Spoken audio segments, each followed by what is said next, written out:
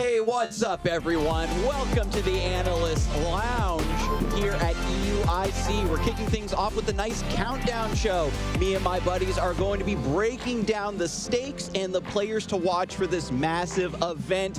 My name is Adam Watson, joined here by, I'm representing TCG, by the way, joined here with Pokemon Go. How you doing? Hey, how you doing? I'm Pedro. Nice to be here with all of you. I'm super hyped up for everything that's happening today. It's going to be amazing. It's jam-packed with people and excitement to see who will be the next European International Champion. And here with VG, we've got... Hello, my name is Sierra Dawn. I'm going to be here representing the Pokemon VG for the Analyst, a little pre-show thing, get everyone hyped up for some great video game action this weekend. And Pokemon Unite down there at the far end. That's me. Doobsnacks here, excited to be here at EUIC again. Tons of players in the hall, tons of people in the area. Excited to get it going. This is a massive event, absolutely massive. So many Pokemon fans and competitors here to show their love for Pokemon. The same reason we're here, not just to break things down for you beautiful people at home, but to show our appreciation for Pokemon. It's brought us all together. Yeah. Yeah, especially for EUIC. First off, one of my favorite events of all time. It's always so great. The atmosphere here is absolutely amazing.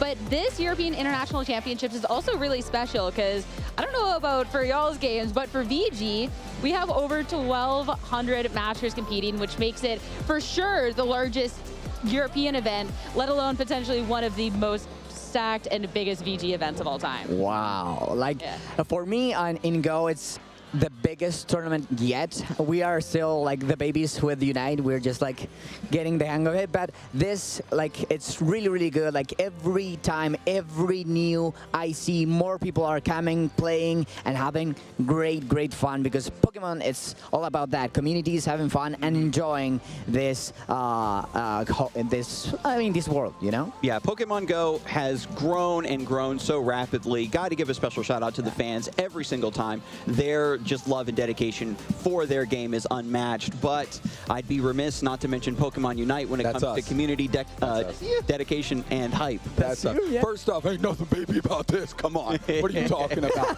But EUIC historically for Pokemon Unite has been one of the most exciting events just in terms of the amazing grand finals we've had. Now that it's international representation, we have a team from LATAM that won this last year that we'll talk about a little bit later. They're representing. We have former champions that are rolling through, trying to get back their crown on the international stage. So kind of everybody in the world meeting here in London to kind of do a litmus test as we're on the road to Worlds is incredibly important and exciting to see. And now that you've all had your fun, I do have to, of course, bring things back around to TCG. Absolutely ridiculously big tournament. Over 4,000 competitors here for Pokemon TCG. Ooh. We show up in numbers, folks. We love to compete. Can they even all fit in the hall here? How do you do it? That's why we're here at the XL Center in London, because we need a place big enough to fit all of these competitors for the Pokemon TCG. And, you know, if you're trying to get that World's invite, if you can make top 4 in IC, then you're going to lock up that World's invite. You've got to be in the top 0.001% of the competitors for TCG to get that invite. And if my math is off, you know, let me know, viewers, because I know there's nothing. They will let you know. Yeah. 100% of the comments like, no, that's not it. Crunch those numbers for sure. But I guess we can move right along to the TCG players that I would like to highlight, actually.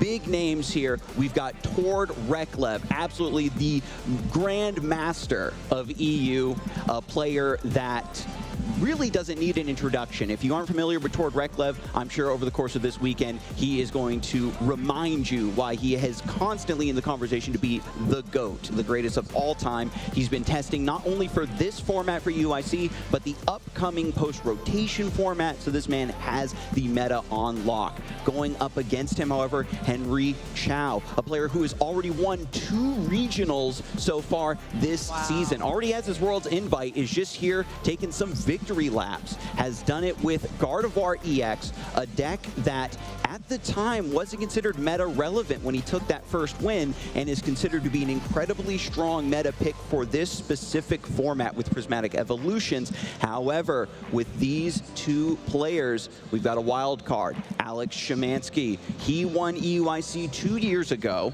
took down Tord Reklev, recently got second place in San Antonio, lost to Henry Chow. He's got history with both of these players, and I want to see all three of them make deep runs in this tournament and show the people what they're made of.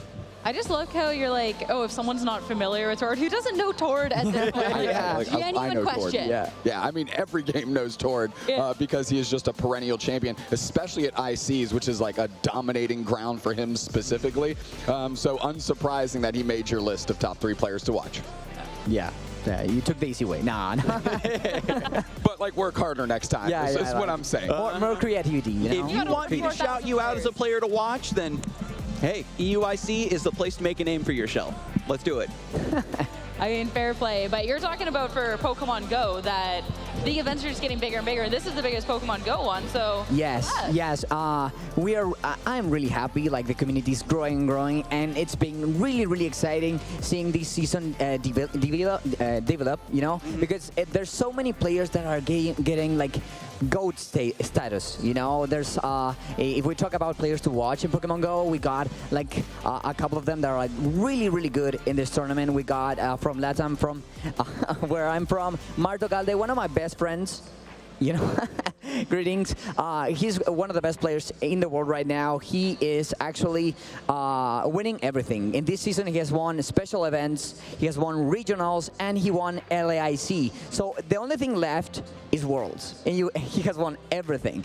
So he is here to take the championship back to LATAM. We now have, we also have Emmy Weedle, one of the greatest players in Europe. He's the reigning champion right now. He's here to defend his title. He was last year amazing with his Skeledirge, and his team was incredibly unexpected and did incredible things. And we have Dumbug, that was the second place finalist last year. He's a great player. He has done incredible things. He's known for being able to win with whatever Pokemon he wants. He won a regional with Shadow Pidgeot back in the day, which was like a totally unexpected Pokemon back in the day. And he's here to take you know, his little friendly revenge from Emmy Weedle, who defeated him in the finals last year. I like the picture too. It's like, how many medals was that? You got the trophy, you got all the medals. Like, yeah. We're not on stage too. Yeah, he wins everything. He can win everything. Yeah. He has been like an unstoppable force. So it's like last year, Emmy Weedle and him was like an unstoppable force against an unmovable object. You know, like a heck of a match, and hopefully we could see it again this year. I mean, we definitely have a couple of those players for Pokemon VG. You're talking about that unstoppable force, or people that just win everything, and talking about the players to watch going into this weekend. Got a couple of good ones, I'm not gonna lie. It was really difficult to make the list. I actually don't know how much y'all struggled with y'all's list, but yeah. Oh my goodness. But first off, you have to talk about none other than the Pokemon World Champion here for Pokemon VG. And I know, Kirk, taking the easy way out, but no, Luca's team, the world-winning team with this Miraidon has shaped the meta. We're going back into a meta game that we had at the World Championship. So this is something that is directly impacted that you have to have a lot of respect going for this event. So that's going to be a lot of eyes, not just on Luca as a player, but his team and what he's been able to accomplish. And Luca, I think more so going for a little bit more of a comfort pick into this, but of course has to be super aware of that meta that he's created and respect it in return. You can also see the meta with the pitchers, with the little skip loom. That's the additional, it's the pitcher meta, guys. And it has worked so well for Marco Silva. This is our LAIC champion, not just from this year, by the way, last year's LAIC champion and winning OCIC in the past. So this is someone who's really looking to make a standout performance at EUIC, which is the one international that he's failed to cut despite being European player. So that is humongous right there. Then his LAIC run, Charizard for this meta of Pokemon, like, is not really common. And that's what he won the event with, after getting second at the regional right prior. So you're talking about a winning player. Yeah. He is that for sure. And not just the only one. Coming from NA, none other than Justin Tang. Justin Tang was a breakout star back in 2023, winning his first ever regional that he attended.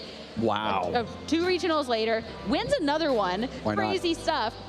And then just won the San Antonio Regional Championships that happened in January. So this is someone that, even in this current meta, can really just rise to the top. So looking to have that performance here at an international as well. And this is only just a handful of the storylines. There's so much great stuff happening to Pokemon VG right now. A player that can just show up seemingly out of nowhere, go from winning a regional and then suddenly being a massive point of discussion here for the IC. Spectacular. Yeah, I love the underdog stories. Yeah, He's those no are the longer best. an No, underdog. right now. Right now, no. No. But at the beginning, no. He's earning his place amongst the best, you know? Yeah, and that's so exciting for every international because that can happen at any point, right? Our NAIC champion from last year, this was his first international and then he won. Tim Edwards last year made it to the finals and is here again. So it's like there's so many exciting storylines and it's really cool to be able to highlight the veterans, but knowing at any point that there is someone out there that can rival and can contest them. I love that. Yeah, sometimes it's just getting that first result to start the train on your way to many more results. I guess I'll talk about Unite teams to watch, right? If you want to. We got to do that. So let Old Snack spin you a yarn one time. Let's start with kind of the hometown favorites. They've perennially dominated EU. I'm talking about Nouns Esports here. Next to them, you'll see Peru Unite from LATAM and Luminosity from North America. But we're going to start left to right because that's what it is on the screen.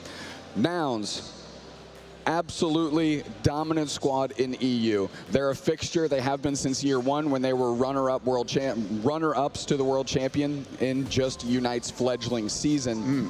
And this year is no exception. They've won and kind of been on a hot streak all the way up until just this last month where they faltered after they added a new player that they thought was going to give them a stronger chance to win. And that is actually Inder from NA, who's an NAIC champion over there on a different squad. So they came over here. They're rooming with Bruv, the tank player for that squad, and they're looking to find some magic here and kick their season off right at EUIC. I think the cup finish of second place was a little bit disappointing for them because I think they were ramping up, but this is a great proving ground. So definitely an EU team to watch here in London. Next, right on down the line, Peru, formerly known as Fusion. Right. They won EUIC last year, and something that we're doing here at EUIC, AOS Cup at EUIC, the AOS Cup champion is the first team in the world to qualify for the World Championships. Wow. So not only are they playing for money, championship points, they're playing for the first world spot allocated, and it's hard to not bet on the past champions. They just had a great run at Worlds as well. LAIC, they had a decent run, setting themselves up for success, or I guess back-to-back success here at EUIC. Bunch of strong, aggressive players that really put the pedal to the metal, and if you're not ready for them, they're going to run right through you. But that leads us to, we've talked about LAIC there for just a moment, that leads you to Luminosity Gaming. Back-to-back world champions, a lot of that roster is back. They just won LAIC. They won LAIC, immediately go into the AOS Cup play-ins where you can get a chance to travel here, lose. Next monthly cup, lose. And then they finally got back to the LAIC form, won the last 2 monthly cups, so they've got a heck of a momentum coming into EUIC. An interesting kind of sub-storyline with Luminosity specifically is if they win this event, they get their World Championship invite. Oh, yeah. But because they won LAIC, they qualified for the Asia Champions League. So they're the only Western team that's going to go compete over there. And Asia Champions League is awarding World Championship spots. So they have an opportunity to do kind of like an Infinity Stones World Championship invite thing where they can just gather them all up and by proxy shrink the World Championship team pool, which I think is just a very cool sub-storyline of just global dominance that they have an opportunity to kick off here in London. Imagine rolling up to the World Championships too, like, okay, like I just won like 4 different invites, no big deal whatsoever, right? Like, exactly. Like you get to Worlds and there's no one there. You took all the invites. Like, World okay. champion. Preemptively winning Worlds, absolutely new ground being broken by the Unite scene, making the World Championships in a completely new format. But these are just a handful of the stories, folks, that we're going to be looking forward to at EUIC. We've got some special treats for you at home that are taking the time to tune in and pay attention to these stories and these players. We got some TCG distributions. If you're tuning in chat, make sure you enter these codes: EUIC 25 Rainbow DNA, that EVEX, beautiful special illustration rare for TCG Live. and we've got some drops as well. Make sure you've got your accounts linked properly so you can get these cards and these card backs added to your game. I love these new evolutions. There's a lot of rumblings in the works if the evolution toolbox deck is going to be good coming up, but might as well pick it up now, set you up perfectly for the future. I know that Pokemon Go also has some special treats for the viewers. Yeah, we always try to give some Pokemon that are used on the competitive scene in Pokemon Go. We try to sometimes get the champions Pokemon. For example, here we got, to celebrate, we got Jumpluff. That's one of the most useful Pokemon right now. In Worlds did really, really great. My great friend Marto Galda used it to get to the 3rd place. And to win, oh, my bad. To win LAIC. He used it to win LAIC, and we got a couple of elite TMs that are really good to... we use them to make Pokemon learn attacks that they are no longer available. So like it's a really, really good tool to start playing Pokemon. If you want to start now and you're gonna get one of those like really special attacks, this is a really, really good moment to go and grab those rewards because they're really, really, really good to start and to get up and play the next event near you. Yeah, I love that Pokemon Go is always helping new players find their footing to break into the scene. But if you're a Jumpluff fan, you know, VG's got you covered as well. I did a double take when I saw the graphic. Honestly, I was like, wait, was it my turn next? You're also giving away a Jumpluff. So, well, I mean, it's a great Pokemon. I love him. It is, and crazy too, because you were saying that it won LASC. It won LASC for us. Really? Oh. So we're like the GOAT. Yeah. They're so different after all. Yeah. But this is, we were talking about Marco Silva. He won LAIC with this Jumpluff team. And even going into a new format for not just this event, but even a couple more events, Jumpluff has been something that we've seen popping up, which seems crazy now that we're in this restricted format, but being able to have great utility. The Sun Pokemon to allow for the Chlorophyll ability, it goes super fast. And then it's super annoying from there on out, guys. It's sleep powders, it can encore, so your Pokemon's stuck doing the same thing. If you're looking to get into competitive, being able to pick up an actual like utilized Pokemon, a international winning Pokemon, great way to start that journey. Jumpluff is just going to be available for a lot of different team builds as well. Speed control, I know, very important for VG, but it brings us back around to you, Nike. What do we got for the viewers, dude? Let me check my notes. I'm a fraud. There are no notes on this. I am going to need, I'm eyeing this down. I'm not looking at you at home. I'm actually looking at the folks in the production booth. I'm going to need you to put that graphic on the screen so I know what we're doing. And that's what we're giving away, a globe. There we go. We did it. That's it. Just one thing here, if my memory serves correctly, that is an item enhancer. So you can get those held. Thank you, non-game person that I'm supposed to be the expert of. You're cooked, man. You're cooked. Absolutely, just crunch. That's why you bring notes, you know? Well, but again, fraudulent behavior out here. At least is already fully enhanced. It's beyond the level of the peons in the audience. You've already upped your game, and you're here to break it down. Oh, is that right? Okay, well, at least I can say a little bit about item enhancers for the people that might be tuning in and getting those item enhancers, of course, level up your held items, and that's what you do with them. That's what they're there for, so do that. Get those, and then do that. I don't recommend starting with leftovers or like Rocky Helmet. You know, maybe experience share. Put one of those on your Pokemon. Help your team. Be a good teammate. Help us wade through the solo queue crime scenes, please. I mean, preach. Yeah. And I gotta say, at least, like, I really appreciate you being honest, not having anything prepared for the show. Like, that's bravery. That's really brave. Hold on. Now, what you might have noticed is I threw the front card, right? If I throw the front card, he's not even looking at that when he's got more cards. Guess what? None of them have notes. I'm just a finicky person, and I need to hold stuff in my hand. No, dude, the cameraman. I told the cameraman before this whole thing started that I was going to be throwing cards. I did say that. Okay. Validation. Thumbs up. Listen, thumbs up. We got it. We are the only ones who are allowed to throw cards over here. My players are here to throw down. That was egregious. And I wonder, you know, we've got a new metagame with the Prismatic Evolutions now available. Everybody's got their eyes on this new card called Badoo that has the ability to item lock. You probably heard about this. Item lock their opponents. And if you can take items out of your opponent's repertoire, out of their game plan, really slows things down. This is what is making this meta so strange is a lot of decks that take time to set up before they start to beat down on their opponents are a lot more viable as the meta game becomes slower. This plays into, again, the Gardevoir deck. There's a lot of different decks like what Tord Reklev is bringing with Gardevoir. Potentially, he's known as a Gardevoir player. Maybe even Charizard, who knows? If you want to skip over Rare Candy, folks, try to just put some extra Charmeleons in your deck, but that's neither here nor there. I think that if you don't need items and you just start beating down immediately, maybe that might be the strategy.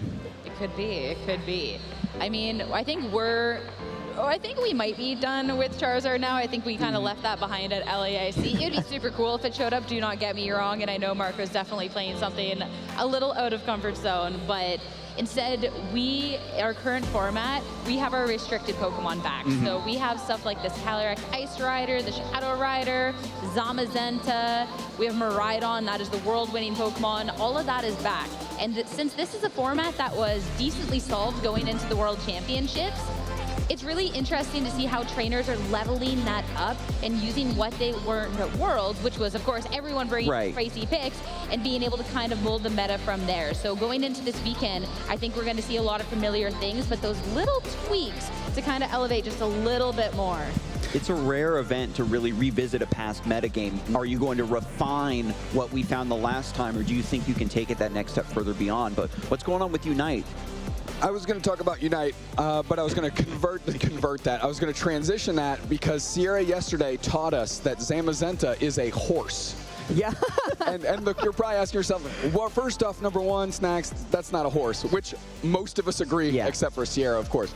Ice Rider, Calyrex, Shadow Rider, Calyrex, of course, there's a horse involved. The rehearsal's got a little wild. I learned that the puppet is not the thing that changes, it's the horse. Calyrex is the rider. Calyrex is the rider. Okay, so so the puppet stays the same. Yes. The horse changes. Yes. Okay. Now that we've settled that for all of you at home, definitely for your all's knowledge, Galarian Rapidash was just added to Pokemon Unite. And on release, it was crazy strong. It was really, really good. But they kind of turned the dial back on it, turned it from like an 11 back onto the meter somewhere. Might be around 50%, maybe a little bit lower play rate. But because it's so new and the nerfs that came out are so new, we don't know how these teams have been able to prepare with it or for it. So this is a real opportunity for somebody to kind of break the game open if they figure out a strategy using specifically this Pokemon, because it motors around the map, similar to, in our game, Dodrio, which has just a lot of map mobility. So they're going to use that to leverage maybe a scoring strategy, an engagement strategy, use it kind of like as a scout to get an idea of where the enemy team is. So a lot of potential options for that Pokemon specifically. And now that it's been reined in, I see what you did there. It's got a reasonable opportunity to be played, because before, if it was involved in the game, it would have gotten banned every single time. But now, because they pulled it back, it's got a real opportunity to hit the island, so I'm looking forward to see it played. Yeah. Super fast with Go. We got a really interesting meta right now. There's some really interesting picks that I really like. Shadow Zapdos, I saw Shadow Palkia, and Annihilate and Primate with the Shadow versions are really, really interesting. They can do a lot of work and carry teams, whole teams, with the Rage Fist bonus, the Rage Fist special attack that buffs his attack stat. So it's really interesting what's going to happen this weekend. I mean, we got an opportunity to talk about the players to watch, the Pokemon to watch, the stakes that we have going up into EUIC. I personally can't wait to kick off another great international event. This is the second one of the season. We got so much on the line for the trainers here. And I know that we got even more special ways to be kicking off the event. The internationals have only been gearing up. I know everyone is excited to start getting forward. So with that, we're gonna kick it over to the stage for a special opening ceremony.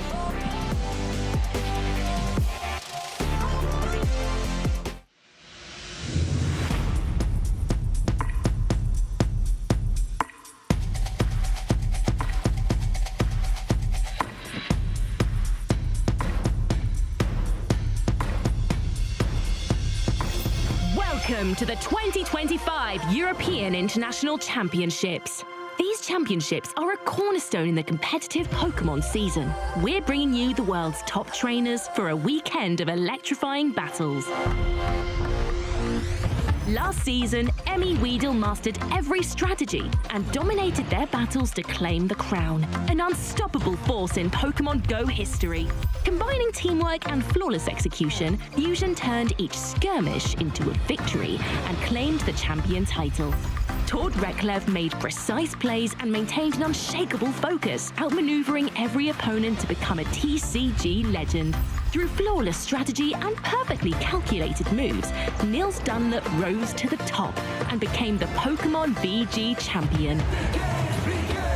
This event is going to be one for the history books. Oh, the energy! Brightbird is coming through! That is literally the example of 1 HP in a North American dream. Burnley at the lead. Cole thinks that Gears behind them. Coffee Challenge earns the ratio. See if it's there. It finds both the counter catcher and the dark energy.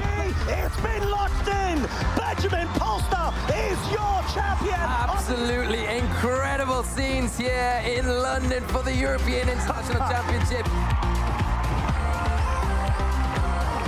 Welcome to the European International Championships. Let the games begin.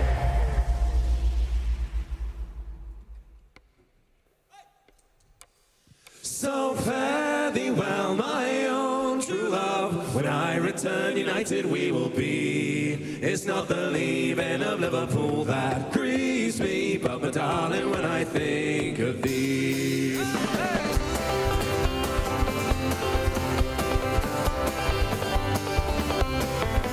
Very well, to Princess Landing Stage, River Mersey, fare thee well.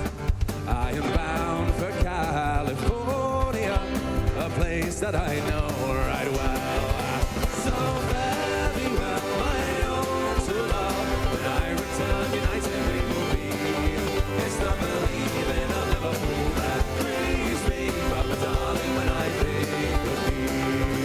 Oh, I'm bound for California, a place that I know right well.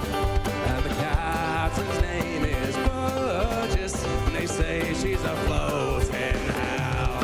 So fare thee well, my own true love. When I return, united we will be. It's not the leaving of Liverpool that brings me, but my darling, when I think of thee.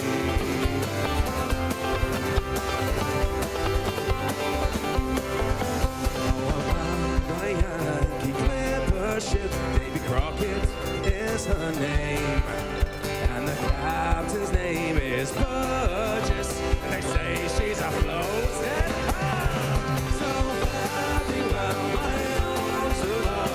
When I return, united we will be. It's not the leaving of Liverpool that grieves me, but the darling, when I think of thee. So farewell to Lower Frederick Street and St. Terrace and Park Lane. I think it will be a long, long time before I see you again.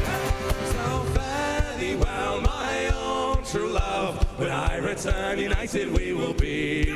It's not the leaving of Liverpool that grieves me, but my darling, when I think of thee.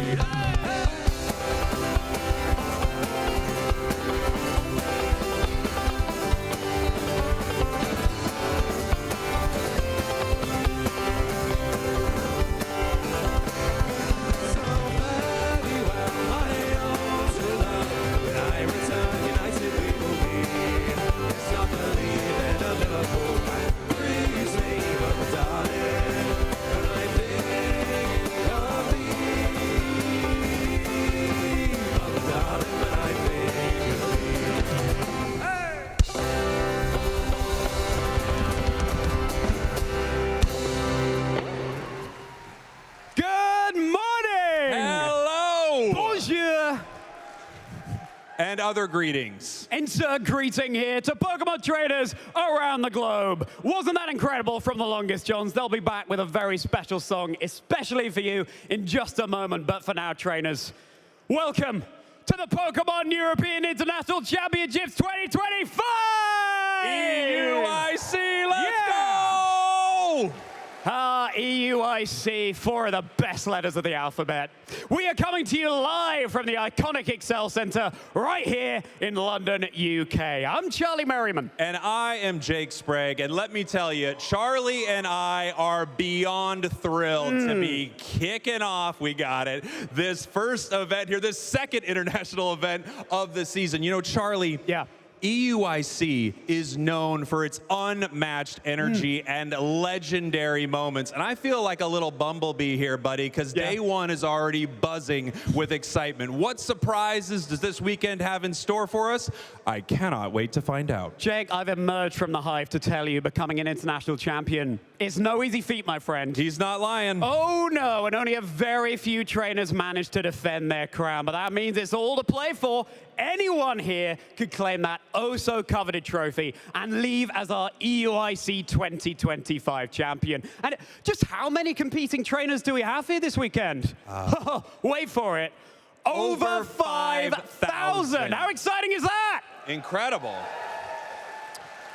But you know, Charlie, you dashing hero, what really makes an event like this unforgettable is the unity that we have in our global Pokemon community. This event is all about you guys, the fans. So let's hear it for some of your favorite games this weekend. Pokemon Unite fans, give it up. Not pretty bad. good. Not bad. Pretty good. Pretty good. It's not like I couldn't hear you, but I think we can do better. Brace yourself, trainers, because now I want to hear you give it up for our trainers from Pokemon Go. Yeah, there we go. Whoa. There we go. Good. You took the note and you ran with it. Very good. Nice. Now, I know this next group could blow the roof off this place, all right? So be careful, but I want to hear it for our trainers playing the Pokemon trading card game. Okay. Whoa. Wow. That was close, Jake, but I think the roof is just about still intact. Hanging on by a thread right now, Charlie. There's some structural damage maybe, but we're okay for now. I'm not sure it's going to stay that way for long. Okay.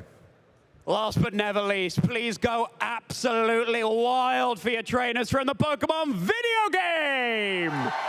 There it is. Oh, there it goes. It's gone. Yeah, it's gone. They got it. Roof's gone. That roof is gone. Yep. Congratulations, you tore it off. We're in an open-air venue now, trainers. Good luck. Yeah, fun. I hope you brought your umbrellas. Good luck with that, everybody. And you know, Charlie, this isn't just about the hype this weekend. Is it not? Oh, no, my friend. They're competing for so much more. Of course for the glory, of course for the hype, but there is also a massive prize pool this weekend. Let me take, this can't be right. Production, is this right?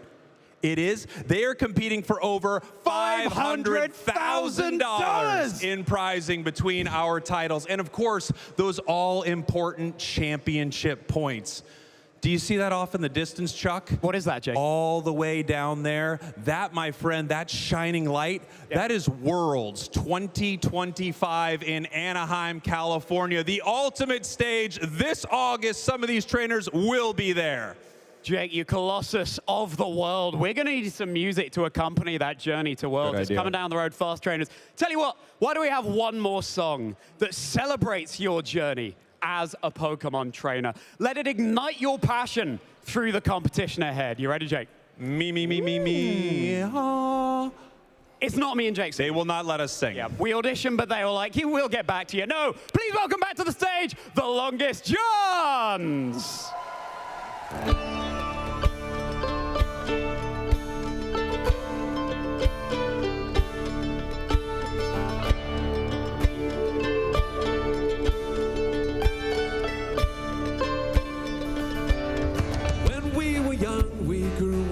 The stories, the champions and journeys, searching for glory. Awake from your slumber, for now it's your turn. You've made preparations, studied and learned. Find partners to practice, and mentors to teach you, friends to cheer on, and those who'll defeat you. You win some, you lose some, cause that's how you learn. But every tough match is experience. Step out and face the world.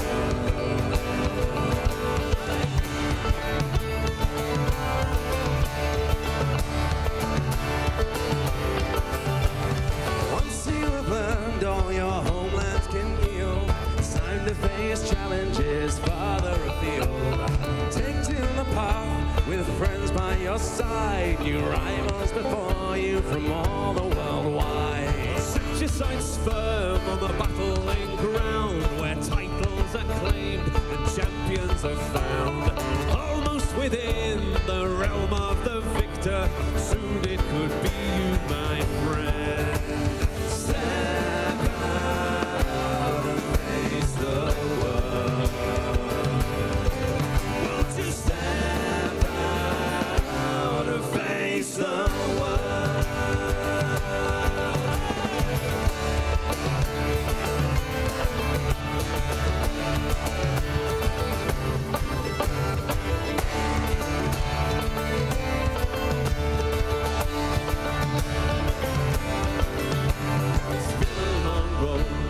Soon comes the day we've reached the arena where legends are made. There's no room for doubt and no room for fear. Think of the victories along your way here. Surrounded by veterans, the best of the best. You steel yourself now for this final test. You're square to the challenge, excitement it swirls. This is your moment, my friend. Step out and face the world. Step out. Distance fears, pressure's intense. Everyone's waiting, crowd in suspense. The end it approaches, hush fills the hall. It's come down to the wire, but you gave it your all. But you gave it your all. Step up to the podium, hold your head high as you raise the trophy right up to the sky. You are the victor, no one denies. Stand proud and face the world. Stand proud and face the world. Stand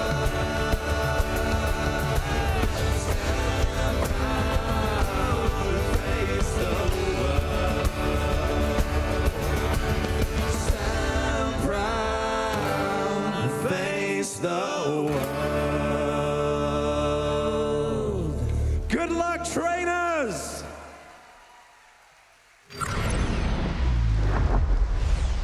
Hey!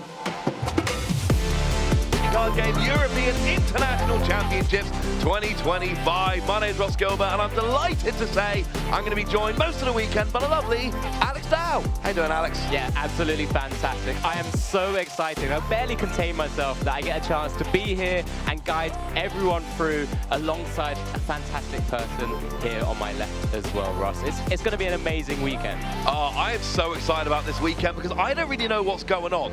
You know, I had to get a friend to get me this pin from the US Pokémon Center and carry it over from New York just so I could show my love for Miraidon this weekend. It's finally, I think it's Miraidon's time, but we don't really know what's going on. We got Prismatic Evolutions legal now, and we all know Badoo's good, and we all know Regigigas is good, but not giving anything away. There's a card from Prismatic Evolutions we're going to see in round one, and I don't think any of you at home are going to guess what that card is, although, you know, let us know if you think you can. But the point is, there's a lot of unknown this weekend, and that makes me excited. Absolutely, but for us, just to give a little context for everyone, Ross has been championing Miraidon for such a long time now. I've never stopped him talking about it, but there's going to be a plethora of decks that we're going to be hopefully showcasing across the weekend, giving you guys a chance to really see the best players, the best decks, everyone bringing all those tech cards, all those new additions from Prismatic Evolutions, as Ross has already mentioned, to see how we can eventually crown a new international champion, or maybe a repeat. Could be a repeat international champion. We had one internationals already. That was the Latin American International Championships at the end of last year. Let's take a look at the roadmap of these international tournaments, of course. We are in London this weekend, and then we got a few months break before we go to New Orleans. And I went to NAIC in New Orleans last year. I mean, if you did as well. We both did. It was a fantastic place to go. And I mean, it's just incredible to go back to such an incredible city as well. But of course, this is all in the culmination of that final place at the very end weekend here into that World Championships. This is what everyone is playing for. Yeah, Anaheim, we got the announcement at the end of the World Championships last year. We're in California 2 years in a row. We're in Anaheim this year, San Francisco next year, and that is where we are all heading. We want to be in Anaheim. All the players in the room want to be in Anaheim. We want to be in Anaheim. Everybody wants to be in Anaheim in August because the World Championships, that is what it is all about. And the good news is we are going to be sending some people to the World Championships this weekend. We're going to be getting a lot of other players where we're not sending them to Worlds, but we are giving them a good start on their way. I think we're giving it to them. Yeah. Really, it's going to be them crushing it for 3 days. Absolutely. I mean, there's so much to be playing for across this weekend, and we will be, of course, be touching on that very shortly as well. But we have seen so many players already get to that stage and actually qualifying and actually getting to that opportunity as well. You know, just as we get a chance to see here, our invitations have changed for this season. Of course, there's plenty of championship points and opportunities for placements here at this international championships, but we do have that invitation structure now for both, well, all three, the juniors, the seniors, the masters, now at a set rate of number of players that can actually qualify for the World Championships, Ross. Yeah, last year it was nice and simple. We gave you a point total, you hit that point total, you got your invite. Now what we do, we get a giant piece of paper, we print out every single player and all their championship points, take a big ruler and a big fat pen, we draw a line under player 125 for Masters in US and Canada and for Europe. If you're above that line, you have your World's invitation. If you're below that line, you do not get your World's invitation. There are going to be some players who are so high up that they're locked in quite early. There are going to be a lot of players who are kind of jumping either side of that line all year. And I'm just saying, you know, top 4 here get an automatic invite. That is crucial. But top 8, 380 points, you don't get your invite, but that is going to put you, it's going to give you a good advantage in that top 125. Yeah, absolutely. It will take you a long way to really pushing yourself into that berth of 125 in the Masters, 100 in the seniors, and 75 in the junior divisions. And that's just the US and Canada and Europe regions. Of course, there's those invites for the Latin America, Oceania, EMEA, and SA as well. There's so much on the line here for all of these players to be competing for. That World Championships, as I said, is the real sort of pinnacle of everyone's seasons. And this is one of the biggest changes that we've seen for quite some time. We have now our players having to play throughout the season to just maintain that position, Ross. It's why North American Internationals is going to be so much fun, because that is going to be your last chance to get points. I do need to correct myself ever so slightly, because you might see a note at the bottom there. If you earn a direct invitation, that's top 4 at Worlds last year, you win a regional, or you get top 4 at internationals this year, those players are not counted towards the top 125. So actually, let's say there's, I don't know, 10 players who earn a direct invite, that line gets drawn under player 135 instead. So if you're looking to get that invite from the top 125, you kind of need to know how many players have got their direct invite that would also be in that top 125, so we can figure out exactly where that line is going to be drawn. It is harder to qualify for Worlds this year, and that means that the players, you know, the internationals, best chance to get points. These are the biggest tournaments, but they are even more important than they were in previous years. Yeah, absolutely. I know you've mentioned here that, you know, a lot of these players are getting to their automatic invites and they don't count, but we have started to see a couple players maybe also have double automatic invites, and we're going to obviously cross-reference with those names in due course as well. But Ross, let's make sure that our viewers here alongside us can make sure that they know exactly what's going on across this weekend. This is the 2025 European International Championships, broadcasting live from the Excel Centre here in London, UK. Pokémon TCG trainers have travelled from around the world to compete over a $500,000 prize pool, precious booster packs, and prestigious championship points. Points that will get them one step closer towards qualifying for Worlds 2025 in Anaheim, California. This tournament is a 3-day event that kicks off with Swiss rounds, where every match is a best-of-3 battle. Trainers who earned total match points that exceed the threshold for their division will advance to Day 2. On Day 2, the pressure intensifies as trainers continue to face off in more Swiss rounds to determine who advances to Top Cut. After all Swiss rounds are completed, the top 8 competitors, plus all competitors with the same number of match points as 8th place, will advance into an asymmetrical Top Cut first single elimination bracket until only 2 trainers remain. These finalists will face off on Championship Sunday, where they'll compete for the EUIC trophy and to claim their piece of Pokemon glory. It's anyone's guess who will be crowned the European International Champion and receive an automatic berth to Worlds 2025 in Anaheim. But we're definitely excited to find out who the last trainer standing will be. Let's send it back to our casters to get this tournament started. There we go. Now Joe has told us everything we need to know about the format. We can tell you about the prizes.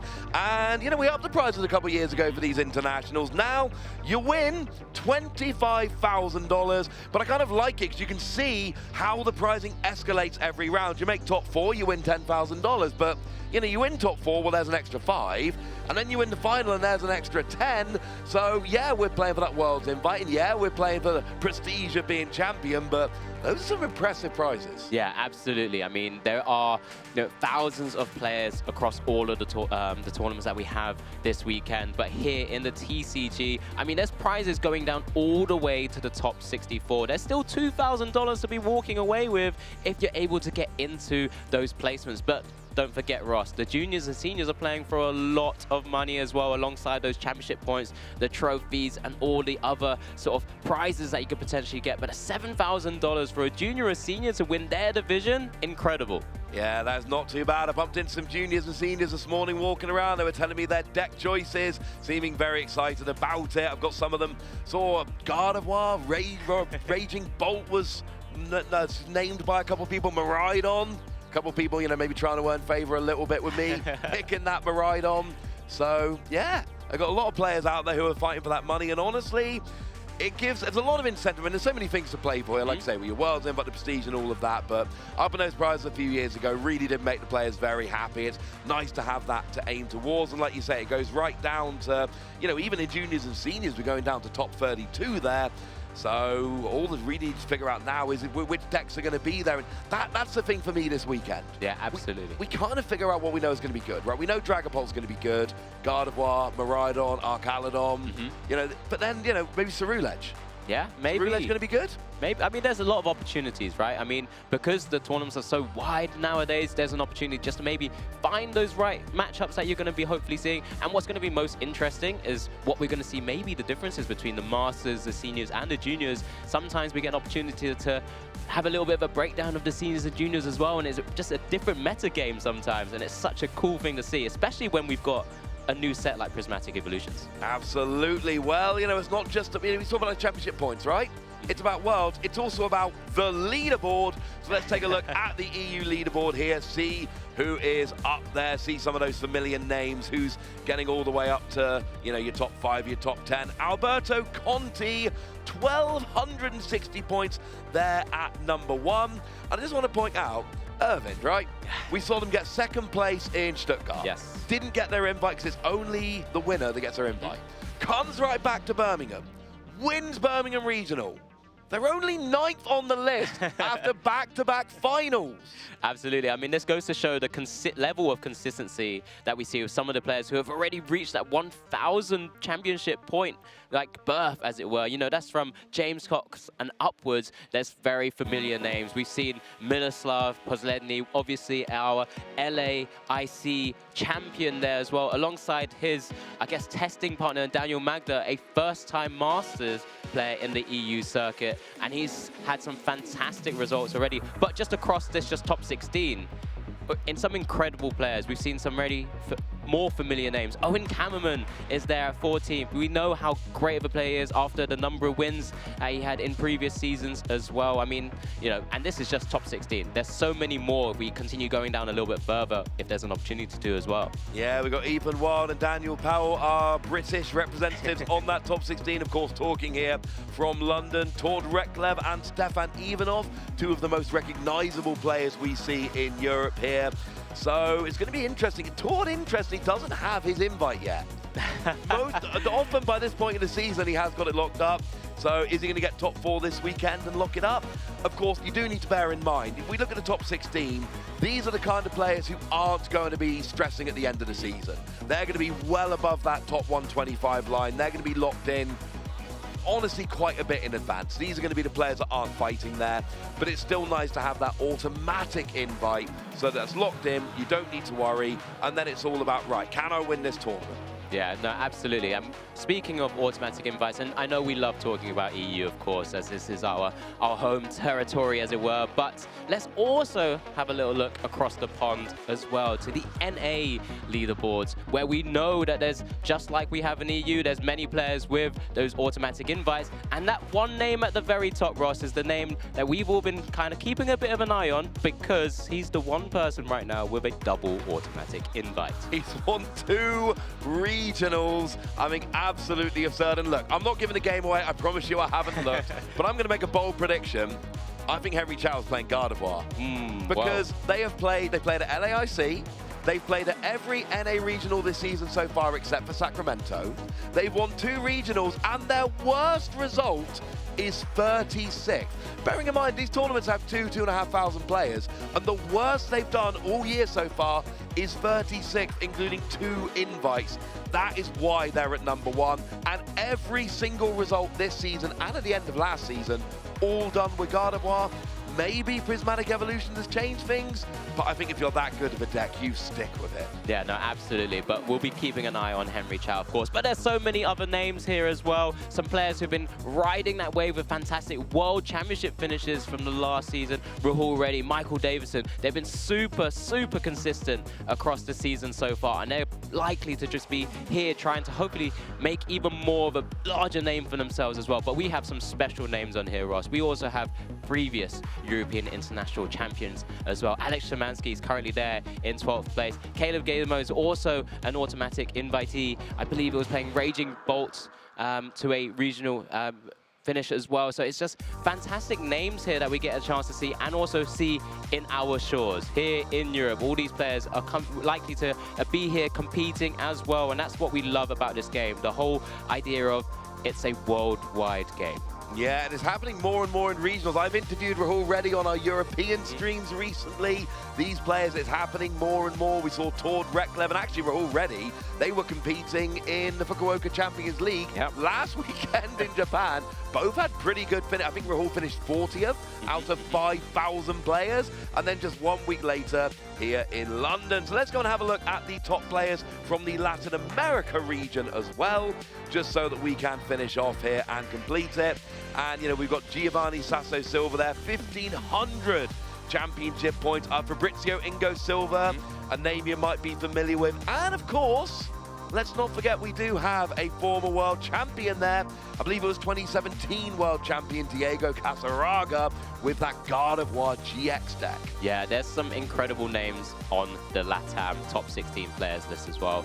And I'm really interested to see what they're going to be bringing over because, you know, similar to last year, there's a lot of players that we've seen on stream as well, like Pedro Pertusi or William Azevedo, who's been on stream at the European International Championships before. And it's likely we'll hopefully get a chance to see them as well, doing super well with whatever concoction they brought up this time. But it's always interesting to see how different regions bring different decks or different tech cards and just kind of come to one of these large events and try and take it down, Ross.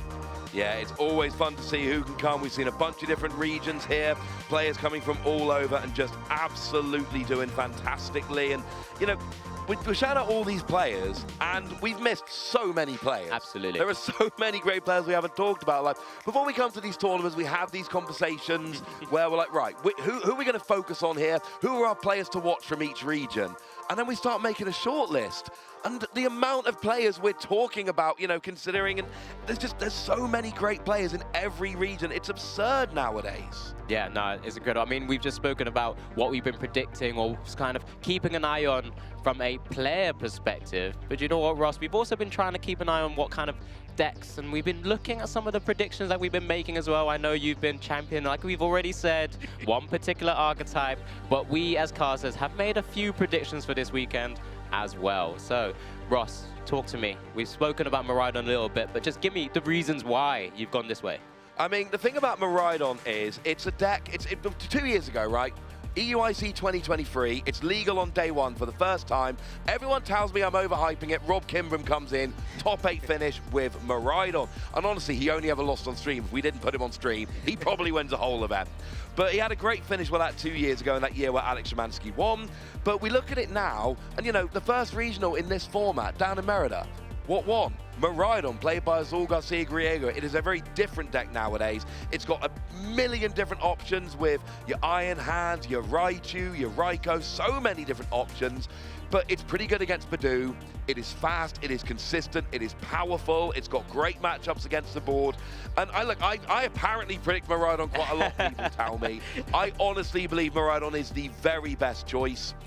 And I paired it with Precious Trolley, because we're seeing a bunch of really fun evolution decks nowadays, and they are all powered by this ace spec that let you get all of your basics out. And Precious Trolley here is my way of saying, I don't know quite what it looks like, but there is going to be a very unexpected deck with a bunch of evolutions, and it's going to be powered by Precious Trolley. I mean, look, tell me I'm wrong. Tell me why our Caledon is so much better. I mean, I just feel like it's one of those decks. It's one of the newer archetypes that we've started to see really come to the fore since the start of this year, as it were, this calendar year. It's done very well in terms of getting to that kind of day 2 spots in a few tournaments now. It's had a couple of decent performances in the special championships that was recently had taken place in Puerto Rico.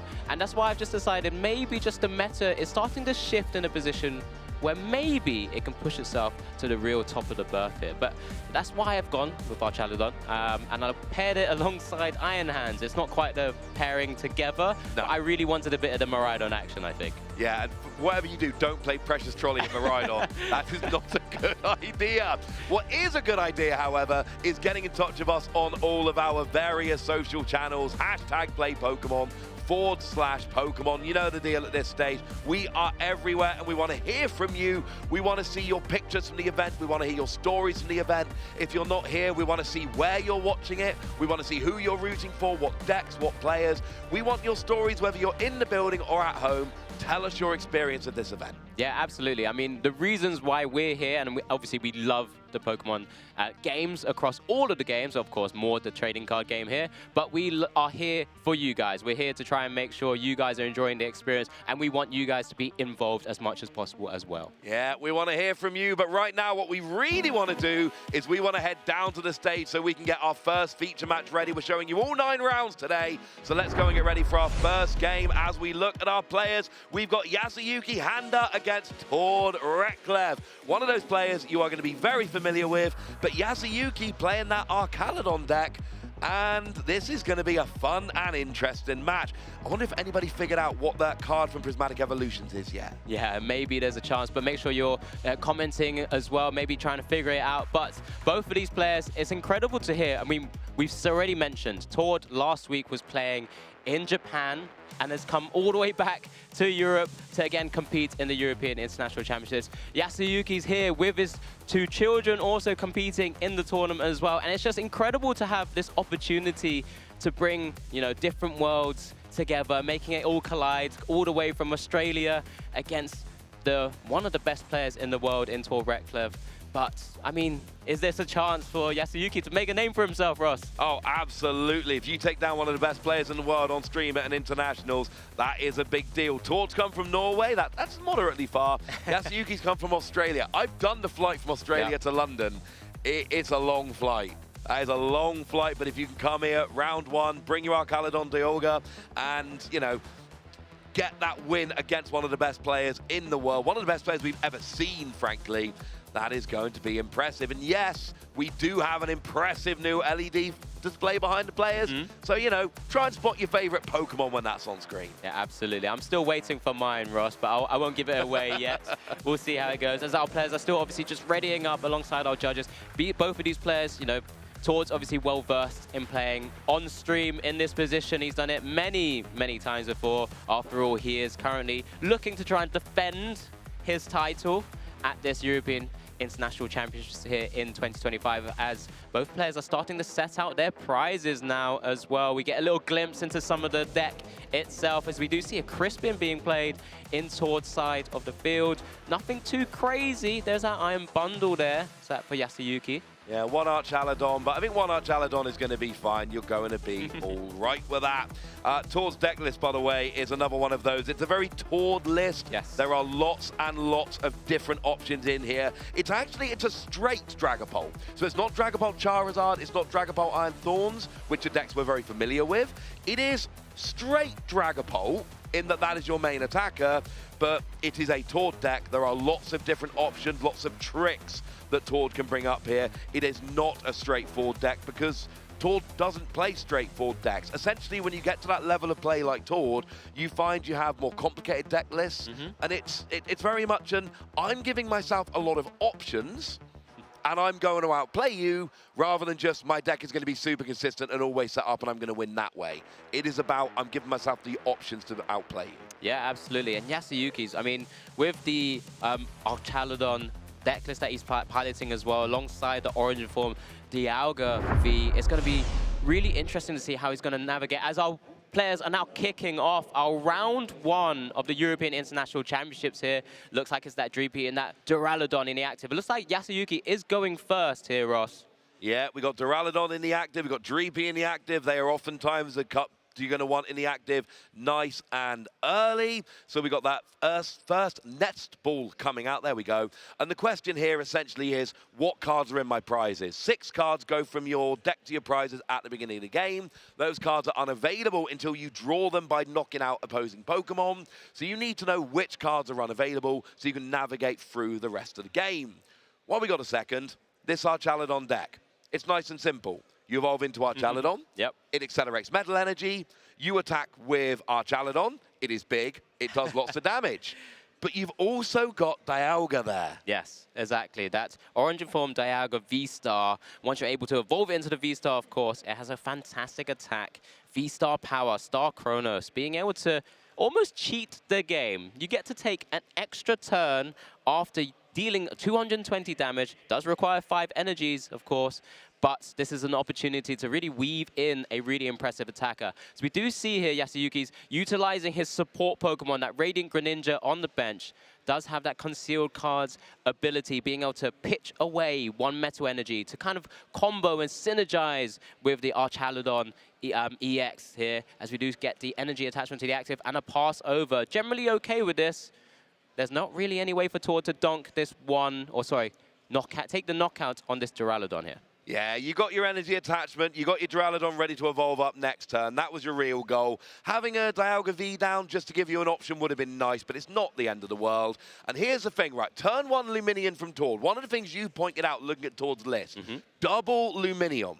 When a player plays 2 Luminion, you never actually want to play 2 Luminion, really. That is I am so desperate for this card turn 1, I am not willing for it to be prized. I am going to have access to it. And look, yes, it can come out later in the game, but it is I have got to have it.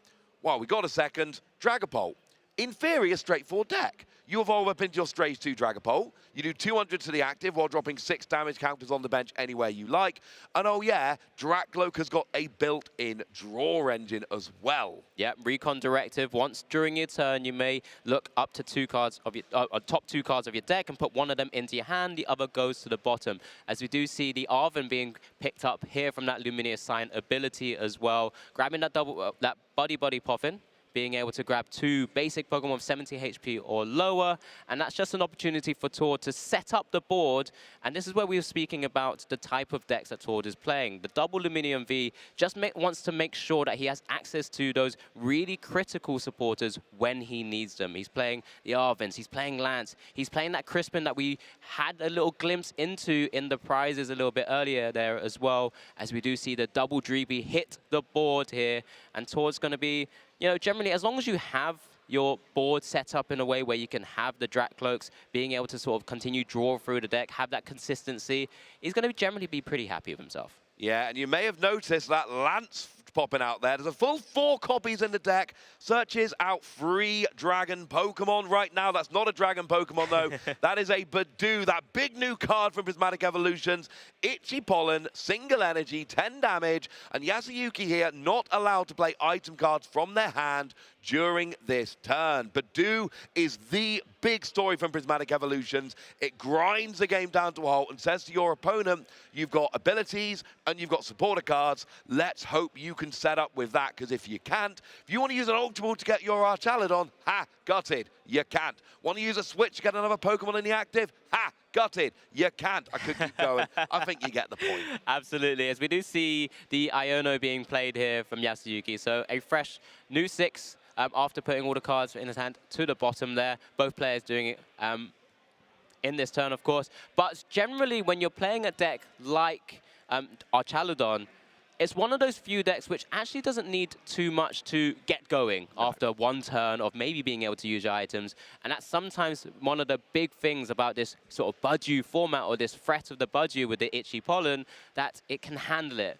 But at the moment, Yasuyuki's having to sort of recollect himself here and just try and figure out a way to navigate this turn, because after a Concealed Cards, he still hasn't really instantly played anything. As we do see, is that a Dialga V? Here's a Dialga going down onto the bench. We haven't seen an energy attachment yet this turn, although there is one in hand, but without getting the Archaladon. So you attach it to the Dialga, and it's worth noting that Archaladon accelerates 2 energy to itself, so you can get the next 2 energy you need.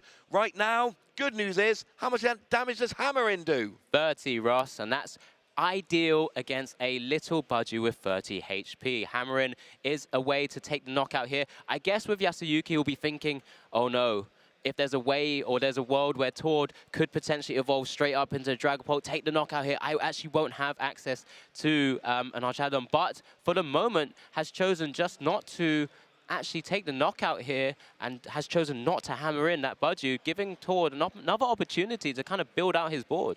Well, here's the interesting thing. These decks, these Dragapult decks, generally play Sparkling Crystal. Tord is not. Tord is playing Unfair Stamp, which puts you down to a 2-card hand after you take a KO. So if Tord had Unfair Stamp or access to it, taking a KO would be brutal. Generally, we expect Dragapult to be playing Sparkling Crystal, but if Yasuyuki is suspecting the Unfair Stamp, that would be a reason not to take that little KO. It's not advancing your prize map too well, and it could really come back to hurt you. That would be a crazy read, despite no information available. But you know, you never know. Maybe Yasuyuki has played up against a Dragapult with Unfair Stamp. As we do see Tord going through the motions here. Arven hitting field once again, picks up that one rare candy that Tord is currently playing in his list, and he's rare candying straight into that Dragapult EX. All the sort of tools are coming down as well. Forest Sealstone on that Luminium V, popped off. Star Alchemy utilized. V-Star used, so Tord's really looking to get going here. Budgie, of course, is one of those few cards that allows you to kind of maneuver around quite easily, Ross. Yeah, it really does. And you're trying to buy time here, right? And actually, worth pointing out, Tord plays a single rare candy in his deck. That's the only one he has access to, so we know we're not seeing another Dragapult coming out in that way. But the attack here, 200 to the active, which would be enough to KO a Duraludon. 6 damage counters on the bench. That would also be kind of nice. Tord is setting up well. There is that second energy that we needed for the Dragapult. But Do has free retreat, so here comes the Dragapult. And crucially now, we are not seeing an Archaladon next turn. There is no Duraludon ready to evolve. Buying that one turn with Badu here was huge for Tord. And now Yasuyuki in a bad position with no Archaladon ready to come out. And even if you want to attack with Dialga, you kind of need to accelerate energy with Archaladon first. Yeah, it looks like a little bit of the worst fears that could have happened on Tord's turn on Yasuyuki's side, because it was just that one Duraludon that was available, and it's just that Dialga, Origin Form Dialga V in the active spot now. No Duraludon's available, no Archaladon EX is available, so now he's just in a bit of a sticky position, and Tord's in a very commanding position here because he's been able to take the massive knockout with that Dragapult EX. And one of the most important things is just trying to start to place the damage counters of the Phantom Dive as well. So he's decided to spread the damage 4 and 2 across the Radiant Greninja and the Dialga V as well. So here, as Yasuyuki is just looking to try and play out his turn. He does have access to items now. But again, as we mentioned, no Duraludon, and that's one of the biggest things. We do get a peek, Ross, We do of get that a one peek. card. What is it? It is Black Belt's training, lets you do an extra 40 damage. It helps fix some numbers for you. It's a card, it's only played as a one-off, but 40 more to an active EX. It is a fun little card. Now, if you're wondering about the damage from Dragapult, oh look, Dialga happens to have exactly 200 HP left. How much is the general damage from Phantom Dive? Yeah, 200. Exactly works out nicely. So what Tord essentially did there was bring the Dialga down into range of a Phantom Dive and put the rest on Dragapult for later. Not terribly relevant now, but could be as we go later on in the game. Tord very much in a good position here, and really Yasuyuki needs, I mean, honestly, just getting a Dialga V-Star just to bring it out of range of a Phantom Dive would be a big deal here. Yeah, it's just what can be done in this scenario. He's staring down at this Dragapult with the double energies on it already. Still hasn't really seen too much within Tord's deck list. I mean, he's only really seen 2 Arvans. As we do see the Professor Churro scenario from Yasuyuki there, picking up that Dialga V, just kind of removing it back out of range, having to put that Radiant Greninja in the active spot. Only 90 HP left, so very susceptible to sort of just be easily knocked out. And maybe Tord's going to find an opportunity to just kind of reset up damage across the board. Yeah, we see a Relicanth coming down onto the bench, but that unfortunately is not going to do too much. That's basically used so that Archaludon can copy Duraludon's attack to do damage based on the damage counters on it. It's not really going to do much from this position. And that Professor Churro scenario, all it really did was heal 20 damage off Dialga and switch it to the bench. Not the most efficient use of your supporter. But we do see a Dracloak coming down here using Recon Directive, getting a second Dracloak to use a second Recon Directive. Can we get a third? No, because there's no Dreepy on the bench. As we do, yeah, exactly that. That Recon Directive here, just kind of showcasing for Tord just the consistency levels of the kind of pre-built-in engine that Dragapult EX actually gets just from its evolution line. As we do see one of those very unique cards we don't often see in previous formats, but Lance has really come to the fore here because he is playing a straight Dragapult EX deck. It's all, well, generally all Dragon-type Pokemon. You get to search your deck for up to 3 Dragon Pokemon, so it can be those Recon Directive Dracloaks, it could be your Dragapult EXs, it could be your Dreepies. But this is an opportunity for you to just be able to pick those cards out of your deck and get them evolved and really just get going. And it's a great way of saying to your opponent, I don't really care if I'm under Badoo Lock. I'm going to get free Dreepy down. I'm going to use Lance to get free Dracloak down. I got free Recon Directive. My deck is rolling. That's not where we are at this particular turn, but it is an option for the future. We do see the KO there on that Radiant Greninja. So Tord there takes a second KO, and now we are in a great position for Tord. Yasuyuki, there isn't even a Duraludon down, so there's no Archaludon coming this turn. Yeah, it does have options here. In that hand, we do see the Fortin there as well. So could potentially go into Duraludon, get an attachment, maybe evolve up into the Archaludon EX, and then actually start swinging away. The one tricky scenario here is it too little, too late? Tord's down to his 4 prizes now as instead of Yasuyuki's 6, as we do see the Night Stretcher for the Radiant Greninja. Does want to see more cards. Opts to go for the Iono just because maybe didn't have the Archaludon in a hand as well to try and protect it to evolve up. But the support Pokemon's there, but we're not really seeing any Archaludons. No. Ross. And that's what you would have needed. You would have needed the Fortin, but then also you need the Archaludon. And then you need a third energy in order to actually start attacking. And even then, you're 2-hit KOing Dragapult. You're not actually taking any prizes now. The game just ends up being very, very slow at that point, and you're already 2 prizes down. But it's not just about the prize cards, it's about the board state. Tord has got 2 Dracloak with Recon Directive.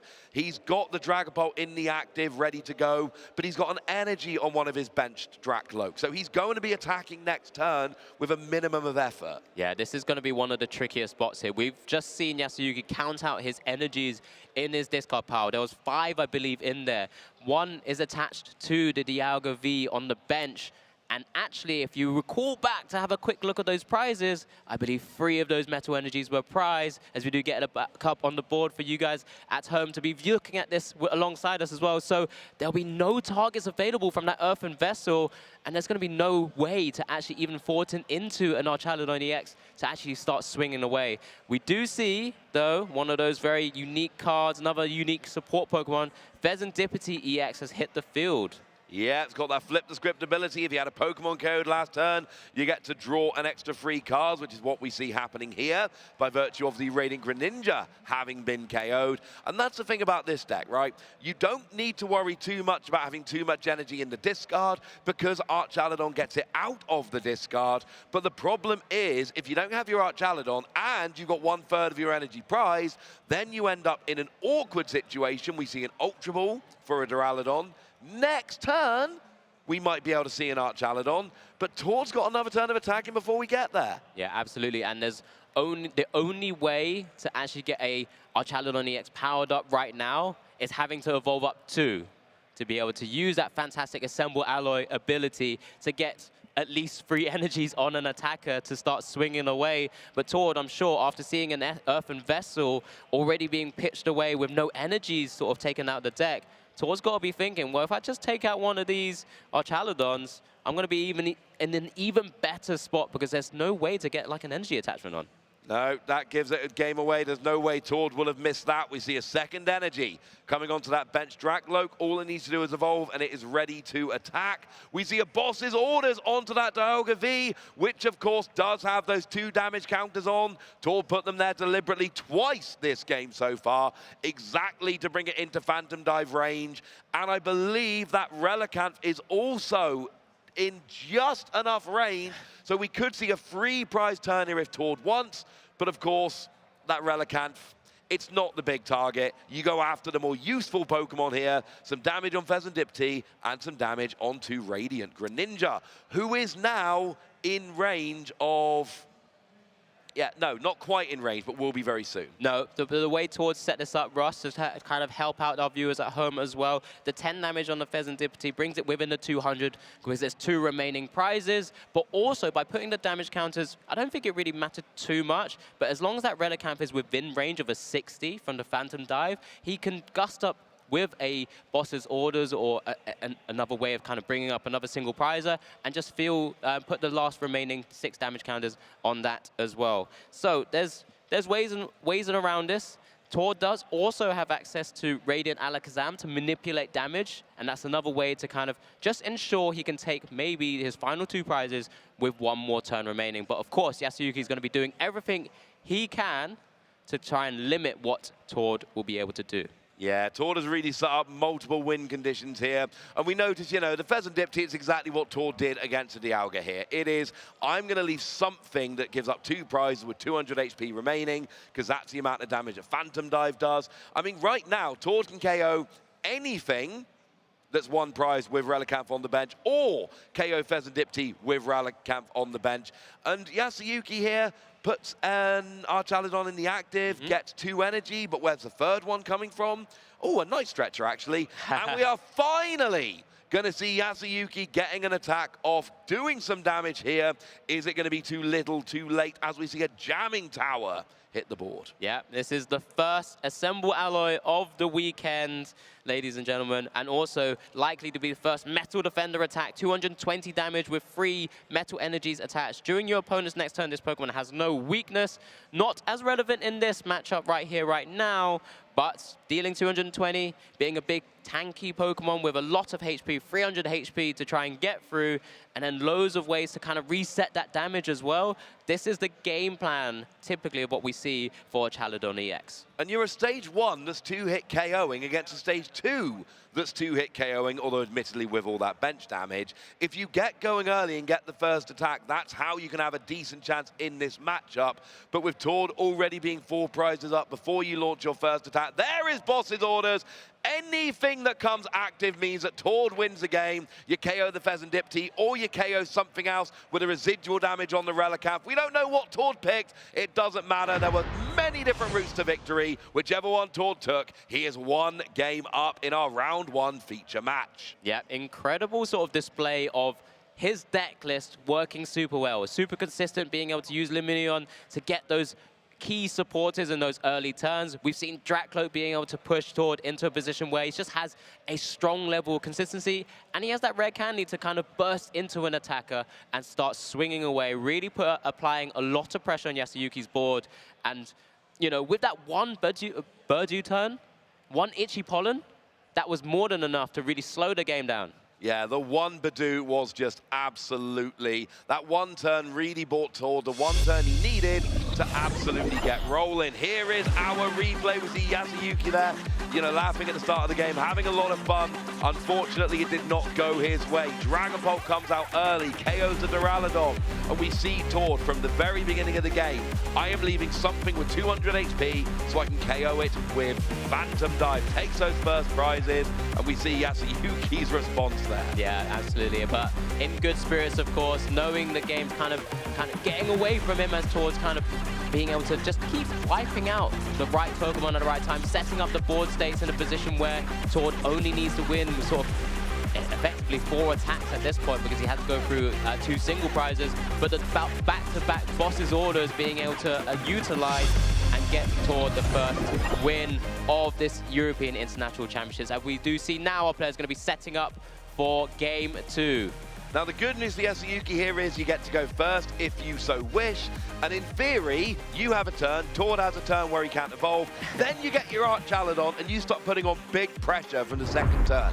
If that's what happens, we see a very different Game 2. And we actually see a very different starting pair. Hawlucha for Tord, not what you want to start with. But Radiant Greninja, Yasuyuki was going to play it at some point anyway. Yeah, absolutely. Remember how important that ability concealed cards is to get those energies into the discard pile to synergize with that Archaladon EX's Assemble Alloy ability here. As remember here, first deck search, an opportunity for Yasuyuki to work out what those prizes are. We have an opportunity to showcase what those prizes are. We have great caster cam here alongside the viewers to see. It's just 2 energies. Again, not the 3 that he had before in the first game. 2 energies not great. We saw 3 energy being prized being an issue in Game 1. Having 2 energy prized is a pain. And I hope we can see Tord's prizes quickly here, because this is going to back up something I said a minute ago. Why did I say Tord needed to play 2 Luminion? Oh, because 1 is currently sleeping away in those prizes as well. But don't forget, there's also that one-off rare candy, Ross. Oh. So we're not going to be bursting into a Dragapult EX anytime soon. No. But it's interesting to kind of also see what Tord's actually started with. That Hawlucha there in the active spot. Another one of those little tech cards that he's utilized here. As we do see this time round, Yasuyuki with double Duraludon on the field. Yeah, no Dialga V. Again, I always want to see a Dialga V early to give the option for Dialga V star, but those 2 Duraludon nice and early is good. Standard. Turn 1 Arven from Tord here. I think there's a decent chance we see a Buddy Poffin coming out. Yeah, this is the one way again to set up. Did have Lance in hand for a future turn. You know, typically you want to try and use it for things like the Dragcloaks and the Dragapults just to kind of get into the more consistency periods and just use your Buddy Poffins early to try and get those Dreepy downs instead, you know, really getting as much value out of your cards as possible. As we do see the Buddy Poffin coming down here, are we going to see the Burdew again, Ross? Oh, we could see Badoo. Do we want to go 1 Dreepy? Yeah, we do, because Badoo's too good. Yeah, we saw Badoo last game, and Tord knows there's 2 Duraludon on the bench. If Yasuyuki has energy, Archaladon, and then some energy in the discard to accelerate, that is going to go very downhill very quickly for Tord. You need to try and slow your opponent down, and in the Prismatic Evolutions format, Badoo is the best way to slow down, well, any deck. 10 damage is fine, but that's not what we're worried about here. Yeah, I guess Tord only has that 1 Dreepy though, but happy enough with that Itchy Pollen to try and slow the game down enough that Tord continue getting into this game. As an Iono does get played here by Yasuyuki's side. We did see an early concealed card as well, so he's already utilized that ability. He's just trying to look for ways to now get into the active spot. The 1 Dreepy is awkward, I grant you. But if you know your opponent's not playing items, that kind of forces them to use their supporter to get set up, so the chances of being boss's orders become much lower under a Badoo lock. So I don't mind that risk so much, because with the Badoo lock, the chances are just much less high. What have we got? we've drawn into an energy. Have we drawn into an Archaludon? I don't know that we have. But there's still no way to kind of maneuver out of the active spot. We do see the Dialga V hit the board there as well, and it's just a pass over. Itchy Pollen doing its magic here, giving Tord just an extra turn to try and rebuild his board himself, as we do see the first Drac Cloak of this game 2 come down. Recon Directive, top 2 cards. We do see the Alakazam there and the Psychic Energy, I believe. But what else is available? We do have a Lance in hand, so could use that or utilize that to try and build out the board as well. Sure, would want to try and use some of those Arvins that are still hiding away again in the deck as well, Ross. The one rare candy is prized. You've already evolved your Dreepy. You're not getting an attack off this turn, not a good relevant one anyway in terms of damage. This is a setup turn. So I don't mind Lance here because you can grab yourself a Dragapult for next turn, guarantee that stage 2, and another couple of Dreepy. That's what I would personally go for. Yeah, absolutely. I think there might actually be one Dragapult EX in hand, so it might help to save his turn. In that case, Draclo. Exactly. It might help to save the choices there. Doesn't have to think too hard about it and can just go maybe into that Drac Cloak and just, again, bring in that consistency. You know, it's a bit more of a passive turn once again because he can't burst into a Dragapult EX with that rare candy. But he doesn't need to spend any time really bursting because he can just Itchy Pollen Yasuyuki's side of the board and just kind of limit what Yasuyuki has access to. But you'll notice he could have gone for a 4th Dreepy there. It's not prized. Chose not to. You're leaving a bench space open. That could be a Luminion to support a card. That could be a Pheasantipity. If Yasuyuki starts taking prizes, you'll give it. It could be a Radiant Alakazam. Leaving a bench space open just to give those options. I love that Tord's done that. You've got enough of those dragons on the board. You don't need the 4th one yet. Yeah, and I guess because there's only one Drac Cloak in hand as well, you know, if he doesn't go into another Drac Cloak, it's just going to be a Dreepy sat there for a little bit longer. As we do see here, is that Professor's Research being utilized by Yasuyuki. Just trying to find a way here to get into the position. Does have an energy attachment to the Radiant Greninja. Does have Archaludon EX in hand now, so can potentially retreat. I believe there's more than enough energies in the discard pile now following some of those concealed cards. And we're going to see an Assemble Alloy, I'm sure. Wait, is there 1 or 2? But he could retreat the active to get the second one in. Yes. I think you have to do that first. Make sure you've got that second energy. And it looks like that is what we're seeing. We see the retreat. Now there is 2 energy in the discard. Now we Archaludon. We use that ability. We get the 2 energy. We're ready to attack. Do you think 220 is enough here? I think that might KO Badoo. Now, in the previous game, we didn't take the Badoo, but this is a very different situation. You've got your Pokemon up. You need to start taking prizes. That is the only prize available. This is a point where you need to start taking prizes. Last game, it would have been a speculative poke when you're not set up and leave yourself open. That is not the case here. Yeah, as we do see now a Nespal coming down from Tord's side, he's finally going to be able to utilize his own Pheasantipity EX, his own Flip the Script, see more cards. It's always important to have that level of consistency here. He has Recon Directives, he has Flip the Script. This is where Tord can find a position here where he can start trying to apply a little pressure from his side because he hasn't been able to sort of get a big attack off early because that rare candy. What did he just draw into, Ross? It might be that pink A-Spec. It might be that pink A-Spec, that unfair stamp. And it is unfair. Unfair by name, unfair by nature. Both players shuffle their hands into the deck. You as a player that played it get 5 cards. Your opponent gets 2. It really hurts and slows your opponent down. It was what we were worried about last game. The good news is Yasuyuki does have a better set up this game, but look, we got a second Dracloak down, we got a Dragapult. We don't have the energy yet, but we do have an Earthen Vessel in hand. Here we go, and this is all we need. The attack is coming out this turn. Yeah, it's all kind of coming together here as the Fire Indies. Just the one choice here. Does he play the Unfair Stamp? I imagine he would, but he's going to try and target down something else first, limiting the options that Yasuyuki might have access to, because what Yasuyuki we're trying to do is just kind of rebuild his Archaludon EXs with those Professor Churros scenarios or anything like Scoop Up Cyclones. But here it's just going to be potentially just a swing away. But there's the Unfair Stamp. He's playing it, Ross. Here we go. It comes down, and I love this. Essentially what Tord's doing is trying to play for the next couple of turns. If you hit Archaludon on the bench twice, it brings it into Phantom Dive range. So what you're trying to do here is essentially work on a multi-turn 4-5 prize thing. That's what you're going for, trying to take out both the big attackers.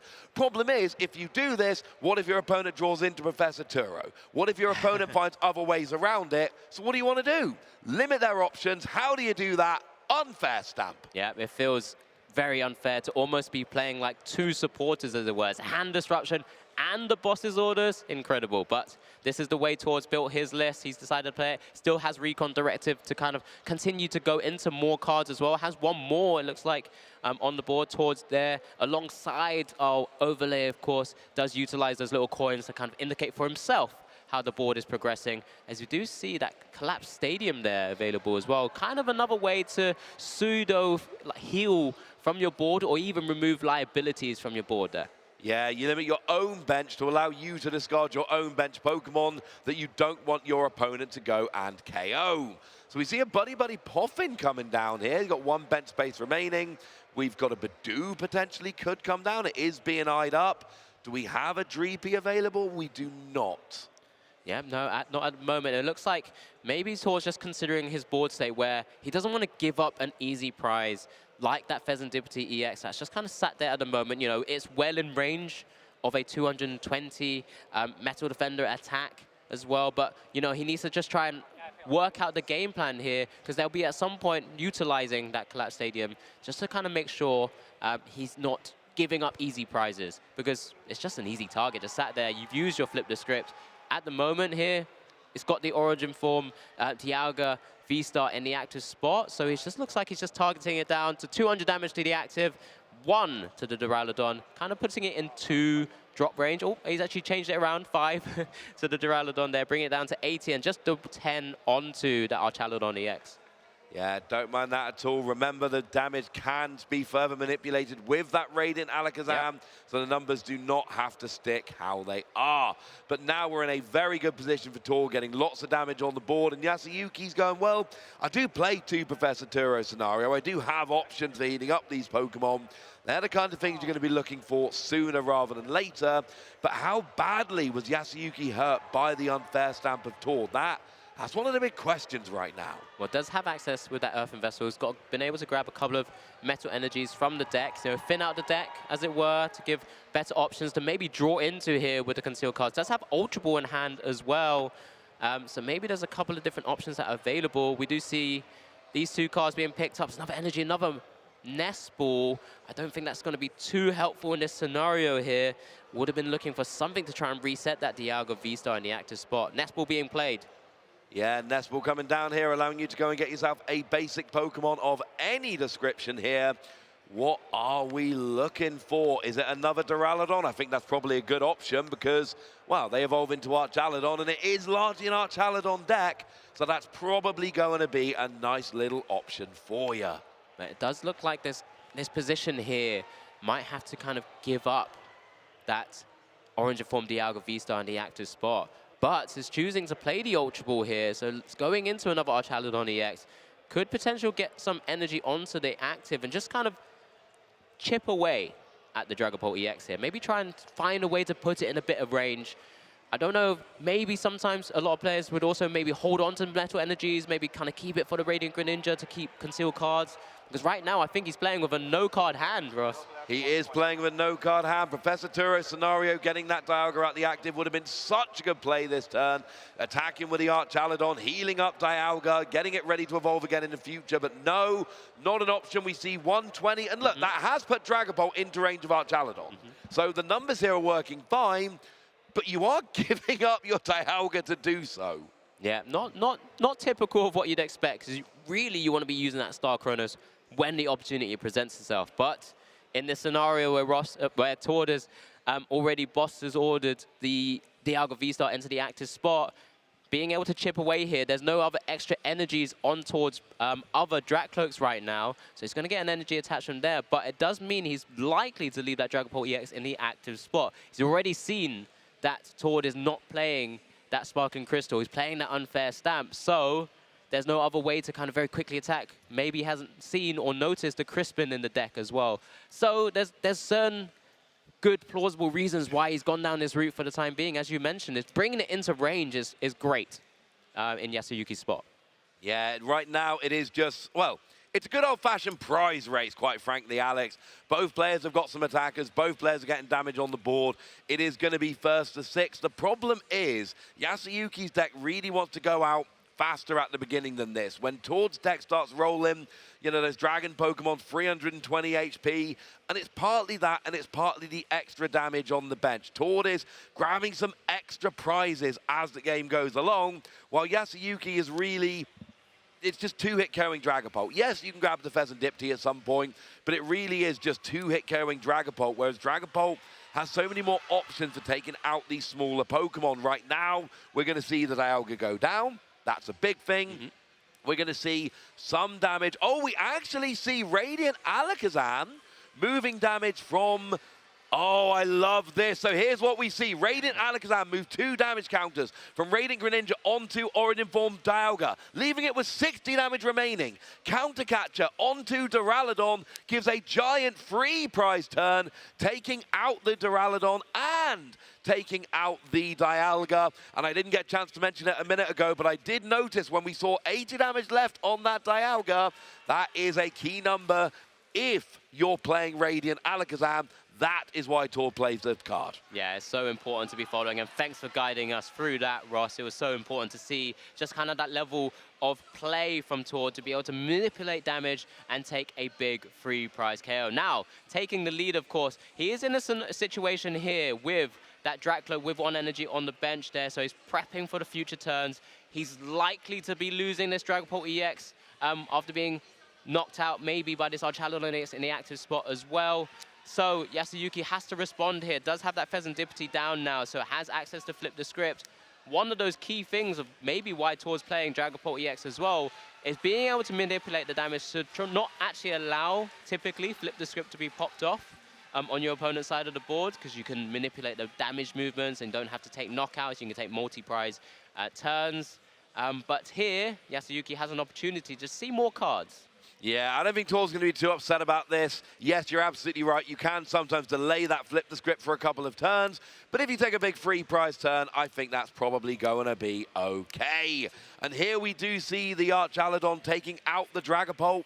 We finally get that first big KO, the first non-Badoo KO of the game. But Tord's already rolling. Now, here's where it gets really interesting. Tord evolves up, attaches an energy, gets an attack. If Yasuyuki could get a big KO or 2 turns in a row, could potentially starve Tord of energy, but there's just nothing there without the Dialga on the bench to pull that play off. No, absolutely. It looks like it's coming down to these last couple of turns for both our players. There's no real way to take 3 prizes in sort of 1 attack in this scenario, in this reality right now. But both players will be trying to utilize 2 more attacks to try and take this game 2 of this Swiss round 1 here, as Tord does evolve up to that Dragapult EX in the active position, ready to start swinging away with Phantom Dive once again. Actually just needs the energy. Oh, has the nice stretcher. There you go. We're going to see 5 damage counters coming down onto that bench start Archaludon. That will bring it down to 200 damage into Phantom Dive range, and that means that Gusting next turn could get a double KO on the Archaludon there, could win the game. Yeah, because both Duraludon and Radiant Greninja have 130, so you can't 2-hit KO them with the residual damage from a Phantom Dive. So, I mean, you could play around with Radiant Greninjas. That would be another option to get that 3rd prize, taking out the active Archaludon. Maybe that's even a better option. Either way, Tord can set up for a win next turn. One of those things that Tord's going to be mindful of is wherever he places those damage counters, Yasuyuki's going to be having to think and target that Pokemon that's been damaged with one of his Professor Churro scenarios or Scoop Up Cyclone to try and basically nullify Tord's turn. So Tord has to be quite smart with this actual Phantom Dive play, putting the damage counters in a way where maybe he can further manipulate with Radiant Alakazam on his next turn, so that he can take a free prize turn potentially going forward. As we do see the boss's orders here, he's double checking how many cards are available in hand, maybe targeting one of those sort of vital Pokemon here. Just maybe taking the prize to push himself down to 2 prizes might not be a terrible idea either. But let's see where the direction Tord goes down. There's so many options because of the way Dragapult is able to manipulate damage with 200 from the Phantom Dive and 60 from the residual sort of damage counter placements. Could KO the Pheasant Dipsy right now using Radiant Alakazam. Chooses instead to go for the Duraludon here. And I really like this because you're going down to 2 prizes, but essentially you can set up any number of KOs here. I mean, you could put 5 on the Archaludon, 1 on the Pheasant Dipsy. They're both in range. Yeah, one of those other things that that Tord will also be removing from the actual play as well is any sort of Scoop Up Cyclones and Professor Trio scenario on those Archaludon EXs, because there's no other way to reboost the energy back onto the only one that has 3 energies right now. So if there's damage counters placed onto the other one as well, there's an opportunity there just to kind of limit the kind of assemble alloy ability that Yasuyuki has access to. As we do see now, the Phantom Dive knockout of this Duraludon in the active spot, 10 on the Pheasant Dipsy. We saw this in game 1 as well, 1 prize taken, and then the rest placed on that Archaludon EX there. Yeah, and like I say, there were a lot of different options. You could have left the Archaludon in range. You did leave the Pheasant Dipsy in range. But with that Radiant Alakazam, you have other options. So, Tord's got 2 prize cards remaining. That Pheasant Dipsy seems like an enticing option if Tord can get any gusting right now. We do see an evolution into the Archaludon, I believe? No. No, we're just... We're using Earthen Vessel. The Archaludon were already there. We're just using Earthen Vessel, grabbing a couple of energy. But right now, you can attack with the active, which is out of range for now. But the question is, are you going to be able to get enough damage to get close enough to winning here? You're not taking a free prize turn. Yeah, with Yasuyuki's board, he's going to be wanting to not really have to go through this Dragapult EX, because there's no way to really take a big, quick, easy knockout on this, as we do see another Duraludon hit the field as well. I don't know if it's going to happen, but we could see a double Radiant Alakazam play with the help of Professor Turo, and then 200 damage to the active Archaludon would be a KO. Double Radiant Alakazam with Professor Turo. That's how I want to see Tord end this second game if he is going to be our victor. Right now, we are eyeing up a boss's orders, but it's gone back to the hand. Yeah, I'm glad you've been able to call that out, Ross. I was trying to lead us all the way there with the 6 damage placement counters. The kind of unique way that Tord has to manipulate those damage counters on Yasuyuki's side of the board to basically enable unique potential plays like that. But let's see which direction Tord takes it. But of course, it's still Yasuyuki's turn first. He's going to have to apply pressure from his own. I mean, if he can see that play and actually maybe take out that Radiant Alakazam as an option, because he's going to need to gust twice anyway with anything like a Boss's Orders. This is one of those decks that plays a heavy Boss's Orders line, similar to actually what Tord has, because he wants to be targeting coming up. Yeah, easy knockout with 220 damage. Pheasant Dipsy knocked out, no more flip the script for the time being. Do we have Boss? Do we have Professor Turo? We have an Ultra Ball. There is going away a Lance. Do we have enough Luminion there? Which would be a little bit of an option. What are we going for instead? It's our old friend Blood Moon Ursaluna. We don't need any trickery. Blood Moon Ursaluna does 240 damage. That is enough to go and get the KO on the active there, taking those last couple of prizes, winning with Blood Moon and giving Tord a 2-0 victory in our round 1 feature match at the European International Championships 2025. We speak about those options in his deck. We speak about Tord a lot throughout these broadcasts because he's a fantastic player, and he's kind of just demonstrating, again, his deck working in full flow. We saw in game 1 how well it was able to kind of burst into a Dragapult EX and start taking big prizes early. This one was a bit more passive, utilizing Itchy Pollen to slow down his game plan, the opponent's game plan again, getting into those consistency cards, and then just utilizing things like the splashable Blood Moon Ursaluna EX. That Blood Moon attack is just such a great way to close games out. Okay, let's have a quick look at the replay then. Let's see how Tord was able to pull off this round 1 victory. Give us all a show with that lovely Dragapult deck. To get one last look at the players there, shaking hand with the judges before we head on over to our replay. I mean, everyone in good spirits, right? This is only round 1. There's so much Pokemon still to play, still to come. You know, Yasuyuki's come a long way, and there's plenty more Pokemon to have a chance to really kind of push himself maybe a bit further in the tournament, but Tord's obviously kicking off this tournament in great style. You know, he's looking to try and defend that title after a fantastic and emphatic win previous. And this is the replay here, Ross. Okay, so here we are back in game one with that big attack early, taking out the Duraludon, popping those 2 damage counters onto the Alga, making sure it is in range of a future Phantom dive. We then see Yasuyuki just not having very much. We see the reaction there, and now we see Tord with that boss's orders late in the game, and we don't actually know what Tord bossed up. He had like 4 different options, which we're going to talk about more in a minute. Into game 2, Badu did buy a bit of time, but he got taken out by the Archaludon, but then here comes Tord. Yeah, exactly that, and this is, again, not even having to really go through the Archaludon EX, is utilizing boss's orders again to go around it, take the knockout on the Orange Informed Dialga V, get it stuck in the active. Does have to take a little bit of residual damage from that Metal Blast, putting himself in range, but can continue just getting his energy attachments, utilizing things like the counter catcher because he was behind in prizes here, and just playing in a way where he's able to utilize those damage counters in a great way, and of course, has that special card waiting in the wings to eventually bringing it down here as well. That Blood Moon Ursaluna EX, the champion of that game 2, and really taking this victory for Tord Reckless. What I really want to point out here is that last turn. Now, I know we didn't mention Blood Moon Ursaluna, but here's the thing, right? Tord gets the boss's orders, he wins by gussing out the Pheasant Dipsy and KOing. Tord gets Professor Turo's scenario, he wins by using Radiant Alakazam, picking it up Professor Turo, putting it down, using it again, and attacking the active. Tord gets Blood Moon Ursaluna, or a way to search it out. He wins by attacking, and that is why casting Tord's games are difficult, and it's why Tord wins so much. Because we saw at the end of game 1 where we don't know what Tord used boss against, because actually he had 3 or 4 different options, all of which gave him the win.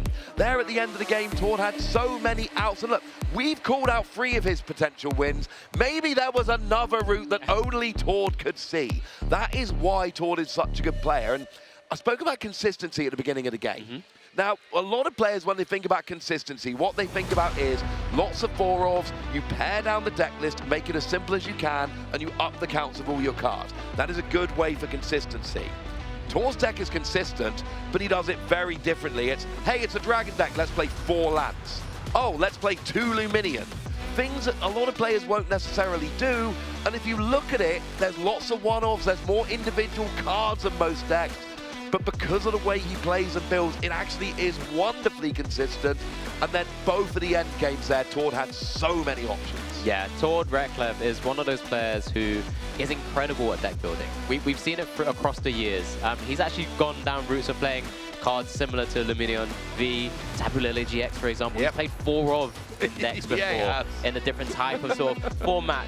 But this is one different way to kind of showcase the consistency. He loves talking about consistency and then power cards in very sort of unique ways. And it's one of the very cool things. I mean, whenever there's an opportunity to speak to Tord, we get a lovely opportunity. A lot's in the EU, of course.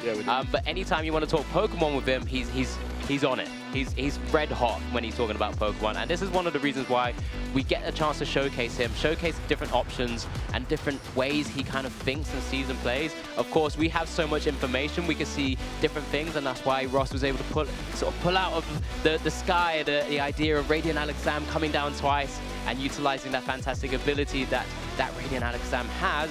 But then let's just make it simpler. Let's just take a big knockout with Blood Moon Ursaluna EX. I mean, I still wanted to see the Radiant Alakazam play, but the Blood Moon Ursaluna was clearly a simple, easier play, one that could come out quite nicely. But, you know, it's little things like, you ask people, a lot of people are like, what aspects do we play in Dragapult? And people like Sparkling Crystal. Like, the emergence of Sparkling Crystal, when that card released, Dragapult stock went way up because all of a sudden you've got a way to get one Dragapult as a single energy attacker, and then you don't have to play things like Xatu to try and get the extra energy. You can just play it as a, I'll play one Crispin in case, I'll play one Sparkling Crystal, and because I got 320 HP and no weakness, there'll be turns I don't get one hit KO'd, I can have a couple more energy attachments, I will be fine. And Tord goes, nah, Unfair Stamp. And we saw in game 2 that Unfair Stamp really came through. Yeah, absolutely. It's one of those the A-spec choice is always an interesting discussion that we're going to get maybe across this weekend. Yeah. Because we've seen your choice, your pick of Precious Trolley, for example, being able to kind of just build out your board, get all those basics down in special decks like Cloth Terrapagos or things like that. But we've seen Unfair Stamp, we've seen Prime Catcher really come to the fore since its release and inception as well. Sparking Crystal, you've mentioned. There's so many others that are actually still waiting in the wings that it just needs someone to find that unique spot and actually bring it to a tournament like this and showcase just how powerful it is. Yeah, and sometimes when you see an interesting A-spec in a deck, it's, has this player thought of something we haven't, or is their experiment not going to work? And with Torn, the general result is he has thought of something we haven't. And I've casted so many Torn games over the years because he's been playing just as long as I have. And when I started casting, he was already a top player. So, you know, the whole, like, 8.5 years I've been casting, Torn's been there. Yeah. Casted so many of his games, and every time I do, I learn more stuff.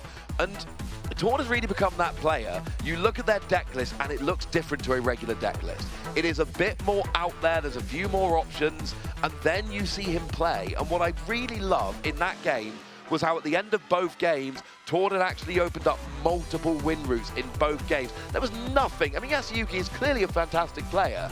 There is nothing they could do in either game. Torn had opened up so many routes to victory that Yasuyuki could not close all of them. Because, you know, you take out that Radiant Alakazam in that last turn where you leave open flip the script, so he's going to get your Blood Moon or you're going to get your, you know, your boss's orders, for instance. Yeah, and I think you put it fantastically there, Ross. I think it's just incredible to actually kind of watch players like Tord, or there's loads of other players. Oh, yeah. Every player here at this tournament will be thinking, oh, yeah, I've got my game plan down, and just trying to execute it at this sort of level and stage. When we see players like Tord do it, there's just so many different ways we do it. But at the same time, we didn't quite get a chance to see our Chaludon EX really kind of get going. We saw a few of those Metal Defender attacks, but it wasn't able to then sort of be recycled with Professor Churro Scenario or the Scoop Up Cyclone. I don't even know if we saw. We didn't see it once.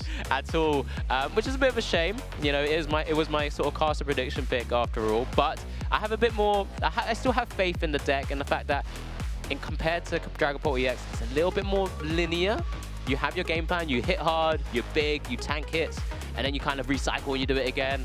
Dragapult EX kind of gives you so many different options that we saw two very different, quote-unquote, play styles of different sort of deck archetypes. Yeah, I mean, there's two things that stood out to me with our Chaludon not being able to live up to its potential. Firstly, Badoo in both games, the post-Badoo turn did not go great. No. Secondly, there was that turn where a Professor Turo or a Scoop-Up Cyclone onto that Dialga would have been huge, but Torn had played the Unfair Stamp, and the chance of hitting it were low, and you didn't hit it. But look, we've talked about Badoo a lot already. Everyone's been talking about Badoo, and there's probably some people at home who are sitting there going, I don't get Badoo, I don't know why it's so hyped. And I'm hoping now you'll watch that game and you went, oh, okay, I get Badoo now. You're going to give up a prize, it's going to get KO'd, but if you buy yourself that 1 or 2 turns you need to set your deck up, that's all you need. Yeah, I know we've spoken about him a lot already. Of course, he won our first feature match of this European International Champions. I think we're going to learn even more because there's a chance to hear a little bit here now with Adam. Hello everyone, welcome to the main stage here at EUIC. My name is Adam Watson, here with the winner you just saw on stream, Tord Reklev. How you feeling, my friend? Feeling pretty good. The deck I've been working quite a lot on seems to be working good so far, so happy for that. Yeah, I mean, you're putting your best foot forward here to defend your title, certainly. And this very odd Dragapult deck. This is a concoction direct from you, or is this a group effort? It's something I've been working on quite a lot. I know the Dusnor line in Dragapult is the more common way to play it. And I think that's really good as well, but I like the more slow approach I can get with this variant with the Unfair Stamp and like a very heavy supporter count, making sure that I can Phantom Dive at the correct places, I can Turo heal, you know, whenever I want, and yeah, you know, it just feels really good playing a supporter almost every turn. The deck does seem incredibly strong, incredibly consistent. This is all thanks, of course, to Badoo, released with Prismatic Evolutions, kind of slowing the format down. Do you think the deck is very reliant on Badoo, or has it been able to work without it?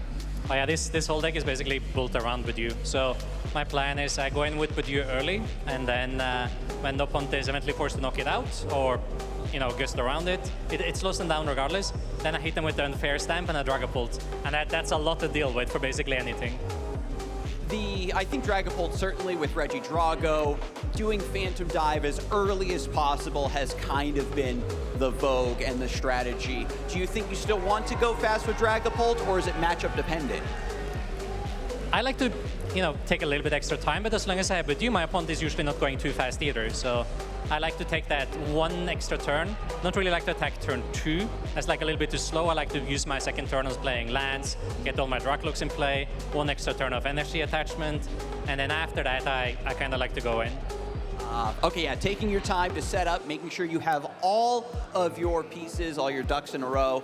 But despite all of the testing you've done, the dominant performance we saw here in round 1, are there any matchups you're perhaps a little bit worried about, maybe just for this format? Yeah, I had a really difficult choice yesterday. I basically had to strengthen some matchups or sacrifice some others. And I went this time for a relatively risky choice. I choose to have a pretty weak matchup into Control and Stall deck, which usually don't see a lot of play, but a lot of the good players usually tend to play it. So I hope I can dodge them for as long as possible. Okay, I like where your mind is at, certainly, Tord, and I think that the people at home certainly enjoy the new spice that you've brought to this big tournament. Can I get any final thoughts or shout-outs from you before you prepare for round number 2? The support lately from everyone around me has been unreal, so I just want to say thank you so much again to everyone for that. It keeps me, motivated and keeps me wanting to go forward and do all this testing and try to come up with these new concepts and just have fun at these events. And you are definitely deserving of all that support. We'll get one more round of applause for Tord Reklev here, the winner on stream from round 1. But that is just the beginning. Of course, folks, we're going to kick things back over. There, like you say, we hear from him a lot on the European stream. We get to talk to him a lot, but I love hearing his thoughts about Pokemon and, that choice of Dragapult. Generally speaking, I see what Tord has picked, and I'm like, okay, so Dragapult's great now. We know it's safe. Yeah. We know it's safe when Tord picks it, I should say. Obviously, he has his own spin on it. We've spoken a lot about his list. We saw a couple of those different unique tech cards as well. He had to start one, that Horlucha in the active spot. So something often we see, sometimes we do, it's a pretty unique ability as well, just kind of add and manipulate more damage counters across the board. But it's just a really nice way to see how a player is able to think of or take a deck. We know that it's really strong. It's going to be one of the most popular decks in this current format, and kind of put his own unique stamp on it. Yeah, even in that game, we saw, Raiding Greninja and Duraludon both have 130 HP. 2 lots of 60 from residual damage. Oh, I'm 10 damage short. Horlucha. Oh, I really want to gust up and KO this Fezandiptia, but I'm only doing 200 damage. If only there was a way I could do 10 damage before I gusted it up. Boom! Horlucha. I could keep going, but you get the point. That 10 damage from Horlucha does make a bit of a difference, but I think we might have the metagame from round 1, yes. From day 1, that we can have a look at what the most popular decks are. We can't really give you updates on players after round 1. There's too many games. We can tell you about the decks, and it turns out Dragapult EX, the #1 deck. Oh, but look at the #6 deck, Alex. I know you're excited. I know that's your boy, your second boy, as it were, because your first boy didn't quite hit the double percentages there. Just 9.7. I say just 9.7. 300 players, over 300. The biggest surprise for me are Chaludon EX. 11.7%, 391. 390 other players alongside Yasuyuki has brought it along. Let's just give you guys a quick lowdown of exactly what we're seeing here. This is the deck analysis, the meta breakdown of day 1. The top right, you see the total number of decks, the total number of players here at this European International Championships. Incredible number. That's so many players. Right? And this is a breakdown of the top 6 most played decks. So this accounts for roughly 63%, 62.8 according to the stat in the top right. And we get to see the number of players, so the number of picks, the number of players that have brought it to this tournament. 524 players, and Tord Reklev has brought Dragapult EX, and that makes up 15.7%. How does this look for you, Ross? Was there any other surprises? I've already called out my prediction pick as our Chaludon EX as my kind of one thing that I didn't expect. I'm surprised you're trying to make me feel bad that only 326 people picked Miraidon. Yeah, we got Lugia there. One of the other big cards from Prismatic Evolutions was that Regigigas. It's 330 against a Terra Pokemon, but you've got to have good energy acceleration, and Lugia decks absolutely do. But Guardy, as the #2 deck, 411 players have played it. We talked about Henry Chow. Again, I still haven't checked, but I refuse to believe he's playing anything else. Won 2 regionals with the deck already. And it's kind of similar to Dragapult. Because you've got that Stage 1 Curlier with a draw engine, I mean, a lot of the time they don't even play Rare Candy. They play 0 Rare Candy a lot of the time. They're not as worried about Badoo. So we're seeing a theme. The top 2 decks are Stage 2s, but they're Stage 2s that don't care about... Stage 2s that don't care about Badoo. That's the important thing here. They just don't care about Badoo. But usually as well, with the Archaludon EX, that's one deck that kind of, because it has its kind of own pre-built engine with energy acceleration just by evolving up, it usually doesn't care about Itchy Pollen either. But we just saw in that round 1, it didn't quite work out that way. Well, I was going to make that point. I was going to make a point at some point, because you're right. Because we keep talking about Badoo being a big deal, and, well, these decks... No, every deck doesn't want to play against Badoo. Every deck is playing item cards. Every deck at some point. But actually, no, that's not where we are. What actually happens is, even decks that can weather the Badoo really well don't want to play against Badoo, because unless you're playing 0 item cards in your deck, Badoo is going to get annoying. And we saw how important it is in Tord's game plan, because he's actually playing 2 copies of it as well. And we're likely to see more Itchy Pollen across the board at some stage across this weekend. I'm pretty certain we're going to see much more of it. It's the key big card that kind of came out of Prismatic Evolutions. There were a few others. We didn't get a chance to see Black Belt training in action, but we may get to see a chance again a bit later. But remember, this is only the top current sort of 62% of decks that we have here. There are 37% of other decks that are still out on the fields playing different archetypes as well. But, I mean, we spoke about Lugia a little bit. Lugia's percentage is relatively high considering how well your deck choice of this tournament is going to has actually been performing in recent times, Ross, because it just doesn't really like seeing Miraidon, does it? No, and that would be my big worry if I was playing Lugia. The idea that Miraidon's always been a rough matchup, but if you look at Lugia, you know, Lugia's built in this Regigigas, really good against Terra Pokemon. What it's really done is massively help its Dragapult matchup, and I suppose to a lesser extent helped its Terrapagos matchup. But Regigigas doesn't do much against Gardevoir or Archaludon or Miraidon. Yeah, no, it's one of those things where this is where we're going to get into the real crux of Pokemon now. We see these cycles of the meta, right? We've seen Miraidon do super well in the past couple of weekends. We know Dragapult and Gardevoir have been sort of the top or most played decks in a lot of tournaments in recent times as well. And with Miraidon doing well, other decks come to the fore, like maybe Raging Bolt could suddenly have a surge in popularity or sort of finding the right matchups. It does kind of pretty well into some things like that. Or maybe even things like Charizard suddenly pops up once again, because typically Charizard likes to see some Miraidons. Yep. But when that happens, Lugia all of a sudden is just waiting in the wings, in the shadows. It's kind of just in the darkness, waiting to see if, well, what other decks that I'm good at are popping up again. And if it could just bob and weave the Miraidons, it can find itself in a pretty decent spot. Plus, Lugia's been good for so long, right? It has one of those kind of quote-unquote consistency things where people don't really like it when they're having to play certain cards like Mesogozas or capturing aromas to find the right sort of Pokemon it needs at the right times.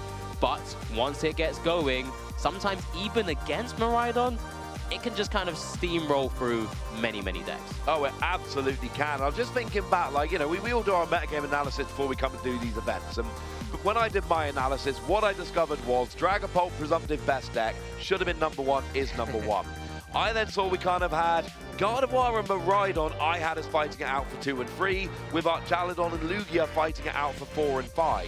We've got, now Miraidon and Archaludon are switched from what I was personally expecting, looking at online tournaments, looking at, you know, the couple tournaments we've had in this format, looking at what Japan was doing in this format. But generally speaking, we've got the top 5 we expected, and you'll notice there is a big drop between Lugia and Clorf. You know, it's literally half. But, you know, we saw Gouging Fire get second in Merida. Yeah. So maybe that's going to be coming out in decent numbers. There's, you know, over a third of the decks are not ones from these 6. So I think this is largely the meta people were expecting. But that means that there's a lot of people that have come in expecting a meta.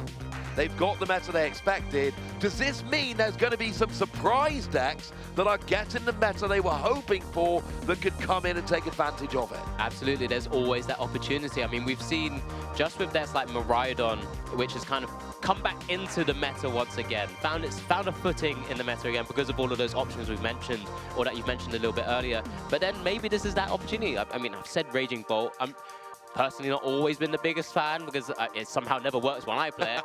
But it's one of those decks that can just kind of, again, find itself in a position where it can just do super well into the right meta. Any deck, I say any is a bit loose.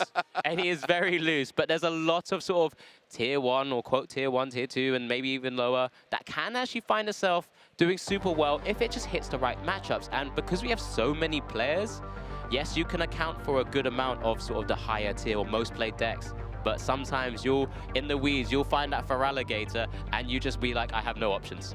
I'm just out. Yeah, the Feraligatr, of course, won the 5,000-person Champions League in Fukuoka last weekend. Do remember, though, that in Japan, they are playing post-rotation with what is their equivalent of Journey Together Legal. So they are ahead of us. They are playing in the future. We are in the Prismatic Evolutions pre-rotation format. I'm not expecting much for Alligator, but I wouldn't be sad if it turned up. But we do get big surprises sometimes. So we've got some surprises here. Oh. But another surprise, we're not the only broadcast in town. We're actually streaming all 4 games this weekend. We've got Pokemon Go, Pokemon Video Game, and Pokemon Unite. So go to Pokemon.com/broadcast. You'll find all the links there.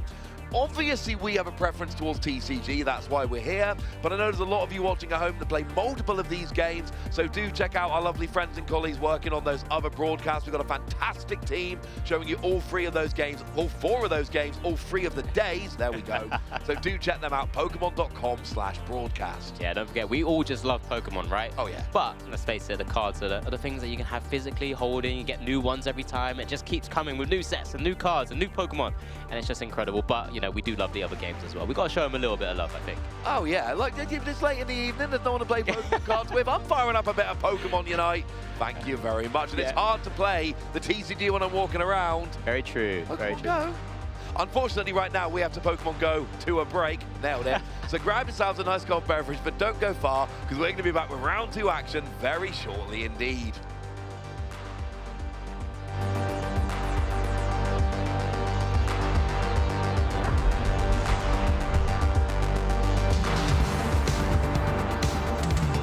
I started playing Pokemon back in 2011. I'd probably have to go with Froakie. I played Greninja a lot back in the day. The deck wasn't super amazing, but I liked it a lot, so I'd have to go with Froakie. That guy's cute. If I had to pick a catchphrase, it'd probably be never lucky. So I definitely look up to Isaiah Bradner. He's a very good friend of mine. We work together a lot on decks, travel together to tournaments. He's one of the smartest players this game will ever see, and I'm just happy that he's having me along for the ride with him. So I think my goals have changed a lot over the course of me playing Pokemon over my career. At first, you know, I wanted to just come out guns blazing. I wanted to win a lot. I've been playing for a while now, so I've kind of like racked up the finishes, kind of like gained the respect that I was like wanted when I was younger. I won my first tournament, my first like major tournament last season. I won the Portland Regional Championship, so that was a big moment for me. And that was a big goal crossed off the list. For me now, there's still a lot of IC finishes that I want to get. A Worlds finish would be nice. But I think my overarching goal for this season, at least, would be to just like really like keep enjoying playing. That was the main thing. Going to all these tournaments all year, it's a big grind, it's really tiring, but just remembering why you play is like super important. I've got to go with the classic, a bottle of water. I tend to get nervous sometimes, so eating isn't the best decision when it comes to right before the tournament or like mid-tournament, but staying hydrated is super important. So yeah, no, nothing goes wrong with a bottle of water. I'm a huge creme brulee guy. I like the texture, I like the flavor. One of my favorites. Yokohama for Worlds 2023 was absolutely my favorite. I made a whole trip out of it with my friends. We obviously were in Yokohama for the tournament, but stayed there for like 3 weeks, went city hopping all across Japan. It was just, it was a blast, yeah. Would love to go back. I'm definitely listening to something that's pretty chill, maybe a little alternative mixed in there. My music taste is pretty wide though, so everything but country. I would say I'm Team Rocket, but not for the reason you might think. I just really like their outfits.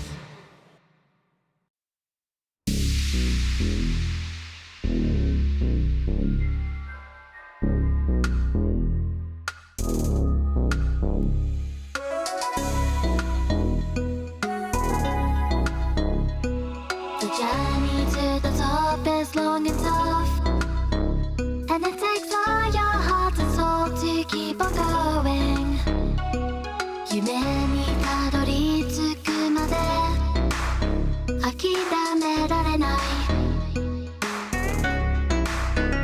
While your passion is the fire, always lighting up above, it's the greatest you will get to leave them all. So do you wanna be legendary?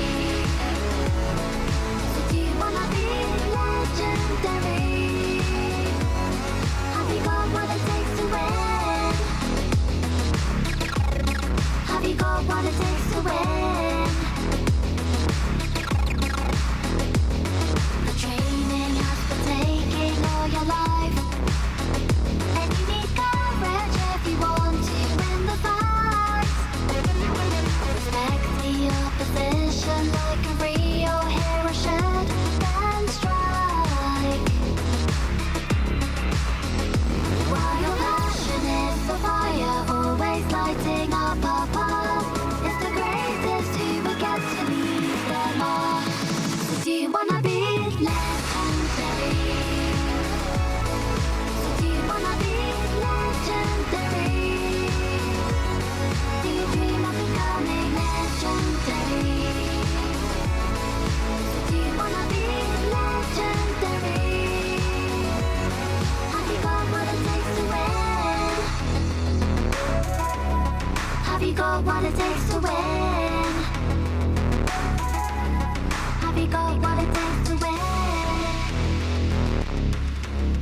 Have you got what it takes to win?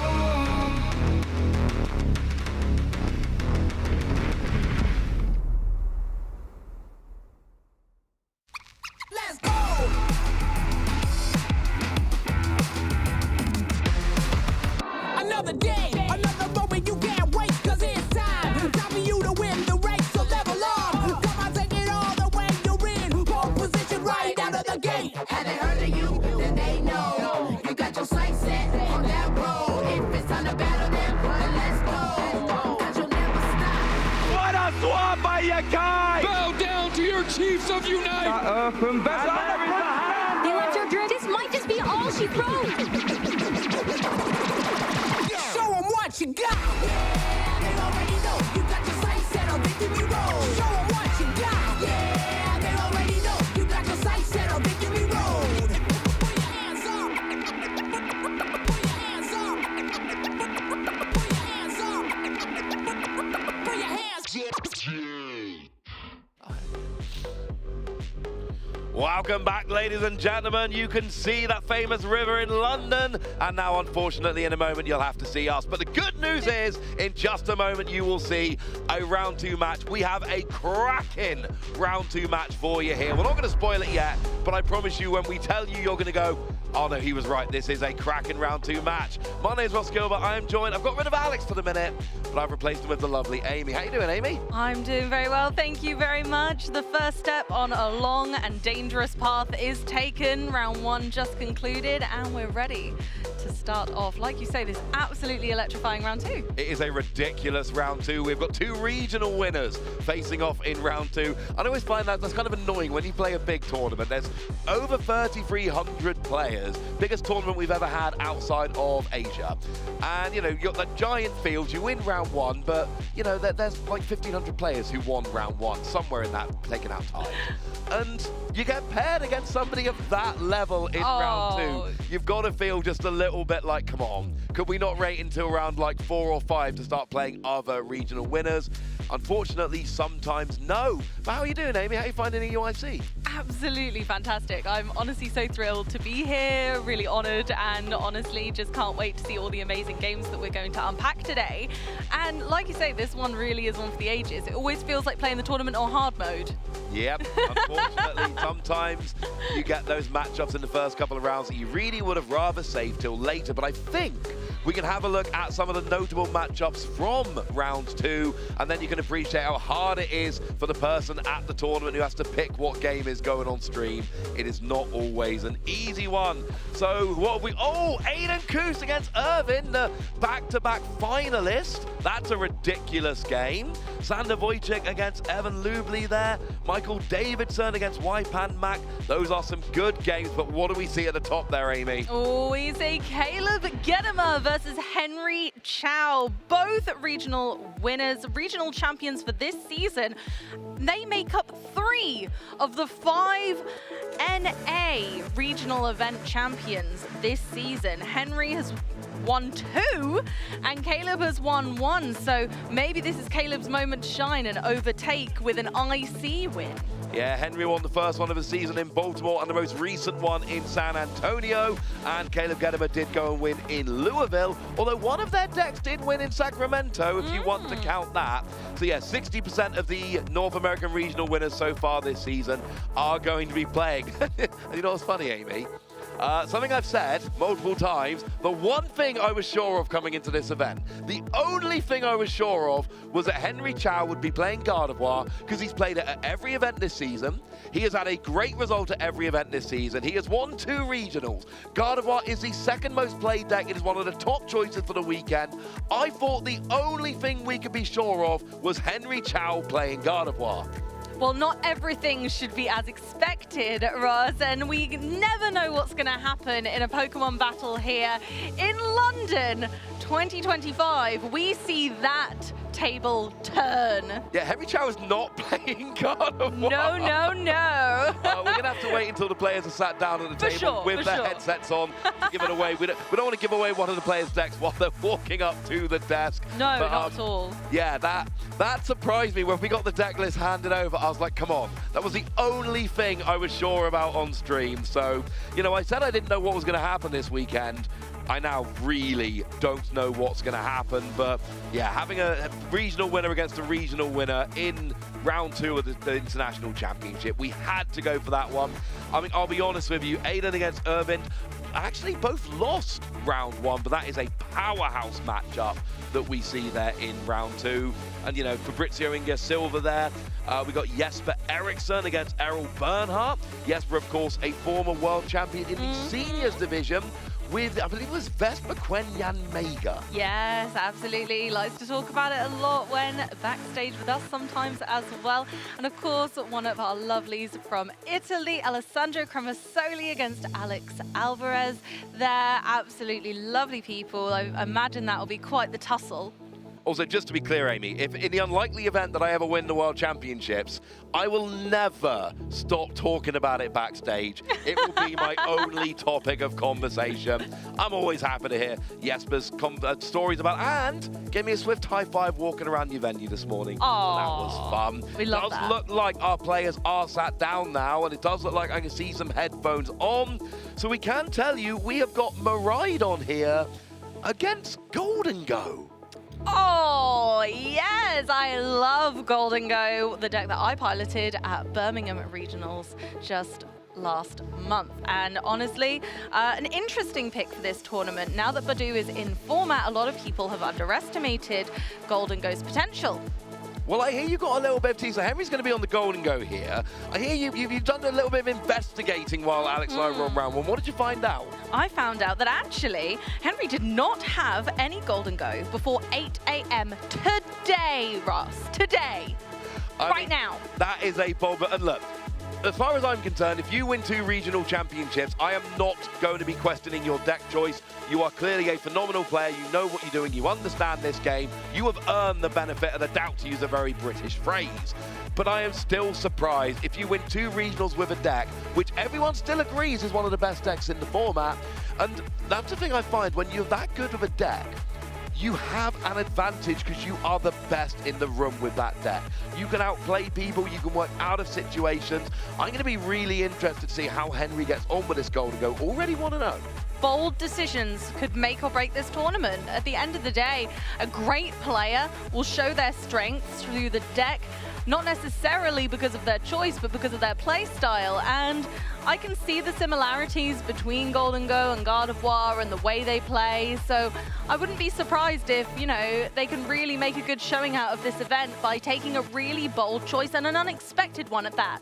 And I mean, we've had unexpected Golden Go over in Europe. Jelle van Kempen has come to a couple of regionals in Europe over the past couple of years and done extremely well with Golden Go. So well. Shown us the power of that deck. And, you know, we do have that A-Spec now, that Energy Search Pro, which allows you to search for one of as many different types of basic energy as you like. So, yeah, let's go to the players. They are ready. We've got Caleb Gedimer on the left, your Louisville regional champion. We've got Henry Chow on the right, your double regional champion, winning both Baltimore and San Antonio this year, and having 3 regional championships among 2 players in round 2. We could not show you this matchup. We got Maridon against Golden Go, regional winner against double regional winner, and if nothing else, we got to see some great play in this game. Absolute powerhouses at their are. We can expect a real tussle out of 2 titans of the Pokemon TCG right now.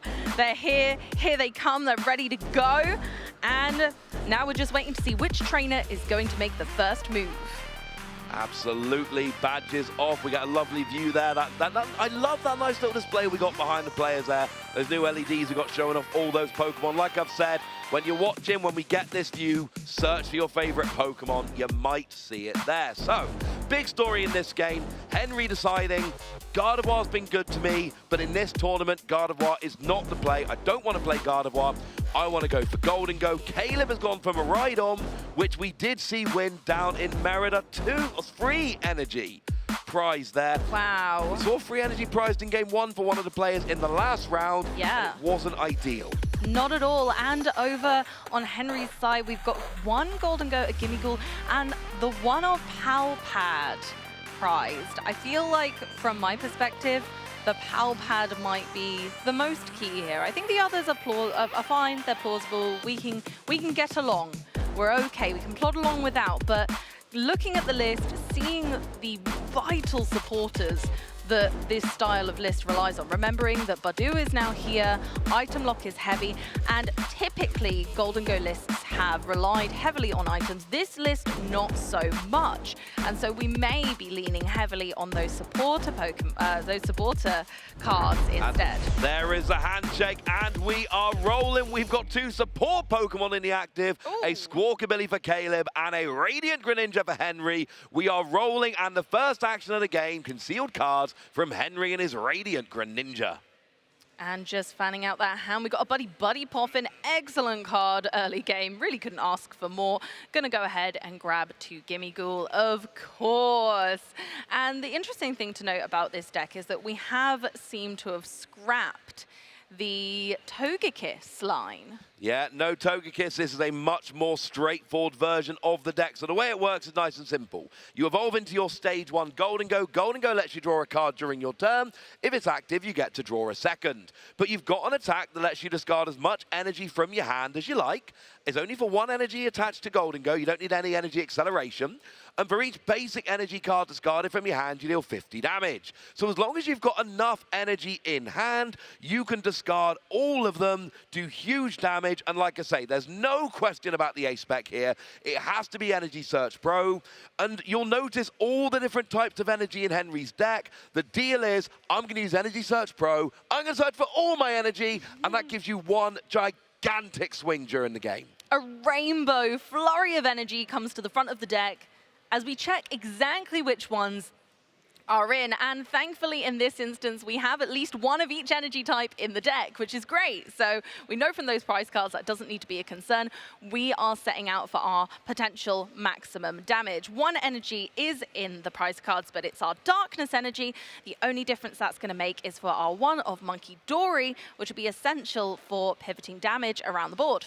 Yeah, and it's a very straightforward deck. We've got Pheasant Dipty, Monkey Dory, we've got Radiant Greninja, and we've got Iron Bundle. A bunch of support Pokemon, but this is not trying to cheat extra prizes with Togekiss like we've seen players like the French contingent play in the past. Oh, so we do see Pokestop coming down here, getting rid of an Arven, and there was another card there. Was that Monkey Dory? It was indeed Monkey Dory. Now, that might be a little bit of a problem later on. We do have night stretches, but again, those are going to be limited and might be used not only for gaining Pokemon back, but essential energy for those just last little nicks of damage. So energy and Pokemon recursion is essential to the strategy of this deck, and using it wisely also very important. Will it make a difference? Will 30 damage a turn be the turning point? It could well be with Miraidon, where we don't always have those multiples of 5 in our HP for Miraidon players. No, we often have to do a little bit more. We do see a pass there from Henry. There are 2 Golden Go in the hand, so that means you are going to be able to get a double Golden Go next turn, start drawing cards, potentially getting off a big attack. But Miraidon is one of these decks that can go fast. Oh, yeah. It can go turn 1, hit your electric generator. Tell us a bit more about this Miraidon deck, Amy. How does it roll? So basically with Miraidon here especially, we're trying to build a nice big board and go wide, making sure that we're bringing all of our attackers forward, but also support Pokemon. Miraidon doubles up as both. Now we've got the Electrode, the Magnemite in here with the Magneton, allowing you to accelerate energy from the discard pile. We've got our electric generators, allowing you to accelerate your energy onto the bench. So you're right, it's all about going fast, and practically every Pokemon in this deck can attack. It's either there for support or attack. There is no in between. It is your one or the other. And we're starting with Squawkabilly, unfortunately, with 2 Iron Hands in hand. It's not the most ideal scenario. And there are a few interesting things about Caleb's list. A 2-2 Magneton line. We often see, I believe, has all played a 1-1, but there's no Pikachu and there's no Area 0 underdepths. So what some players do is try and go really wide to make Raikou a phenomenal attacker. It's still in the deck, it's still good, but you're limited to 5 bench Pokemon rather than 8. The Pikachu and Area 0 underdepths are not there. And of course, Raikou does damage based on both players' bench Pokemon. So by limiting your and your opponent to the usual 5 rather than the expanded 8, it does mean a slightly lower damage output, although it is still in the deck. And then we've got your Iron Hands, we've got your Raichu, like we would generally expect. Absolutely, and we've seen the double Iron Hands now. We know that's there, and that can be a problem for Henry going forward. Iron Hands allowing you to take 2 prize cards on a single prize Pokemon, and unfortunately for Henry, that is his entire board right now. So there's a lot of opportunity if those Pokemon don't evolve, other than Greninja, of course, for Caleb to then take extra prize cards. So maybe the Area 0 Underdepths isn't very necessary in this instance. We might see 2 KOs with, say, the Iron Hands, and then 1 with the Raichu to finish off the game. The Raichu's always your big hitter at the end, once you've got all that lovely energy in play, or utilizing, like you say, those Magneton to be able to bring that energy back from the discard pile. So maybe a Squawk and Seize isn't unheard of here, as we do have Super Rod in the deck, and we have energy recursion in other regards. Yeah, we saw that Nest Ball coming down there for Miraidon that used that tandem unit ability to search out 2 lightning Pokemon that were your Raikou and your Magnemite. And then we see an Arven for an electric generator and a Forest Seal Stone. Standard turn 1 play here. Electric generator accelerates energy as long as you can see it from the top 5 cards of your deck. And because we got Raikou down, we can attach Forest Seal Stone and search for whatever we like. But I need to remind you all, there are 3 basic lightning in the prizes. That is 20% of his energy, which massively reduces the odds of hitting from the electric generator. But I believe we've got a generator in the works here. And of course, the lovely thing about Miraidon going second is not only can we attack, but also you get so many opportunities to get more generators in hand. It wouldn't be unheard of to see some more, but we see another energy hit the discard pile there. So we've got even fewer energy to work with right now. Maybe later, thanks to Magneton, but not this second. Going ahead and attaching that Forest Seal Stone and going for it straight away. What's the play here? Do we take another generator? Generator is often a good call. We've still got Squawk and Seize available. It's only usable on your first turn of the game, but the good news for Caleb Gedimer is it is his first turn of the game. So Squawk and Seize absolutely on the board here, and it does look. Was that a second generator? It was indeed. Nice. So we're going for gold here. Really, we're going for double generator. Probably, absolutely, in fact, going for that Iron Hands play. Going to be going for that Greninja, limiting his opponent's ability to draw cards. We hit 1 energy, going on the Iron Hands, nice and confident, thinking, you know what, I've still got Squawk and Seize available. So even after all of this, I only need to hit 2 more energy of a generator. We have 1 in hand now.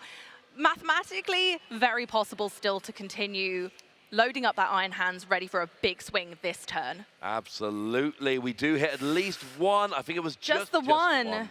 Going for Raikou, possibly just going for the safe option here, as an attached return will get us an attack and a knockout, but does put us on a really awkward prize map. Going for 1 prize card this turn, not the most ideal scenario. No, it's not what you really want to do. I think you're looking to try and hit free energy off those 2 generator. There is 1 double turbo in the deck that could have been used on Iron Hands here, but you have to rely on that. You've already used, and it actually is in the prizes, we are reminded there. So yeah, Caleb knows it's prize. It's the only one in the deck, so no issue here whatsoever. You had to hit free energy off the generator. As soon as you didn't, it has to be Raikou as your attacker. And Prime Cat to the ace spec brings up a Gimme Ghoul here, which I like a lot more in this scenario. I do as well. I'll tell you for why. Now, the Greninja's always going to be a target for that Iron Hands. So actually leaving it in play is not only beneficial for knocking out a Gimme Ghoul, so that you're limiting Henry's ability to draw cards throughout this game with coin bonus from the Golden Go EX, but also you're leaving yourself a guaranteed 2 prizes in Greninja. You can always look at that Greninja and think, that is 2 prizes for me. That is the, you know, that's the Pheasantipity right now. It's the card draw Pokemon that's actually purely there for support. And we see Squawk and Seize coming down here. Discard your hand, draw an extra 6 cards. Has to be used on your first turn. Not the ideal starting Pokemon, but actually you're probably going to use it anyway, as long as you can get it out the active, get an attacker up there, yeah? Saves you searching for it. Did we hit anything relevant off there? I'm trying to peek at his hand. Honestly, it's really not looking great. We've got Luminion, we've got another Arven, I believe a Nest Ball, a couple of energy. We can attack this turn, but nothing else particularly meaningful. I think the Prime Catcher was great this turn, though. It doesn't need to be used right now for... It doesn't need to be saved for later, sorry, for like insane damage. Right now, that was a fantastic play to ensure that a 2-prizer is left for Caleb for later. Yeah, I like that. It means that Henry, who did have a second Golden Go in hand, is only drawing 1 card rather than 2. And it, well, 2 cards rather than 3, I should say. 3, yeah. But also means that, you know, there's a potential here, and we're looking a couple turns ahead, it might not happen, but there is a potential, you KO the only Golden Go, oh, that Gimme Ghoul that you really needed to evolve wasn't there, now I've run you out of attackers. Absolutely. And you got to play for this. You got to try and run your, even if it doesn't work, you got to try and set up these board states where you run your opponent out of options. So what does Henry have? We need another Gimme Ghoul this turn, really. There is an Ultra Ball, but other than that, we're not looking great. We've got a couple of Ultra Balls. We've got the Hisuian Heavy Ball, so we can grab 1 out of the prize cards, which Henry will be oh so aware is there by this stage of the game. Really fantastic players like this, always searching that deck, knowing the counts of their cards in their deck, knowing that off by heart. I bet if you asked Henry, even though they probably made this list quite recently, I bet they could give you the deck list off the cuff. I love the idea that he was searching around for these Gimme Ghoul this morning, and you know, Golden Go, and then ended up with the Golden Go that have the prize stamp on from the prize packs. That makes me very happy. But we do see the Hisuian Heavy Ball coming down does get that Gimme Ghoul, and actually, if you got a Hisuian Heavy Ball, having 1 prized is kind of fun. Honestly, it really is. Being able to kind of recycle that round and go again, but also being able to just look at your prize cards. What could be better than that? Why figure them out when I can just have a little look? I can just pick those up, have a look, pop the Heavy Ball in, and off we go to the races. Continuing on, as the battle rages on with more Gimme Ghoul to keep Henry solidly and firmly in this game. Bringing up Pokemon to have those backups is essential. We could get a really great attack off here, but right now the focus is build that board. We need strength to strength so that we have more Pokemon to continue this game thoroughly. And going for the Pheasantipity, the hand was looking a little weak there, so probably just trying to dig for more sustainability throughout these turns. Yeah, you got a Pokemon KO'd last turn, so why not just draw an extra free card? You talk about seeing the prizes. Our ex-world champion Robin Schultz, when Town Map was legal, the card that let you turn your prize cards face up, played it in every single deck. And that's my world champion. Seeing your prizes is a huge advantage. Here's your free cards off of Pheasant Dip Tea. Anything spicy, Amy? I like 2 energy in a boss's orders. I'm not mad at that, you know. Energy we need for our damage output. Just checking the discard pile there, we've got 3 available, and I believe a superior energy retrieval in hand. And considering the Pokestop, which I don't dislike here, I like that a lot. Just being able to, again, push more energy into the discard piles. Perfect. So you're getting full value out of that superior energy retrieval. And you hit a second superior energy retrieval off of the Pokestop. So you basically got full value off the first one while getting your second one. That was a phenomenal Pokestop there from Henry Chow.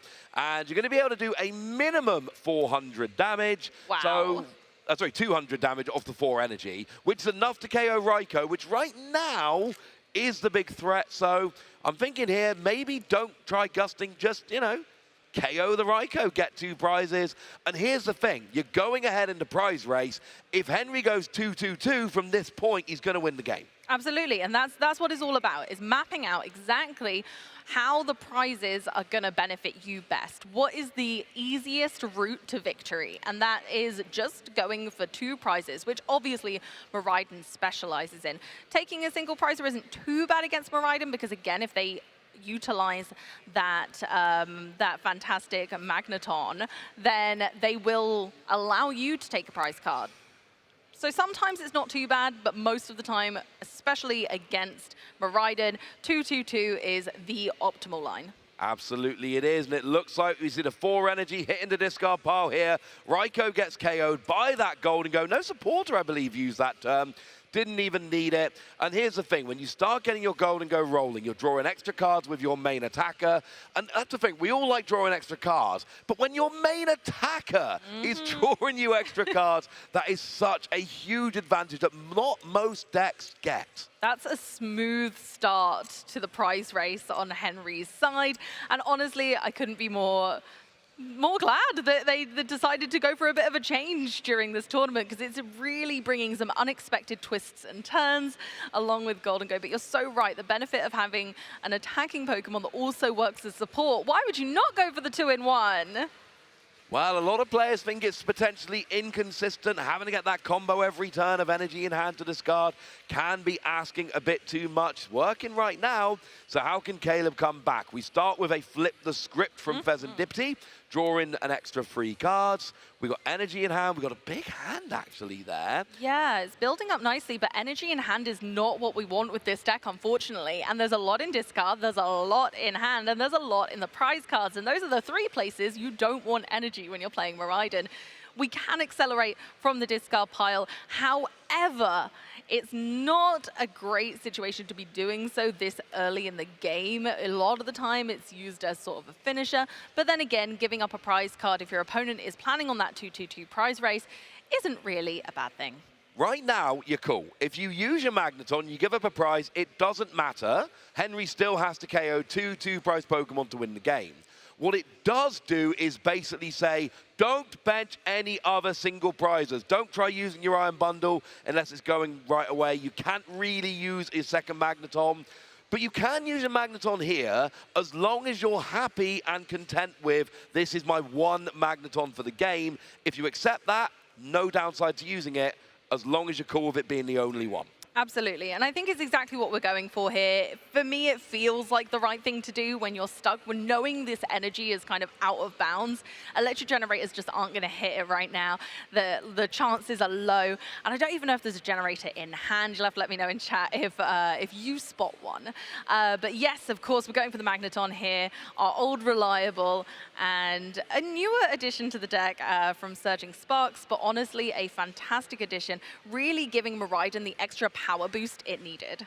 One of my issues here is that Golden Go's got 260 HP, That's really hard to hit from a Rhydon deck. You're basically talking about a giant attack with your Raikou, which just got KO'd, and we already talked about this isn't playing the other build, or, as you've just seen pop up on the screen there, your Raichu.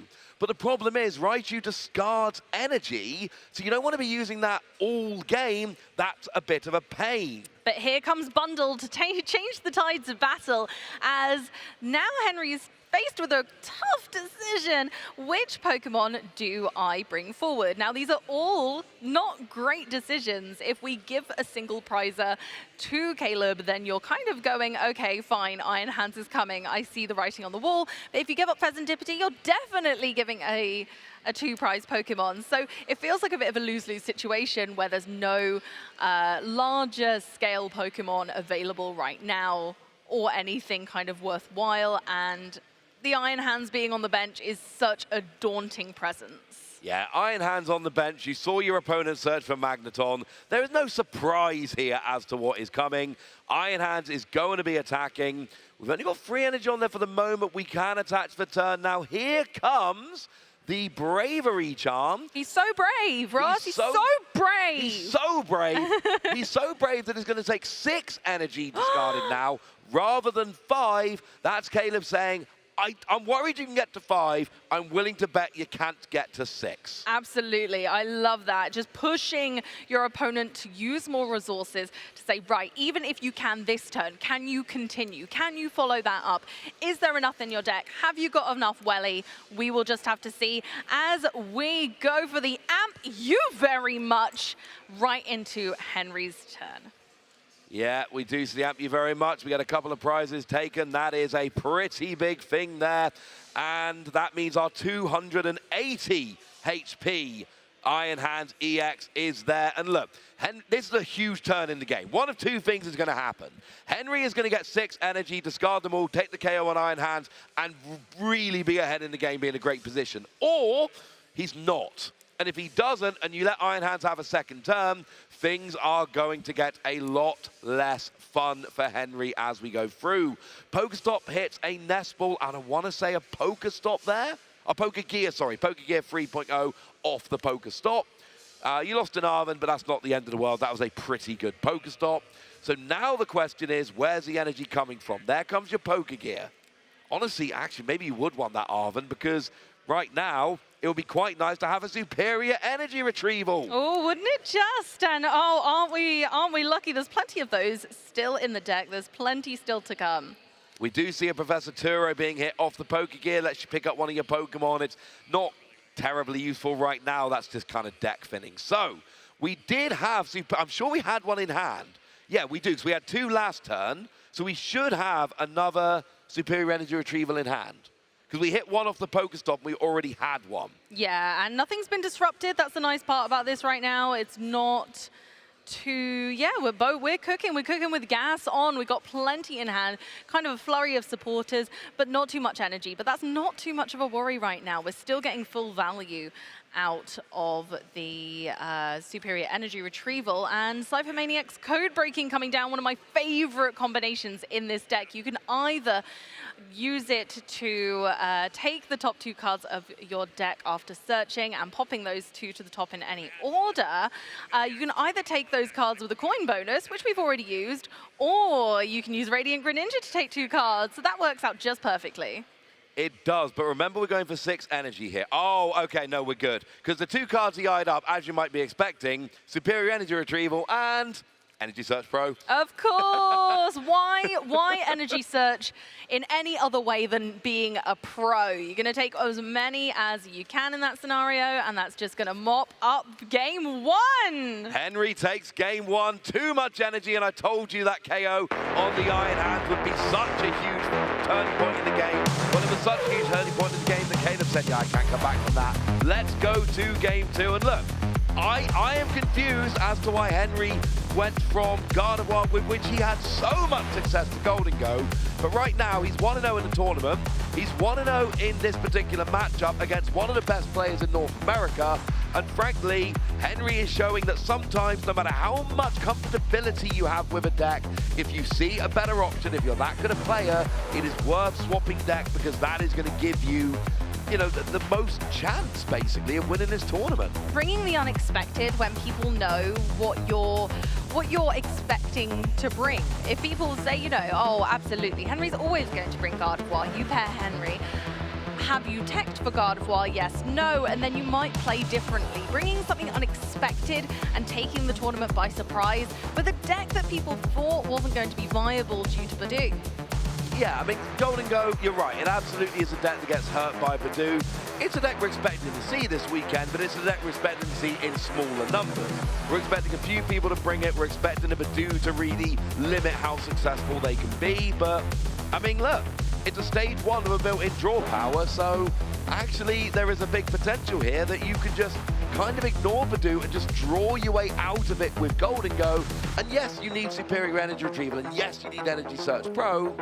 Do you need them turn 1 or 2 when Badoo is going to be doing its worst? Not always, and that's the key. It's really, is it that impactful? Well, Henry says, you know what, we're going to give this a go and run it anyway because they believe in the Golden Go now, and I love it. I'm all for this. We've got one mulligan going on just as the players continue to shuffle up. No basic Pokemon in hand at the beginning can be quite daunting. Now, we can have a little look at those prize cards on Caleb's side, though. The Squawkabilly EX we've got in there is quite telling, and the Forest Sealstone. Yeah, they're both one-offs, and they're both, we saw them both turn 1 last game. Absolutely. They are both turn 1. Miraidon is a deck that wants to go fast.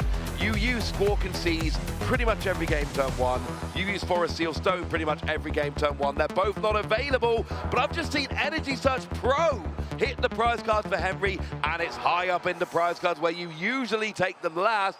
Yeah, neither player is going to be happy when they search for their prizes. Not at all. We're not energy searching like a pro this time, because unfortunately, not only is Energy Search Pro in the prize cards, but also a fighting and a grass type energy. But here we go. The action begins with, once again, Radiant Greninja in the active, but Raikou on the other side showing actually we can keep going a bit further. Nest Ball to reveal exactly what those prize cards are for Caleb right at the beginning here. Yeah, Caleb Genema there just in a pretty rough position. Generally speaking, what you do on turn 1, you get your Raikou, you attach Forest Seal Stone, you bench your Squawkabilly, you go through your turn, you use Forest Seal Stone for what you need, you Squawk and Seize, and you set up a big turn 1. That is your goal pretty much every time. So just counting the energy here, but I think pretty much, yeah, jotting down exactly, giving a moment just to say, oh, okay, wow, all right, that's the strategy we're going with. Because that's exactly what doing all these prize checks is all about. It's adapting your strategy. Knowing what you have access to and what you don't at the beginning of the game is essential, especially when playing against another regional champion.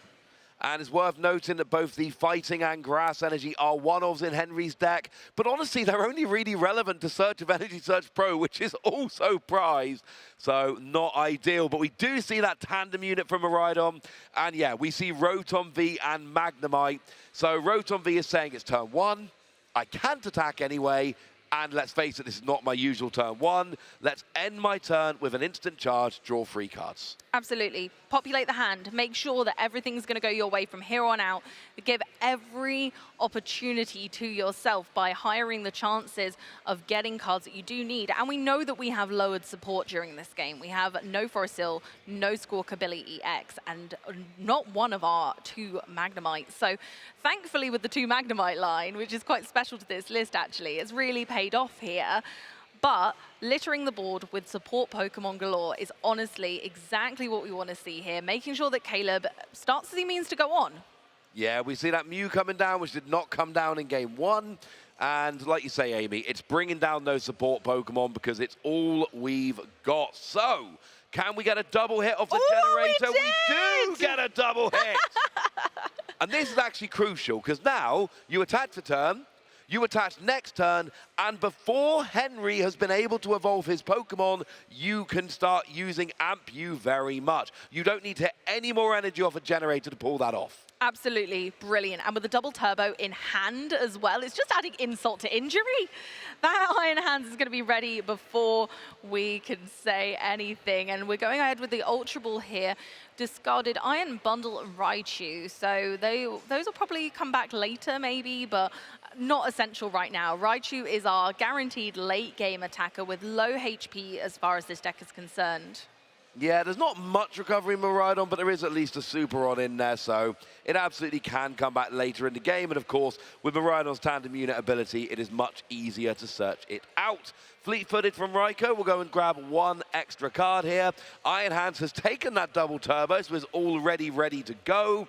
This has been, I mean, considering you don't have your Squawkabilly and you don't have your Forest Seal Stone, this was a good turn one. Yeah, getting full value out of that Muse ability and then into the fleet-footed, absolute golden opportunity. Now, I've got good news and bad news, Amy. Good news is we have a Suian Heavy Ball to grab the Squawkabilly.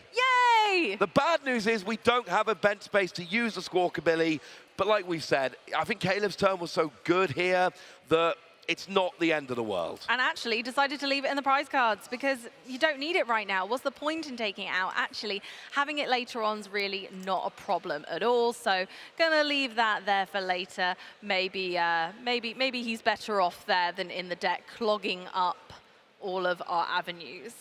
Yeah, not a bad plan there. And the second Magnemite stays in there. Magneton is often a single use so that it's the only single prize that's hitting the board, so you give up a prize, but you don't really give up a prize because your opponent still has to take 3 two-prize knockouts to win.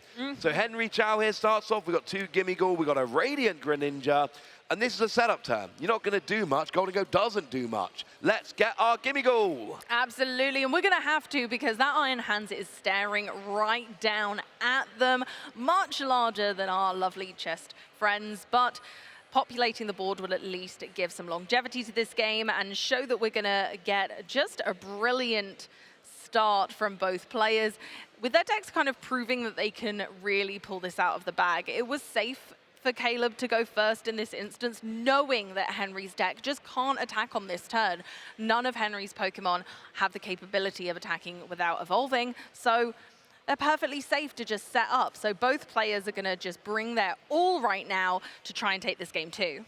Yeah, Mirana's one of those decks where you're really good that you can go second and have a good turn one.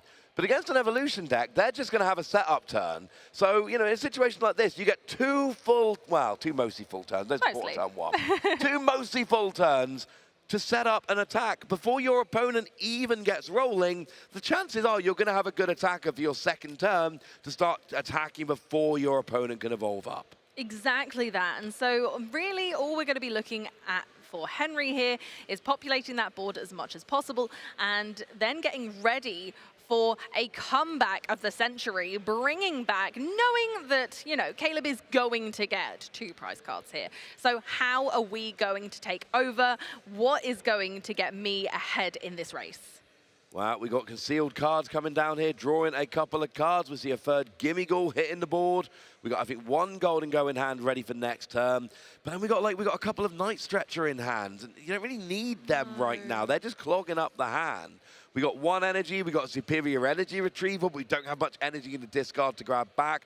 That's kind of an awkward hand from Henry. He's got an evolution next turn and an energy, and that's about it. It's not my favorite. I might think that we're going to attach and retreat just to save Radiant Greninja so that we can draw more cards next turn, because it's not a bad hand for next turn, Ross. We've got the Golden Go in there. We've got energy. We've got retrieval, but it's not a great hand. And I think retreating that Greninja so it's safe, but we're not. We're going to go for it. We're going ahead, allowing that to happen because we might be able to get more off of our coin bonus. So on to Caleb's turn to really start putting the thunder in this match. Yeah, we did see the fleet-footed drawing a card. We've now got an Arven. Lets you go and grab yourself an item card and a tool. So it is going to be a rescue board because the tool you actually want is Forest Seal Stone, which is prize. But then again, rescue board does allow you to get out the active. So it's a nice plan B. In this scenario, it doesn't feel like it's telling that that Forest Seal Stone is prized, which I like. Yeah. It's really nice that Caleb can kind of disguise the fact that they don't have that tech right now. They don't have the ability to go into the deck and get whatever they need. Because actually, the rescue board is just as useful here. We're ready with that to be able to retreat and make sure that we're definitely getting that Ampu very much this turn. Now here comes that one-off Super Rod I told you about, so that Raichu is going back into the deck. But that is it now in terms of recovery. Unless I've missed something, that is essentially the one way we've got of recovering that Raichu, that single Super Rod. So that's going back in the deck. We good. Let's not let it hit the discard again, though, if you would be so kind. That would be rather nice. Keeping Raichu for late game is essential, especially with Henry's deck. The 260 HP, you're right, it's a really awkward number for Miraidon players to be hitting, as we can't really change our damage output. Loading up a Miraidon for 220 is great into Pheasantipity and such, so definitely worth putting energy on that for the future. But we are taking the amp, you very much. Radiant Greninja down, many gimme to go. Yeah, we've got 3 bosses orders, we've got 1 prime catcher and 1 counter catcher, which might never be useful now you've taken the first 2 prizes. So I agree with what you're saying, Amy. Just gust around it. Who cares about Gold and Go? I'm just going to gust other things on the bench if they are options, which right now, to be fair, they are not. So now we see concealed cards, and we see a Pokestop coming down. We hit the Turo, we hit the Cypher Maniacs code-breaking, and an Ultra Ball. Okay. I'll get a second Gold and Go. I'm not mad at that, you know. And you can always discard some energy, and then we're getting kind of towards that full value that we were talking about out of our superior energy retrievals. So actually, Ultra Balling away 2 energy here feels really nice, because not only are you powering up your superior energy retrieval, but also getting more card draw from those coin bonus from our Gold and Go. Yeah, it's very nice. More Gold and Go, more cards. You are, well, just drawing away very nicely. Honestly, I love the combinations in this deck. I love the cheeky Cypher Maniac for making sure that you can always draw the card off the top of the deck, or the 2 cards off the top of the deck that you'd like. Kind of cherry picking those is fantastic. And then also just being able to use Ultra Ball, discarding energy, which you think is really important, but actually, if anything, it's just allowing me to make better use of my resources. No, I agree entirely with that. And of course, you did make day 2 with the deck in Birmingham. So you know what you're talking about. We see an Arven there, which is going and grabbing, I think it's TM Evolution, which is not going to be that useful at this point in the game. But we do see an Earthen Vessel. It's going to go and grab yourself another couple of energy, because of course, there was no metal energy yet. And the energy in hand you discard doesn't matter, but you do have to have a metal to attach to your active to actually get your attacks rolling. It's really important. And even then, I'm not too mad at taking the Technical Machine Evolution in this stage, because having cards to discard is what Henry needs as well. We need 2 cards to be able to discard with the Superior Energy Retrieval. We need 2 cards for the Ultra Ball. So with Gold and Go, you've got to juggle so many resources, because you're like, okay, I need to discard 2 for this Ultra Ball, then 2 for my Superior Energy Retrieval, but I can't discard the energy that I want to use with the Superior Energy Retrieval. That must be with the Ultra Ball. So you've got to make sure you've got enough cards in hand to be able to use all of the different cards that you'd like to. Now, we're up to 5 energy there. There is no Bravery Charm like back in game 1. So that does mean that 250 damage will come down. The Iron Hands will be KO'd by the Gold and Go.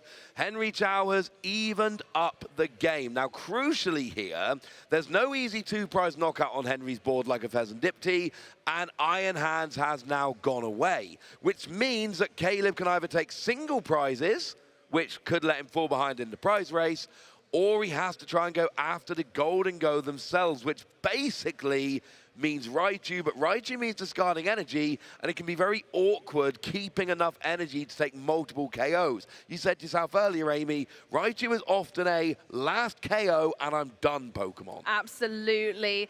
This is getting dangerous as we see that Caleb is eyeing up all of the options, but like you said, Ross, there just isn't a lot of scope here for Miraidon to be able to pump out that much damage. Our options really are looking like trying for the Raichu, but is it going to be too detrimental? We're going to go with the Pokestop. Ooh, okay, we got an Ultra Ball. Now, my other consideration is another Iron Hands isn't totally out of the question. We have Boss in hand. We can tandem unit for another Iron Hands.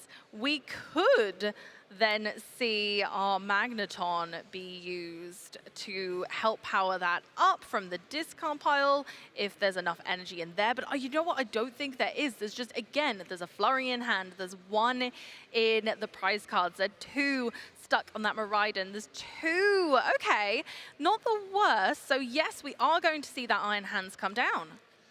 Problem is, you need 4 energy to do your amp you very much. We get 2 from the Magneton, so we really need to discard 1. Oh, there is an Ultra Ball in hand, actually. So we can Ultra Ball to discard a 3rd energy, then we can Magneton to get the free energy onto Iron Hands, attach from hands, there's the 4. We've still got the rescue board on the Raikou, we've got the boss's orders in hand. This is going to work. The Pokestop is what made it happen.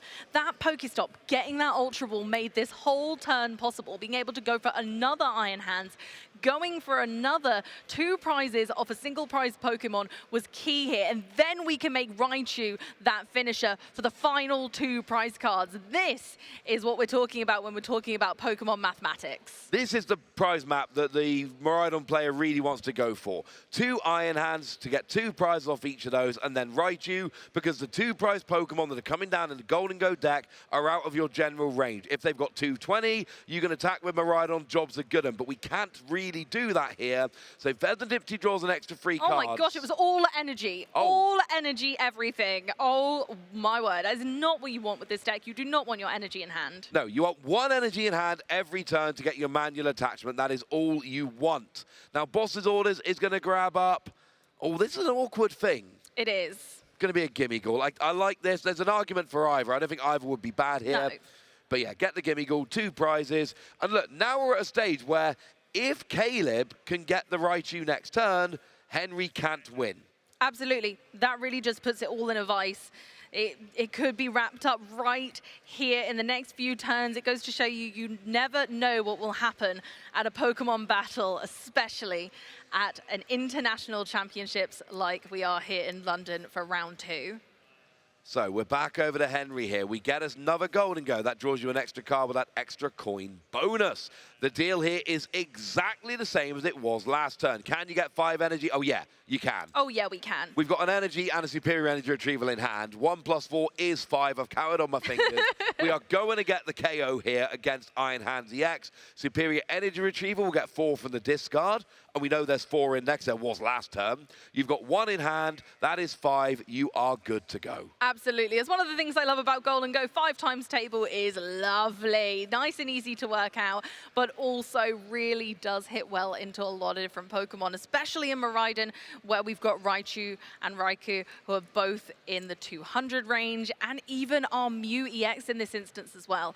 But we're heading back over to Caleb's turn, and I really think the 2 Iron Hands is why Caleb's decided not to go with the Area 0 Underdepths, instead going for a more consistent run of the Magnemite and Magneton to kind of counteract this. And I think it's really well done. It means that you can utilize your opponent's Area 0 if you do play the Pikachu, which in this case Caleb doesn't, because again, we're just going, you know what, I'm going to strip this list back. It's going to be consistent, it's going to be good, and I'm going to make these Iron Hands work for me instead. And that is exactly what's happening here and showing the fury of the deck. And it's why we see the 2-2 Magneton list. As long as you're going to use 2 Magneton, you're already going to use 2 Magneton, but you're going to draw into it more easily. You're not going to see it prized and unavailable very much. Now, I've done a bit more counting on my fingers, Amy. And the way I see it is Dynamic Spark, 60 damage for each energy discarded. You need 2 on Raichu.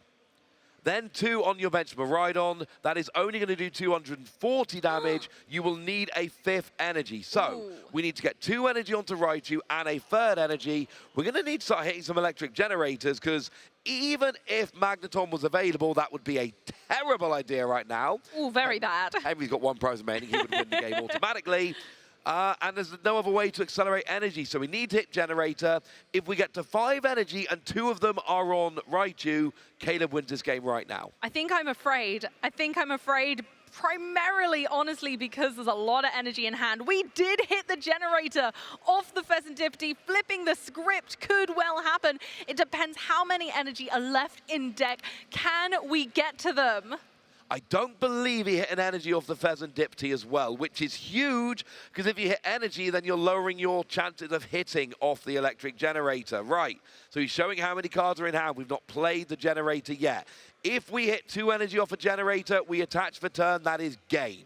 We're there. Here we go. This could be the most impactful Fleetfoot it's into... not an energy. Wait, was that was a second generator and not an energy? Oh, hell! That was the best possible scenario. 2 energy off the generator! Then we attach for turn, and that is going to be the game. Raichu takes out Golden Go, and we're going to a game 3. Dynamic Spark for 300 damage. Hitting a generator and not an energy off of that Fleet-footed. Huge! Literally could not have been better. Honestly, it just goes to show why sequencing is king. We're needing to make sure that sequencing your actions in the game are working for you. And there we go, narrowly escaping defeat there with their opponent on 1 prize card remaining.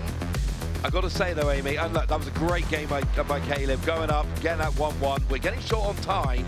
I'm a little worried if I'm the Miraidon player. Yeah? I went first. I got a turn 1 enough energy on the Iron Hand. Yeah. I got my second Iron Hands. I used the Magneton. I hit the double energy off a generator on the last turn to get the Raichu. I had a great game, and I won by a single turn. But let's have a look at the replay here to see how Caleb pulled that game out. So here we are at the start of game 2. We saw the KO with the Golden Go onto that Iron Hands, taking that return KO there, but we saw a second Iron Hands taking out the Gimme Ghoul.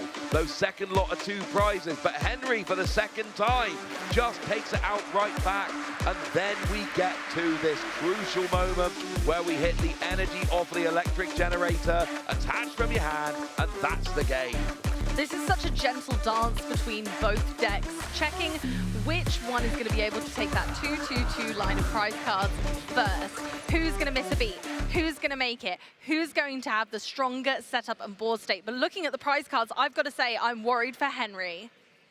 Oh, what are we saying? Oh, 2 Golden Go. That's not good. That's really not good. 1 Gibby Ghoul, 2 Golden Go in the prize cards is not my favorite to look at. So I'm quite afraid if I'm Henry here. That first deck check is going to be quite telling. And if they can pull this out of the bag, I'll be mighty impressed. But if anyone can do it, it's our former champion of our NA regionals, Baltimore and San Antonio. Caleb's prized a 1-1 Magneton list, but remember, he plays a 2-2. It's okay. We could double hit off a generator right at the start of the game. We saw a tandem unit from Miraidon getting out the Raikou and the Iron Hand, and then just casually hits 2 energy off a generator. Honestly, that is one of the most ferocious turn 1s I've ever seen.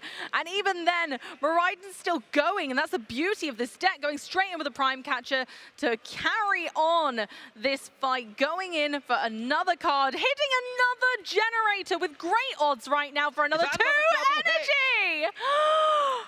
4 energy off of electric generator. You got 4 energy off of an Iron Hands. You haven't even used your attachment for the turn. And this is huge because it means you can use a Magneton to get your second Iron Hands. Oh my gosh. And remember, Henry is not going to be able to do very much before this Iron Hands is up and rolling. And an attach for turn, because why not? We've got more to give. Wow, I am so unbelievably impressed right now, going ahead and going for that rescue board. And we need to point out, Henry did have a turn 1. It was just a rubbish turn 1. He basically did nothing. That was Caleb's turn 1, getting those 2 prizes. Henry has not had a good start to this game, and Caleb just had a phenomenal start to the game. For a moment, I was like, wait, Henry didn't let Caleb go first, or you would never do that against Miraidon. No, that's just how bad Henry's turn 1 was. Yeah, it really was, and it's not looking like turn 2 might be any better. Henry is shaking his head right now, looking through the deck. I think, you know, he needs to strike back. But the potential of that is feeling low. The hand is not great, and 2 Golden Go and the prize cards really is a tremendous thorn in his side. And it's also got to be pointed out, you know, as good as Caleb's turn was, the one thing we never even got a chance to mention with how fast that turn went, he got the Bravery Charm. Yeah. So it's 6 energy for a Golden Go to get a KO, not 5 energy to go and get a KO. And Henry's kind of got to do that now, because if Caleb gets, that's a Darkness attachment. I think it's going to be a minor errand running. You can search your deck there for a couple of energy and pop them in your hand, but unfortunately it's not going to progress the state of play yet. So going for the 2 metal energy just so that we have those on hand to be able to hopefully change the tide next turn, but using an attack to gather 2 energy, not ideal in this scenario. We could see Caleb running away with this now. And I think that's a very good way to put it, Amy, because we're about to see a second Amp You Very Much to take another 2 prizes. And look what Caleb's doing. Oh, while I've got a minute, while my Iron Hands isn't really being threatened, maybe I build up a bunch of energy on my bench with my Raichu, because essentially that is going to be how the game finishes up. There's another 2 prizes for Caleb. He is 2 prizes away from winning this. We've got less than 4 minutes on the clock, Amy, and I don't think it's going to matter. Honestly, it's down already, seeing all of those little single prize Pokemon go for 2 prizes apiece. You can't slow your opponent down when they have the threat of Iron Hands in the active. Of course, Henry's not going to give up the Ghost until it's gone, so going ahead and grabbing Monkey Dory, maybe, yeah, okay. No, we've got an Ultra Ball discarding Monkey Dory in an Iron Bundle. Oh, that was my mistake. I thought we were searching, and we were not yet. There we are. We finally see a Golden Go to go into the active and get things started, but is it too late? It might be too late, and here's the problem. I'm looking at Caleb's board, and I'm thinking, well, if the Iron Hands goes down, there's free energy in the discard. So Magneton gets free energy on the bench. You attach to Raichu, that KO's a Golden Go. Caleb has done a phenomenal job here, setting up for a post-Iron Hands world. It really would be a comeback. Anything's possible, but I'm feeling unconfident when it comes to those prize cards. Normally we have sort of lots to fall back on, and there is potential here. We do have night stretches and all sorts, but you're right, unfortunately in this instance, Caleb's board is just looking so daunting. The good news is we got Cypher Maniacs code breaking. So, oh no, and we just see the handshake there from Henry. It looks like Caleb is going to take this game 2 games to 1. There's not enough time. Henry does not have anything there, and we know Caleb is set up too well for the following turn. But Rhydon goes fast, Amy, and that's how Caleb got that 2-1 win. Game, set, and match. We're rocking and rolling in round 2 here at London, the International Championships for Europe.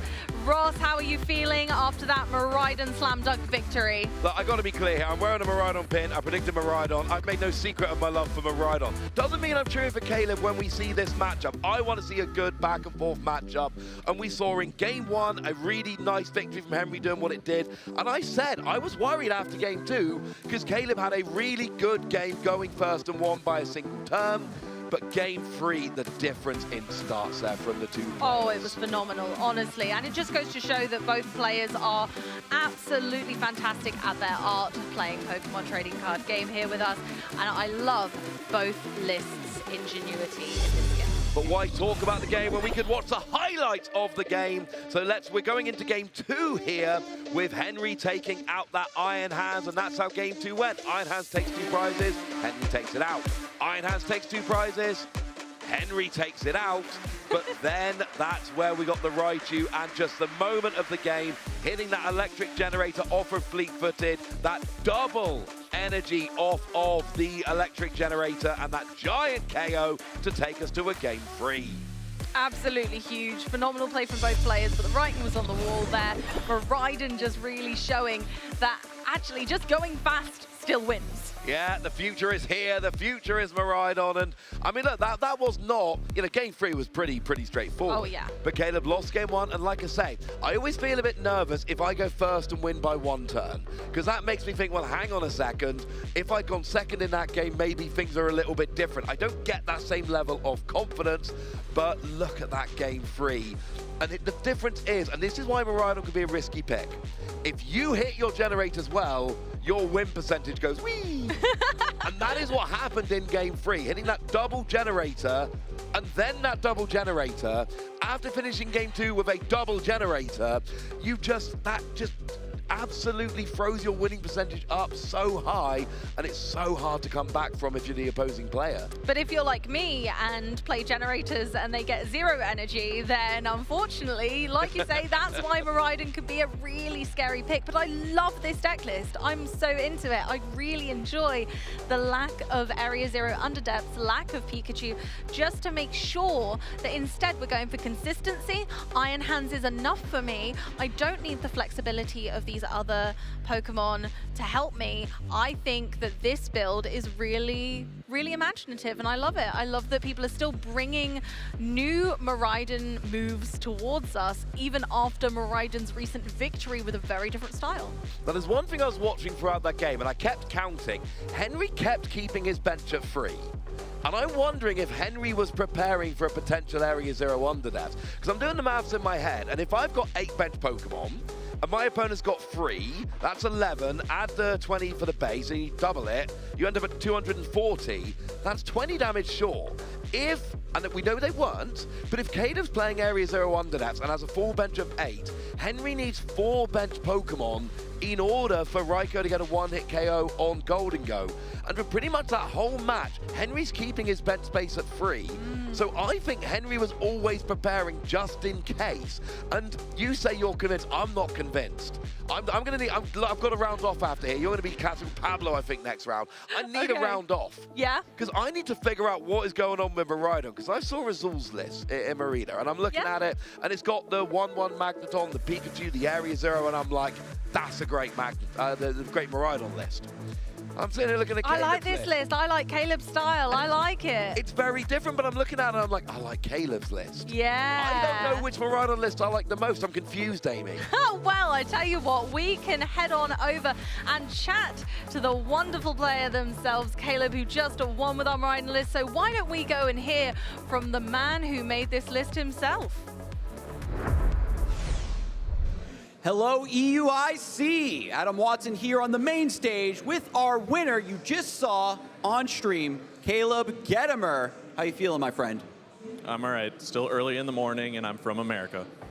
Yeah, I feel you with the jet lag struggles, my friend. It's off to a slow start, but off to a pretty dynamic start as well. Swiss round 2, big win with Miraidon over Henry Chow. Were you worried about the matchup at all? Golden Go, of all things. I definitely wasn't expecting that. He's usually playing Gardevoir, so a little bit of a different deck there. Think I have an okay matchup. Now, I consider you to be a pretty recent Miraidon convert. Has this been a deck that's been on your radar for a while, or has the meta shifted to really make it into a true powerhouse for this event? I'm certainly not a Miraidon convert. Azul wanted to play it for Merida. It went okay for the both of us, and we did it again. So usually play a little more intricate decks, so it has been refreshing to have games like that third one there where I didn't really do a whole lot, but didn't need to. Yeah, the attackers that you have available seem to line up perfectly with this metagame, and just kind of stripping it down, playing it instead of the new Area 0, Pikachu EX ideas that have been in recent Miraidon builds. You want to talk a little bit about that change to the list? Yeah, so Merida featured that stadium and the Pikachu EX, which has been missed a little bit, but breaking it down like this allows you to play the Prime Catcher, a thicker line of the Magneton, so the deck is a little more consistent, just getting that turn to attack off. Going first is pretty good, getting even more value out of Rotom V, which has been curiously absent in some lists, so I'm glad to have that in my deck and continue putting out matches like that one, except for the first game was kind of rough, but whatever. Yeah, it looks like the deck is really continuing to perform, having the extra consistency from the Magneton, making up for the electric generators, as you said. Now, when it comes to this format, you know, worried about Badoo, were there any other Badoo-based lists you were looking at, or you wanted to play something that could operate even under an item lock like that? Yeah, so this list is still pretty decent against Badoo. All you need to do is get an energy on a two energy attacker on your first turn like Raikou, or play a generator and just be 1 energy away from attacking with a way to switch. So this deck's never really had any issues with it. I don't think you've made any adjustments to it in that way, but both the list with Area 0 and this one, they do just fine against Badoo. Wasn't really considering playing any other deck than Miraidon. You've got your base.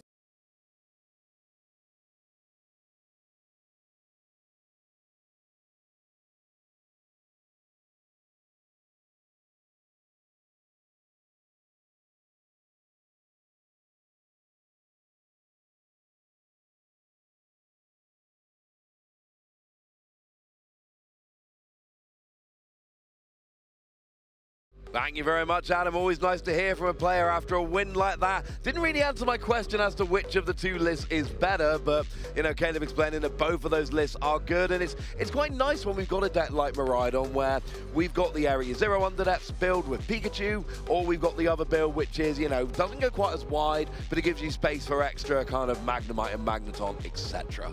Honestly, I like it. I feel like it means that we could all play Miraidon, but in our own way. Oh, yeah. So although you might play the Azul build, I might play this one, and actually they're both Miraidon, but they're both very different styles. So no matter what your play style is, I feel like there's a Miraidon build for you, and I like that. I like that about a deck being able to be really flexible with play style. Absolutely, and I mean, look, compared to how it was, you know, 2 years ago at EUIC when it was a Regieleki VMAX build and it was all lightning energy, taking advantage of that tandem unit ability, you know, just lightning Pokemon and nothing else, and now you've got so many non-lightning Pokemon in that deck, not the attackers, but the support suite with, you know, everything from Mew and Latias and Pheasant Dipty and Iron Bundle and all sorts of other tricks of the trade. It's a very open deck. There's a lot you can do with it, but the one things we can really agree on are Miraidon's great, Raikou, great early game attacker, Iron Hands for cheating extra prizes, Raichu for clearing up at the end. After that, it all gets a lot more awkward, but I'm telling you, Surging Sparks, an introduction of that Magneton. Oh, huge. Love it. Absolutely huge for the deck, and really brought it into the limelight and shows that, you know, just one card can make such a huge difference. And actually, in this instance, to its merit, Miraidon has gone from strength to strength, going from those different builds like you were talking about in the really early days, the Regieleki VMAXs, and then all the way through to today. Actually looking at how the deck has grown is really fun. I love looking at how it started and what it's like now. It's really fun to diversify the meta like that. Absolutely. It's why I'm not a fan of the Zapdos. The two things I like about your Magneton, if you don't play any other basic, a single prize Pokemon, you can KO itself, give up a prize with no real downside. But also, early game Electric Generator, mid game, oh, I'm out of energy. Used to be your plan, now it's Magneton. But I think we're talking about Azul's list. I think we're going to have a look at Azul's list from Merida there that they went and won that like 1,100 person regional with a couple of weeks ago. So we can see the differences in here.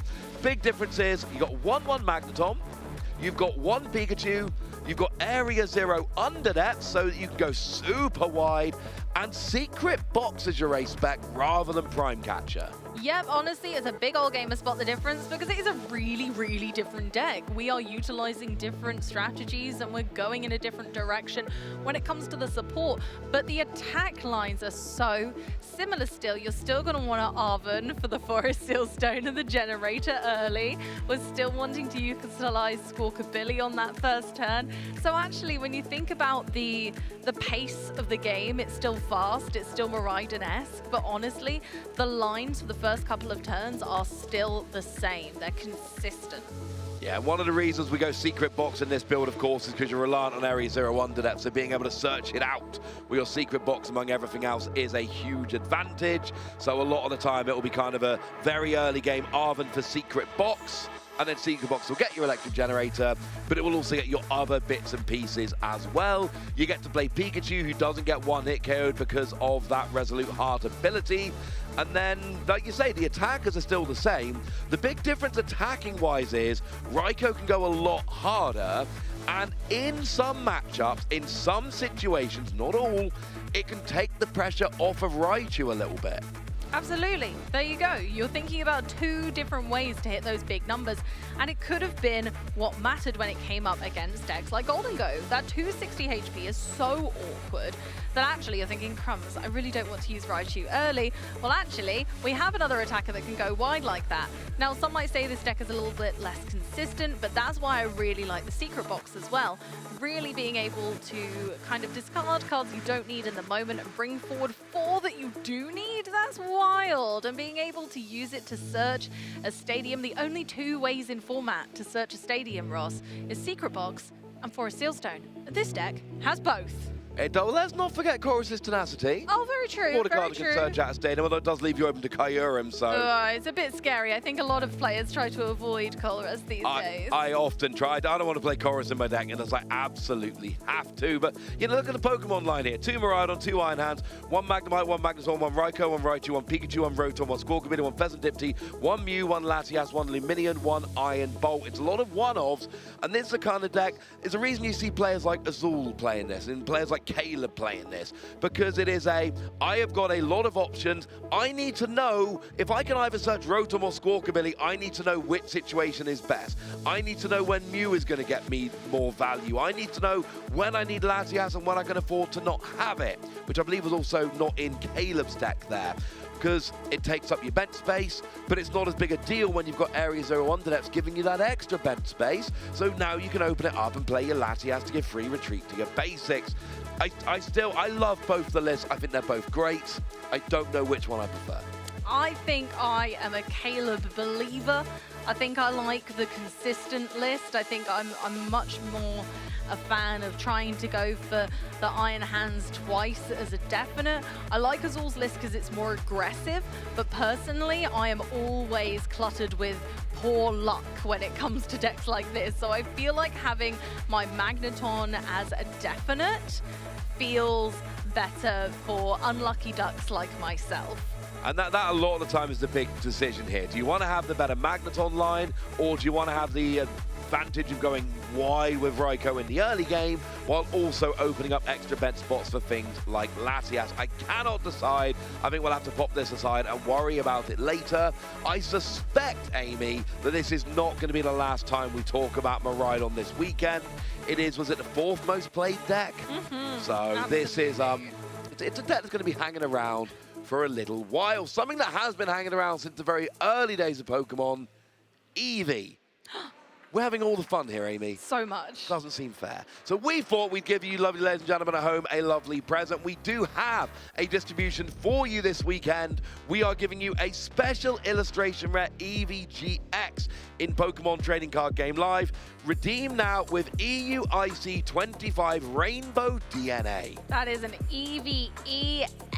Look at that absolute beauty with Rainbow DNA being able to evolve into any EX that evolves from Eevee, so it can really make some fun choices when using this new set. I've seen a bunch of Eevee decks over in Japan, a lot of time playing around with Flareon, and I'm surprised initially, but it makes perfect sense. If these Evolution decks, these decks using the evolutions of Eevee, they generally do blend to play Eevee EX because it's got 200 HP and you can accelerate energy onto it with your Glass Trumpet, and that gives you a great option. You know, we've got an Eevee which can evolve the turn you play it. It's got 50 HP. It's too little. 200 HP and a target for Glass Trumpet for multiple turns in a row. I'm just saying this Eevee is pretty nice. I think it's got so much potential. We're yet to unlock being able to, you know, evolve into any of those evolutions. It just means that you've always got that element of surprise. I do agree that Flareon's probably the most playable when you look at the card and the attack specifically, but I've got a strong case for that Umbreon as well, you know. That Umbreon is not too bad. I've heard rumors lately that Umbreon is quite a popular Pokemon.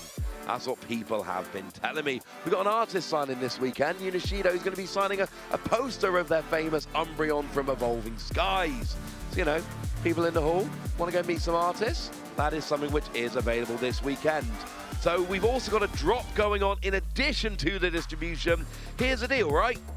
You watch, you earn drops. Yep, that's all you got to do, but you must be on Twitch. So you go to twitch.com/Pokemon TCG, and that will get you to our channel, and you will be able to earn all of these goodies you can see on your screen, from the beautiful alternate art Sylveon, Glaceon, and my personal favorite, Leafeon.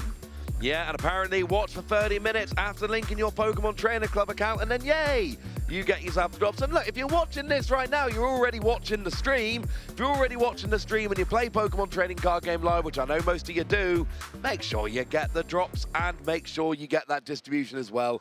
Get that illustration rare Eevee, because it's going to look good in your deck. And free stuff always feels better, and no matter what. You're getting amazing matches today throughout the day. We've already had round 1, we've had round 2, we're getting set up and ready for round 3. Why not grab yourself some free goodies at the same time? I'm just saying, this is a win-win-win scenario. Yeah, so make sure you're going to be having that one all weekend. Get your distribution, get in with your drops. So, Amy, we've seen a couple of rounds so far. What have we not seen on stream this weekend that you want to see? Ceruledge. Yeah. I really, really, really want to see a Ceruledge. I really want it. And we got really close there, because Golden Go plays very similarly to Ceruledge. And so if my man Henry is believing that this style deck can make it all the way, if a champion already can show us the way, then maybe I will get to see my dream of Ceruledge EX this weekend, which is what I would be playing if I were out there today. I did spy one phenomenal top-tier player who's already playing Ceruledge, so you've got at least one like proper top-tier player out. There's probably more. There's 3,300 odd players here. I've not had time to scout all the deck lists, but I've looked at a few notable players trying to figure out what they're playing. At least one of them is playing Ceruledge, and I agree with you. It's interesting. Ceruledge has been a real mainstay in the Japanese metagame. Massively. But they play best of 1 most of the time, and they're a different kind of format how we play here. So Ceruledge has not been as good. We did have one, I believe, on a winning in for top 8 in Birmingham, which did not make it in, which made me very sad. It also made me sad. But it's not really made many waves, you know, in North America, Europe, etc. It's been very much a Japanese deck up till now, but there have been players getting close, and the potential is there with Ceruledge. Now, I agree with you. I would like to see that on stream. I believe in it. It's such a fun deck to play. It's so ferocious. It's so fast. It's just as fast as Miraidon, and I think it can really keep up. It doesn't have loads of terrible matchups. It's definitely got kind of flexibility into its bad matchups. I'd say Lugia's probably its worst matchup. Gardevoir and Dragapult aren't great, but a lot of Ceruledge players are now playing those jamming towers, which make the matchups so much better.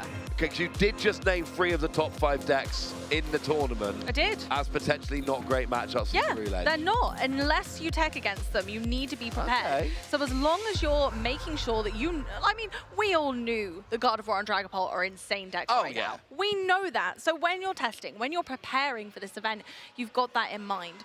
So I don't think that we should be concerned about the Ceruledge players today, because they know the Dragapults are out there, they know the Gardevoirs are out there, and if they've been clever and used their wits and tech their deck against them, they'll be absolutely fine. But without those really important cards, unfortunately, they aren't bad matchups. Lugia's still a bit of a sketchy one, but Lugia's inconsistent on its own, so does it lose to itself? Maybe it will lose to itself sometimes. Well, I've had fun for the first 2 rounds. I have to go, apparently. I'm being replaced, but don't worry. We've got round 3 coming up with 2 wonderful casters very shortly indeed. So grab yourselves a nice cold beverage, but do not go anywhere. We have got 7 more rounds of Pokemon TCG action coming right at you.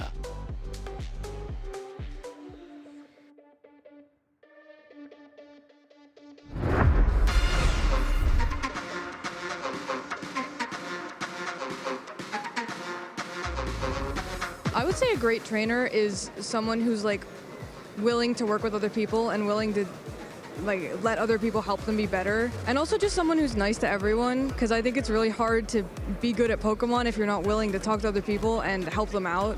I would say being able to be humble in your defeats. You can't win them all, and how you handle your interactions with your opponent even during the match and after are very, very important. I think what makes a great trainer is someone who's passionate about it and motivated enough to learn you got to enjoy learning move sets, learning matchups, learning move counts and whatnot.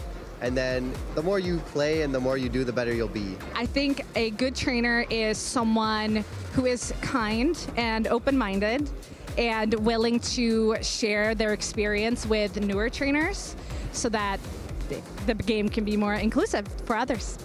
I think what makes a great trainer is a combination of a lot of different qualities. I think it's about being honest with yourself when you maybe make mistakes, right? When you get unlucky, looking for parts of the game that are within your control.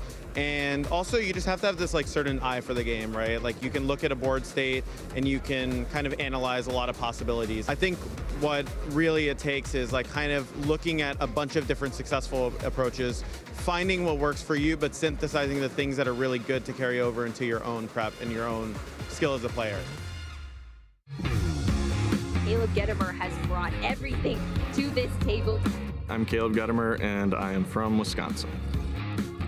My brother brought home a library book that had a Pokemon card just tucked in there somewhere, and that just really intrigued me. We got some starter decks, and it was off to the races from there. I'd probably be water. I think Squirtle was like my favorite growing up. Caleb is an old school name. He has put on an absolute tear at so many regional events. 2018, and that was like my first year where I really wanted to go all out at competing, going to as many events as I possibly could. I think at that time I was a little caught up in feeling like you're not making mistakes, but I must have been. And I said something to the effect at the time like, I don't know if I want to do this anymore. It's the first step to plateauing in really anything in life. When you say you're firing on all cylinders, there's just always room for improvement. You can be a better person, you can be a better player. Playing outside of tournaments can be hard. You can't just do the reps and expect that it's going to mean something. You need to be setting yourself up for success. Like, I'm playing against this with the intention of being prepared for it. I had a bit of a break at the end of last year, and first tournament back, I won. And he started this event 10-0. He's afraid of nobody. There's absolutely no margin for error. I was lucky enough to go undefeated in the first day, going in at 8-0. Had I not picked up an extra match point from a tie, I wouldn't have even made the top cut. That finals match was something else. First game just felt terrible. Second game, he got super unlucky. And that last one, just a bit of a miracle. It escalated very quickly. And I thought, like, this cannot be happening. Like, what? Oh my goodness. I was very emotional, and I'm not ashamed of that. I've done this 4 times now, and this is just unlike any of the other ones. This just topped it all. I'm probably not going to win Worlds this year. I've tried a bunch, and it's not worked so far. I'd like to think that I have a small ego, but you know how it goes. It ebbs and flows. Winning Worlds is like permanent though. Like, you get a deck made and you can buy that at, your local grocery store. It's pretty cool. My absolute favorite moment at Worlds is taking the stage round 1 against Daichi Shimada, and just that feeling of being the first one featured in day 2 was, it gave me chills. I lost, but it was still awesome to be part of it. Playing meaningful games is really my goal. When you do this as much as I have, you have some rough patches. Winning into day 2, winning into top 8. Like, if you get to that point, the rush that goes into those games is hard to top, except with something like this, where you actually win. Caleb Gettimer is the Louisville Regional Champion.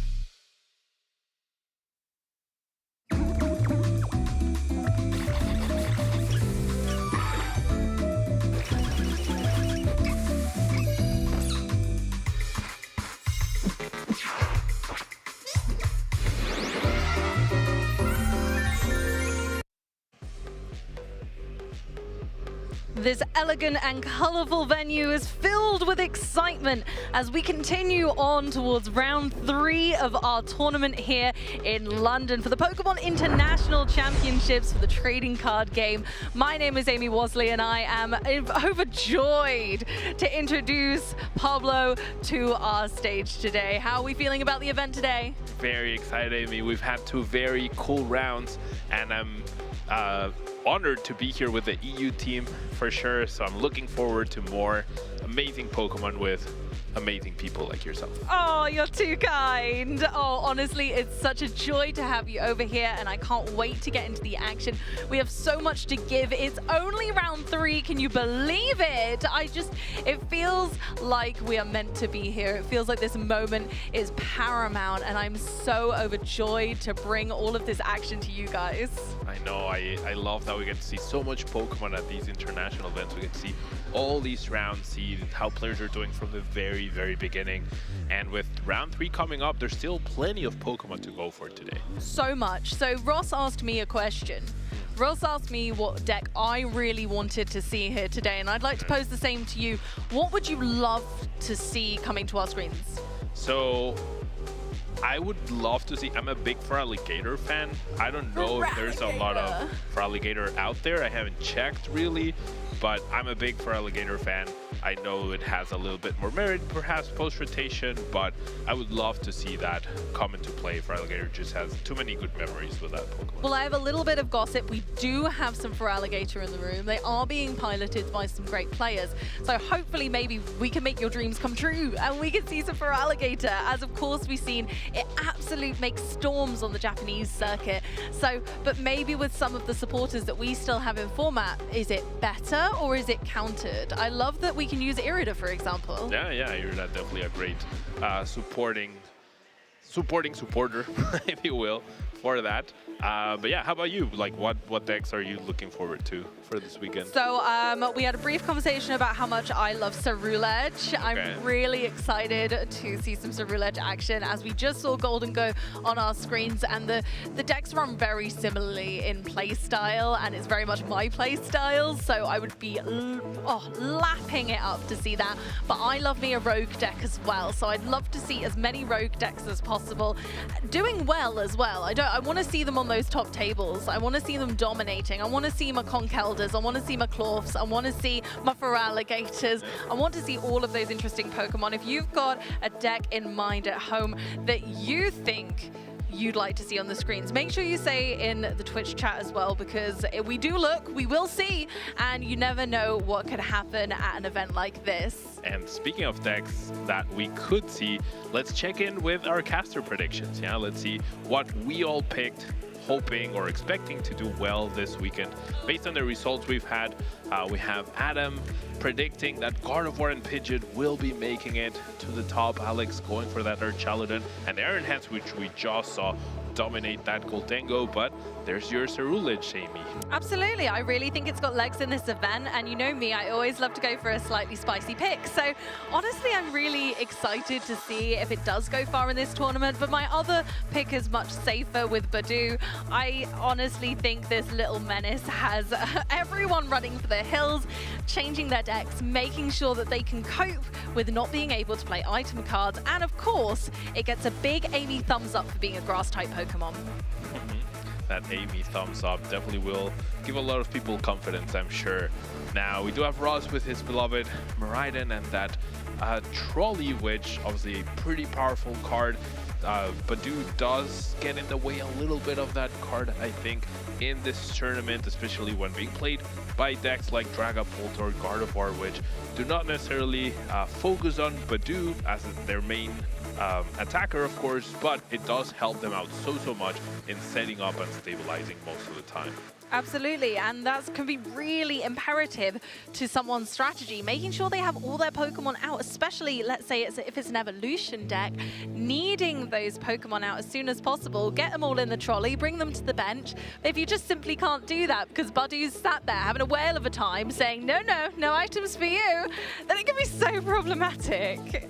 It just makes me laugh how this sweet little Badoo, 30 HP, grass type, sweet little angel, is causing so much havoc for some real powerhouse decks. And I do think that a lot of players are still getting used to Badoo. I don't know if you've played any locals yet or anything in this format, but I've played a couple of League Cups already since Badoo was allowed to be played, and I've literally said, okay, Itchy Pollen, you cannot play item cards during your next turn.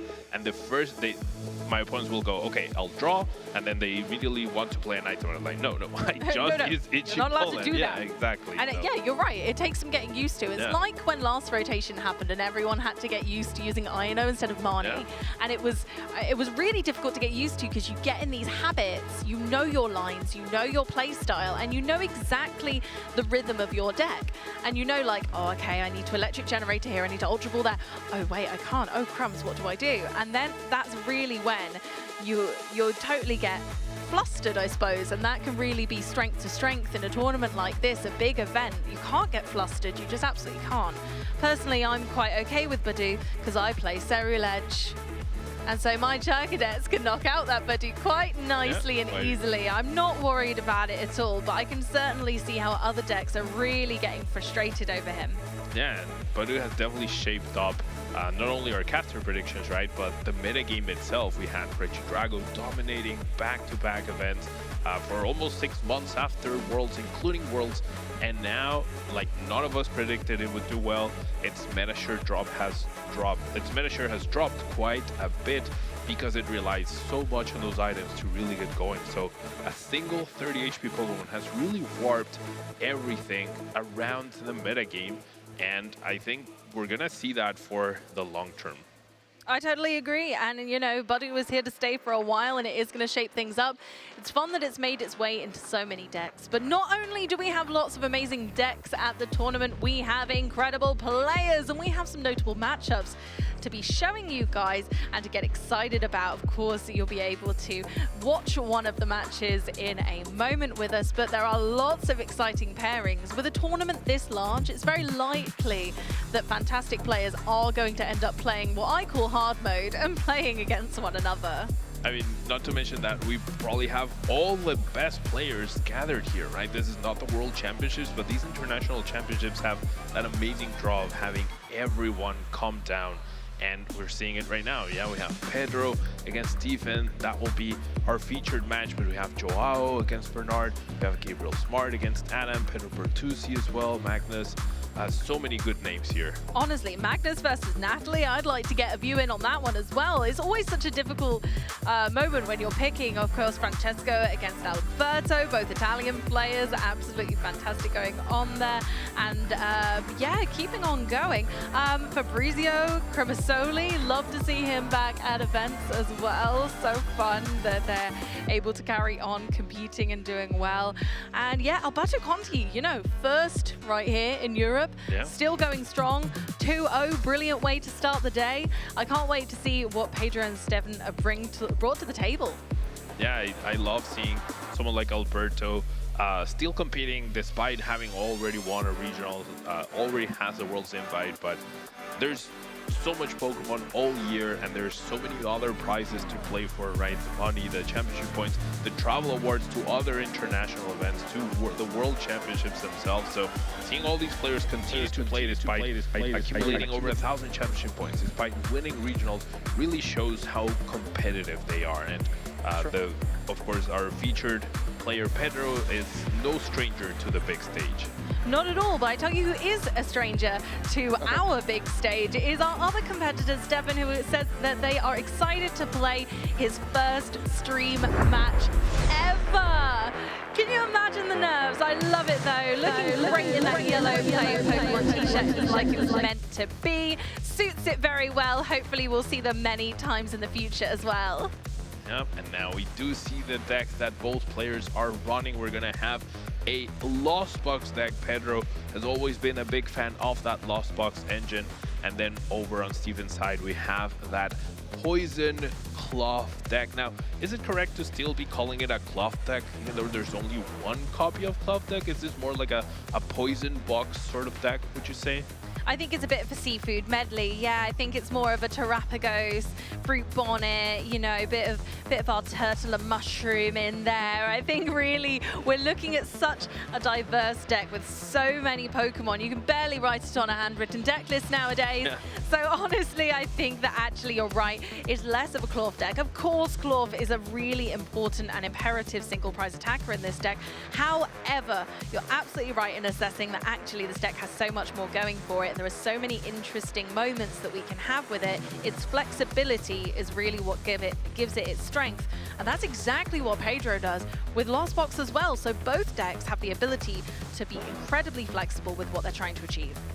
Yeah, now we're going to take a look at the prize cards for both players. We're going to see that precious trolley heading to the prize cards for Steven. That's very essential.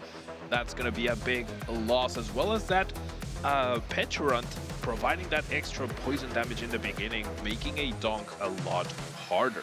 Honestly, I don't love either of these prize cards. There are so many one-offs. We got Pedro's one-of Iron Hands in there right at the tippity top. We do run his Hisuian Heavy Ball, so that can be retrieved, whereas you're right.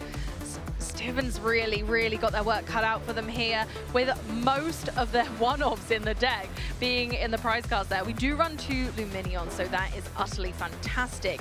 However, I'm not loving the fact that we've got Petulant, Oranguru, Serendipity, and Precious Trolley.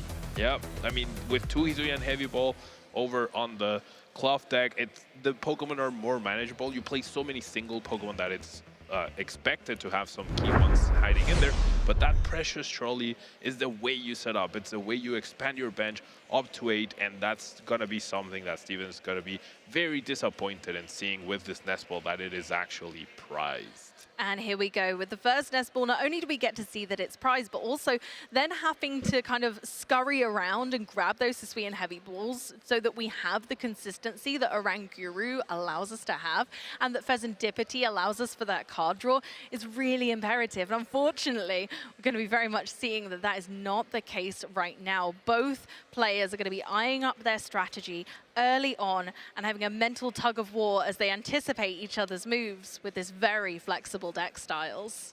You are perfect on saying how that Oranguru V is also extremely essential to this deck strategy, right? You need that Ancient Booster Energy Capsule on your Brute Bonnet to get the poison. You need those Binding Mochis in order to increase your damage output, and not to mention the power of the Force Seal Stone. So having that back order ability in Oranguru is fantastic. Will probably be one of the first cards that Stephen grabs off the prize cards if he's able to find a Hisuian Heavy Ball. I imagine so, but here we go with our first benched Pokemon of many this game, I imagine, with Terrapago's strong in this game, as lots of Pedro's Pokemon have quite squishy HP totals. We're gonna see that Luminous Sign go grab that Carmine, which, despite being a supporter, can be played on the first turn. So very crucial, very nice hand refresh. And you still have the option to potentially use Squawkabilly X if you end up finding it. Honestly, Carmine, such an underrated supporter. I love it, and I actually put it in most decks. I mean, the decks that I tend to play are very Carmine reliant, but honestly, I love it. I think it's such a fantastic inclusion in this deck. You commonly see it in your Lugias nowadays, but honestly, love it in this instance. Get set up, get fast. We need lots of different puzzle pieces for this deck to start really getting it together. And in this instance, we've luckily managed to hit that double turbo energy, but it doesn't look like we're going to be able to do any damage this turn, which famously, this deck actually can on the first turn. Yep. Now, Pedro probably with a big sigh of relief that Comfey was not knocked out on the first turn with the poison. That Petulant being prized probably played a factor into this, but Steven was not far off with the Sneasler and with the Brute Bonnet already, but the Oranguru being prized also meant no access to tool cards. So Pedro will be able to stabilize, starting off with a strong Pokestop into Nest Ball, and now we'll thoroughly check his prize cards to find out that Iron Hands is not available. I tell you what, honestly, this is going to be such a tussle. I said that these decks are flexible, but when they have key pieces like that taken away, even momentarily, it can really slow both of them down. So we'll have to see how Pedro goes about populating the Lost Zone and kind of making sure that he's ducking and covering around Steven's Pokemon at this stage. Luckily staying in it. I'm honestly so glad, because I want to see this game through. It will be great to see how they both fare against one another in this instance. Now, we did see Pedro very thoroughly check his prize cards, put the energy at the back, put the Pokemon at the front, and we are seeing the interesting inclusions that Pedro has access to. We have Elekid from that Paradox Rift set, allowing it to deal with Badu a little bit easier, has a Badu himself, and I think the one key thing that he's not going to have access to is Sableye. He's not playing Sableye in this Lost Box deck, which is definitely an interesting choice. I think maybe with all of the Pokemon that we're seeing really bring the heat in this tournament, actually Sableye's damage output is too low to be considered useful at this stage. And I love this kind of new breed of Lost Box deck that Pedro's cooked up for us to have a little looky at.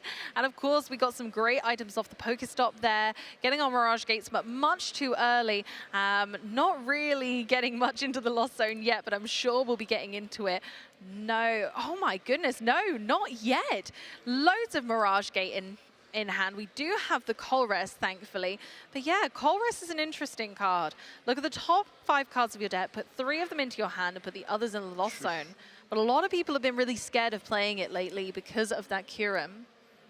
Yeah, Kyurem is almost a hard counter to Lost Box, but with Regidrago going down in popularity, it's definitely not seen too much. Now, Colress was rough, found 2 other Colress, which is great, but finding too many good cards on your Colress does make for a much harder decision on what to keep and what to get rid of. Absolutely, you must put 2 in the Lost Zone. Unfortunately, in this instance, you're right. It was a Colress and a Water Energy. Water Energy in this instance, not super useful. Steven's Pokemon quite nicely out of the way of that Moonlight Shuriken attack on Greninja. We're going for our first flower selecting. I wasn't sure if I was going to be able to say that this tournament, but I'm very thrilled I can. Now, we did see Pedro try to draw as many cards as possible before committing to the Lost Zone cards, right? And I love that because when you're Lost Zoning cards, whether it's with Colress or whether it's with Comfey, you're having to make a choice. So the more cards you have access to in your hand, the more informed of a decision you can make with that for those Lost Zone cards, right? And now we did see Pedro struggle a little bit with the Hisuian Heavy Bolt choice, knowing that he won't have access to Iron Hands until he unlocks it from the prize cards now. Which could be really crucial with Luminion on the bench, absolutely. Iron Hands would have been such a lovely attacker to take 3 whole prize cards in one go, but unfortunately won't be possible in this instance, as you well analysed. So next time we'll have to see whether it's a possibility, but for this game, especially right now, I'm feeling like Iron Hands is going to be taking a huge backseat, sadly. Pedro was eyeing up that Badu to potentially item lock Stephen during the next turn, but looking at Stephen's setup, he doesn't really need too much other than that tool card for Brute Bonnet, but even then, Terrapagos does enough damage with Unified Beatdown to take down any of these low HP Pokemon, so I don't think he's too concerned about getting his items locked up, and Stephen is just really eager to start taking prizes as soon as possible. Absolutely, and it's looking like it's going to be very possible, like we said earlier, with those kind of low HP Pokemon that are really susceptible to poison. Actually, Steven's got a really great opportunity here. No, Pedro not gonna even be able to find Cramorant to attack this turn, which probably not as impactful. If you could hit 110 and then finish off that Hisuian Sneasler with a Sableye later down the line, that would be worth it, but with no Sableye access, Cramorant definitely not as powerful here. So Pedro's going to be looking into using a lot of Pikachu EX and a lot of Blood Moon Ursa Luna to take down his opponent's big, powerful Pokemon. Absolutely, it's far from over. They both have a chance to win this. It's not writing on the wall yet. We've got so much more to give, and both of these decks have fantastic flexibility for long games. So I think they're both going to be absolutely fine in kind of executing their strategy with style. As we do see Stephen Ultra Ball away a Boss's Orders and a Clorf. So that's the one of Clorf, opting to not have that in play quite yet.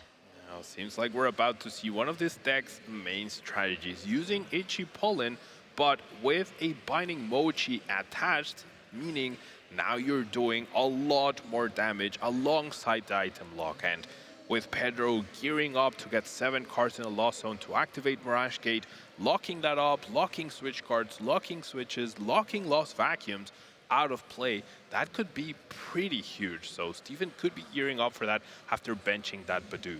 Absolutely, so right. Unfortunately, a lot of people have steered away from Lost Box, not only because of the Kurin, but now because of Badu. So if that gets into play just far too early, is it going to be quite so dramatically scary? We are just, okay, going for the poison on the Sneasler, retreating to cure the poison. Into the active goes Badu for that itchy pollen attack. We'll do 10 damage, and then we'll get a little bit extra from that poison, as Sneasler's Poison Peak will also activate. And now it's 40 damage total, and with the poison being 3 damage counters in between turns as opposed to just 1, if that Comfey does not leave the active spot this turn, then Steven will be able to get a prize card after Pokemon Checkup coming into his turn, and will be able to poison something else. So you have to wonder if this Binding Mochi was perhaps attached a little preemptively, could have gotten a knockout on that Comfey more decisively, and very crucially with the poison, so no Fist and DPTX activation in case Pedro had that. But this play is also very strong and will put Pedro in an awkward situation. Ooh, luckily we had Colress, so absolutely we're still going to be able to keep populating that lost zone, but we're kind of gearing towards that Cramorant right now. We definitely have that attack available. Colress Experiment letting us get 2 more. However, that's not going to get us into Mirage Gate Station. I mean, that Colress found 5 item cards, and even though Pedro gets to keep 3, he cannot play any of those cards. Nope. I think he really wishes he could nest ball for either the Yellow Kid or the Cramorant, but based on his body language, he's not happy with that choice of the Comfey. I wonder what that is. No, it gets us up to our amazing 7 cards in the Lost Zone, but having to put a Super Rod in there never feels great. It gives us much less flexibility for the late game. And poor Comfey is still stuck in the active with that poison. So maybe we will see a knockout still this turn. Yeah, we do see the Cramorant was found. I'm guessing the other card of that Flower Select between Super Rod and Cramorant was that Cramorant. So we're going to see the immediate response, and now that item lock will be offline unless Stephen decides to get that Badu back into play. Okay, here we go. Radiant Hisuian Sneasler in the active for a little bit of flexibility here. Steven's hand's actually not too bad. Looks like we've got a Rescue Stretcher and an Iono, so do have some flexibility there. But sequencing with this deck is so crucial, and playing your cards in the correct order to get the maximum effect is important. So Steven's going to be looking at making sure those are catered to. What are we getting back? I'm guessing it's the Cloth. It's a good way to trade 1-for-1 with that Cramorant. Now, I think... Oh, Pedro's huge hand is going to the bottom. Oh my gosh, look at that fanned out. Pedro looking at the hand, probably trying to memorize all of those cards, taking a glance and going, actually, okay, what's going to the bottom? What am I going to have access to on the top of the deck from here on out? And also to make sure that if you have the opportunity to shuffle your deck, right, you know if you want to do it to have access to some of these cards, or sometimes you're fine with all of those being at the bottom because the crucial cards you need are now closer to the top. But going from, what, a 13-card hand into 5, Ouch. Never something you look forward to. No, it really does feel like a huge downgrade, and yeah, that's gonna be trouble if this becomes a drawn-out battle. Now, Stephen did find that double turbo, so will be able to attack with Cloth this turn. You can see that he's being very careful not to use that Terrapagos and not have it exposed in the active. I think based on the energies that you see from Pedro, you can definitely assume it's a Pikachu Lost Box deck and nothing else. Yeah, I think that's the nice thing about this, is that you can clearly see those, and it is really obvious to your opponent, so you can kind of play the right cards, know the strategy, know what the right lines are, because it's all well and good your deck being flexible like we've assessed these two are, but the next step is how are you going to use those resources to best fit. Now this is one of the most interesting cards I think has entered this deck in a long while. We see Iron Valiant EX. That Tachyon Bits ability could be very crucial to potentially take down that Comfey on the bench at some point with enough switching effects. It's definitely an interesting inclusion, And combining that with a poison does give you a lot of extra room to get knockouts when your opponent might not be expecting to be knocked out. I adore the fact that we use Badu to deal some damage in the early game, and then we're going to wrap that up with Tachyon Bits later. But right now, just using Terravagos to knock out the active Comfey. Now... Cramorant even, gosh, yeah. yes. Going and promoting Comfey. The 40 damaged one makes sense in this scenario. We might be able to get a switch card, maybe save it from those Tachyon Bits. Yep, that would be very crucial now. Did see a lot of Mirage Gates and Pokestops go to the bottom for Pedro. So we're going to start off with this Pal Pad, put 2 Colress back into the deck to maximize your chances of finding one of the 4 Colress from your deck. Now, this also shuffles the deck, so all the pieces that were at the bottom, those crucial, I think there was a Colress down there as well, the Pokestops, the Mirage Gates, which could be useful, or even just a Night Stretcher or a Super Rod in order to recover the Cramorant would be important, but piecing out a Pikachu EX return KO on this Terravagos feels a little difficult with Pedro's current hand. You're absolutely right. And unfortunately, just slowing everything down in the way that Stephen did makes it just difficult for Pedro to continue now. Pikachu EX's Resolute Heart, fantastic ability, but in this instance, very much teched against. We know that there are lots of ways to get around it, but I've not seen Tachyon Bits be one of those yet. Tough decision for Pedro here. Once again, it feels like he's suffering with every flower select, right? He's never happy with the choice. Now had to choose to keep that Prime Catcher over a Pokestop, but this will really limit what he can do. He can actually use Elekid this turn, but 30 damage doesn't really go a long way at this point. No, now that Badu's already been dealt with, really Elekid is kind of more of a hindrance. The only benefit is that it does have a free retreat cost, so maybe that might come into play. Going ahead and Prime Catchering, yeah, quite a bothersome Pokemon. Going ahead for that Brute Bonnet.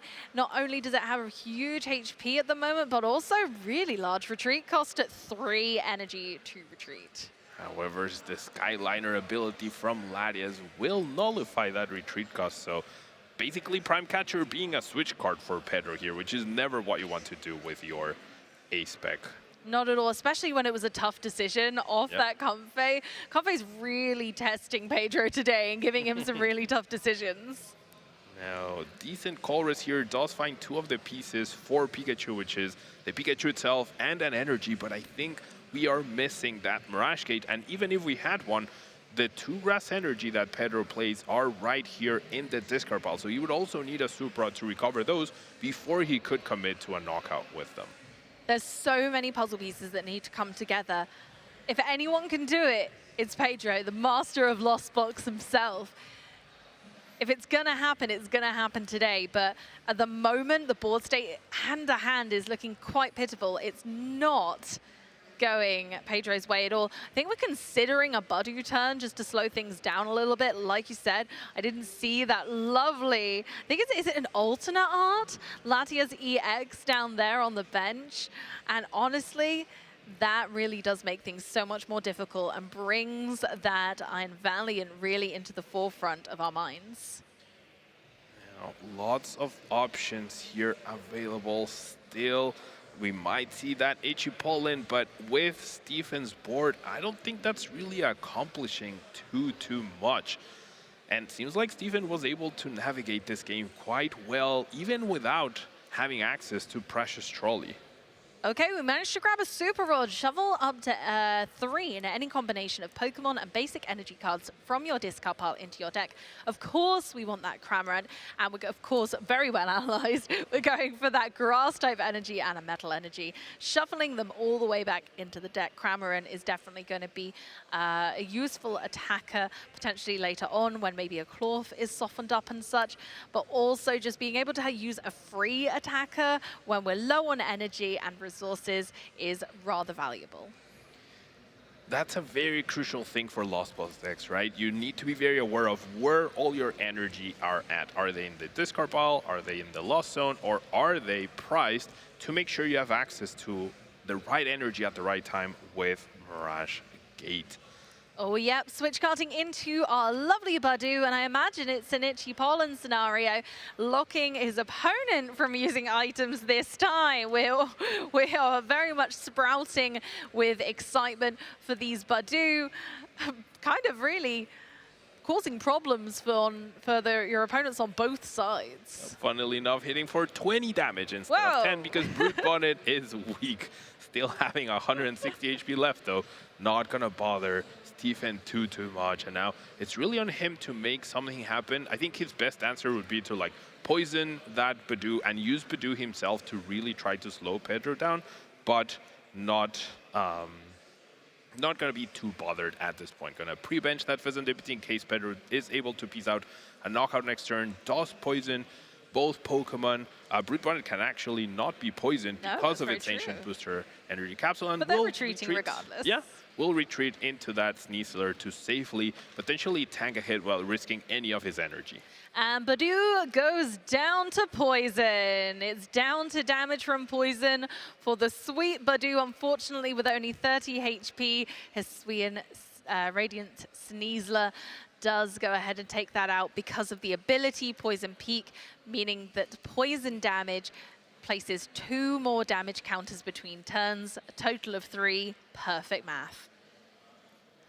Perfect math indeed. Now, as Pedro, what can you do here? Hitting with Cramant again doesn't really help you. You don't have access to Iron Hands. I think maybe if you had a boss's orders to take down a 2-price Pokemon to try to get a little bit ahead in the price race, but overall, Pedro feels a little bit out of options. Now, once again, finds, I think, a little too many good cards off of this Colress, Oh Amy. my goodness, these are such tough decisions. You're right, that switch card would have been so nice.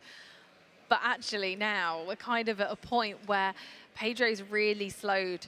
And there is a world where we can KO the Brute Bonnet with a Cramorant now that it's got damage on if we use a Lost Vacuum on the Ancient Booster Energy Capsule, but it might be a stretch. I'm not sure what else there is that can really be KO'd right now. Is there anything that Pedro can do to come back from this other than set up a Pikachu for a really large hit on a small Pokemon for 1 prize card? Yeah, discarding 3 energies with your Pikachu for a single prize card, not a good trade-off. It feels bad, right? Yeah, it feels pretty bad. And then you could power up Blood Murder Saluna, as it now only requires 3 energies, but that Claw is a really big threat. And since Pedro had to utilize his Prime Catcher last turn just as a switching effect, basically, there's really no good way to target anything. And using Blood Moon to take down the Sneasler, using Pikachu, they're both going to get immediately knocked out because the poison takes away Pikachu EX's ability, Resolute Heart. Yeah, we don't have any way of gusting Steven's Pokemon into the active right now, so unfortunately it is just kind of targeting the Radiant Hisuian Sneasler in the active, and with 130 HP, it's just out of range of any other single prizer in Pedro's toolbox right now. Cramorant can use Spit Innocently. We don't need any energy because of Lost Provisions. There is certainly more than 4 cards in the Lost Zone. Spit Innocently is only going to do 110 damage, though. And this is where a little bit of the mind games start, because Stephen doesn't know that Pedro does not have access to Sableye, right? If Pedro did have access to Sableye, this would be perfect. You Lost Vacuum away the tool card, and then all of a sudden with 12 damage counters, you could take down both of these Pokemon very easily. However, that is not an option available for Pedro right now, so this attack feels really pointless, and Pedro's just going to keep falling behind and behind in this match, and I'm really wondering what his game plan is here to win. I don't know if with how much time has elapsed so far in the round, and if you're trying to win the round, if you would consider conceding here to just start up next game and try to find yourself in a better spot.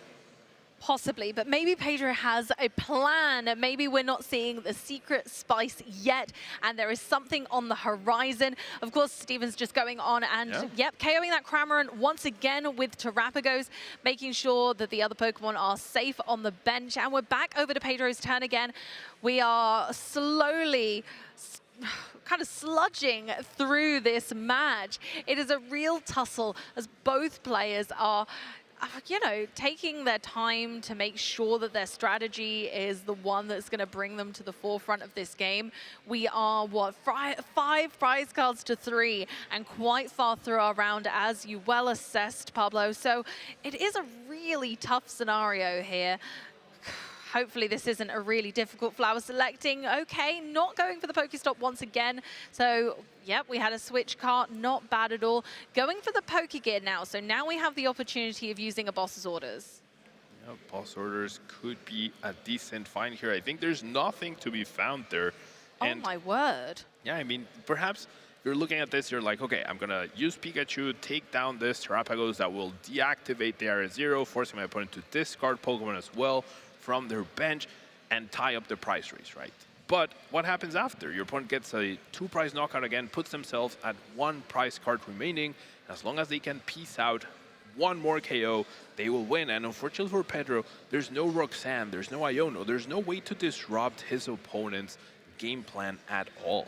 No, not at this time. Going for a Super Rod, going to be putting some more energy back into the deck. We have a flurry of Mirage Gates in hand right now, so getting energy onto Pokemon, not a problem. Getting the right Pokemon in position, much more of a concern to Pedro right now. I just thought that maybe leaving Area 0 Underdepths in play is a better play for Pedro right now to leave damage on the board. Otherwise, Stefan could go ahead and just discard the Radiant Sneasler so that the damage is gone.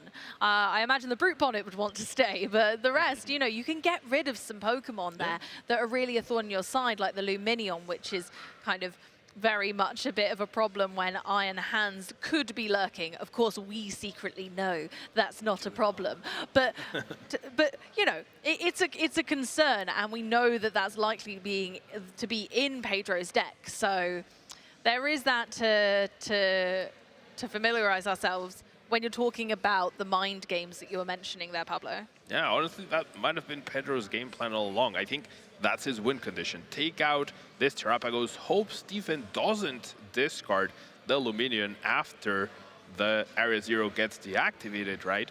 And therefore has the opening to potentially take 3 prizes in his next turn with Iron Hands. But that Iron Hands still living in the top of the prizes, and Luminion hits the discard, so I'm really not seeing how Pedro could potentially close out this game, other than maybe Stephen not having another attacker after this Cloth takes down the Pikachu. And I think that's why we wanted to find the boss's orders, right? Yeah. We wanted to not knock out the Terrapagos. Yeah. Leave the extended bench from Area 0 Underdepths in play, because actually it's better for Pedro, which is so bizarre. You want your opponent to have a gigantic bench? Yeah. Actually, yes, please, because the Pokemon that I'd like to knock out are on there, actually. And now, funnily enough, we're going to see that Precious Trolley be used essentially as a nest ball, right, for a Terrapagos, because there was only 1 bench space left. Now there is more bench space available because Terrapagos reactivates Area 0, and there are 2 Luminion usually in this sort of deck, so if that gets benched, then Iron Hands becomes an opening. Now, Stephen doesn't know that Iron Hands is not available for Pedro. Pedro does know that, so I don't know, like I said, I don't know what his game plan is. If Stephen attaches another energy to this Terrapagos, I think that should be Pedro's cue to pick up his cards and go on to the next game. Or that Blood Moon Ursaluna hitting the field should be another cue to just be like, all right, on to the next Fair game. enough. It's time to move on. Yeah, that's the thing. I think Pedro was really hoping to get that Iron Hands off those prize cards, right? Yeah. Because that would have given him the opening he needs to be able to seal this game up nicely with a bow. But it's not over yet, and there's still all to play for. Either player could still win this. There is still a world where Pedro can win, and it looks like he's gonna dedicate himself to playing it out. And I think when you're this late in the game, fair enough. Because you're either looking at, 22 minutes on the clock. What are we looking at? We're looking at either a loss or a tie at that point for Pedro, right? So playing this out still gives him the opening for a win. So I think you've got to double down in this situation. I mean, if there was an opening, I would agree. If Pedro sees one, I generally am not seeing where it comes from, other than maybe a mistake, right? Like sometimes if you're really this far into a game, a mistake could potentially lead to your opponent like making a misplay, missing out a knockout, forgetting to poison the Pikachu perhaps that needed to be poisoned to get past the Resolute Heart. But one prize card remaining, 2 attackers established. I don't see how you can make this as Pedro. No, that is the concern. It's down to damage from poison. And that is just the way that we've seen so many times this Clorf archetype get around abilities like Resolute Heart. Resolute Heart, against any other matchup, it's such a fantastic ability, right? Makes you forget that Pikachu only has 200 HP, but against this particular deck, that unhinged Scissors is just out of this world good, because with the poison, that Pikachu immediately goes down. 3-1 prize cards. I don't know what Pedro can do at this point. I think it might be wrapped up and taken down at this point. Unfortunately for Pedro, it just hasn't gone his way. He may see a line that we don't, and that, you know, that's a Lost Box Master at play. We've assessed this deck is incredibly flexible, but with very few cards left in the deck, very few Pokemon left to utilize, I think unfortunately it's not going to be a favorable position to continue.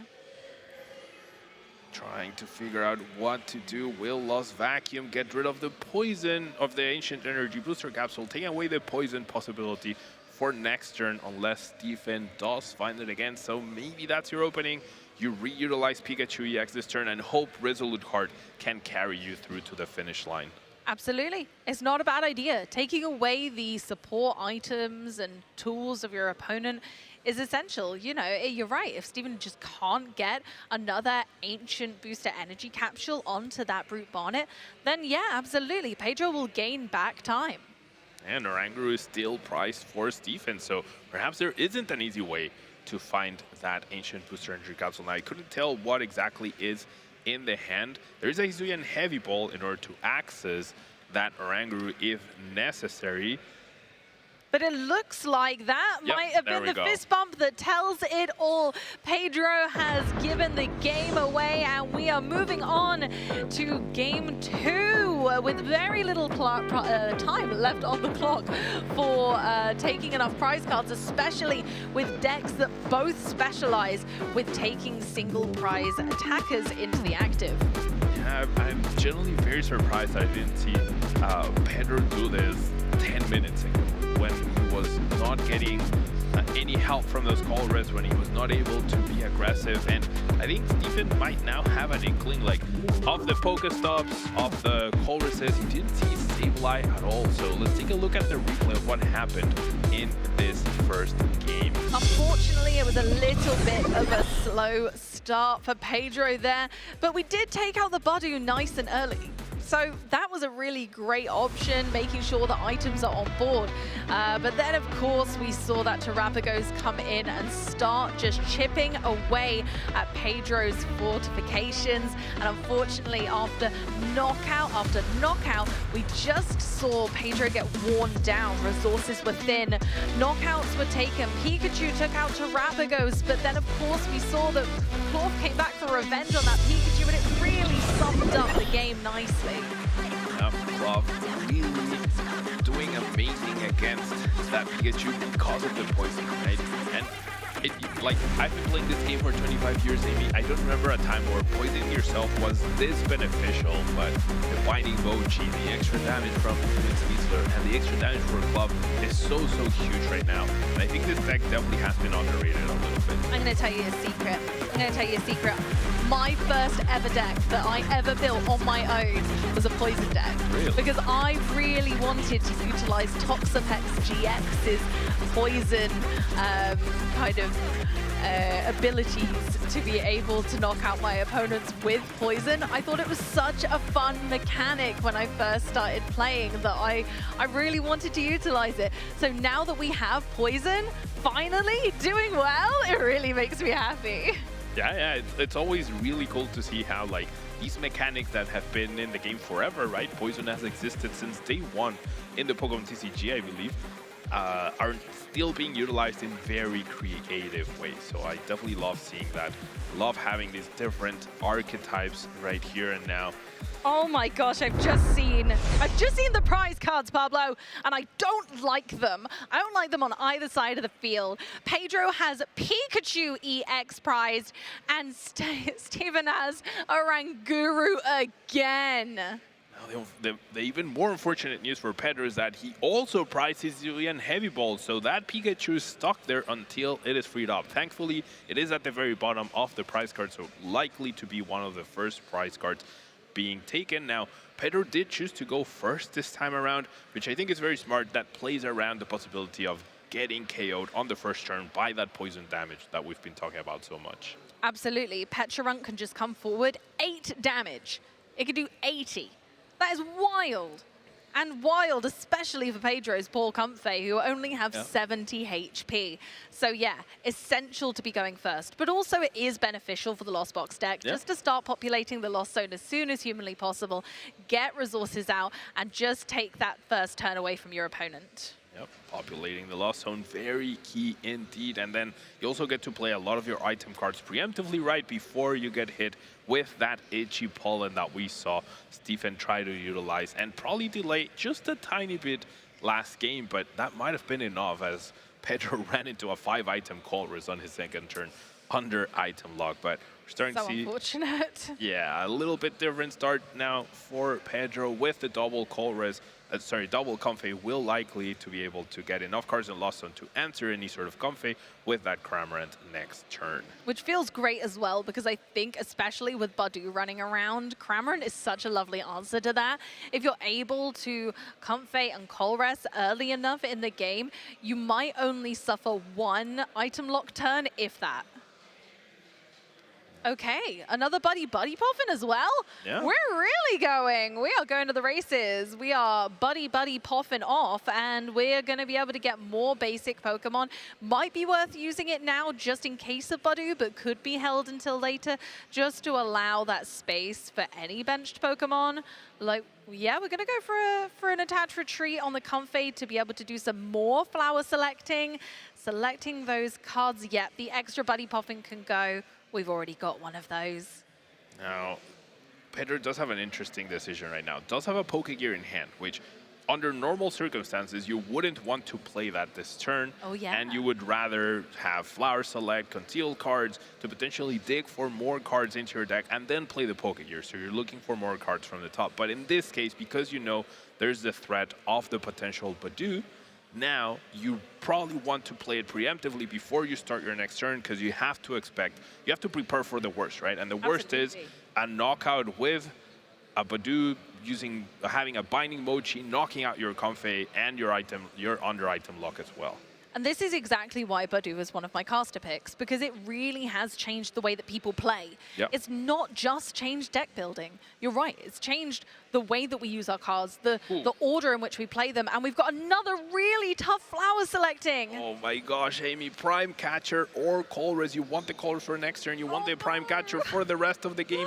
Pedro with a very tough choice. Does play that Pokegear preemptively, can't play supporter cards right now. Colress. Oh gosh, no. finds Boss, which is decent, but it's not the Colress that you would have liked to have. So very unfortunate combination of cards at the top. And that's one of the perils of using Lost Box as your deck choice, right? You're always faced with these very tough choices.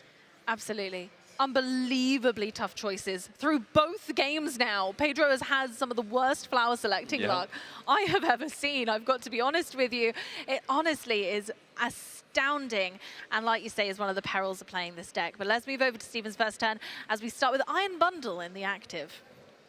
That was a lot of things done during Pedro's turn. So off to a very good start, but a few valuable resources gone now. Stephen will be able to find that precious trolley this time around off of that Arven, so he will be very happy with that option. Nothing too major prized. We did talk about the Oranguru being there. One Terrapagos, still have the access to the other one. Tachyon Bits didn't really come into play last game at all, because you're not doing a lot of little bits of damage unless, I don't know, you use Body a little bit in the early game, but if it's answered immediately, then it's just a back-to-back, huge attacks knocking each other out. So it'll be interesting to see how Stephen approaches this match, or this time around, his first turn. Absolutely. We're 1-0, we're 1 up, but can we just push that a little bit further? We're going for the precious trolley, of course. We're going to get all the guys. They're going to populate the bench. They're going to be here. We're not getting quite the full effect of that with the Area 0 underdepths, but still a really fantastic opportunity just to populate the board with all of the different Pokemon you need. You can search for any number of basic Pokemon and put them onto your bench. Any! Immediately getting 5 cards out of your deck is not only extremely powerful for your setup, but an extremely powerful tool to thin your deck. Right now, you're not going to be drawing those cards when you use Squawkabilly X's ability, when you draw any cards with Serendipity. Those cards are no longer in your deck, and this is such a powerful start. Now, it'll be interesting to see if Stephen can piece out the knockout with that Binding Mochi alongside the Badoo Ichi Pollen.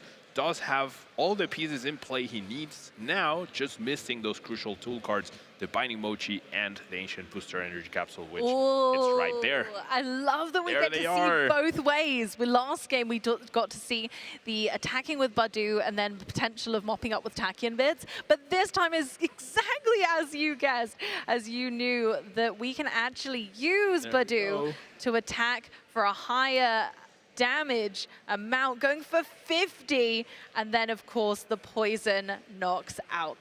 It definitely puts a lot of pressure. If you don't retreat that next turn, you will go down going into your opponent's turn, but getting a prize card, having your opponent under item lock, so huge. Absolutely. To think we're using Badoo as an attacker, as a genuine knockout attacker.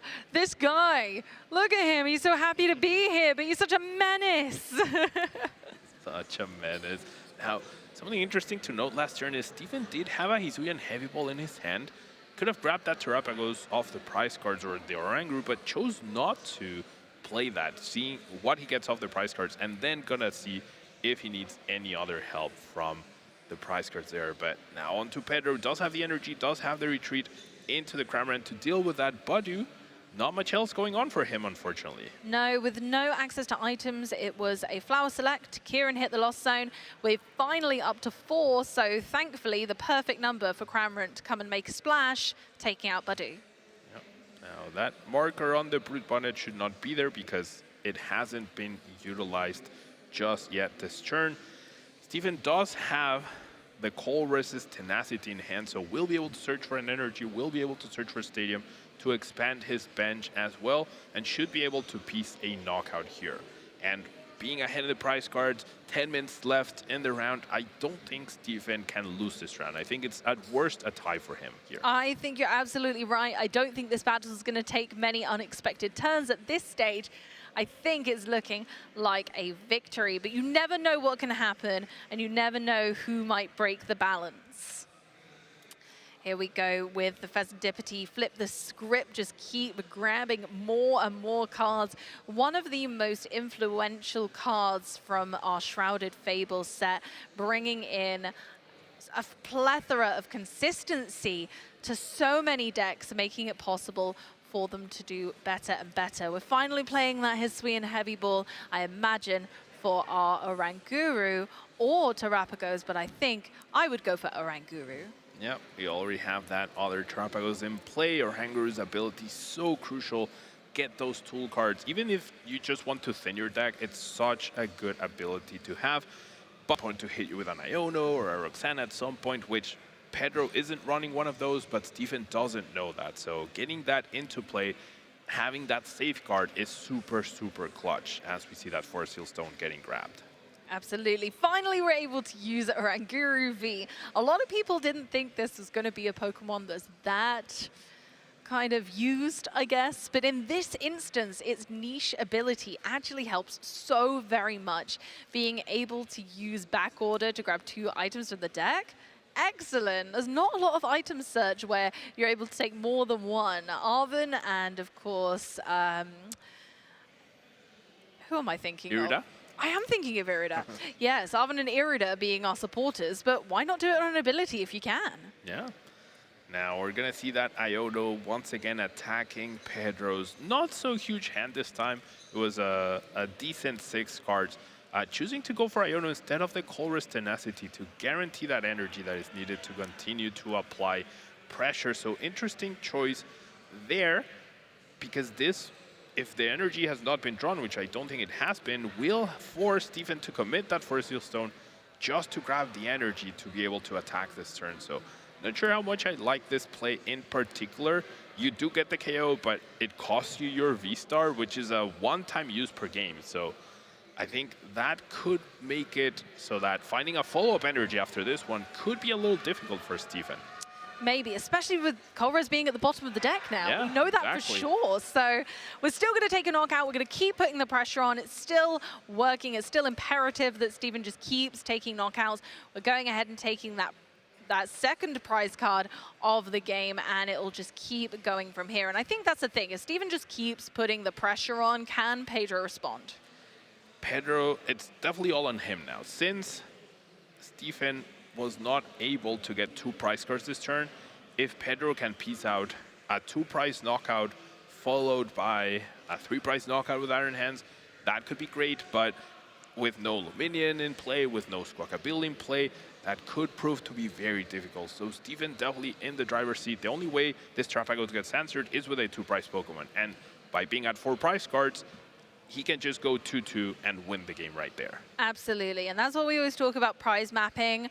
Actually, it's such a heavy focus when a game comes down like this. We know that Stephen's put himself in a fantastic position to come back to any answers that Pedro might have in this scenario. Now, there's also 6 minutes left on the clock, and honestly, I'm not seeing any sort of like urgency from Pedro, you know? Like, he's keeping everything very neat, very organized. He's being very thorough with his choices, but I'm not seeing that urgency in terms of like, okay, I need to win this game in order to at least get a tie. So I would love to see him be a bit more direct in terms of like just really trying to get that win going, have the response. And even though he's still in the back foot, right, just asking your opponent to have as many things as possible during their turn. Absolutely. We've assessed the possibility is there. We know that the 3 prize card turn is possible with Pedro's deck, right? We know that that is a possibility. We can get that once a Luminion is play. It is not over. Either side can still win this, but we'd love to see some dynamic plays to make that happen, right? We would love to see that, Amy. Now, this will put Pedro to 6 cards in the Lost Zone. Still need 1 more, which is easily done with the Flower Select.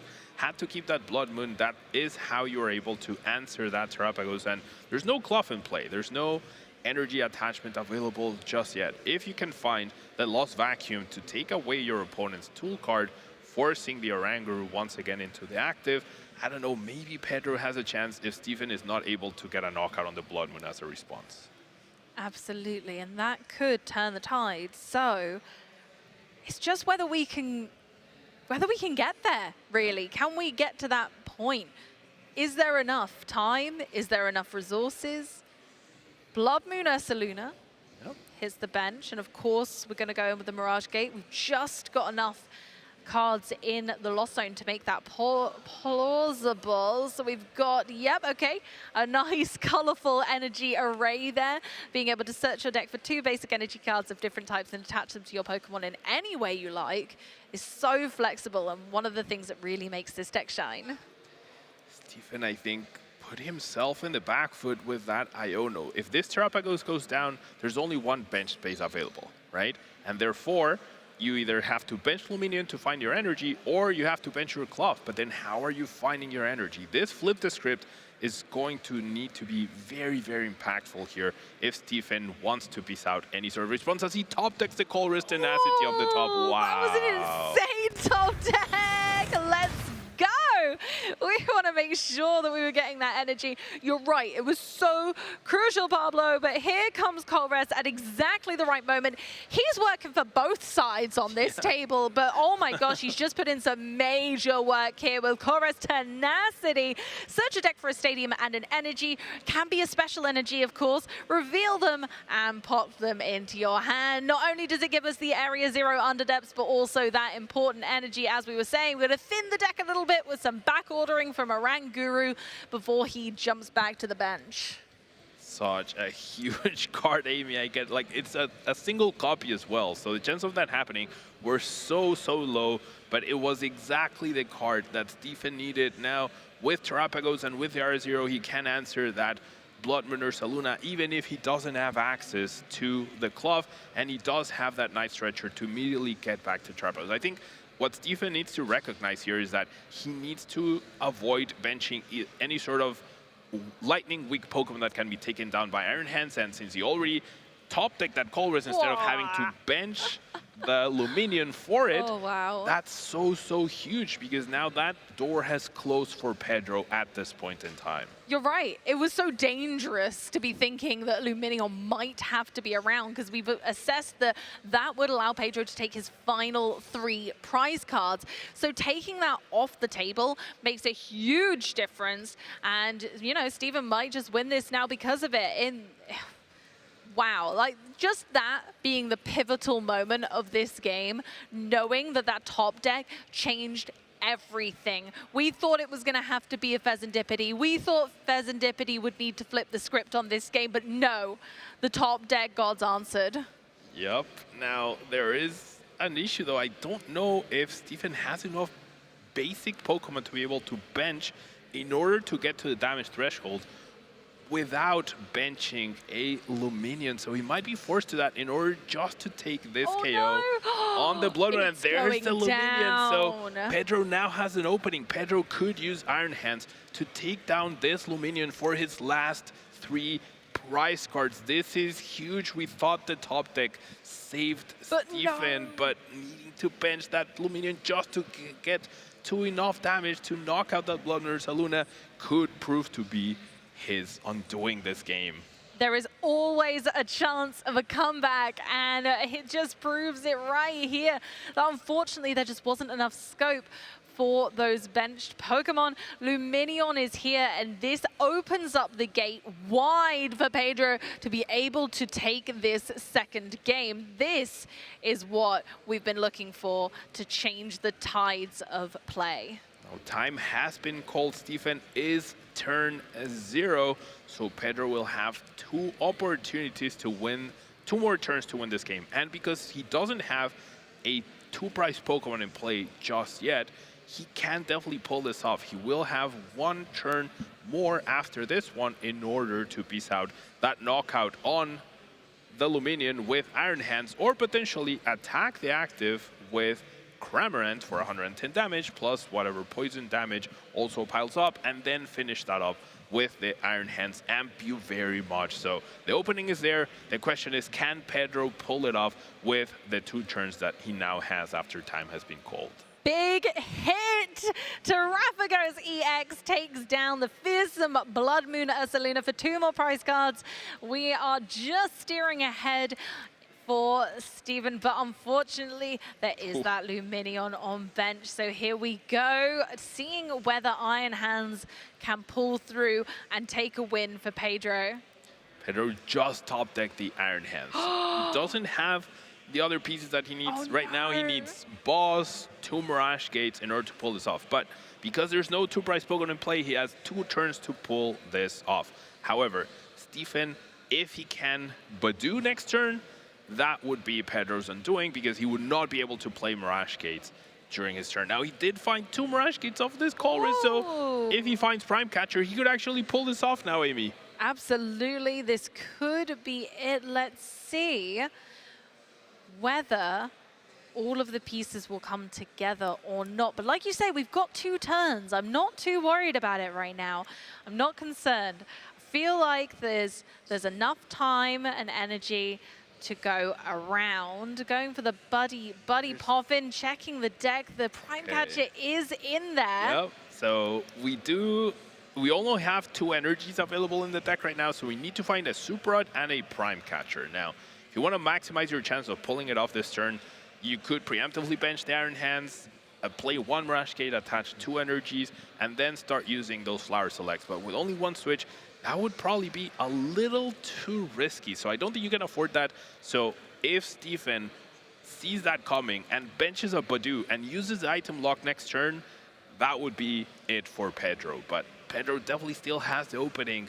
I don't know if you go for it though. Do you risk the Badoo next turn, or do you try to win this exact turn? Seems like we're making the choice not to thin the deck. Oh, okay. No, we might still be rolling. Yeah. If we go for the Pokestop and maybe try that for our Prime Catcher, I think that could be a really nice play. Yeah, opting to go, no, actually, I won't have that Mirage Gate. This Pokestop could change things entirely. Unfortunately, though, if you play the Pokestop, what happens? That Luminion hits the discard pile because the RS0 goes away. So I don't think you can afford it. There's a Super Rod, so there's one of the pieces. Pedro now just needs to find Prime Catcher, but I don't think he has enough firepower to do it this turn.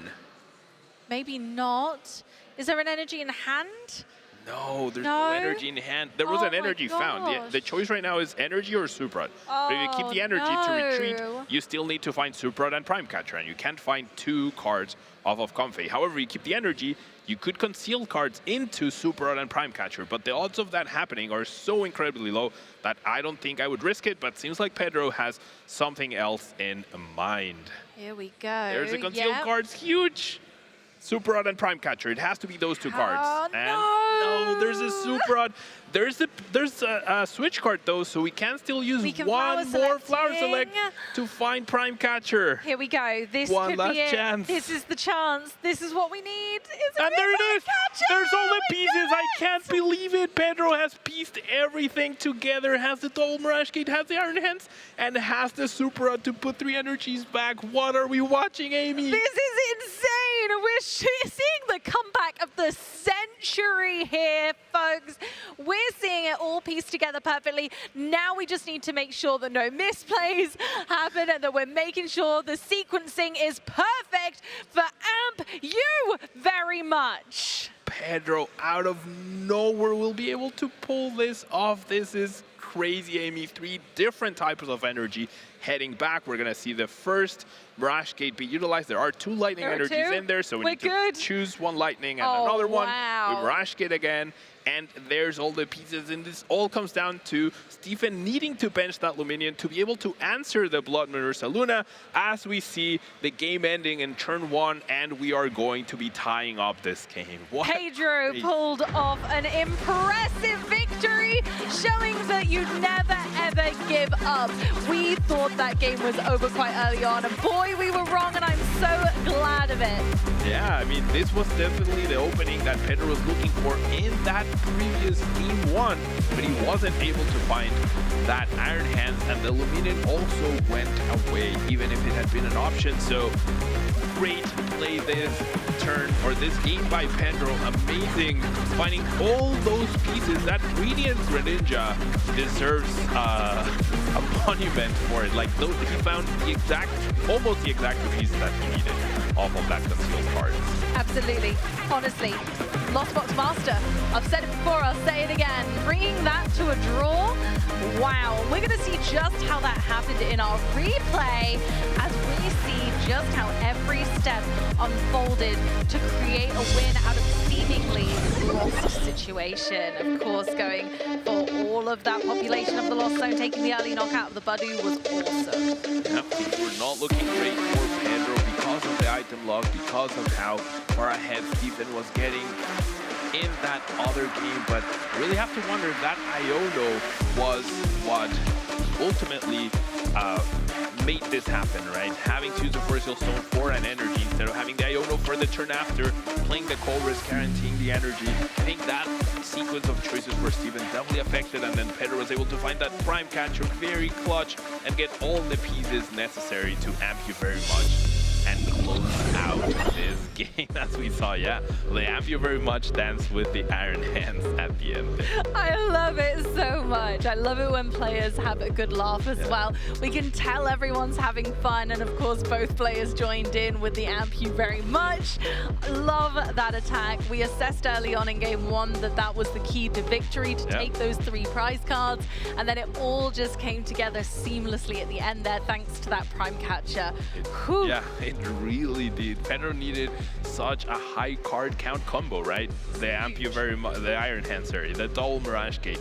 Enough switching cards to find the pieces, the prime catcher and the Super Rod.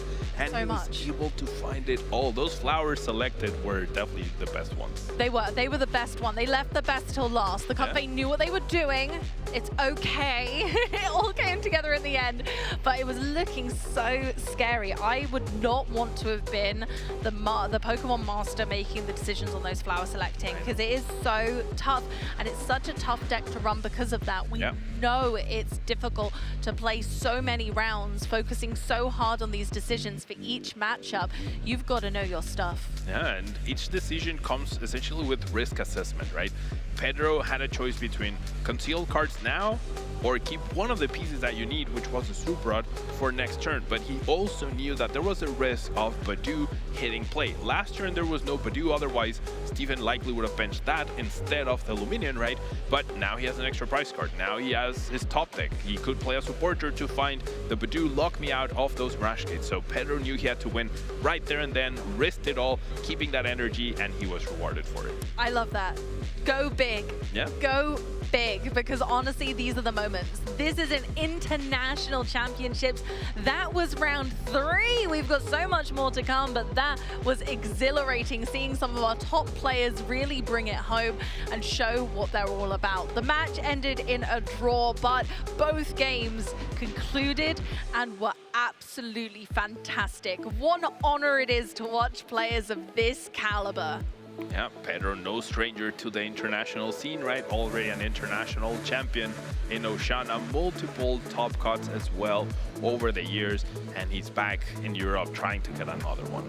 Honestly, he's played every internationals, I believe, every single one, and certainly not going to slow down now, as I imagine he continues to rampage through this event, honestly, with a really interesting deck choice. I think this deck choice is only for the brave. Oh, for sure. Lost Box is a tough deck to play. So because the round was a tie, we do not have an interview lined up from the winner, but we do have some tweets to take a look at from the people who are either here having a great time or watching back home. So let's take a look at what our community is saying about the tournament. Oh, Maddox, amazing, did really well the other week. So with their own Miraidon deck, I believe, and they've been having a great time exploring in London. And now for what we're all here for. Thank you, Maddox. I hope everyone has a great time as well. Good luck to everyone, says Maddox, and excited to see you all weekend. We're excited to see you too, man. Maddox has been doing this world tour almost. He was in Merida 2 weeks ago. He was in Puerto Rico last weekend, and now he's here in London having a blast, I'm sure. I hope he's doing well today so far. Isn't it lovely that Pokemon takes us all around the world with our friends? And now Maddox is here to bless us with their presence, and I can't wait to catch up with him later in the day as well and see how his day went, but did really, really well last weekend. So I hope that he's having more success as the day goes on today as well. Yeah, I hope so as well. He's a really nice player, has his own podcast. He's very involved in the community, and he's always a great sport as well. I've played against him once at a regional, and he's a fantastic competitor as well. I tell you what, I don't think I've ever seen Maddox frown. I don't think ever. It would very much surprise me if we had a frown. And don't forget, everyone, if you want your tweets to be seen by us, if you want your content to be seen, then when you are using X, please use hashtag PokemonEUIC to have your post featured. Oh, thanks! That's the cutest! My fave! Oh, Eevee getting so much love. It is the year of Eevee, right? It is. Who's your favorite evolution? So I'm a big fan of Leafeon. Oh, that's my man. That's on top. I knew figured we'd with be the best green, friends. you were a big fan of Lee. Yeah. Oh, thanks. I love that. You need to let us know your favorite evolution as well. You need to let us know what your favorite evolution of Eevee is, Tay. There we go. Sophie already winning at live. Yeah, I mean, she looks just as happy as Eevee right there. Hi, Sophie! Oh, Sophie and I are great friends. Oh my gosh, I have those dungarees too. They're the cutest. Love that Sophie got to meet Eevee as well today. Thank you so much, Sophie. It's so good to see you. Hopefully we get to catch up with you later too. Thank you so very much. Again, really involved in the community, so it's lovely seeing her have fun. Looks like Life Giving is telling us, welcome to the Play Lab. TCG, VCG, Go, and Unite are featured at the Play Lab. So if you're interested in learning how to play and you're around, definitely go check it out. I also heard you get a special treat for playing. Yeah. I love special treats. And right at the end of the table there with the pink and black hair, that's one of my local judges, Daphne. She's absolutely lovely. So maybe go and see Life Giving and Daphne at the Play Lab if you've got time and you're here in London this weekend. Yeah, Play Lab, always a fantastic place. Like, I remember when I first started playing Pokemon, right? And I mean, if you're only getting started in your Pokemon career or you're interested in other games, right? Maybe you play VGC and you're interested in the TCG. Some of those cards have been accumulating, right, on your desk. Learning to play, always a cool thing. Absolutely. I love to see Ash as well, you know, why not? Learn the trading card game as well. We know he's a good battler, but can he play some good cards as well? So a really great image here all around. We get to see people playing our favorite game, cosplay, so much fun. There's the cosplay showcase this weekend. There is, yeah. There's so much going on. I absolutely can't believe it. It's astounding. Now, Sophie had a great time cosplaying. Who is that? Oh, that's Sonia! Oh, okay. Of course. Thank you, Sophie, for sharing your lovely cosplay. She's back again. Love to see that. Thank you so much. Cosplaying Lou the Pikachu at EUIC. I see it as well. I see it. Absolutely amazing hair. How on earth they make that defy gravity, I will never know. I'll never, ever know. But I'm so glad you're having fun again, Sophie. Thank you for sharing your day with us. It looks like you've had an astounding time the last couple of days already. Yeah, it seems like she's very involved with the whole event, right? And she says she's cosplaying Lou, though. Oh, amazing. Wow, we'll have to see. And of course, TCG Taj says over 5,000 players. Look at that shot of the room. Wow. That is a lot of people playing Pokemon at once, Amy, and that's not just TCG, right? It's all the games combined. That's so many players here. I remember the first EUIC we had, there were like, I want to say a little over 1,000 players. Now it's 5 times that in less than 6 years. Look at that sea of friends. I love these events with all of my heart. Being able to see across a sea of happy faces, Pokemon players from all around the world gathering in one place to play and enjoy our favorite hobby together. There couldn't be anything better in the world. No better feeling than this. Agreed. I love seeing so many players gathered. We are somewhere out there, right, as well. We are somewhere in the background of those pictures, but seeing all these people from pros to this is probably some players' first tournament ever, right? Hope you're having a fantastic experience. It's just lovely to see. Taj, thank you so much for this amazing view as well of the venue, because this photo is incredible, showing the breadth of the hall. That's not even all of it, guys. I don't think Taj could fit it in one image. I challenge you, Taj. I challenge you to get a panorama of this room. So if you're out there, try and get us another one, because this one is fantastic. But I know you could do better. Absolutely phenomenal. It's good to see everyone there. I'm so thrilled. I know. I mean, you know what I love right now is that all the banners, or at least most of them, feature Pokemon that are relevant to the metagame of their game. So we have the blue banners, which represent TCG, and we have Raging Bolt out there. We have Charizard, we have Gardevoir, which are all meta-relevant decks. And then over on VGC, we have Landorus, we have Incineroar, which is like the big baddie of BGC. Yes, so I really love absolutely. seeing that. All the decoration is also very fitting to the competitive environment that we are in. Yeah, celebrating all the Pokemon from all of the games. No matter who you are, you'll be able to see a snippet of those. But speaking of meta games and fantastic players out there in the field, Adam has a very special interview for you guys with the Tord Reklev. So we'll see you in a minute. Enjoy. Hello everyone, Skarzik here on the floor of EUIC. Just doing a quick recap with Tord Reklev. We saw you on stream round 1, now we're heading to Swiss round 4. How's it been in between now and then? It's been fun, had some really great games.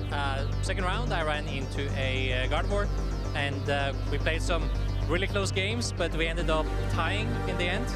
And the last round now I hit another Dragapult deck, and there I felt like my list really got to shine with the no Duster technology, all the supporters really consistent, and I felt very in control over that last match.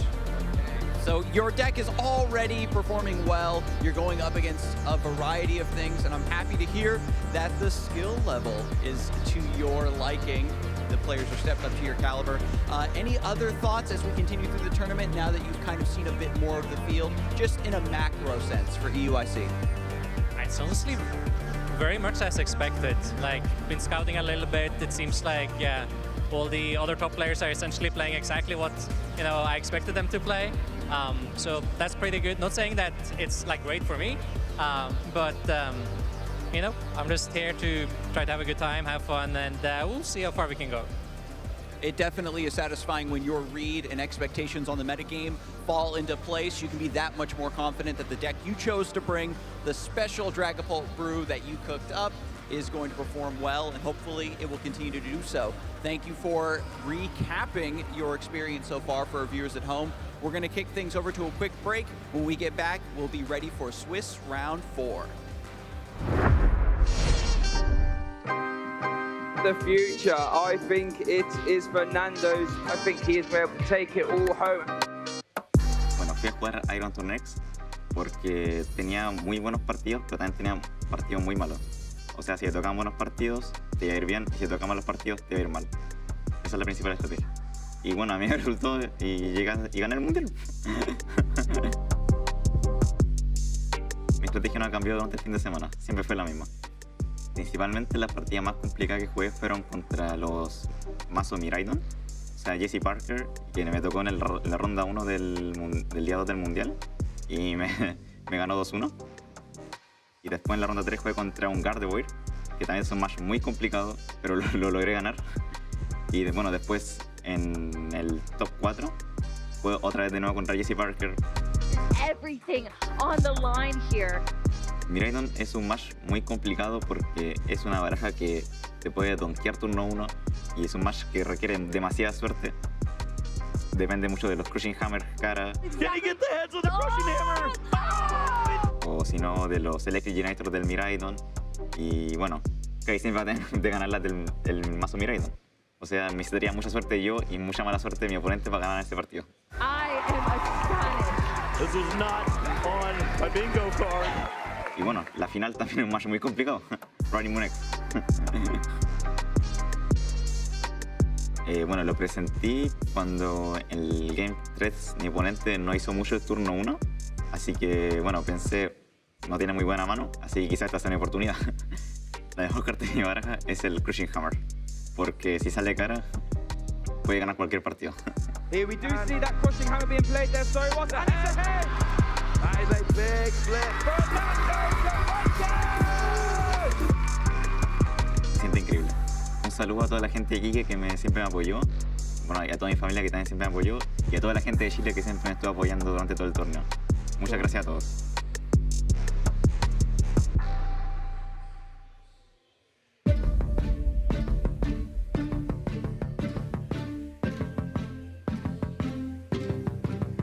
Oh, the legends are told of the heroes who won the hearts of the world. They were born champions.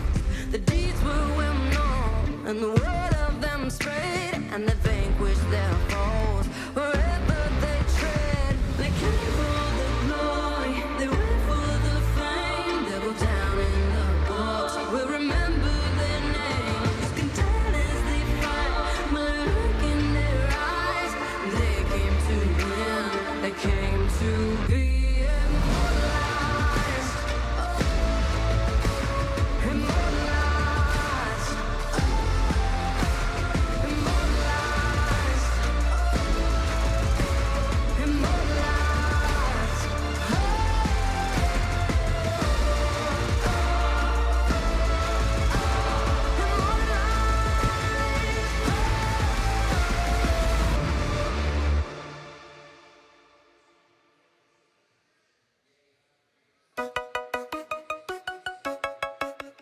started liking Pokemon a really long time ago, but competitive cards I started in about 2013. My starter Pokemon would be Totodile. It's a water type, which is I like, and also he's a crocodile, which there's a lot of in Australia. I would say it's just variance, which means like when you're practicing and something goes not how you thought it would, you can kind of chalk it up as that shouldn't happen. And then if it happens maybe 5 times, maybe it wasn't just variance. I look up to Azul GG. He has been at the top of his game for a really long time, and he makes a whole lot of really good YouTube videos that help people learn.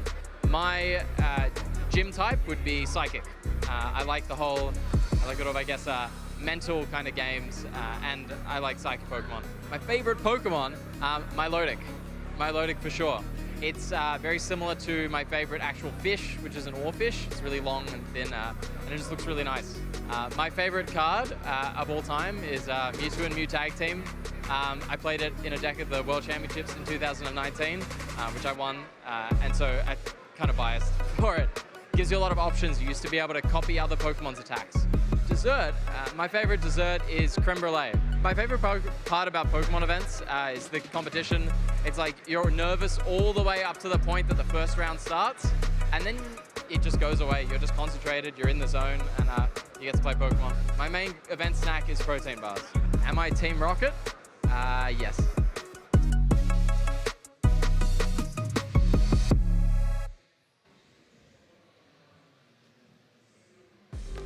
Welcome back, everyone, to the European Pokemon International Championships. I am Pablo Meza, and I'm here with Alex in the beautiful city of London. How are you doing, Alex? Yeah, absolutely fantastic. It's a real pleasure to get a chance to work alongside you, of course. It's just a really exciting time. We're here, as you've already said, at the European International Championships.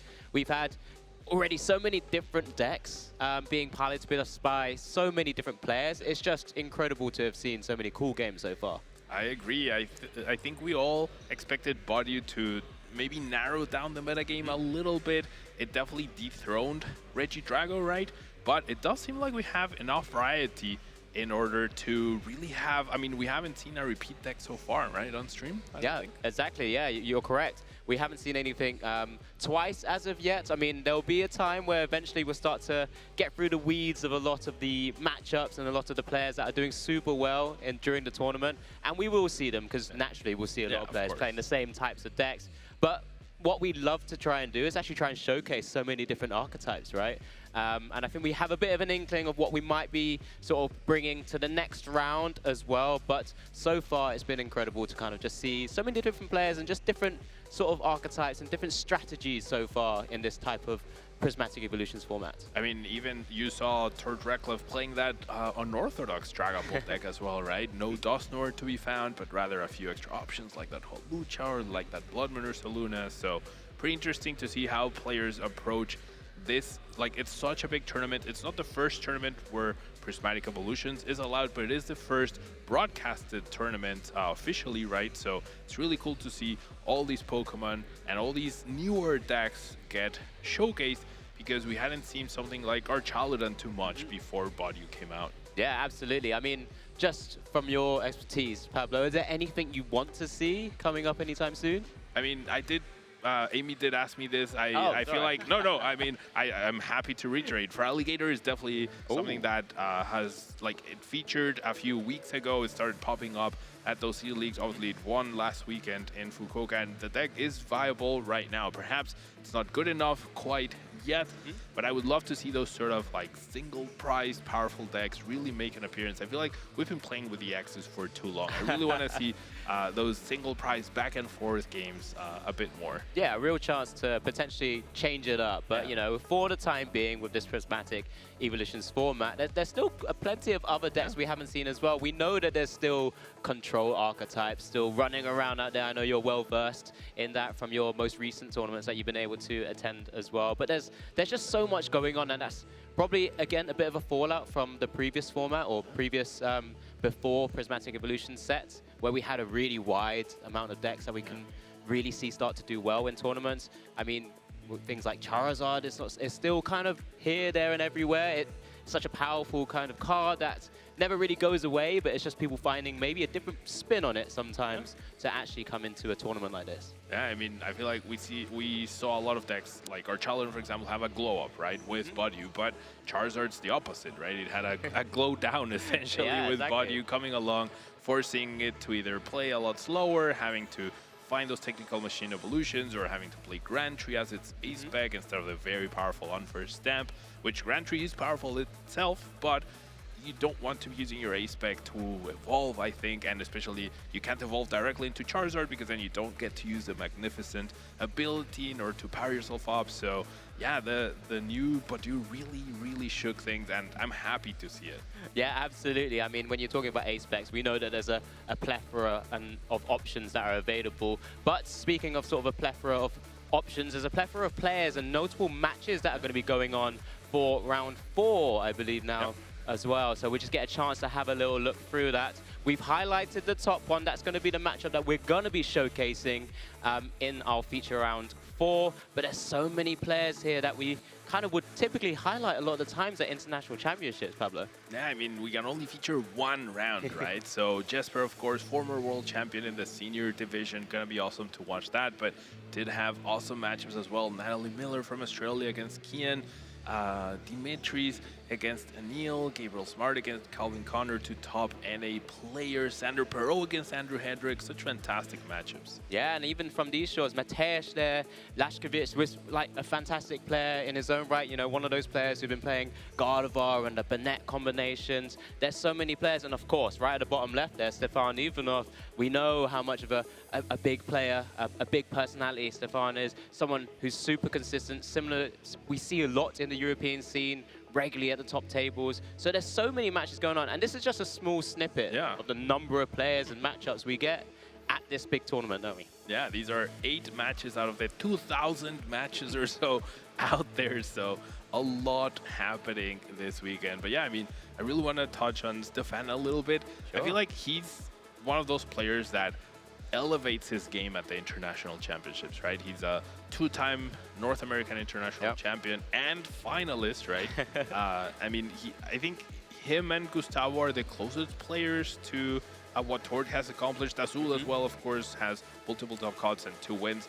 But Stefan, it feels like he really brings his A game to his international competitions. Oh, absolutely. He really shows up, right? He starts just running hot, running super well. We know it's always clean, tight, and really sort of consistent play from players like Stefan. And, you know, so close to the three-peat, which would have been incredible to have seen, but was stopped just in that sort of final stages there as well. But, you know, just to kind of highlight, I mean, the top matchup that we're going to be showcasing, it's always great to see a world champion at this bigger stage again. Of course, a world champion in the senior right, Jesper Eriksson. He has notable finishes in the Masters division as well, showcasing and what we've seen with a lot of players aging up from seniors into the Masters. They do so well now. They're really sort of like trying to take over the kind of core what Masters division players that we've had for so long, and Jesper's a nice example of that, I think. Yeah, and I mean, right now in the tournament, we're only 3 rounds in. We have a lot of other players at 3-0, so we can take a look at the standings and which players are at the very top. Of course, we have, I think, hundreds of players at 3-0 right now so far, but let's take a look at who is topping the standings right here. Great opportunity to see some new names and some familiar ones as well. There's a few from these sort of shores in Europe that we've seen before. You know, Gilbert has been a player who we've kind of seen in those sort of standings. We've got, you know, different players that we may not have always seen as well. We have actually seen Sion Griffiths there also on stream once upon a time in the European scene, but again, there's so many names. We talk about the LATAM. I spoke about Pedro a little bit earlier today. Pedro Patusi at 9th there. Remember, it is just a small snippet, and that's something we have to highlight with so many players at this tournament. I mean, Jonathan Sharpling, you know, he came 2nd at the most recent European regional championships as well. It's just any other big names that you want to sort of call out from here, Pablo? I mean, I think Jared Grimes perhaps doesn't have the biggest accolades in the game so far, but he was very consistent as essentially the Qianbao champion Last season, he was well known for playing that deck to solid finishes and having a solid start 3-0 at the biggest tournament ever, I do believe, over in this side of the world. I think that's really cool to see him up there. So, and yeah, like there's probably 100 other known players at 3-0 right now. There's so many players in this event. Absolutely. I mean, it's important for us here to help you guys at home as well. Just understand all of these kind of names that you typically have seen across all of the sort of regional championships, the international championships, the special championships. So let's actually have a quick little gander at the actual leaderboards themselves across the different regions. We're going to have a little look at the NA and EU leaderboards as well. Just kind of, again, give you a bit of an inkling of these players that we're going to be constantly on the lookout for. It seems like Henry Chow and Rahul already have been in that battle for first place in North America, but Henry winning 2 regionals already this season. Quite an impressive feat. And yeah, we see a lot of ups and downs so far from the last week where we had the Puerto Rico special event. Yep, so many changes just kind of makes these players move up and down. But I mean, obviously they're in fantastic spots to be at the very least within that top 125 in the NA Masters division. There's many of these players already with automatic invites as well. You know, Henry Chow's already stolen one away from someone else. He's got 2. He has lost owned an invite. Yeah, exactly. Which is, like you said, an incredible feat. But then there's so many big players. And we've had Caleb Gayden already on stream. Alex Szymanski, you know, an ex-European international champion as well. You know, there's some big names here. Jackson Ford, I think he's been piloting Charizard for a good amount of time across the NA regional championships as well. You know, I'm just excited to see all these players. Kieran Farrow, someone I get a chance to see every so often. I have a lot of good time and a lot of good things to say about Kieran. He's a fantastic player, and he's, you know, piloting, I'm sure, his trusted deck. His beloved Luya, most likely. I mean, we did expect Henry to be playing Gardevoir, and he did surprise us this weekend. So maybe Kieran also with a surprise. I honestly haven't checked what he's up to. But yeah, I mean, there's just so many players. I mean, we've had a little look at NA, of course. There is also the current top 16 players for Europe as well. There's, again, so many notable names. I've seen so many of them as I was just walking around the hall. Also getting a chance to, you know, walk into Alberto Conti, as we know, has been the #1 in the EU leaderboards for some time now. Super, super consistent. You've got the Daniel Magda and Miloslav Pozleny after their fantastic finishes at the Latin America International Championships. You know, I can speak so much about all of these players. We see them so regularly. I mean, James Cox, Tord Reklev, Stefan Ivanov, Arnie Kardiala as a regional champion, Ozvin as a finalist and a regional champion. And then there's like so many consistent players that we've seen throughout the years. Magnus Pedersen, also a former senior world champion, pulling up trees in the Masters division. Owen Kammerman, and an IC winner in the seniors division, and obviously someone who's regularly performed at these types of competitions as well. Yeah, amazing names all around. And I do want to highlight, I think it's interesting to note that in both top 16 leaderboards, there are 3 players who already have automatic invites.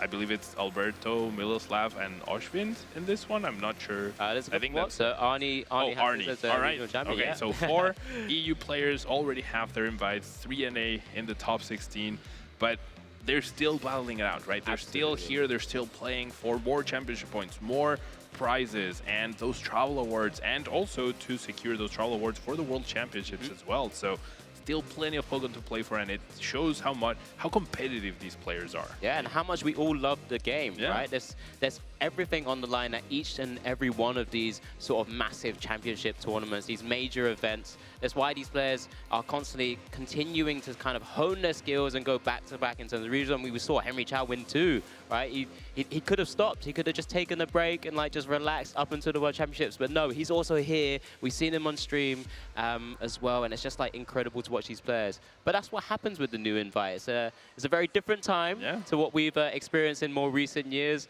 You know, where we have that cut-off period now, or cut-off point, I should say, rather than an actual point threshold that everyone is aiming for. Everyone's having to just actually keep going throughout the rest of the season. Yeah, it was a concept, right? Before it was like invite and chill, right? You got your points, and that was good enough.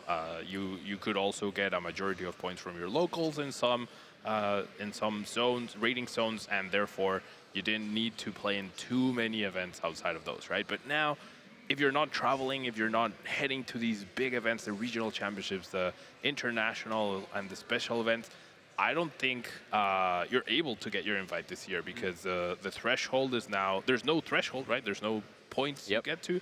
You need to be at the very top, and you could potentially miss out at the very end, right? Nothing is decided until the very end, until NAIC. So I think that has really brought an extra layer of competitiveness to this season, in particular with many players believing they can make it and really making a push to travel more, to attend more tournaments, and especially go to other regions. I've seen players from LATAM go to North America and Europe, players from Europe go to Latin America, players from Oceania as well, traveling all over the world. It's really cool to see. Yeah, absolutely. I think it's one of the greatest things. I mean, one of the best things about Pokemon is brought us all together. You know, I don't really ever get a chance to see you too often. Yeah, of course. I get to see you at the World Championships when we get a chance and maybe converse a little bit there as well. But because of the way they're structured now, and especially with the automatic invites also being accessible to everyone in every region. I mean, we've had in the European region, we've had Ryuki actually take down a European regional championship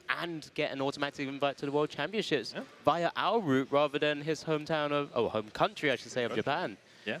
But it just makes it such a incredible tournament and feeling just to get a chance to see different players from different regions compete all together in one place. Yeah, I mean, we call them regional championships or international championships, but they honestly feel very global every single time. I used to, before we started with this era of the international championships, had friends that I would see once every year at the World Championships, right? Now I see them almost every month. They're players who live on the other side of the world. Are you saying it's too much, Pablo? There's no such thing as too much Pokemon, Alex. Exactly, and especially with everyone we get a chance to see as well. But, I mean, don't forget, this is an opportunity. We're obviously here to try and guide you guys through the stream and all the matchups as much as possible. But if you're happy to want to get involved, you don't have to do it at these kind of major events. You can go to your locals events as well. You know, you can start at the grassroots and go do league challenges, league cups, work your way up through special championships, regional championships, and then maybe one day we get a chance to kind of commentate over your games as well. And it's just an incredible feeling. I mean, you've been on stream many a time, Pablo. What is that feeling like when you get a chance to showcase your ability there? I mean, it's really, really amazing to be on stream. But before we talk more about ourselves, we do have our players finally ready with our round. So let's head down to the table and see our matchup. Ryan Griffiths with that fan favorite, I think, Gouging Fire deck up against Jesper Eriksson piloting that Dragapult Charizard deck. Yeah, this is where we just have a quick little speak about the players. Of course, we know Jesper is a well-known player. He's a well-known person in the Pokemon community, a former world champion, as mentioned. He's brought this kind of archetype. This is an opportunity to see Charizard in a different light. We've spoken about it on that downward trend, you know, but maybe this is the opportunity. This is the way to bring Charizard back into the fore again. And, you know, Gouging Fire, it's a deck that keeps just kind of burning away underneath every other deck, but it just pops up here, there, and everywhere. We know in Europe it's a deck that's been well piloted by a player, Luke Kirkham, a good friend of mine, but we know it's then done super well recently in Merida as well. Yeah, I did get that second place, and honestly, I think in a regular game, might have even walked away with the win, but it did end up losing on that first turn in that third game. But yeah, Gouging Fire, not a deck that many people would expect to see. I don't think it's ever going to be like that 10% meta sure deck that people usually have to prepare for at a tournament, but it's a very legit deck. It's almost like a toolboxy sort of deck. You have Delphox, you have Entei, you have Gouging Fire, and you can potentially utilize Monkey Dory's Adrena Brain as well to help push your damage output even higher thanks to the self-damage from the, I'm forgetting the name of the stadium, from the Magma Basin. From the Magma Basin, yeah. Don't worry, I got you. And we get a chance to see one in the prizes there you go. as well. So as our players are now setting up for game one, you know, Ryan's going to be looking to try and match or maybe even beat his top 128 at Lille with that Palkia Dusknoir deck that he piloted. He's going to be trying to maybe push himself into that 4-0 berth, but Jesper's going to be doing absolutely everything he can to try and halt that Gouging Fire. You know, these prizes, nothing too crazy, I don't think, Pablo. It means hopefully we get a good game between them. I do know typically with Gouging Fire, it has a bit of a rough time into just a normal Charizard list. Yep. But this one's a little bit more different, so let's see how these turns will be playing out. As we are players there, just taking one last bit of comfort break before we really crack in to this Swiss round 4. That one copy of Dragapult, I think, for Jesper could be could push him into trying to play more with the Charizard, as there are only 2 copies. However, we do have the game starting, but against that gouging fire in the active. Always the threat with that Badoo in the active spot means Ryan's going to be trying to utilize all of those item cards as soon as possible before Itchy Pollen does its thing and tries to slow down the game so Jesper can try and build up his board state of his stage 2 Pokemon. But Ryan here already has the Monkey Dory down. That's a nice little easy way potentially to kind of remove the Badoo at some point with that Adrenal Brain ability. But as we're getting just that first prize check, we're having just that opportunity to work out exactly what resources Ryan will have access to. Yeah, and as you mentioned, nothing too big price for Ryan. I mean, the Palpad and the Stadium could be the big pieces. Having access to that Energy Switch early could be good. The copy of Entei, you have another one, so you're not too worried about that. You still have access to the Force Seal Stone, you have access to the other Entei as an attacker, so pretty decent prizes here. We're going to see a very standard game from him as well. But it will be interesting to see how he approaches this huge HP Pokemon, right? Gouging Fire, very good against Miraidon or against other big basic decks, but that 320 HP from Dragapult, that 330 HP of Charizard, they're a little too out there for Monkey Dory to really make a breakthrough for Gouging Fire. Yeah, absolutely. Now, we just, of course, it was turn 1, unable to attack on your turn. So Jesper's able to now just play down his Buddy Poffin, and this is his turn to get his first deck search underway as well, being able to select 2 basic Pokemon with 70 HP or less. We're assuming it's going to be just double-checking what he's going to have available and access to. Obviously, we'll work out that he won't have that one of his Dragapult EXs, but with the 4-4 line of Dreepy, Dracloak, he's going to be going into those likely to just, get some consistency going, I think, Pablo. Yeah, have your engine going super, super clutch in order to find the right pieces at the right time, right? Now, the one of Charmander being prized in a match where you probably want to focus on Charizard as your main attacker as they take some quick prizes could be a little troublesome as well. There's no Hisuian Heavy Ball or anything like that to access the prize card at this point in time, and if your opponent is able to deal with that Charmander before you get to evolve, that could put Jesper in a little bit of a bind because, of course, Dragapult is a fantastic attacker, but 200 damage is just a little too short against these high HP basic Pokemon. Yeah, absolutely. I'm sure Jesper's already going to be thinking about, well, how best do I maneuver and navigate with all the little damage counters, as it's just an Itchy Pollen here from Jesper, now trying to slow the game on Ryan's side, so Ryan will not be able to access and utilize any item cards from the hand, as we do see a slamming down of that Professor Sardo's Vitality. Energy attachment to the active, Gouging Fire EX, does have Heat Blast, can take an easy knockout on it as well, and the actual attachment of the Dark Energy onto the Monkey Dory, the little 10 damage, could be utilized here, moved around. How do we manipulate from Ryan's side? This is going to be really interesting. Yeah, it could be. Games can be decided by 10 damage, right? So the correct placement of this is very key, as we just see that Heat Blast utilized, taking the first prize card, and it's now on Jesper to make something happen. Yeah, so just promotes the Charmander for the moment here. Remember, only one other Charmander is currently prized. We do see the Luminion V come down, Luminious Sign, being able to now search the deck for any supporter and reveal it and put it into your hand. So just going to be eyeing up a number of different cards there. Looks like it's the Arven alongside some pretty important cards there to combo into the right attackers. Yep, we're going to see that Rare Candy Charizard, not something we are seeing too often, right, because of Badoo, but Jesper, not minding too much, will be able to attach those 3 energies, and did put that on first stamp at the very front, so I'm guessing he's going to commit his V-Star of the Force Seal Stone, get that card, and then have Stephen only have a 2-card hand. Yeah, it looks like Jesper's baiting you there. I mean, he shuffled up as well, Pablo, but let's have a little look. Maybe he's got a couple of other actions first, maybe Recon Directive into it, see if he can maybe draw it off that. Nope. Oh, well, straight into it, straight into Star Alchemy. He doesn't want to gamble. He just wants to draw further cards after the unfair stamp, which is fair, right? Yeah, very fair. That part is fair. The unfair stamp is definitely a crucial card here. That's going to be pretty, like, destructive for Stephen. Only a 2-card hand, might not even find an energy to attach to follow this up with a 260 damage. Blaze Blitz. No energy in the discard pile either in case he finds Professor Sada to draw extra cards. So these 2 cards will be super crucial for Stephen to be able to keep doing things in this game. Yeah, absolutely. And usually what we see with Gouging Fire, it tries to burst through a lot of the time when it's first turn, especially if it's able to go second and maybe take like a quick knockout or sort of, you know, rebuild the board in a particular way that is a bit more safer. But he's only been able to grab the Monkey Dory and the Gouging Fire onto the board state for the time being. So it's really like the initiative's on Jesper here to maybe try and take advantage.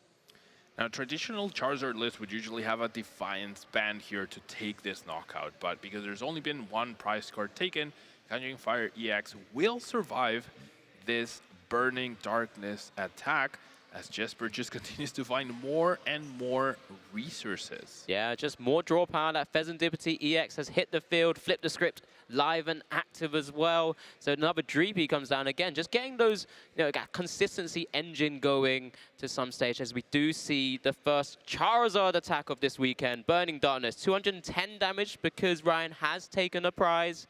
Of course, it does kind of leave it open for that Monkey Dory to make some movements as well, as we do see a Nest Ball and a Jet Energy in hand. So maybe there's some draw power that's actually available in the deck. Right, it does have access to things like Radiant Greninja, maybe as an option.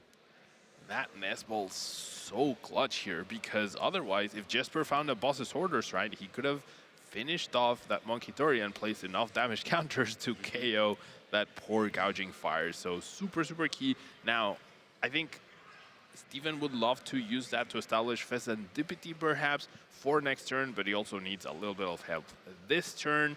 He's gonna commit to another Gouging Fire, knowing that he has a Professor Sada as a follow-up for this turn. But is that enough? Yeah, so it looks like it's gonna have to be, I mean, to get the energies in the discard, it will have to be a hard retreat. Yeah. To get that in, and because he has the Jet Energy in hands, can maneuver back into a Gouging Fire EX at will as well, as we do see the Professor Sada's Vitality now hit the board. Of course, now attaching two of your Ancient Energies, and there. Wow. What have we just seen, Bablo? An energy switch was drawn off the top, so I thought by retreating you took away the option to Blaze Blitz this turn, but actually, because of the right pieces found, you can actually Adrenabrain some damage and then go for the big Blaze Blitz, 260 damage. Yep, so nice little decision there to obviously put the damage counters not on the Charizard. Doesn't want to waste any damage counters, of course. Maybe you want to get as much value as possible, as we do see that hefty Blaze Blitz for 260 there. And it's back over to Jesper. There's a lot of pressure being applied to his board state. We'll see how Jesper responds. He's going to take a second to read the Blaze Blitz extra text, which I do believe says, unless Gouging Fire EX hits the bench, right, he will not be able to use Blaze Blitz next turn, but he can Heat Blast, no problem. Yeah, absolutely. So we'll need to find a way to maneuver to be able to utilize such a big, heavy attack again, as we do see further recon directives here. So now we've got 2 lives, so there's a little bit more consistency going for Jesper's side of the field, I should say. Hand's pretty decent size as well, so a lot to work with, but a heavily damaged Charizard in the active spot, as we do see an Arven now. Now, as Jesper, do you consider going into the Dragapult to sort of protect this Charizard? I think that rescue board will be very crucial in making sure that you only get rid of 1 energy from that Charizard when you're retreating. Therefore, it's still a potential threat later down the line. And it's also 3 Adrenabrains away from getting KO'd thanks to that 70 HP. So maybe that previous Adrenabrain could have been a good idea onto the active. You would need it anyways if it stayed and you have to Heat Blast, but this way you could pursue it on the bench a little bit more aggressively later down the line. Yeah, there's a few different options. I mean, you've spoken about the toolbox that's available in the Gouging Fire list as well. Does still have access to that Delphox V at some stage, maybe as an option, because there isn't a Manaphy currently on the board. Wouldn't be able to protect. Oh, no. I take that back. Yep, thank you very much. Yeah, thank you. We do see a counter catcher here on that Monkey Dory, identifying that threat of the Adrenabrain as well. So, yeah. Cheers for helping me call that out, Pablo. All good. Now, yeah, this definitely protects even the Charizard by eliminating this Monkey Dory. Now that Charizard has 70 HP instead of 60, therefore you're not in range of Heat Blast. However, the Counter Catcher also resets that Blaze Blitz for the Gouging Fire itself. Now Jesper will get a 3-price turn, 1 damage counter left over on that Gouging Fire, and we're about to see if he can draw something off of that Professor Sada. Is there anything there? I don't know. I don't think that top deck was actually too helpful for Ryan's side. It does have another Sada, so that's 3 gone. Has to attach the Dark Energy to the active Gouging Fire. Is anything there? Magma Basin, is that another Pokemon as well? The 3rd Gouging Fire of the list, Energy Attachment.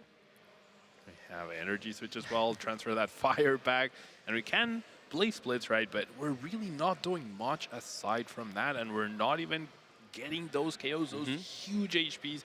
As we mentioned in the beginning, a huge problem for Gouging Fire decks. Yeah, this is one of the big troubles, especially when you haven't been able to kind of, as I mentioned, burst through and sort of see a lot of the deck. The deck's going to be quite thick at this moment because he got Unfair Stamped so early on just because of that one Badu attack, kind of just slowing the game down. He just had to Heat Blast. As we do see a Lance, I believe that's a Lance. Yep, it is. Full-on Lance, okay. Come down as we see more Dragon Pokemon going into Jesper's hand here as well. I think Jesper is definitely seeing how he's very close to essentially winning this game. If he can piece out another Dragapult powered up, he can Phantom Dive right now, put this Gouging Fire in range of Phantom Dive damage counters, and put all 6 over here. And then afterwards, with a single Boss's Orders, can possibly knock out both at the same time. And with no Monkey Dory healing this time around, that seems to be his best option. So playing Lance now to thin your deck, basically, at this point, all Jesper needs is another powered up Dragapult and a Boss's Orders. Nothing else. And it's been super helpful. Now he's got, again, 2 further Recon Directive Drac Cloaks available. Does have Pheasant Deputy EX on the board as well. So has that draw power should anything suddenly go wrong. You know, he's protecting his board state as well as possible. Gets the energy attachment to another Drac Cloak as well. I mean, that hand is massive. He has so many options here. Even holding on to that Professor's Churro scenario, if any other slightly weird shenanigans comes down from Ryan's side of the board. But, you know, Jesper has to play to his perfect outs as much as possible. So he's just kind of grabbing the right cards here. Just, again, making his life a little bit easier depending on how Ryan plays out his next turn. Now, Jesper is running into a little bit of an issue because of the prize cards. There are 2 Fire Energy in the prize cards, and there are 3 Fire Energy on the board. 1 right here and 2 right here. And there's 5 total in his deck. So right now, it's not possible to attack with Dragapult again until you recover one of those Fire Energies. Now, thankfully, he did find the Super Art of the prize cards, so that's how he can put that Fire back after the Dragapult gets KO'd, but then he has to actually find it, which is easier said than done. Yeah, I mean, with 5 prizes still to take on Ryan's side of the board, 2 heavily damaged Terra Pokemon on Jesper's, still would be at the very minimum 2 attacks away to be able to take the 5 prizes in some way, shape, or form. It's not looking too great at the moment. We do see the attachment to the benched Pokemon. He's just going to choose to use Heat Blast after a Blaze Blitz in the last turn as well. And that will be a knockout. Yep, it's just I think the judge is just confirming that you can utilize it. Yep. As we do see the Dragapult EX hit the discard now. Now it's on Jesper to find that 1 Fire Energy, right? That 1 Fire Energy that he needs. He already has the boss. I think he's gonna retreat first, most likely. Or does he have it? Oh, he just he does. Yeah, there you go. Yeah, Radiant Alakazam does it. Yeah, that 1 damage counter that was left over from a previous Phantom Dive And then the next Phantom Dive, yeah, all good. Jesper Eriksson moves the damage with Painful Spoons and is able to walk away from this game one pretty decisively, I would say, Alex. Yeah, nice and clean sort of gameplay here by Jesper. You know, truly well versed in his deck, kind of just showcasing how good this Dragapult Charizard list is that he's been working with. I know he's been working closely with players like Oscar Madsen on this type of archetype at the moment. Has been playing it and sort of championing it for a little bit of time now. And yeah, that was just a really nice showcase of, you know, one Itchy Pollen, slow the game down for one turn, and just that one switch into a big attacker, and really just kind of not giving Ryan a chance. But let's just have a quick look exactly how it all went down. I mean, words can only tell you so much. Of course. Now, as you mentioned, that body is so key. That one turn, right? It gets dealt with almost immediately, but that one turn where you slow down your opponent enough to set up your stage 2 Pokemon, run away with the game so clutch. As we see, that one leftover damage right there on that turn was just enough to put the Gouging Fire in range of the knockout. Yep, and in just that, I mean, in combination with that unfair stamp as well. I mean, you lose a 30 HP Pokemon, but I'm just going to give you 2 cards after it. And unfair stamp really kind of showcasing why, since its release, been such a powerful, impactful card throughout the meta so far, as our players are beginning to start to set up for Game 2 of this Swiss Round 4. And if you're just joining us, remember, Jesper has just won Game 1, so he is 1 up in this series. And it will be on Ryan to decide whether he'll be choosing to go first or second, as our players are currently, as you can see, just placing down their prizes and kicking us off here. It looks like Jesper just drew a card, so it looks like Jesper will be going first. Yep, I think as Gouging Fire, you want to have as much of an advantage as you can in terms of combining your turn of items and supporters, right? If you expect to get item locked by Body, at least in the very beginning, I think that's super clutch, because one turn, if you go first, you get 1 turn of items and then 1 turn of supporters, but having both combined at the same time allows you to play those Earthen Vessels, allows you to play those energy switches, so very key. Yep, no threat of being donked and knocked out by just a lone Dreepy, or even the Dreepy and the Charmander if Ryan was able to combo out, for example, that Delphox V play. That Manaphy hitting the board as well, giving Jesper actually a good amount of protection here. But this is Ryan with an opportunity here to just work out exactly what is prized, as we do get to bring up double Magma Basin. Should be playing, I believe, the maximum 4 of copies. So it's pretty important to get those energies into play and actually even get the damage counters on this board. Yeah, both things very key for his main strategy. And of course, the Professor Sada energy advantage is huge, but having those 3 energy cost attacks can be tough to cover, so having the extra energy attachment from Magma Basin, super key. I think Magma Basin is the reason why this deck is viable at all. Yes, I mean, any sort of deck with a level of energy acceleration just gives you so many options, and Magma Basin is one of those few pieces that allows you to do so, especially when you're able to combo it with that Radiant Greninja as well, concealed cards, just to kind of keep drawing, bursting through. I've repeated it a couple of times now, but I feel like it's just so important to get all those combo pieces going all together, as we do see, looks like that Fire Energy is about to be pitched away for a draw 2 there, just hits the Forest Sealstone as well, so even more options available. Did also get the Iron Bundle. The key missing piece here, I think, is that Professor Sada's Vitality. So we can either force Sealstone for it, or we could Ultra Ball, force Squawkabilly, keep drawing cards. Now we're gonna commit the Force Sealstone. I think Ryan is being very careful to not bench the Squawkabilly, which can be a big liability if your opponent keeps using Phantom Dive on it. Yeah, absolutely. I mean, I've tried the deck a little bit ahead of this tournament as well, and it's like sometimes when you Squawkabilly and use that fantastic ability to see more cards, if you do miss that Professor Sada's Vitality, sometimes it's just not enough. But Ryan does have that Ultra Ball, so after this Sada's Vitality is just utilized, he can continue to burst through, as we do see the Jet Energy attachment as well to the Gouging Fire, to the active spots, I should say. Yep. 60 damage, not quite enough to take a knockout here on any of these Pokemon. Not gonna commit to Squawkabilly to find any sort of Magma Basin combination plus Energy Switch to get the KO. We're just content with doing 60 damage right here. Yeah, it must have been too many important resources in that hand. So it's back over to Jesper here. Does have that Lance play once again. I believe he is still also holding that Ultra Ball for future turns as well. But let's just double check exactly what he's going for. It's double Dreepy and one Drak Cloak here as a choice. Lance, such a powerful support. I don't think we had seen Lance see any play until like the last, or any real play at least, until like the last couple of weeks. It had been featured in Dragapult decks, but Dragapult decks themselves were not doing very well until Badu came out. Yeah, it's had this moment, right, even without the Lance, but just because you can now just utilize it in combination with Buddy Buddy Poffin to get the early Dreepies down, and then you can go into Lance to grab your Evolution Dragon-type Pokemon. It just kind of opens up a few more doors, especially when you know Badu is now in the format. Now that Recon Directive ability, so good. Not quite as good as Refinement, perhaps, but good enough. And now we're going to see Jesper with a full bench of Dreepies and Charmanders and that very key Manaphy. And we're going to see that Technical Machine Evolution getting 2 more Drak Cloaks into play.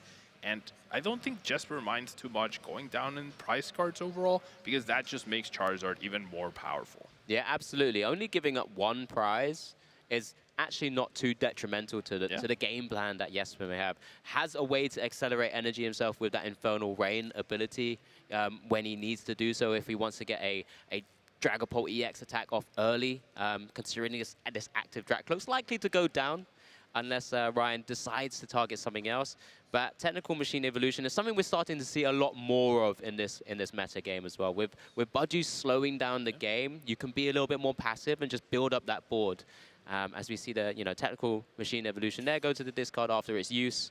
And now it's just over on Ryan to see, well, how could you capitalize on this? Maybe a bit more of a passive turn here. But he's going to be in the back of his mind thinking, I could get unfair stamped at any point if I take a knockout.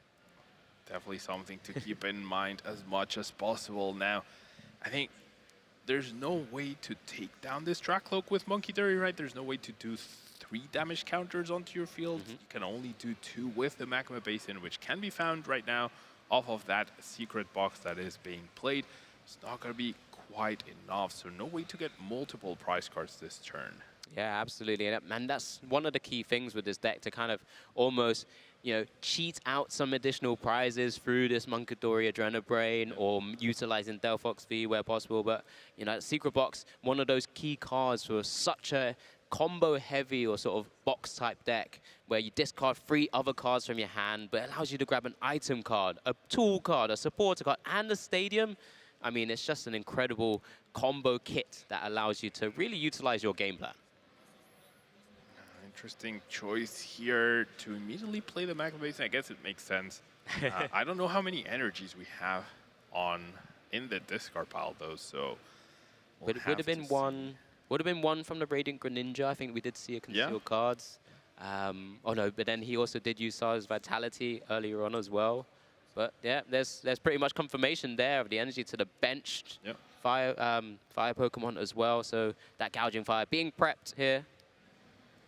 It does have the Dark Energy attachment for turn. So where do you send these 2 damage counters to? I feel like I would personally place them on the Manaphy, because everything else can evolve and therefore will eventually be out of range of any significant Adrenabrains. But this way you can potentially take that away from your opponent and open up a Magical Fire play from Delphox when they might not expect it. Or, yeah, sure, you can take down a Charmander, but with another one in play, I'm not sure how impactful this will be. I guess it's just that fear of seeing a Charizard EX coming down, just being able to tank and take so much damage so easily. But if you start prepping a little bit, I guess it can sometimes be a little bit more useful. But I guess when you know your bad matchup has historically been Charizard EX, you want to get them out of the way. But I did really like your suggestion of maybe just that one turn where you can, spin it around, get an additional prize just by slowly kind of weakening the Manaphy at some point, and then utilizing Magic Fire, or maybe even just to kind of bring it back to kind of the 2-2-2 prize race you typically see with Gouging Fire. Yeah, and with, like, this would have been a lot more impactful. There was only one Charmander in play, right? Then you take away that option for an opponent. Well, with the other Charmander being already established on the bench, you leave your opponent with triple recon directive access as well.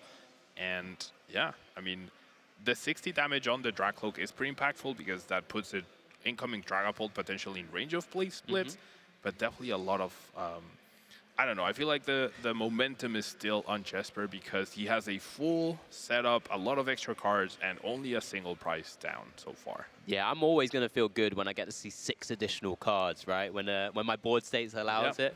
I mean, even if I sometimes might have to give up a pretty important attacker, or I can just utilize it with the Fire Energy as a bit of a pivot to maneuver into another Dragapult if I need to do so, and just keep that as a Dracloak for the time being. So there's opportunities, right? But you know, Ryan's the one who's made that decision, taken out one of those Charmanders, gone ahead in the prizes, and it's again on Jesper to try and weave in his own attackers in his own right. I think he has multiple Dragapult EX in hand, as we do see Arvin here. Just double checking what he has access to. I think he has the Dragapult. We're going to go for that energy surge to get the missing psychic energy. Of course, you have access to your fire energies with Burning Darkness very easily, but you do need to find a way to find that psychic. Now, choosing to play energy surge instead of Earthen Vessel is interesting because the discarding part of Earthen Vessel can be very hurtful to a deck like this one, which needs all the pieces it can get.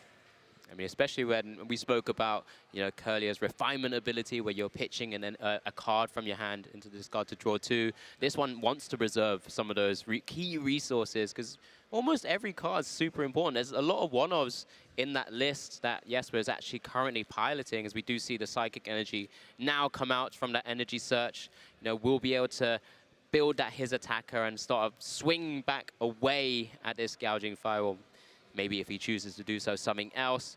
But, you know, Jesper's just putting himself in a spot again to be ready to counter whatever Ryan throws at him.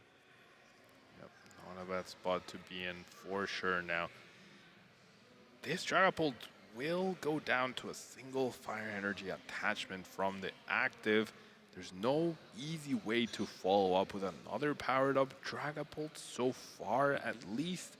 So Jesper could be in a little bit of trouble, but I don't think Ryan's hand is too powerful just yet. I don't remember if he kept Professor Sada in his hand last turn. Yeah, I'm not entirely sure, but we do see the Phantom Dive of the 200 damage on the active Gouging Fire EX. So now it's just down to the placement. So it looks like he's spreading and sort of hedging his bets a little bit.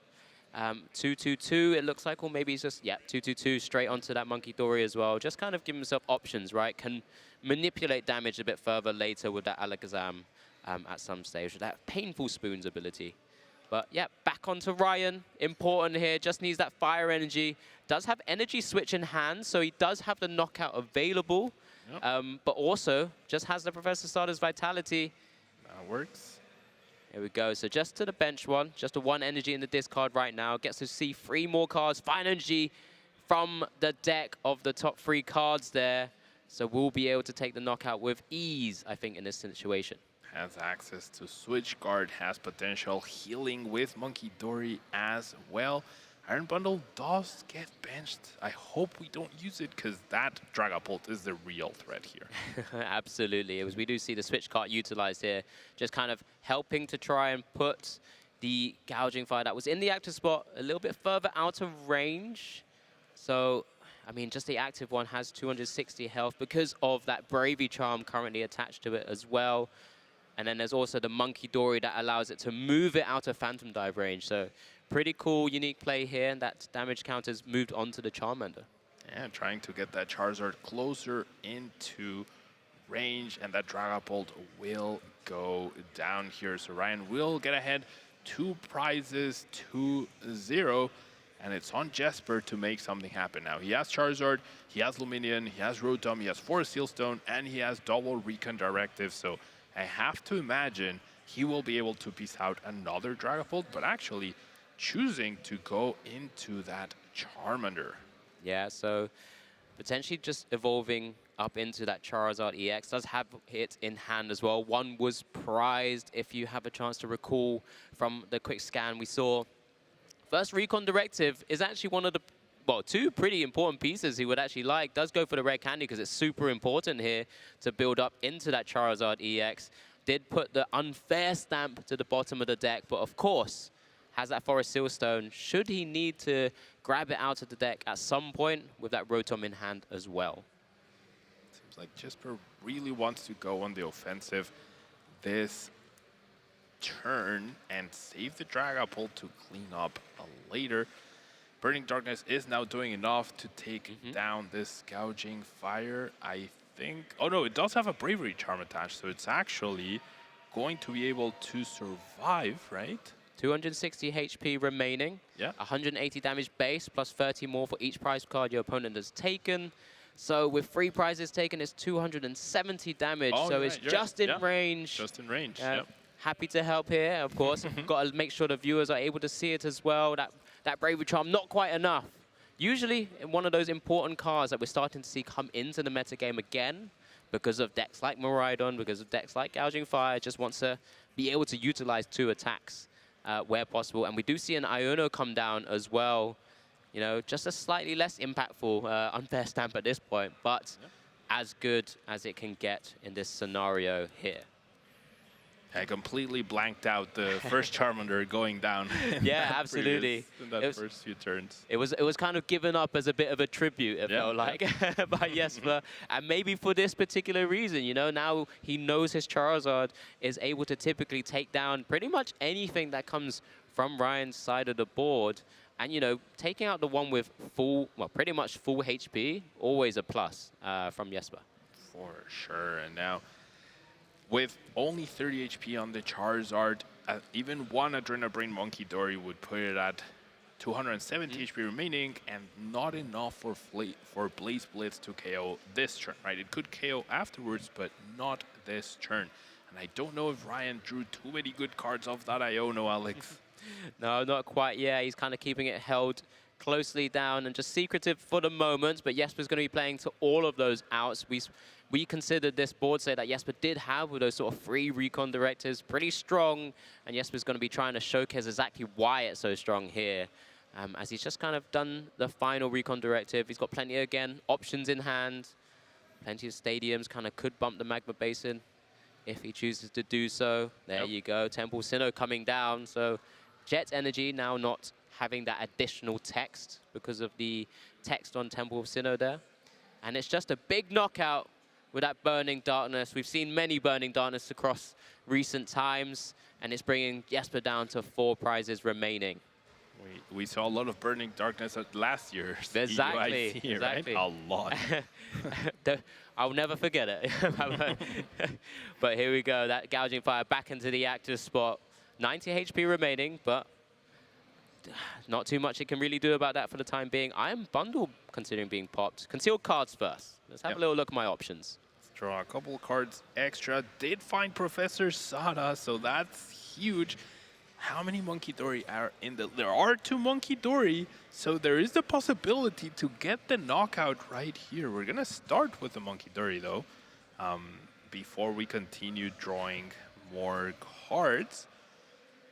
Could be massive. I believe it had 9... Well, it had 90 HP left, so just moved damage counters off. I really think Ryan should go for it, right? Thin your deck, get that darkness, get another energy out, commit to the Professor Sada, and see if you can find a Nest Ball. A Nest Ball would be enough, and you play so many of those. Yeah, it could be a massive swing turn here. I mean, we say swing because he's actually ahead on prizes, but in terms of the tempo of the game, this could be a massive turn because there's the second Dark Energy, Pablo. Yeah. It could happen.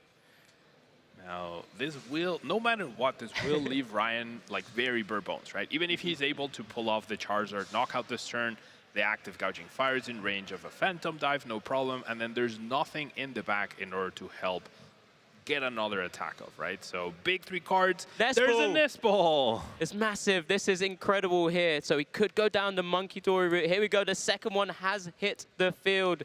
2 Adrenabrain's going to be live. That Gouging Fire in the active spot with all the energy it requires to Blaze Blitz and deal plenty of damage to this Charizard EX in the active spot. Usually when you think of Monkey Dory, you think of Gardevoir immediately, but it's been making its way into a few other decks, right? Ancient Box, now Gouging Fire.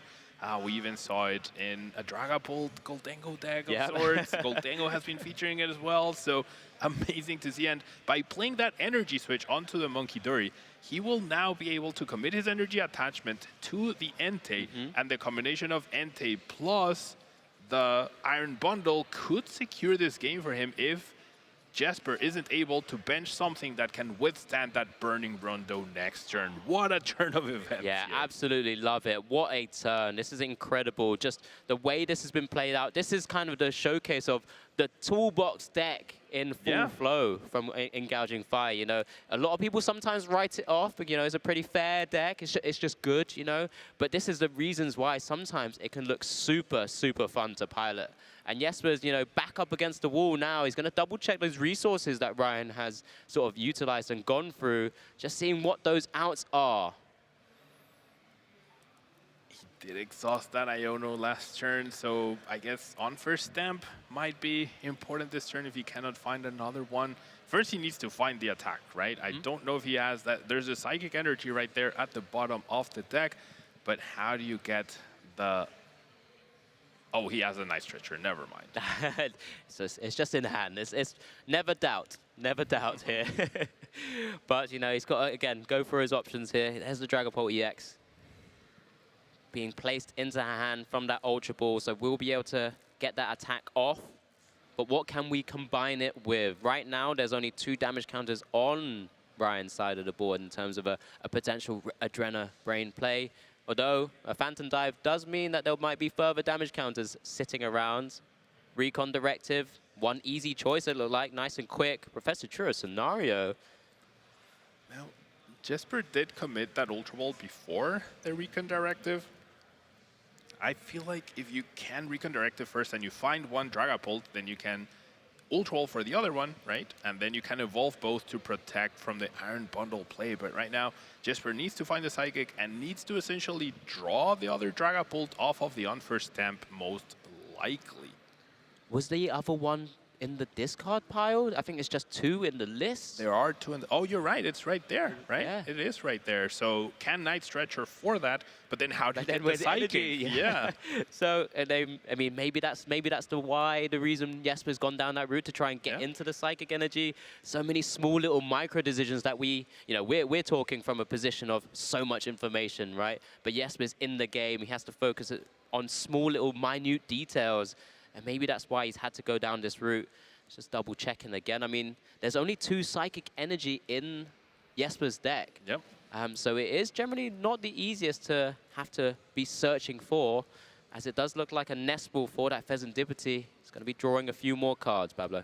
Yep. I mean, with that Pheasantipity, now you have cover from the Iron Bundle, right? Because unless Jesper fills out his bench, Burning Rondo will not be doing enough, right? I think that's the maximum you can bench, though, because Monkey Dory's extra damage can also be a factor. So he really can't bench anything else. Did not find the Psychic, so we'll need to commit that Stretcher for this Psychic, I think, at this point. You cannot not attack this Gouging Fire this turn if you're looking to win this game. Yeah, absolutely. So let's just see the direction that Jesper's going to take this for the time being. I mean, it looks like he's also double counting the Entei Burning Rondo attack as well, just making sure that he can keep out of range if possible. You know, still obviously opens up the play for just like an energy and a boss's orders, or boss's orders and energy switch onto one of the smaller single prizes, as we do see the Night Stretcher now. I mean, I can't imagine it's not the Psychic Energy, but which direction do you take it here? Yeah, this is crazy. I mean, right now, Burning Rondo is doing 180, I believe, plus the 2 damage counters on the Monkey Dory. That would be 200. Yeah. So 10 off from the knockout. Now, just for being very meticulous, trying to figure out the best odds in terms of finding the Psychic or getting a Dragon Ball. We do see the Psychic being grabbed, which I think is a correct choice if you're going to end up using on first stamp this turn, which we haven't seen Jesper fully commit to. But if we do see that, then your opponent also needs the energy, right? Ryan doesn't have game on board just yet. No, but I think just the threat of all these cards that are available can just put Jesper in that kind of doubt. This is sometimes what happens when we're having to second guess ourselves depending on the actions that you're taking. We're likely to see this Iono to 1 as well. So here we go, Iono to 1. We've heard many a time that Iono is a lie. But let's see what we're going to be able to pull off here from that Iono to 1 from Ryan's side. Jesper does get the 4 cards, of course, and with 4 prizes still remaining. Ryan not even looking from that card.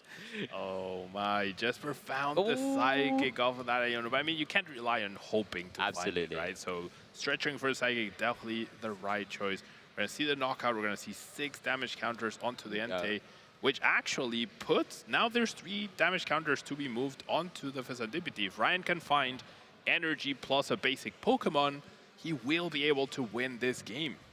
I didn't quite catch that one card. He had a quick little gander at it. He also did I mean, he's promoted the Monkey Dory. All right. So what are we working with, Ryan? We're both tilting our heads as much as possible. Oh, there's a Professor Sada, but there's no Pokemon to attach to. I don't think there's any way to... I mean, we see the 3. There's a basic, though. If Ryan retreat... Oh, no, but he needs 2 basics because the Iron Bundle goes away if he uses it. So he needs... he needs a Gouging Fire off of this. That's a Roxanne! Oh my god! That is happening. Huge!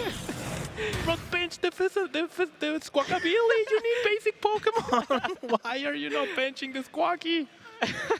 I think this is a very bizarre scenario that we find ourselves in. Roxanne top deck, being able to play this card only if your opponent has 3 or fewer prize cards remaining. He gets to draw 6. Your opponent draws 2 after the shuffle. What can we find here? Can we find a way? It's just... Yeah, you just need the energy. Energy and 2 basic Pokemon. That's what you need. You had the Squawkabilly, so it could have been just 1. But okay, we'll just find Squawkabilly. I bet you we're gonna find Squawkabilly X once again. there's basic. There energy. There's energies. Oh. I think they were just double checking because obviously the Monkey Dory Adrenabrain was used. I think it was placed on the wrong Rondo was used as well. It doesn't matter. The game's over. We're in this scenario. Find it, please. Just decide. It's there. It's a matter of, does Ryan realize he has the game? I think he's popping the Iron Bundle. Here we go. This is it. So Fezandipiti goes to the active spot. Ultra Ball. He's vesseling away the Nest Ball. Oh goodness gracious. There's the energy. And, okay, I mean, that works too. That's a peculiar way to go about it. Energy switch to the active, and we'll get a big burning Rondo for, I believe, 120, 140. That's 10 off. That's 10 off. What?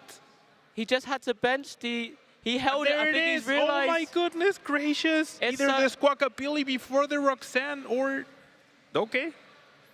I mean, Jesper doesn't have a game, though. Yeah, Jesper doesn't have a way to take a knockout right now, but 10 off at the Nest Ball, at the Ultra Ball, at the Squawky. So long as Jesper hasn't found that Professor Churro scenario, he's handed the whole initiative back to Jesper. Jesper here, I think Jesper's hand's shaking because he thought he potentially had that game lose and like run away from him. But Jesper has a chance here. Does he have Forest Sealstone? He does, and he just found Ultra Ball off of that Recon Directive. Also has Arven, which doesn't offer too much help. And then, I mean, if you have to Ultra Ball for Professor Turo, that's a little bit redundant. No way to knock out this Entei right now. And even, like, the Phantom Dive damage counters almost working against Jesper last turn. But it seems like he... I mean, there's a Turo. You get to heal the Fezandipiti. You're still in a similar situation. And the minion's still there. Yeah, Well, exactly. I mean, the mana feed, anything, right, can be taken down. But I can't believe we're still in this game, Alex. What a crazy spin of events that we've kind of just witnessed here. As the Dragapult gets back into the active spot, we do see the Phantom Dive on that Entei V now. 60 on that Monkey Dory. Jet Energy top deck. what is the direction. There's the fleet-footed. So back to square one. Now we need a boss's orders, or there's no Night Stretcher, so we cannot use Iron Bundle, which would have been game Conceal now. cards, 2 cards. It's not a boss's orders. There's the gouging fire. And I think he just drew into another jet energy. Yeah, but if we commit Sada, then that's it. I think we're not going to be able to close out this game. There's no outs to anything like Luminion V or anything. He doesn't play one. This is just one of those unfortunate scenarios. Does finally bench that Delphox V. And it's just, so close. But just one thing that he just accidentally missed, it looked like.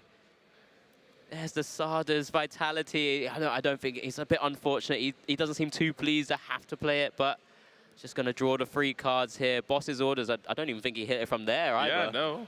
But yeah, that's it. There's no way to get a single prize card this turn. And that Entei, I mean, it's even stuck in the active. It has to be retreat cost, if I'm remembering correctly. Yeah, that's it. hand. Yeah, there's Ryan recognizing that he missed the game-winning move last turn, and Jesper Eriksson will walk away the winner of round 4. Yeah, I think head-in-hand moments there for Ryan, which is a bit unfortunate. It's kind of one of those things when you're on stream, you're under a lot of pressure, but Jesper is going to be walking away with a win in this Swiss feature match round 4 here. He'll be going to a 4-0 record. I think he's counting his blessings there a little bit, but we'll take one of those, right, Pablo? When there's just one, sometimes all of us players have gone through it. We've made one small misstep before, and it's just a bit unfortunate for Ryan's side, but he's taking it well. He is all smiles still. He knows he won't make that mistake again, right? But yeah, congratulations to Jesper for taking the dub here. And commiserations, but, Ryan, you're still in a good spot. You're still 3-1. We'll see where we can get to, making sure we don't make any more, slight missteps like that again. Yeah, I mean, double-checking your math, very, very key. And that was incredibly clutch for Jesper. He was running out of gas. And so let's take a look at what happened in this round of replay. We had that Badu buying that single turn good enough, got immediately taken down by Ryan, but that gave Jesper everything he needed to be able to fully set up with a very strong board. Yeah, that game 1 was a real testament of how this deck functions. It was able to utilize Unfair Stamp and then just have really big Terra EX Pokemon to be able to handle whatever Ryan was throwing at Jesper. So taking this game down pretty easily, I'd like to think. But then this game 2 really kind of came back and forth. This Charizard EX was kind of evolved up very quickly, kind of utilizing a big attacker, but it was always in range. And then, of course, Ryan hit that double Monkey Dory. Yeah, double Monkey Dory coming in so clutch for Ryan. It almost had it, but then we see the key turn where that Pheasant DPT hung on to life by a mere 10 HP. Yeah, we don't typically get to see Pheasantipity stuck in the active with that in that scenario too often. Especially when you don't want to give your opponent opportunities to later heal it or draw cards with it later. But Jesper will take those, as we've already said. He really showcased some of that deck building. This different way of playing. Charizard EX. I mean, it won the European International Championships last year. It's back again, and it's currently 4-0. This time with a new partner in Dragapult, but we've all known Dragapult's one of the top decks, one of the top cards. It's always been such a powerful attacker as well. I mean, for a while, it wasn't even Dragapult that was the deck that utilized his attack as much, was it? Yeah, now perhaps this is like the perfect storm for this sort of deck, right? With Miraidon showing up, winning the last 2 events since Prismatic Evolutions became legal for tournament play, and Charizard, of course, being an amazing answer to Miraidon, right? Miraidon enjoying the fact that Badu took away Charizard from the metagame, but turns out maybe this particular niche use of Charizard combined with Dragapult could be enough to let Dragapult now overturn the tables against the Miraidon decks. Yeah, just finding that sweet spot, right? I mean, this is what happens in the Pokemon Trading Card game, especially when we have generally quite wide formats. We get this kind of we call it rock, paper, scissors, well, this sort of cycle that we go through. And that's what makes the game so interesting, especially for players like us, Pablo. We get a chance to see like which little different direction players take, little tech cards, or even sometimes what you play or I play, you know, just little tech cards that can change a matchup in so many different ways. And, you know, this is just, again, we've seen another, this is the second time we've seen a deck which is like the 4/4 Drakloak, utilizing that Recon Directive, which is kind of cute as well. But, you know, Charizard, just a big burning darkness. It's just sometimes really fun to utilize, right? I mean, why don't we hear from Jesper, who I'm sure had a lot of fun in that previous round. Let's head down to our interview with him. Hello, everyone, and welcome back to the big stage here at EUIC. I'm here with our winner. You just saw on stream, Jesper Eriksson. How are you feeling? I feel very fortunate. The game 2 should not have been mine. We all know that, and of course my opponent's got it. But at these tournaments, you gotta get your chances right, and I got it there. And I just hope that it doesn't have to go to those extents for the rest of the rounds. When you are on such a big stage like this, so many competitors, so many viewers, the pressure can get to you. You're a seasoned competitor. You've probably been in situations like that before. But of course, as they say, where I'm from, we take those. Now tell us about Zard Pult. Where'd this deck come from? What put it on your radar? How are you feeling about it so far for this format? So all credits go to Oscar for this. He built the deck back last format for Birmingham Regionals. He posted a list in his group, and I played for Birmingham to 128. Lost my win into 32, unfortunately. Top 32 San Antonio, and we were like, why not just keep it going for the next format? Just chuck in a Voodoo, switch up the ace spec, and we're good to go. So a deck that's been decent, but just hasn't had a moment to shine, and now you're here trying to show everybody that it is a deck worth believing in. The big HP seems to be working out for you. Is there any other matchups that you are a little bit concerned about? Has the meta spread turned out to where you expected it? I think most of the matchups like this, when they get double Monkey Dory down, the Gardevoir matchup is also, you know, a bit of, some of the longer ways that Gardevoir draws, like near perfect, we always lose. But the deck is just very mid, and not in a bad way, actually. It's just mid because it just does the things it needs to. It's consistent, and once you set up, like, you have 2 free Drakloaks, you're not missing a card. So against more of these, you know, aggro high rolly decks like Miraidon, if you don't get a stable setup, you don't get your turn 2 Red Candy Charizard, yes, it's an issue. But if you're just hitting mid, you're doing at least mid. Right. Any deck that's going to give you time to set up, especially in a format like this with Badoo, you're confident that the deck has just enough raw power, some strong tools. It's going to get you over that hump and hopefully get more victories. Is there anybody else you'd like to give a special shout out to, or any final thoughts I can get from you before I send you off to the next Swiss round? Of course, Oscar for building the deck. He's been doing awesome. One of my best friends out there, and of course he just got signed to Limitless as well. So really happy for that. My girlfriend's sitting back home watching the stream. She doesn't know how to play Pokemon yet, but hopefully someday will happen. And of course, you know, family, friends, especially my mom, who's sitting back home and who's really gutted about being there. Very well said, and maybe with your performance here at EUIC, we can get her as the next conversion to Pokemon TCG, but we'll have to see. And we will be looking forward to more Pokemon action as we kick things back over to the casting desk. Thank you so much, Adam. Great to hear from Jesper. He knows that he got a little bit lucky at the end there. And yeah, I mean, as a competitor, of course, if you want to have a good run, you have to have a solid combination of skill, good deck, but also a little bit of luck to really make it all the way through. And I think he used up a little bit of that in this game. Well, hopefully he, you know, doesn't have to rely on that bit too much going forward. But, you know, he is 4-0. He's been doing super, super well. And it's always great to hear from Jesper. You know, we've highlighted him a number of times, as we've already spoken over that game. You know, a former world champion, someone who's been doing super well in very recent tournaments as well. You know, I've had the chance to actually cast alongside him, for example. It's fantastic to see.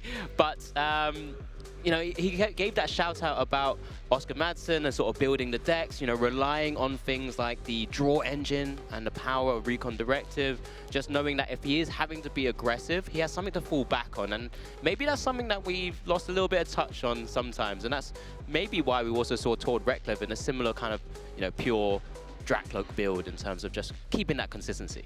Yeah, I mean, of course, Dragapult, a big factor in the metagame right now, and I think we should take a look back at some of the first Dragapult decks that really did well and have been paving the way in this metagame. So we should be able to take a look at Aiden's deck from Merida, that 5th place Dragapult EX Dusknoir deck right here. Such a cool build, one of the first ones to do really well. I think played the same 60 as Brent Tonneson, I believe, both of them getting all the way to top 8, and we have that huge, powerful engine that you mentioned, that 4/4 Drakloak, that's really giving those players that extra edge, right? That non-rule box ability-based engine. Did you do that on purpose? I mean, this is all in combination because of Itchy Pollen from Badu, right? Yeah. You know, being able to utilize Recon Directive, just kind of very easily evolve up into that Pokemon and just still have that draw power whilst hiding behind an Itchy Pollen, or even sometimes being faced up against an Itchy Pollen, just still having those pieces and just having all of the combo pieces when you need to pop off. And that's often what happens when you play a Dusknoir deck. You know, you have to find the right turns and the right time to utilize Curse Blast in combination with attacks to really sort of whittle down your opponent's game plan. And, you know, there's a lot of these counters which are quite interesting that we're starting to see as we're now sort of 2-3 tournaments in to Prismatic Evolutions. You know, we've seen 4 Lance in Tord Reklev's Dragapult list, of course, without the Dusknoirs. And then in sort of Jesper's list, you know, he has the 2 Lance hits, very similar kind of type of support accounts here as well. But we're getting to a point where there's a nice core of cards that we're starting to see in deck lists.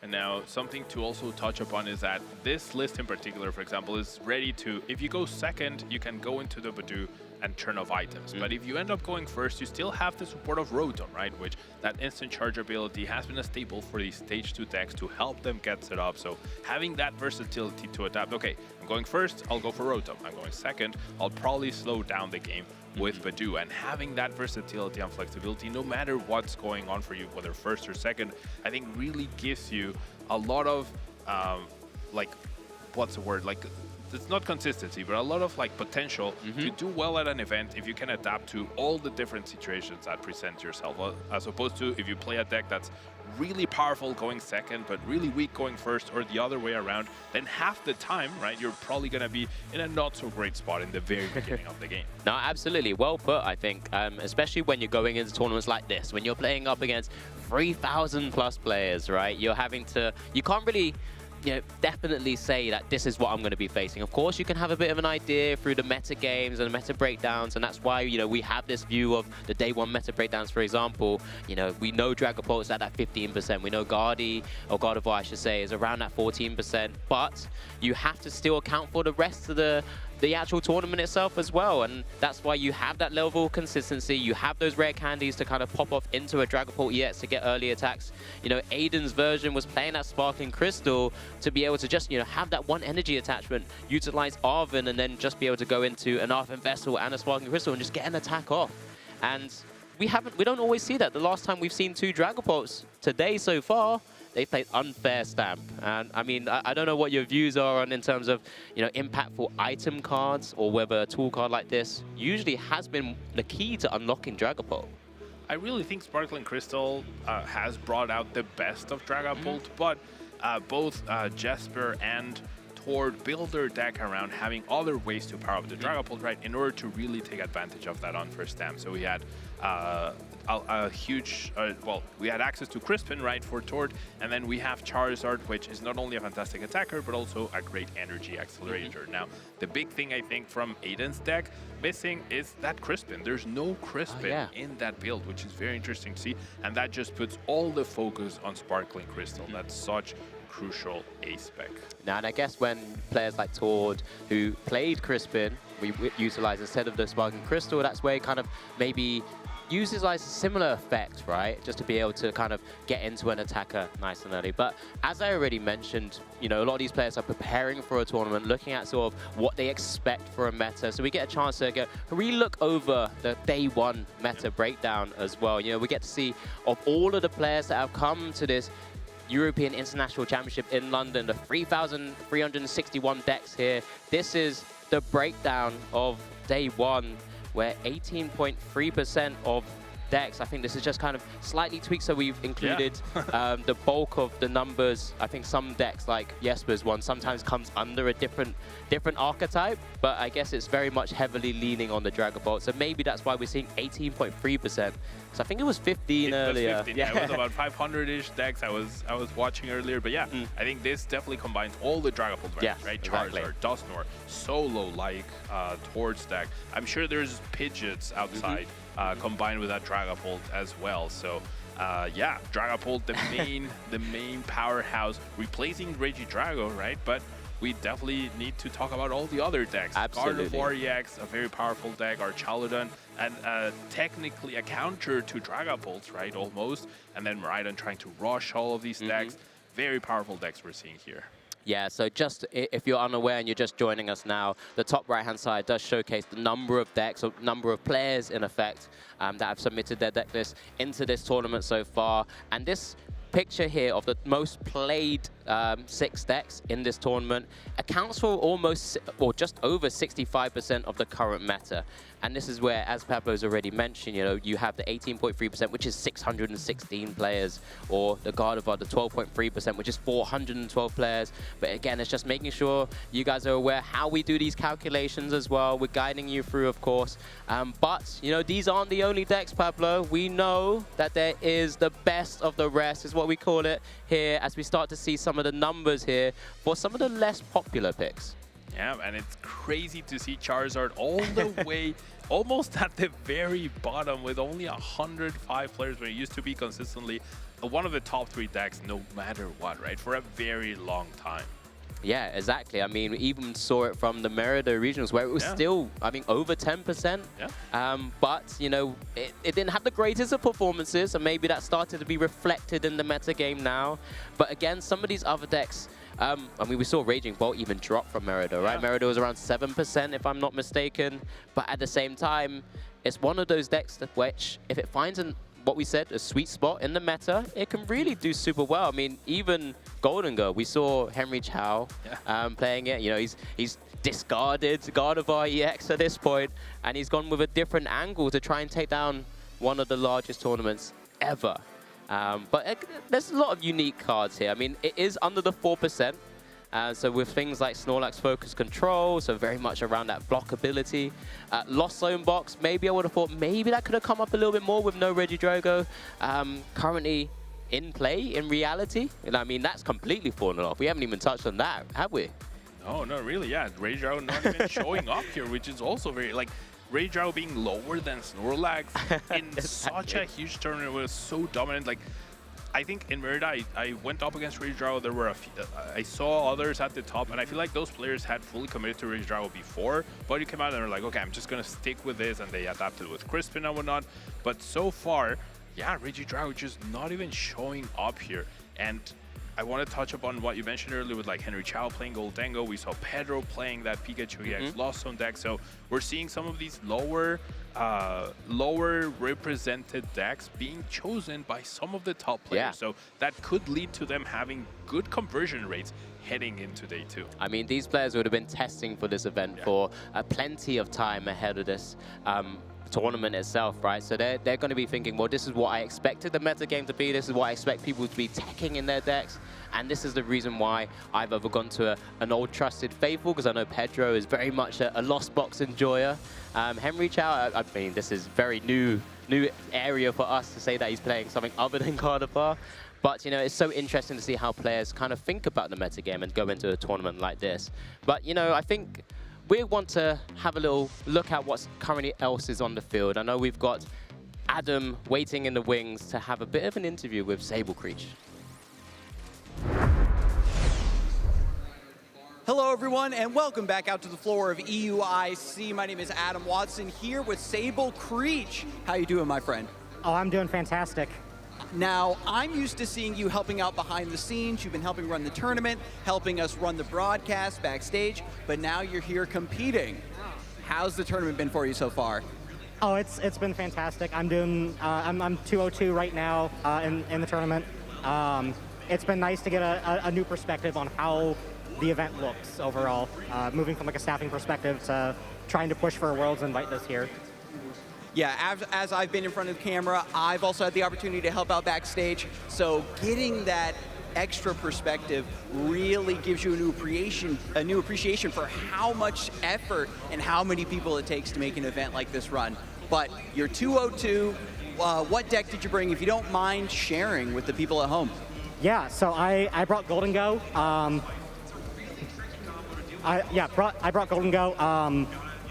I was playing Archladon for like many weeks, and then I was having some consistency issues I couldn't solve. So I went to my spreadsheet data, and I was like, wait, I completely missed that Golden Go is favored into like Guardy, Lugia, Archladon, Polt. So it just becomes this absolutely absurd like deck for the matchup spread. I have a tough time against Snorlax. Just had a 50-minute game one, went to time, tied on turn 3. It was rough. But even though your starting rounds were pretty rough, it seems like you're having a lot of fun. The Golden Go's been popping off for you, certainly. Now, you said you did a lot of testing before arriving at the Golden Go. Was there anybody else in your corner that was trying to talk you into the deck or showed you how to play the deck, or did you naturally arrive at that conclusion and say, oh yeah, Golden Go is going to be my pick? So I have a lot of experience with like very sequence-heavy, aggressive decks, like Ancient Box, Golden Go, Chien Pao, things like that. And so picking up the deck was very second nature for me. And so like, yeah, a lot of it was just like grinding games online to just try and get used to some of the lines and matchups.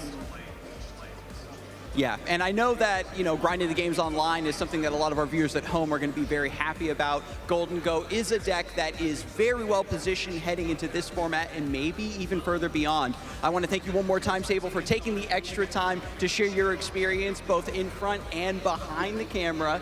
But we're going to kick things back to a break, and then we're going to continue with our next batch of Swiss rounds here at EUIC.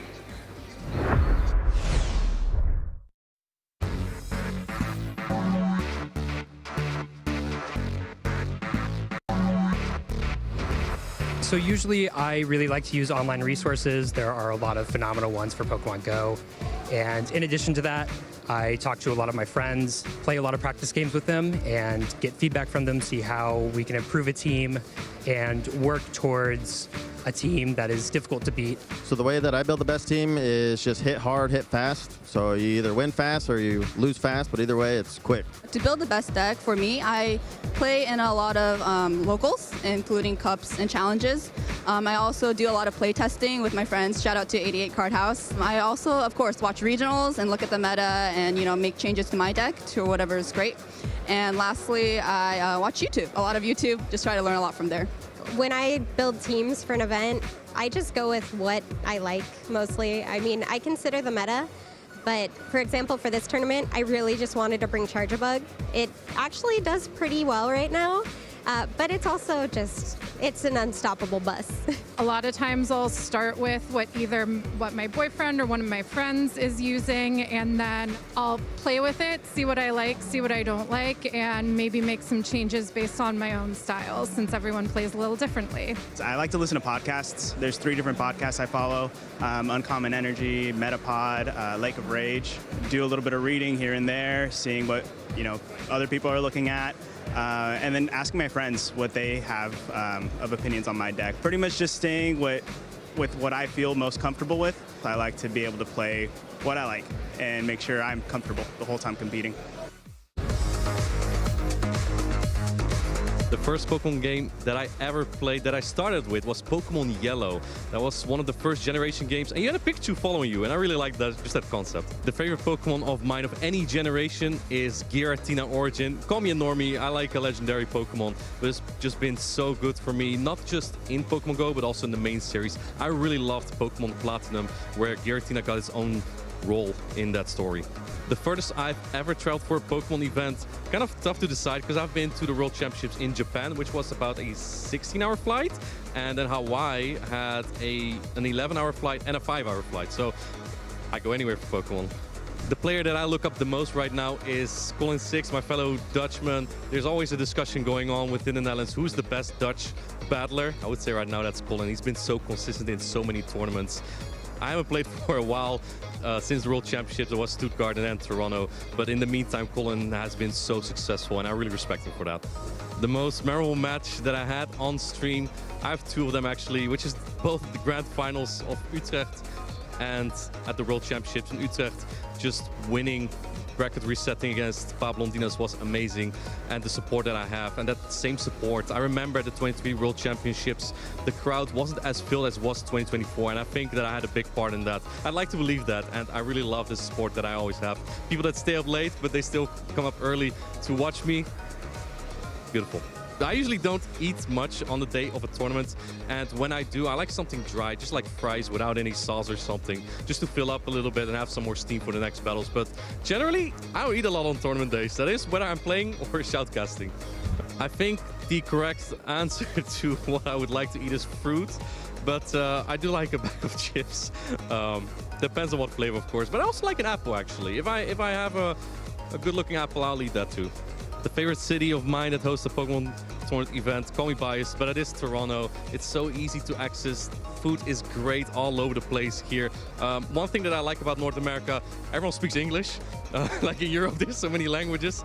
So yeah, I would say Toronto. I don't really have a favorite type of music. I just like anything that doesn't give me a headache. So that can sometimes just be something chill. Fun fact, I listened a lot to one of the Pokemon songs, I believe it was We Came to Win, on the flight from San Francisco to Hawaii. I'd like to believe that had some influence. Let us give you an experience. At the Pokemon Center, EYC London.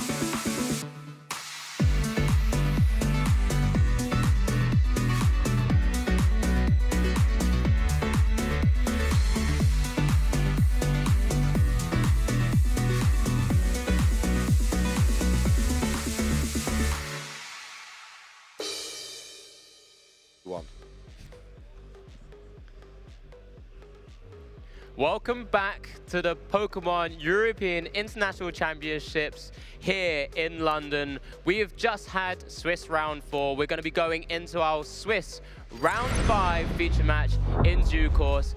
I'm Alex Dow, and I have the pleasure to say I have Ross the Wassy Gilbert beside me. How are we doing, my friend? Oh, I'm doing very well. I watched the last two rounds. Actually, I watched one of them in a conference room upstairs, big secret meeting. Okay. Can't tell you what it was about. Brilliant. I watched another one over in the green room. I've seen friends. I've run around. EYC's fun, man. There's a lot of stuff to do.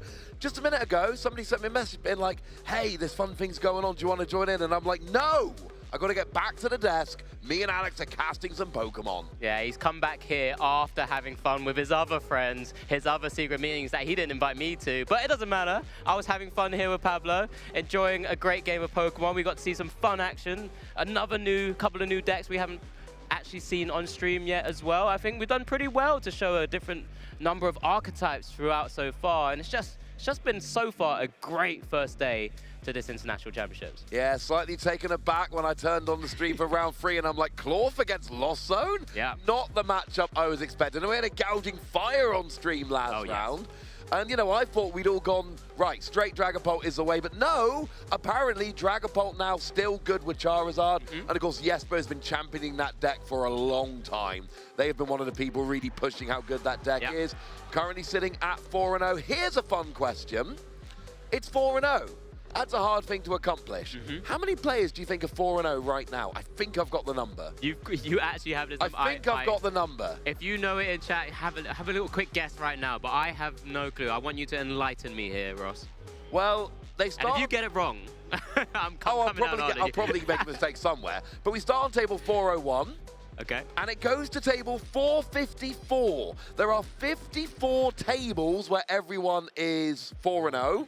You double it up, 108 players currently sitting at 4-0. That is wild that there is. I have been to regionals with fewer than 108 players. You certainly have. Going back, I've been to players with less than half that. And, you know, 4 rounds in, so it feels like 4-0 is such a good record, and it really is. But we carry over records from day 1 to day 2. If you want to be in for a shot of, you know, that asymmetrical top cut, 4-0, it's a great start, don't get me wrong. You are still a long way away from that asymmetrical top cut. You're really bringing them down a little bit. I mean, after a fantastic start. But yes, the tournament really is pretty much starting now for a lot of our players, right? You do have to keep winning. We do have to think about sort of the day 1 and day 2. In reality now, it's just one massive tournament because, as you said, you carry over your records, you carry over the resistance and all these other things. You just have to keep playing it through to find yourself in the best possible position in that asymmetric cut. But yeah, like you said, long way to go, Ross, and we're here with you guys to take you guys through it. Yeah, we're looking for those 19 match points. That's a 6-2-1 record or a 6-0-3 record. Either will get you to 19 match points. So your eyebrows go up then. If you're checking my math, did it check out? I was just, absolutely, I agree with you. I always back you here. So we checked out on the math, said 19 match points, 6-2-1 or 6-0-3. That gets you into day 2, but we talk about this a lot in these tournaments. There is a big difference between I got into day 2 with the minimum record and I am one of the top seeds fighting for top 8. That is a huge difference. 6-2-1 will get you into day 2. You get to come back and play tomorrow. That's wonderful. Realistically, if you want to get the best chance at day 2, you want to be finishing 8-1.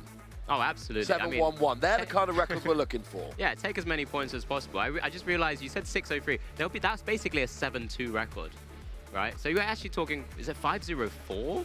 5-0, which is the same as 61. 5-1-3, we're just throwing numbers out. 5-0-4. It's 5-0-4. I'm there. 5-0-4. Yes. My maths wasn't right, Alex. I mean, I let you go with it because that'd be a fantastic record to continue into day 2 and absolutely. But it's 5-0-4. Yes. It is 5-0-4. Which would equal the same as 6 wins and 1 tie, and that will still put you in a position for day 2, but not the most ideal position. You still have plenty to play for, of course, but if you really want to reach the sort of upper echelons of the tournament and that asymmetrical cut, maybe not find yourself in a position where you don't even need to play asymmetrical cut. You're going to need to go sort of EXO. Indeed. And we did see in North American Internationals last year, you know, the winner of that tournament did go through with a minimum record and get all the way through and win. It can happen, but it is a difficult situation. And of course, you know, we talked about this asymmetrical top cut. Here's how it works, right? The top 8 players make top cut.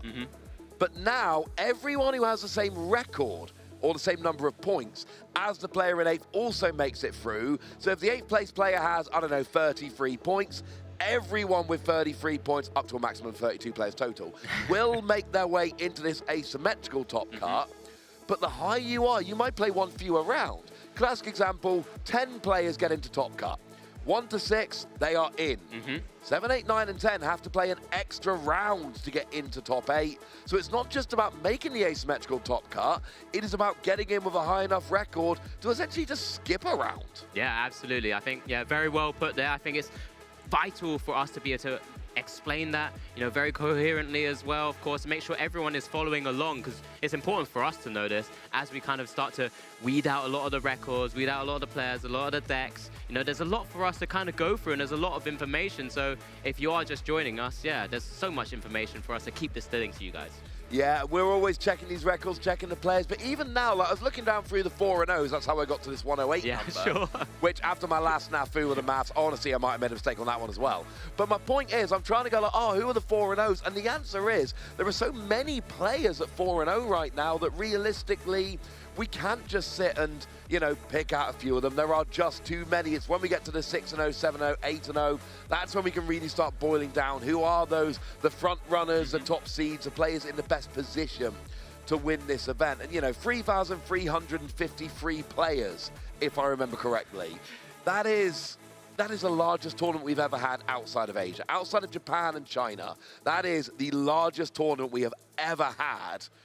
And, I mean, whoever wins this tournament, that is going to be a feather in your cap. Oh, absolutely. It's going to be one of the most impressive things you could put on your Pokemon resume as part of this sort of journey that a lot of our players go through. I mean, if you're just joining us, just a reminder, we've just had Swiss Round 4. Yep. We're going to be shortly going into our Swiss Round 5 at this Pokemon European International Championships here. But of course, just whilst our sort of matches and our sort of matchups are being sort of set up and all our players are sort of to get ready, we're here to make sure that you guys have as much information as possible. So just enjoy the stream and enjoy Pokemon to the best of its ability. Yeah, we're playing 9 rounds today, so we got this round and then 4 more coming later. And then we got more Swiss rounds tomorrow, cutting to our asymmetrical top 8. It is possible that we can have exactly 8 players Absolutely. in top cut. But the more players you get in a tournament, the less likely it is that you're going to have a nice clean top 8. And it's one of the things they brought in this year that I absolutely... We had it at Worlds in 22 in London. We're in the same hall, in fact, in this exact same arena. But they brought it in this year. I adore asymmetrical top cut because the idea that, oh, I came 9th and I got the same points as a guy in 8th, but they make top cut and I don't because of who we got paired against. It's, you know, I understand the way it works. The tiebreaker is essentially resistance, how hard your matchups were, the winning percentage of all of your opponents combined. But realistically, if you got the same points as the player in 8th, we want you in top cut, and asymmetrical allows us to do that. It's one of my favorite changes we've seen this season. The other one is, if you're not from a TPCI region, so if you're from, you know, an Asian region, etc., you can get an automatic invite for top 4 at this event. That was not the case last year, Alex. No, certainly not. First regional we had this year, Ryuki Okada comes over from Japan, wins the whole thing, gets an invite. Kaito Arai goes over to Perth, wins the whole thing, gets an invite. I love that that's a thing now, because we're turning even our regionals into truly international events. Yeah, absolutely. And you know who else is going to be gunning for that World Championship invite? Our players on the stage. So we're going to be going straight to the stage in due course to be able to showcase our feature round 5 here. So we've got our players here readied up at the table and with some unique decks as well. But let's have a quick talk about the players first, Ross. Yeah, we've got Grant Shen from the US, a player you may well recognize if you're following the US circuit. And we got Toshihiro Kai there, who is a player who's come over from Japan, I believe, trying to, you know, get another one of his automatic invites, like Ryuki Okada, like Kaito Arai have already done, but this time doing it at an internationals. Yeah, Toshihiro is one of those players. He's playing an archetype he's piloted before. He has had a top 8 finish at the Champions League in Aichi in 2024, and he's brought it back again to the biggest tournament in this side of the world. But you know, this is going to be a fantastic opportunity to showcase exactly why you were able to pilot a deck like this and showcase your ability as a Pokemon player on these shores. And I just need you all to realize, if you don't know already, these Champions Leagues over in Japan, we're talking like 5,000 players nowadays. These are ridiculously large tournaments, ridiculously difficult tournaments.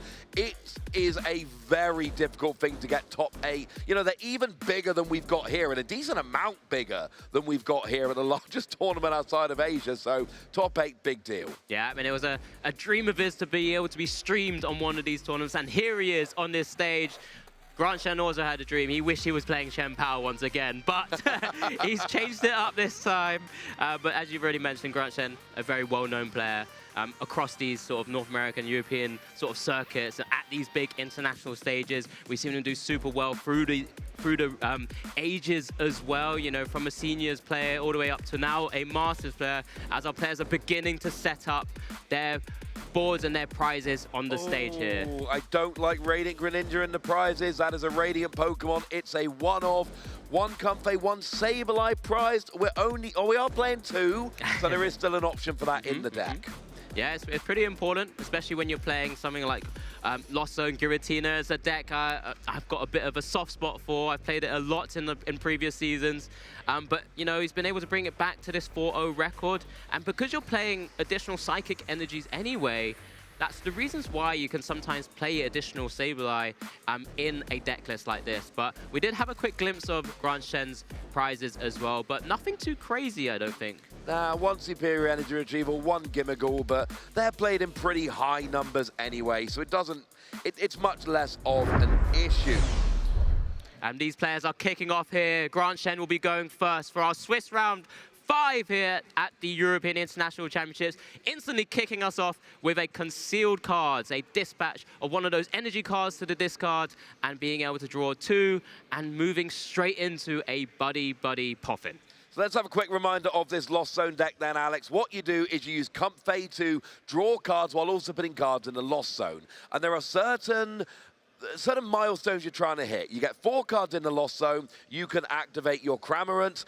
If you get 7 cards in the Lost Zone, you can activate your Mirage Gate to accelerate energy, which is huge for Giratina, because that is the main attacker in this build of Lost Zone. And then, of course, you've got your Giratina, which can get an automatic one-hit KO on anything if you've got 10 cards in the Lost Zone. Right now, we are seeing the Gimmighoul deck setting up. Tell us about Gimmighoul. Yeah, it's a fantastic sort of archetype, which we've seen already on stream so far. Grant Shen already getting the Gimmighouls down, but it evolves into that Stage 1 Golden Go EX, which has that fantastic ability to draw more cards, see more cards, and then burst through and deal a load of damage, typically to sort of 2 prizes to try and expedite the game, winning opportunities you may have in your game plan here. But, you know, the main key thing to begin with is setting up those Gimmighouls, get them down, get them all evolved up so you can use coin bonus and start hitting those combo pieces you're looking for so that you can start swinging away and really just applying pressure to your opponent's side of the board.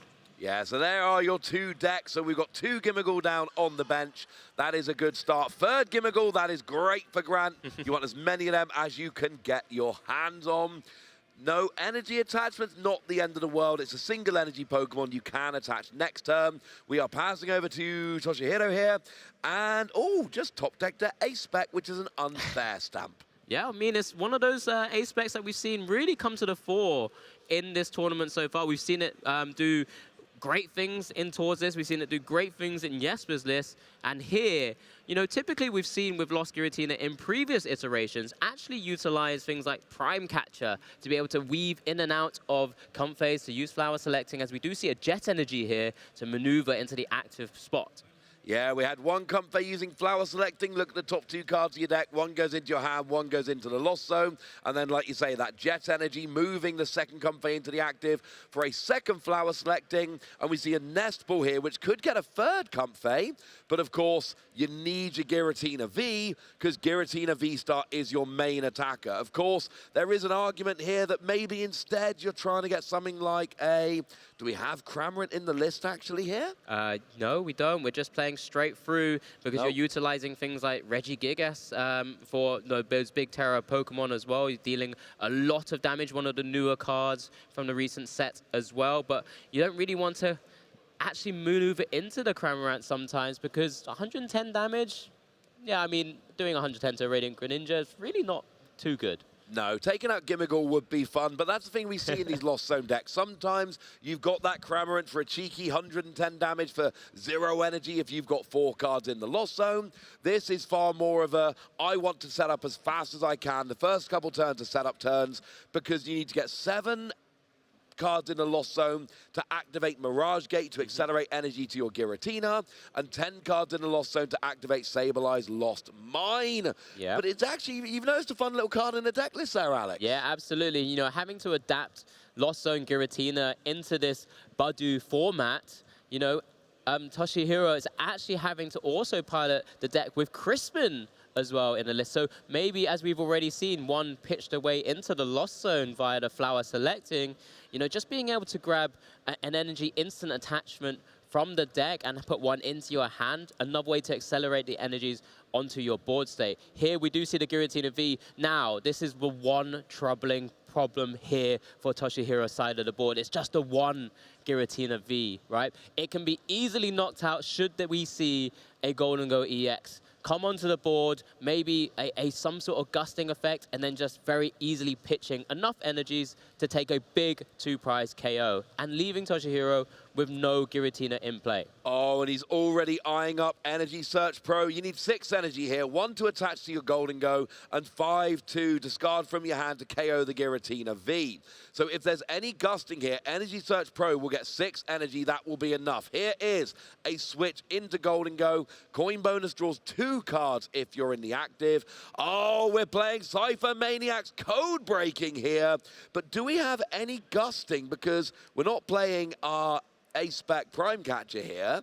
Do we have any item-based gusting? I'm not sure that we do. I don't believe so. So in this scenario, it may just be sort of taking the initiative and potentially some prizes just on the Comfey to begin with. But we do see the Energy Search Pro first. Of course, look at that rainbow of energies that are coming down of all the different types, of course. Energy Search Pro, a fantastic A-Spec to kind of combo with Golden Go EX here.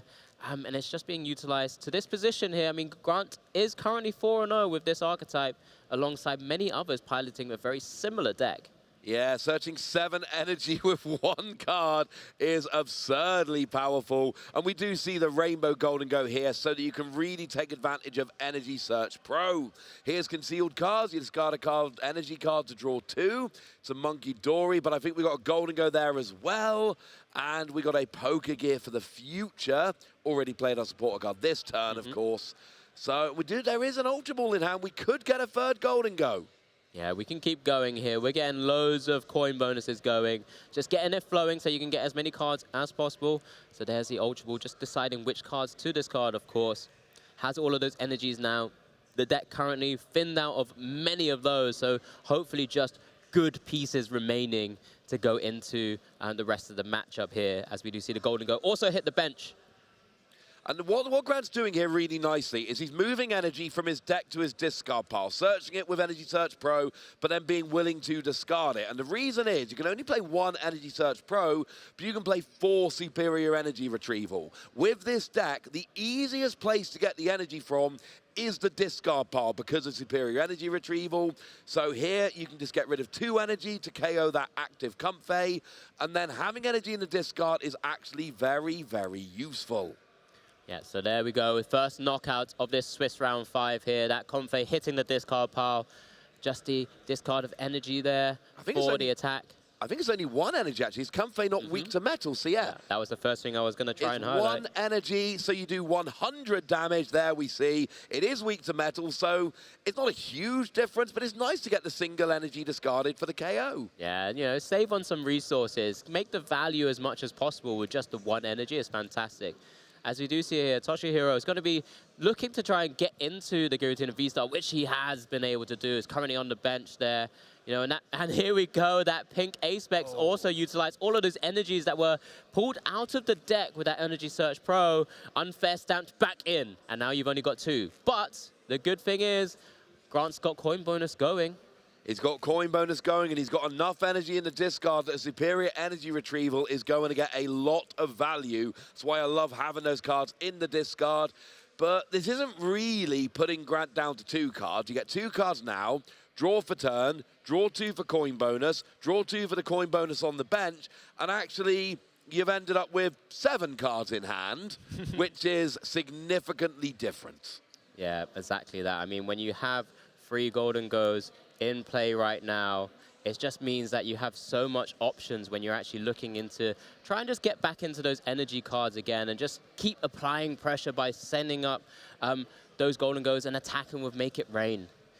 Now we're up to 5 in the lost zone here. We need to get to 7. There is no Chorus's Experiment in hand for Toshihiro here. He just doesn't. That card would be perfect right now. It's not there. His hand is actually low-key not great. We got Regigigas, couple of energy, and a couple of Mirage Gate. It is a pass over here, and this is where Grant needs Gusting. If we can get Gusting and enough energy, we can KO that Giratina V-Star, and that is going to be a long way back. I saw a superior energy retrieval in hand. We do have the way to get many energies, as we do see the Poker Gear here picked up with that coin bonus from the active. So that was 2 cards drawn there alongside an Iron Bundle. Obviously, Iron Bundle not as useful right now because there's double comfort on the board. Poker Gear, do we hit something important there? Looks like the boss's orders. Yes, that's the card he needed.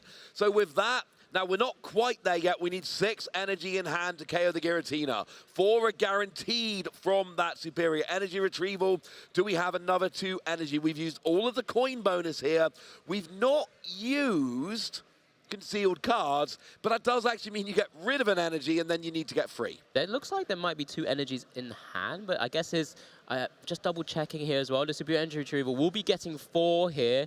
So with 6 energies, it looks like with enough. There's the boss's orders. Big KO here by Grant Shen. And that is all 6 energy, 300 damage. Giratina goes down, and Toshihiro here in a terrible position. No Giratina V to evolve, no Giratina V-Star with which to attack.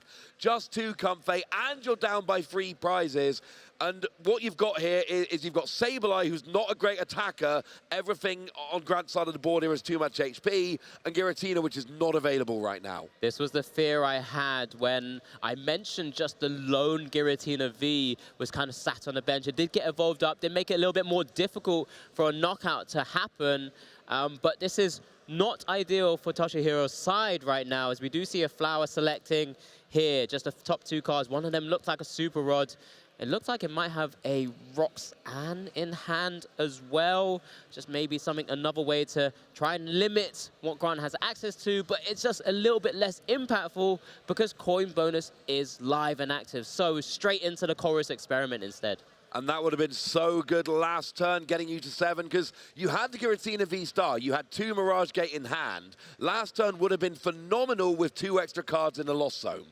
But we didn't have 2 extra cards in the Lost Zone, and that was why Toshihiro's turn fell apart so badly, during his last turn. And now it's a bit late. It's actually got another Chorus's Experiment there from the first one, but yeah, just putting it into the Lost Zone, it's not going to be good enough. It's a bit too late.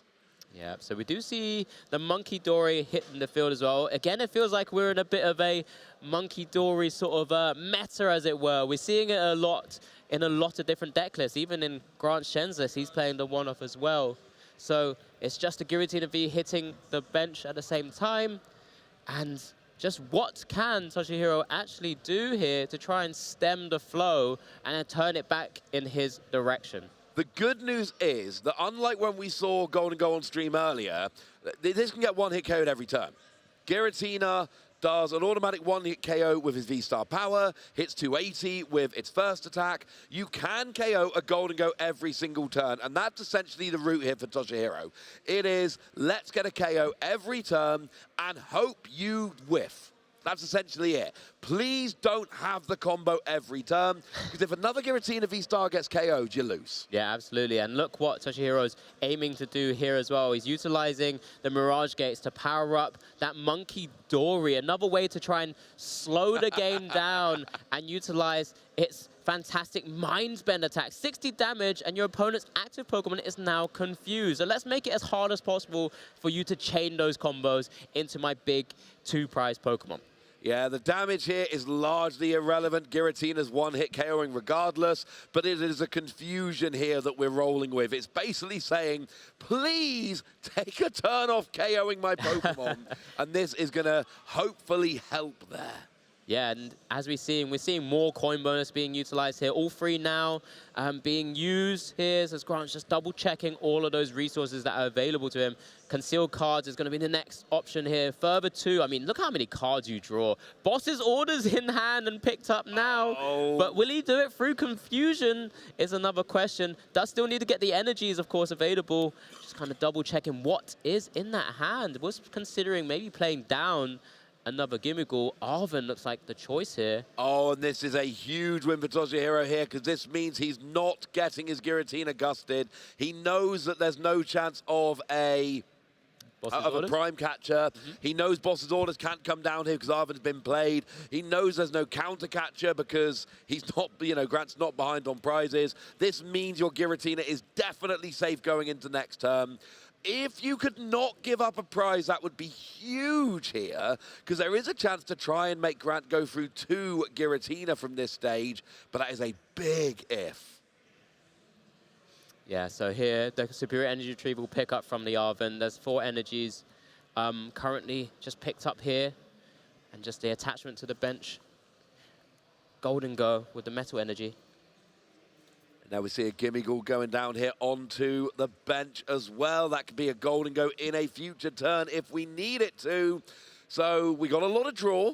We're not getting a big KO on Giratina. Are we attacking through the confusion here? Are we risking a coin flip? The damage doesn't really matter.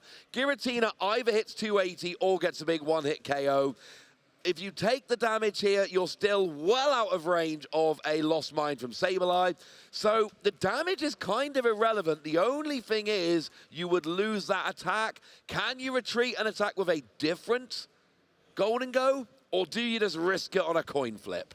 I mean, I do wonder whether it's sort of inconsequential if you just choose to attack and flip. It looks like there's a flip here. here. We go. It's always great fun when we're flipping coins. It is a tails. The attack doesn't happen. Toshihiro here gets a reprieve, and this is huge.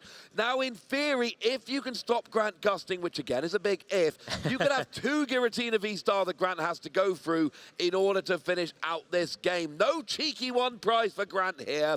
And now Toshihiro desperately needs Giratina V-Star and start attacking. Yeah, so this is big. So we do see the retreats there, the manual retreat, the energy going into the discard pile. First flower selecting of this turn for Toshihiro. Is there still enough to be able to work off?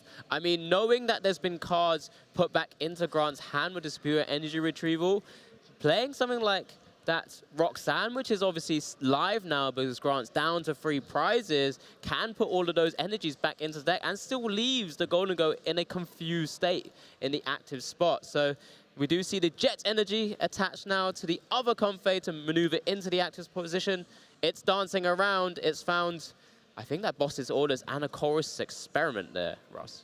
Yeah, that is always fun. Boss's orders goes away. Chorus's experiment stays because that's what you need to be drawing extra cards. We have now hit 10 in the Lost Zone. That activates Sableye, but much more importantly, it activates Giratina's V-Star power for an automatic KO. I think it looks like he's picked up another Giratina V, which is super, super important. I mean, we'll double check. It's just a little bit dark there. But, you know, it's just trying to think about whether 1 Giratina will be enough to ride the way through all of these Golden Goes. Sorry to interrupt you. We chose Chorus's experiment here. I believe that, did that just get played? Because if that got played, that means no Roxanne this Roxanne. time. And I don't think he's got a V-Star as it happens now. That's obviously what he must have been looking for to try and utilize it. Oh no, it's a pass from Toshihiro over to Grant. That is a bad miss, quite frankly, because that was it. That was the turn. That was a turn where you get your Giratina, you KO the Golden Go, you're only down by 1 prize, and you say to your opponent, have the combo now, or this Giratina keeps taking prizes, but you didn't disrupt your opponent's hand, you didn't get an attack off. That is almost a worst-case scenario. Yeah, and we do see Grant Shen here going through the motions, getting those coin bonus going and concealed cards going as well. He's got another coin bonus ready to go. That Golden Go EX just been evolved up. An extra card draws into another one of those energies right now. Very, very big hand as we do see the extra energy attachment to the active, the retreat out of the confusion state. Yeah, it didn't go well last turn. If you really don't want to lose multiple turns for confusion, you're ahead. You can try it once. You got a big break when your opponent whiffed as well. Don't trust it. And did Grant have a boss's orders in hand from the previous turn? Decided to hold it. There it is. He's targeting that Giratina V. Just as we kind of expected. Unfortunately, not able to evolve up. Does have superior energy retrieval to go as well, and it's a scoop up. The game. It looks like Toshihiro picking up his card, saying, I'm not going to win from here. Grant Shen takes game 1, and we are heading to game 2. Toshihiro deciding, I'm going to need the time here. Let's go to game 2. Congratulations to Grant here. 1 game up in our round 5 feature match. Yeah, just sort of an incredible display of just kind of showing the draw power that Grant Shen has access to. And Toshihiro just not able to really get going the way he would have liked. You know, there wasn't really that early choruses experiment to combo and work in and weave in with the comp phase. So had to end up just having a very sort of susceptible to attacks Giratina V and Giratina V-Star on the bench. And once that was just kind of sat there, was a big, easy target for Grant Shen once he was able to get himself going with those Golden Goes. But let's have a quick look at what happened in that first game and remind everyone just how Grant Shen took down game 1. So we start off our replay here, seeing that the Golden Go takes that little cheeky kill on Comfey with just a single energy nice and early. Then we had a boss's orders on the only Giratina V-Star, really cutting off Toshihiro from having any good attackers for a long time, and then repeating the trick at the end of the game with the lone Giratina V, getting another big KO, and then that was the point where Toshihiro said, right, okay, let's head to game 2. I'm not winning this. Yeah, absolutely. I mean, one of the good things of Toshihiro here playing at the European International Championships, we know we have best of 3. Sometimes often with the Champions League, if I'm not mistaken, Ross. They are largely played in best of 1. Exactly, and this is still an opportunity for Toshihiro to actually find a way back into the game. There's still a decent amount of time, I believe, for at least this game 2, and just see if he can pull himself back into that right contention to maybe even just, you know, force Grant Shen into a position where he doesn't want to be in. That is going to be his goal, and that's an interesting thing, because on the one hand, the Japanese players, they are coming from the future. They've had this format in its entirety and moved on. You know, they've got another set over us at the moment. They've gone post-rotation.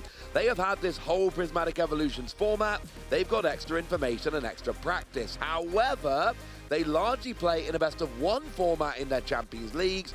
So that means when they're coming over here, the actual format of the tournament is a little bit different. So pros and cons for players coming over from the Japanese region here. Yeah, absolutely. As we're just getting our players set up at the moment, I think there was a mulligan on Grant Shen's side at the moment here. But he's going to be feeling pretty good about himself here. I mean, one of the limitations and one of the things I've noticed when I've played Lost Zone Giratina in sort of previous seasons or formats is that there's no real actual search for the V-Star. Nope. So you have to kind of just draw into it naturally through the flower selectings and the chorus experiment.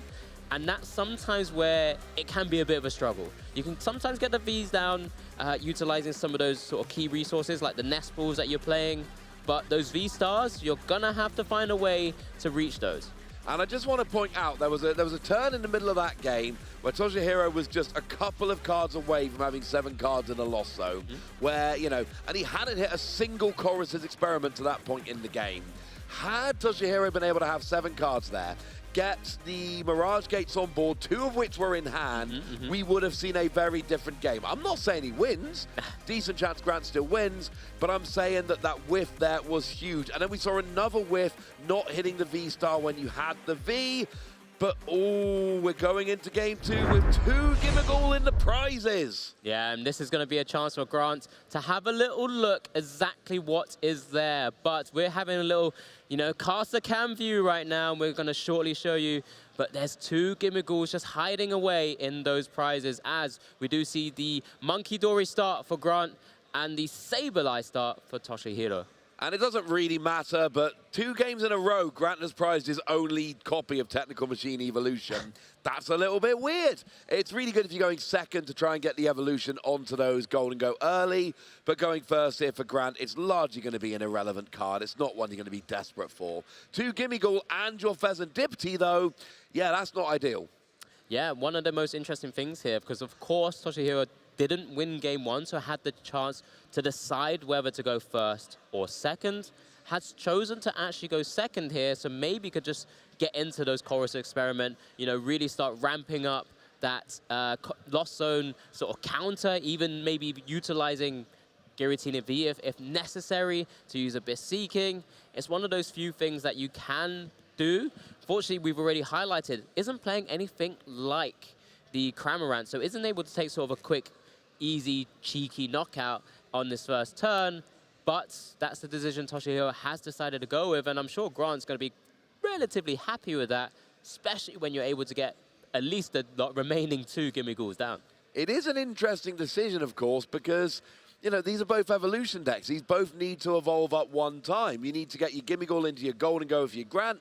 You need to get your Giratina V into a Giratina V start if you're Toshihiro here. So it's interesting to choose to go second knowing, because that's the other thing. If Toshihiro ends his turn with 1 Giratina V, Grant can potentially gust and KO, and that's going to be a very bad situation. Yeah, we do see the Pokestop here now in play as well. I mean, there's a couple of boss's orders that looks like it may have just hit. Well, it's actually in the discard now as well, which isn't ideal, as we do see the Nest Ball for the Radiant Greninja, so we can continue seeing more cards. With concealed cards, I believe there must be a Power Pad if he needs access to it a bit later as well. Yep, confirmed it does have a Power Pad in the list as well.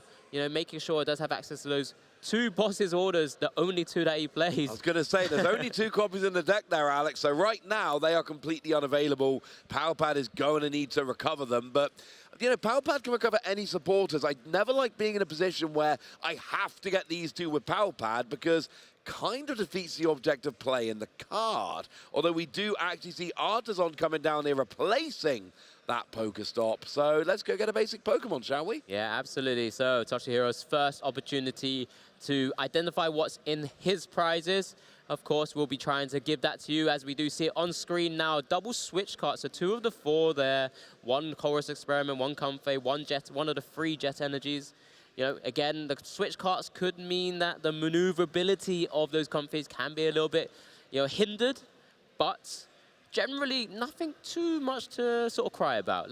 We'll be able to play the game, I think, is the most key thing. Yeah, free switching cards in your prizes is not ideal, but there's nothing there which is going to completely shut the deck down. And exactly. It's going to get a bit awkward if you're Grant, because those Gimmighoul are not in the ideal position. Generally, most players take from the bottom to the top, so there is a chance that those 2 Golden Go are all Grant gets for the entire, for a few turns now. And bear in mind, what did we see last game?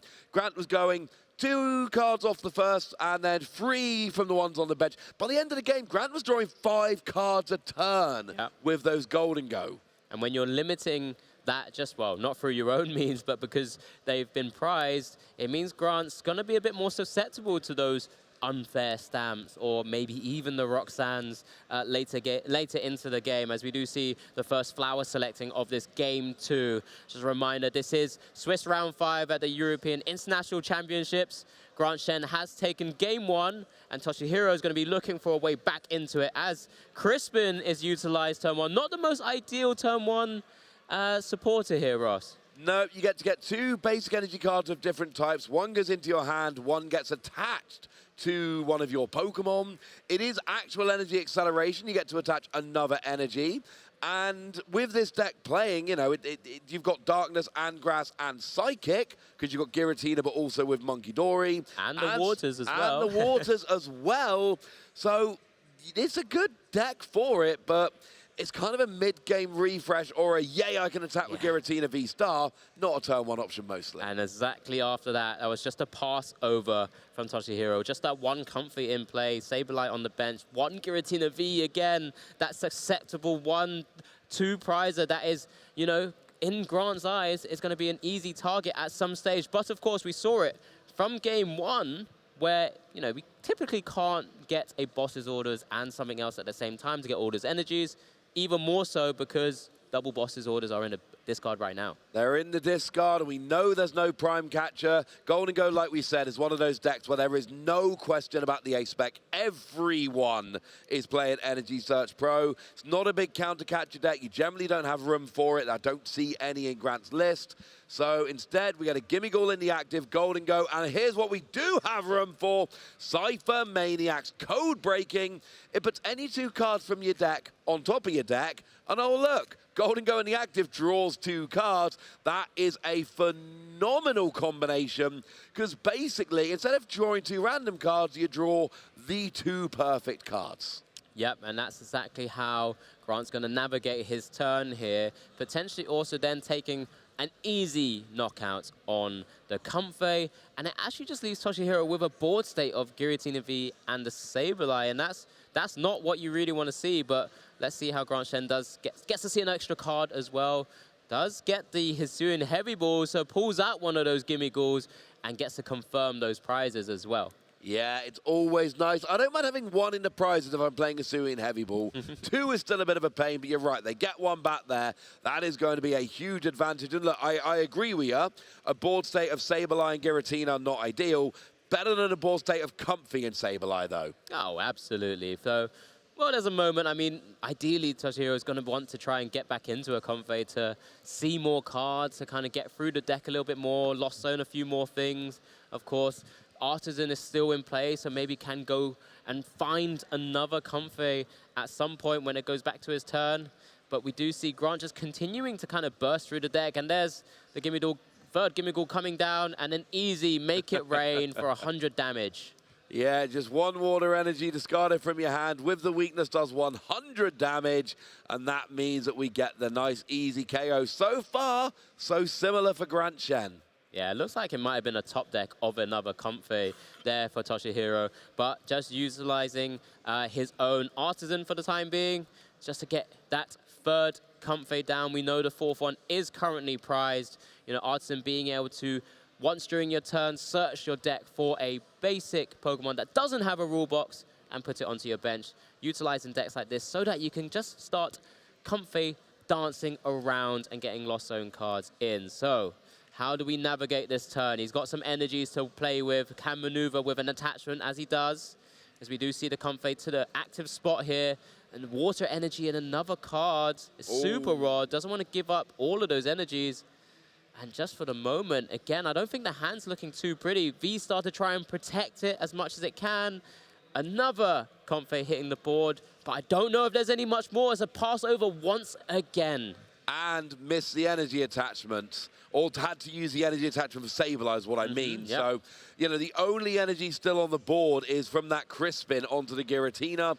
Really going to be relying on Mirage Gate, but you've only got 2 cards in the Lost Zone. You're still quite a way away from Mirage Gate. This is a slow start for Toshihiro, as Grant here is just going, yay, well, I'll draw 2 on my active, and then 1 with 1 on my bench, 1 with another 1 on my bench. So there's 4 cards, and actually I'll use concealed cards. So Grant has just drawn 6 cards, plus 5 when you take away the 1 he had to discard for concealed cards. That's a plus 5 after drawing for turn. And he hasn't played a support yet. I feel like Grant's just kind of showcasing exactly, well, this is how your deck really wants to do stuff. You know, you want to see more cards. I'm just going to rub it in your face a little bit and actually keep doing it myself. As we do see the Arvin there for the power pad to grab back 2 of those boss's orders. You know, that deck's starting to get thinner and thinner as you're drawing more and more cards, of course, but Grant's going to want to try and target down this Giratina V-Star at some point. You know, it's an easy knockout in the end from any of these Golden goes straight onto it, just because you're making it rain, discarding 6 energies, and off it'll go into the discard pile. So Toshihiro still has a chance here to try and maybe establish another Giratina V, but will be losing another Comfey, and Grant will be going down to 4 prizes. Yeah, 2 prizes so far, just little cheeky KOs on those Comfey. 1 energy discarded from the hand for each. Not going to much effort to KO them. You don't need to go to much effort to KO them. And now, this is the point. All right, at this turn, it's not too bad for Toshihiro, because you haven't lost anything other than Comfey. So use your V-Star, get a KO on Golden Go, force Grant to have a big combo to get the return KO. That would be good, but you've only got 2 cards in the Lost Zone. Yeah, exactly. Step 1 will be getting at least 5 more to be able to utilize those Mirage Gates, and it's a further 8 more in the Lost Zone to use that Star Requiem, fantastic V-Star attack that Giratina V-Star has, being able to just instantly take a knockout on the active Pokemon. We do see the Artisan there. I think the Monkey Dory is hitting the field third flower selecting, only the third. 3 turns and 3 flower selecting is not ideal.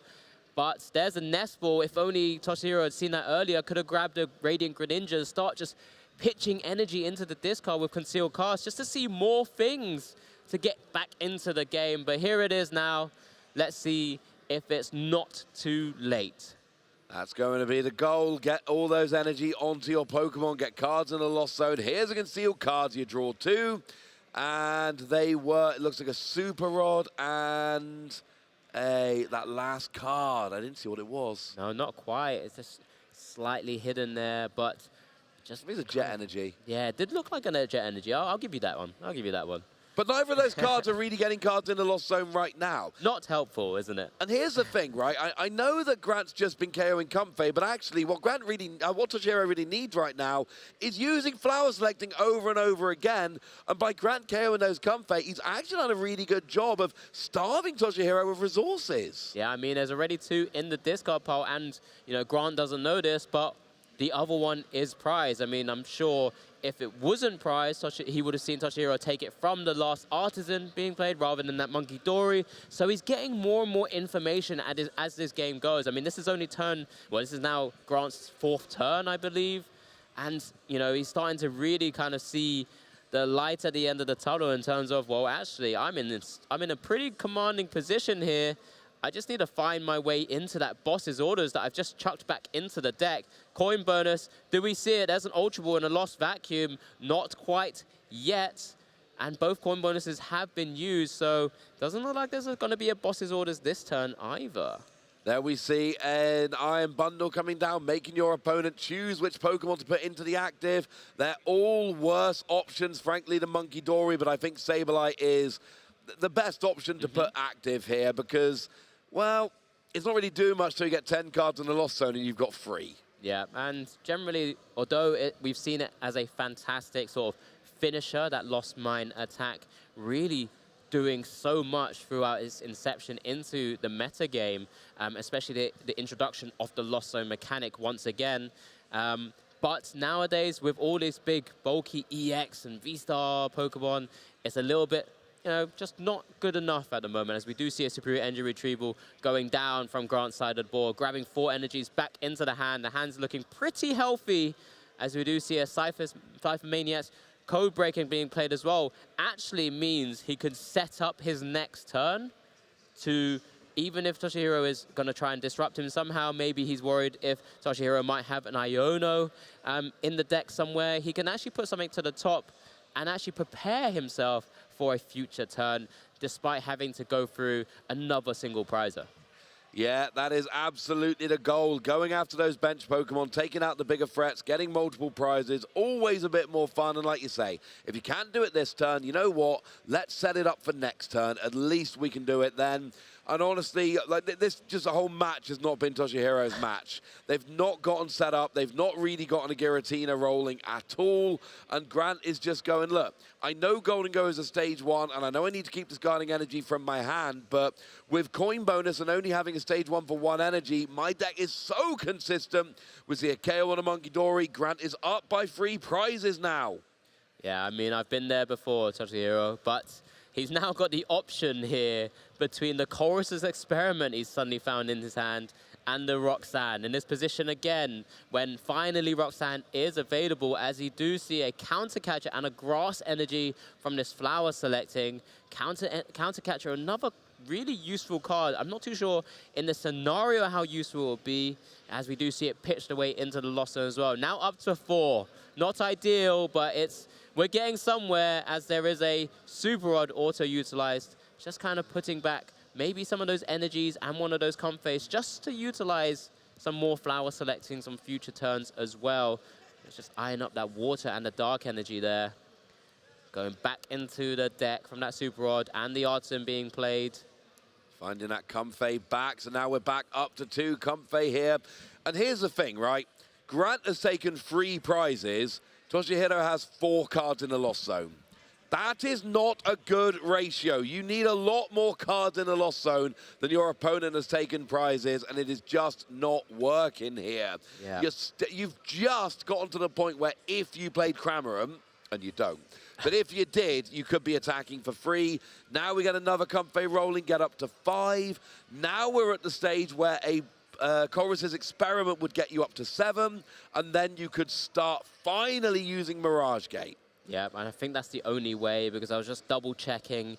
I can't see. There is one in there hand. is, but there's also a Lost Vacuum as well. So that's another way maybe to ramp up to the 7 without using Chorus's Experiment and Love then it. playing Roxanne. So it's almost getting that pseudo way of getting 7 cards into the Lost Zone and actually activating Mirage Gate and Roxanne at the same time. This could be quite an impactful turn here from Toshihiro. But again, we're going to ask the same question. Are we too little too late? He's 3 prizes behind here, and Grant's going to be still having some level of coin bonus available for himself. The thing about the last game was that Toshihiro never actually really got attacking with Giratina. Here, you potentially, well, you are attacking with Giratina now, and you combine it with the hand disruption. Now, are still 3 Golden Go on the field for Grant, so that's well, there'll be 2. So there'll be an extra 3 cards in addition to the cards from Roxanne. So it's not like Grant's going to be sitting on like a 1 or 2 card hand. He's going to be at, what, like 6 at the beginning of his turn just to start off with? Yep. So, I mean, he's going to be drawing a lot of cards, and all he needs to be looking for, I mean, it will need a lot of energies. You still need an energy attachment, and then you still need 6 to actually take the KO on the Giratina V-Star. So it is still asking for quite a lot. But you have to play to your outs, and that's exactly what Toshihiro is doing. And this could be the way back into the game. So let's just see how kindly this Roxanne falls. And this is the best you can do. You put your opponent down to 2 cards, they draw for turn, use coin bonus, they're going to be at 6 cards. But it's still better than leaving them with what they were and still letting them have those coin bonuses. So you get the KO here with Giratina. And look, all you need Grant to whiff for 1 turn, and you're in the driver's seat here. Yeah. If you KO, Grant doesn't KO, and then you KO again, Grant's not winning the next turn, but you could. It is that simple. Take a KO and hope there is 1 turn without a return KO. The other thing you kind of need here, another Giratina V. Yeah, exactly. I was trying to keep an eye on that hand to see if it was possible in some way, shape, or form just to get another Giratina V. And I think even with that concealed cards, he wasn't able to get it, as we do see the first lost impact here from this Giratina V-Star, taking a knockout, taking 2 prizes there, as we now see Grant with the Golden Go in the active and 1 on the bench. The first coin bonus, just a 1 from the bench one. Hisuian Heavy Ball can potentially grab another Gimme Goal out of it. Knows it's there, of course. But let's see the second one, a further 2 cards. Do we see anything relevant? Did we hit it? There's 2 energies in hand. Superior Energy Retrieval would put it up to 5. But it's 1 short for taking a knockout. Here, I think, could potentially see some more cards with concealed. But that Hisuian Heavy Ball has actually just picked up a massive Pheasantipity EX. Yep, there was a KO last turn from Toshihiro, and that means that Grant can play down Pheasantipity, use that flip the script ability, draw another 3 cards in addition to all the coin bonuses, and he's got his Energy Search Pro. Look at that. What a pickup there from Flip the Script. I mean, only able to get 3. I feel like the value's a bit down compared to game 1. Not perfect. But it's enough. It's more than enough. And he can even potentially utilize some Radiant Greninja, further concealed cards, just to see some more, to discard maybe a little bit more less useful cards for the rest of the game as well. It looks like he's going to be targeting that as well. There's a concealed, sees 2 further cards before the Superior Energy Retrieval. And it's just looking like Grant's got everything he needs to retaliate from that Golden Go KO. So he needs 7 energy. He needs a metal to attach to the active, and then 6 in hand to discard to do 300 damage to KO that Giratina. That is the route to the KO here. And with no spare Giratina on the bench and Grant being down at 1 prize remaining, that would as good as seal up this matchup for Grant. So here we see the Superior Energy Retrieval. Oh, we haven't actually, no, now, okay. So he's setting the energy aside. Now he's going to play it and then pick those energy up. Yeah, I think he'll have a total of sort of 8 in the hand at the moment. And I think he's just kind of was deliberating exactly what he wanted to discard there. I think in the end he chose the boss's orders. I mean, when you're taking the knockout on this Giratina V-Star, potentially has access to one more, I believe, as well, because he, did put both of them back in with the power pad. There's the energy attachment for Make It Rain, and all of those energies, all of those rainbow color of energies are sat there. There is 6 being eyed up, and it's going to be a massive Make It Rain KO here to knock out that Giratina V-Star. And I don't know if there's a way back here for Toshihiro because he doesn't have the Giratina V to evolve up. The only attacker he's got is Sableye. Doesn't even have one down on the bench right now. But the problem is you've got 4 prizes to take to even up, well, to win this game. Grant needs to just get 1 KO on anything, and he does have a spare Golden Ghost sitting on the bench, a Gimmighoul ready to evolve up. But it looks like Toshihiro is going to be playing this out. No reason not to. It's game 2. You lost game 1, so concealed cards.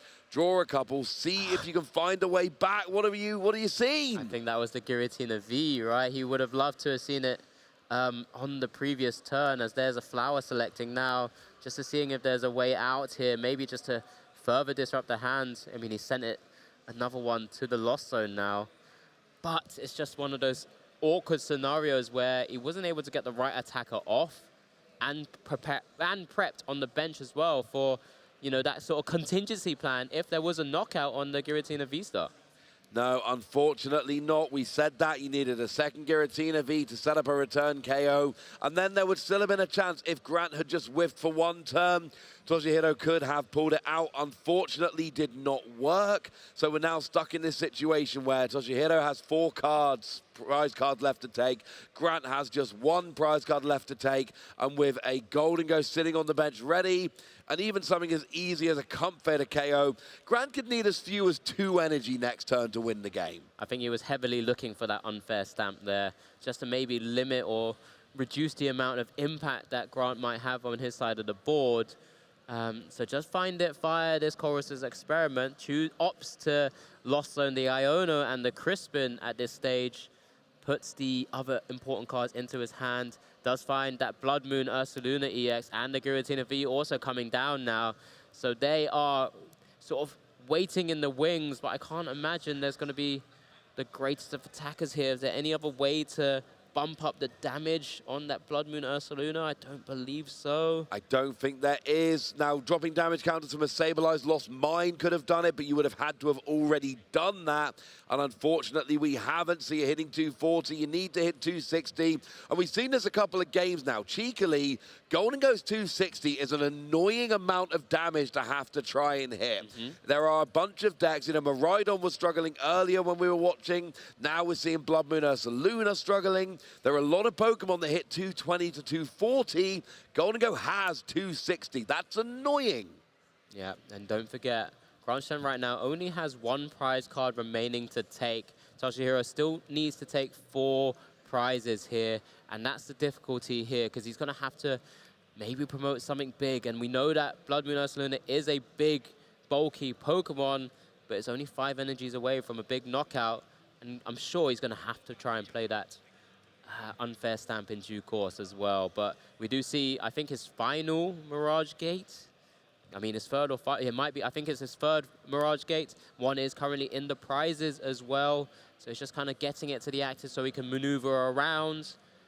And this is a real tricky spot here. Yeah, it's very few cards remaining in Toshihiro's deck here. He's very close to decking out. Of course, it's not going to be that relevant. We know that's not going to get down to it. Here is a counter catcher onto Pheasant Dipty. There is an unfair stamp, and we are back into buy-in time. Well, I guess with the Blood Moon Ursaluna EX, with 5 prizes taken, that fantastic Blood Moon ability allows Blood Moon Ursaluna EX to actually take the knockout on the Pheasant Dipty EX. It does indeed. Reducing the draw power that Grant has. Then Grant has to just rely once again on those coin bonus and still needs to find 5 energies to be able to take a knockout on a Blood Moon Ursaluna EX. So, big turn here. Big 2 cards for Grant. Doesn't even... Oh, he's had a little gander. And there's another... It looks like another Golden Go EX as well. So he's going to see even more cards. Here comes the Blood Moon Ursaluna EX. Yeah, seasoned skill ability, making Blood Moon a free attack. Goes and gets a KO on Pheasant Dipty. And there is still a chance Did he just top deck a superior energy retrieval? I think there might be one in hand, or maybe I missaw. Oh no, maybe it was on Ultra Ball. I might have misseen slightly. But he does have Cypher Maniac's code breaking, and he has a Golden Go in the active. That's any 2 cards that you need. We see a Golden Go drawing another card here. There's superior energy retrieval. So now we can play it, get 4 energy out of the discard pile. We need 5 to get the KO. There is a Pokestop just coming down here. We know we got 4 energy. Yeah, do we have the 5th? I think he's guaranteed with the Night Stretcher as well, the Pokestop, discarding there the we 3 go. items. So this is a perfect way of sort of sequencing this group of cards here, as we do get the 4 energies from the first superior energy retrieval. Has another one in hand, and the Night Stretcher as well. We're going full-blown make it rain with maximum damage here. And I think it's just kind of showcasing exactly what's happened as Grant Shen takes game 2 of Swiss round 5, Ross. Yeah, 2-0 victory there for Grant with, I don't know, something like 450 damage. All I know is it was enough damage to go and get the KO. Big KO on Blood Moon Ursaluna, and unfortunately our Blast from the Past Giratina deck, not quite enough here. And Golden Go, one of the stories of the tournament. Grant advancing to 5-0, not in day 2 yet, but getting pretty close. I mean, he's looking pretty happy with himself. He's there just celebrating, seeing maybe his friends in the crowd as well, keeping an eye on his stream. Feature match of this round 5. Toshihiro's in good spirits, of course. Remember, this was one of his dreams to be able to be showcased on a stream match in this side of the world, and here he is being able to pilot a deck that's served him so well, but unfortunately fallen short against this Golden Go deck. But you know, still in a good position. 4 wins and 1 loss. We're still in it. Oh, absolutely still in it. And, you know, just seeing a Giratina V-Star at 4-0 at such a large tournament in 2025, not something I was expecting to see, but you love to see it all the same. Not quite good enough in round 5, but look, you're sitting at 4-1. You need 6, 2, and 1. So it's still, you know, you get 2 wins and a tie out of your last 4 rounds. You'll still get there in the end. Telling me it wasn't on your bingo card, Ross? It was not on my bingo card. What was on my bingo card was a replay. So let's go and see how Grant took down round number 5. So we start off in game 2 here with that cheeky little KO on the Comfey with a single energy. We KO a Sableye there as well. And this was just what we saw both games. Grant rushing out ahead because Toshihiro just did not have it. We did see a big KO, but then we saw a bigger KO. Grant taking down that Giratina before it was time for Blood Moon Ursaluna. It got the KO on Fez and Dipty, but unfortunately we saw, I mean, it wasn't infinite energy, but it felt like infinite energy from Grant, taking a KO with infinite damage, KOing that Blood Moon Ursaluna, and taking that 2-0 victory. Yeah, I think there was around 9 energies there, I think it was 9, yeah. Maybe over-KOing just a little bit, but, you know, at least showcasing after all the sequencing that Grant had to play through there to make sure he got the right pieces, especially from the code, Cypher Maniac's code breaking into the Pokestop, grabbing all those items, getting the right energies together, and just kind of literally making it rain on the field. Yeah, Golden Go is supposed to be a deck where when it works, it's great, but there's too many turns where you got 4 energy and you needed 5. You got 5 energy and you needed 6. That's not what we're seeing from some of the top players on stream at this tournament so far. We are seeing these big KOs coming out, and I know we did see Golden Go lose on stream earlier, but that was unfortunately a game 3 when nothing went right. We are seeing Golden Go streaming those big KOs. It was on that best of the rest bracket we saw earlier today on the stream. I'm just saying, I know Golden Go is not a popular pick for everybody with Badoo being such a big thing this format, but... Yeah, but I know it was a great pick for a certain testing group, and I believe Grant Shen, I believe maybe Henry Chow, and players like Rahul Reddy as well. I think these were the sort of groups of players that were actually testing this archetype and actually decided, well, this is the tournament for it to take down in this Badoo format. Who cares? I'm taking down the rest, because Badoo did have its kind of moments where there's a lot of decks that can just have a simple game plan through it or has ways around the Badoo Itchy Pollen as well. But at the same time, when all those decks are countering the Badoo sort of Itchy Pollen, decks like Golden Go can really rise to the top and just kind of burst its way through. Yeah, they really can, and that's the thing, you know. what a lot of what Golden Go needs are things like Superior Energy Retrieval, Energy Search Pro. These are cards for the mid to late game. In the early game, you just get your Golden Go out and start drawing cards. And actually, Badoo doesn't stop you doing that as effectively. By the time you get to the mid to late game, Badoo's just not really there as much. And that's when you really need your item cards. Yeah, absolutely. I mean, there's been a lot of talk of actually trying to weave in Badoo's Itchy Pollen at different points of the game, maybe just to kind of buy yourself an extra turn, in a similar way to what we saw with Monkey Dory being utilized for his Mind Bend attack earlier. You know, you just try and slow down and just kind of stop your opponent. Let me have some reprieve, please, for one give me a minute! Yeah, just please, give me a chance here.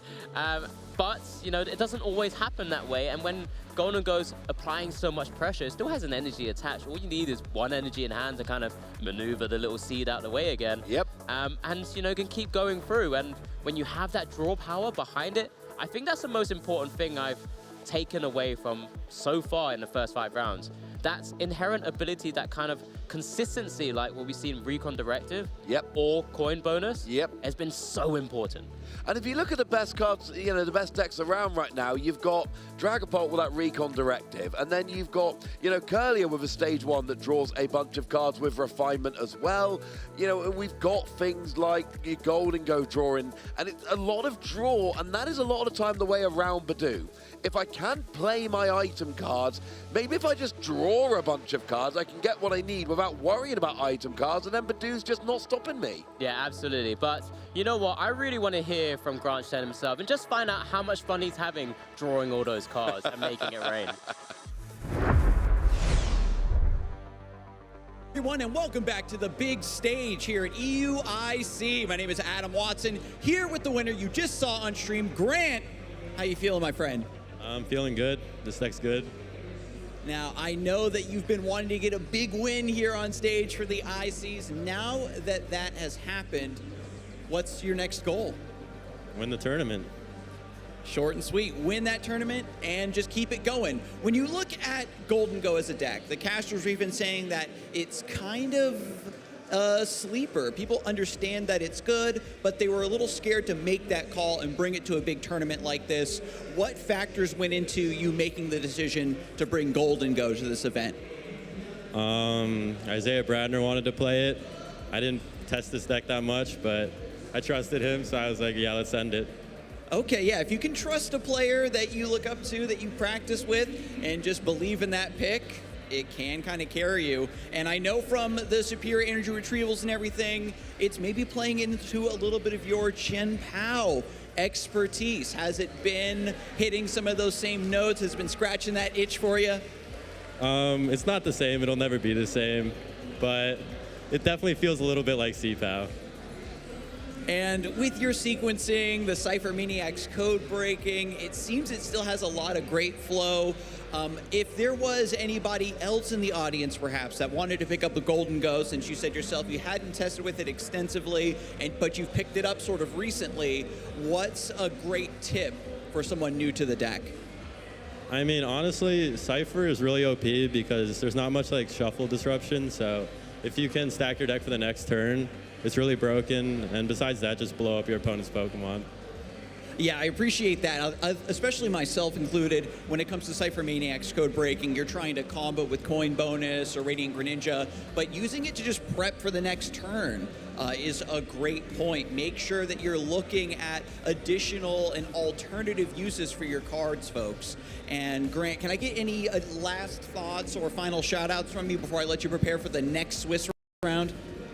Shout out Team Daily Grind, shout out my family, and all my friends who are also playing Golden Go. All right, big shout out once again to the Golden Go EX crew, drawing cards, making it rain, getting big KOs. We're gonna kick things back over to the casting desk and stay tuned for more Pokemon action.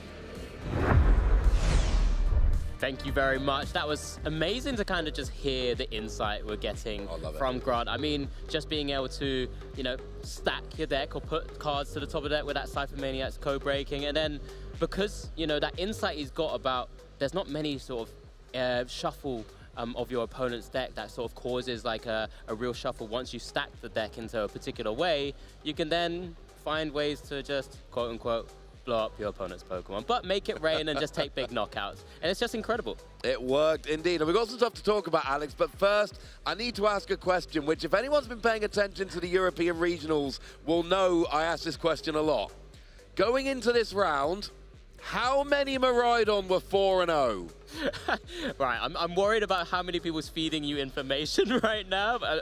Enlighten me, please. No. This time I'm Right. going to need a guess this time. So we went with your 108 players at 4-0. So there were 108 at 4-0. How many of those 108 are playing Miraidon? I'll go 15. 17, pretty close. Okay, right, 17 Miraidon at 4-0. Of course, we know it was roughly 10%. Yeah. So that was a pretty good guess. Yeah, I made an educated guess, all right? And don't worry, I will be asking Amy next round how many of them were 5-0 going into this round. See how much attention Amy's been paying to this round here.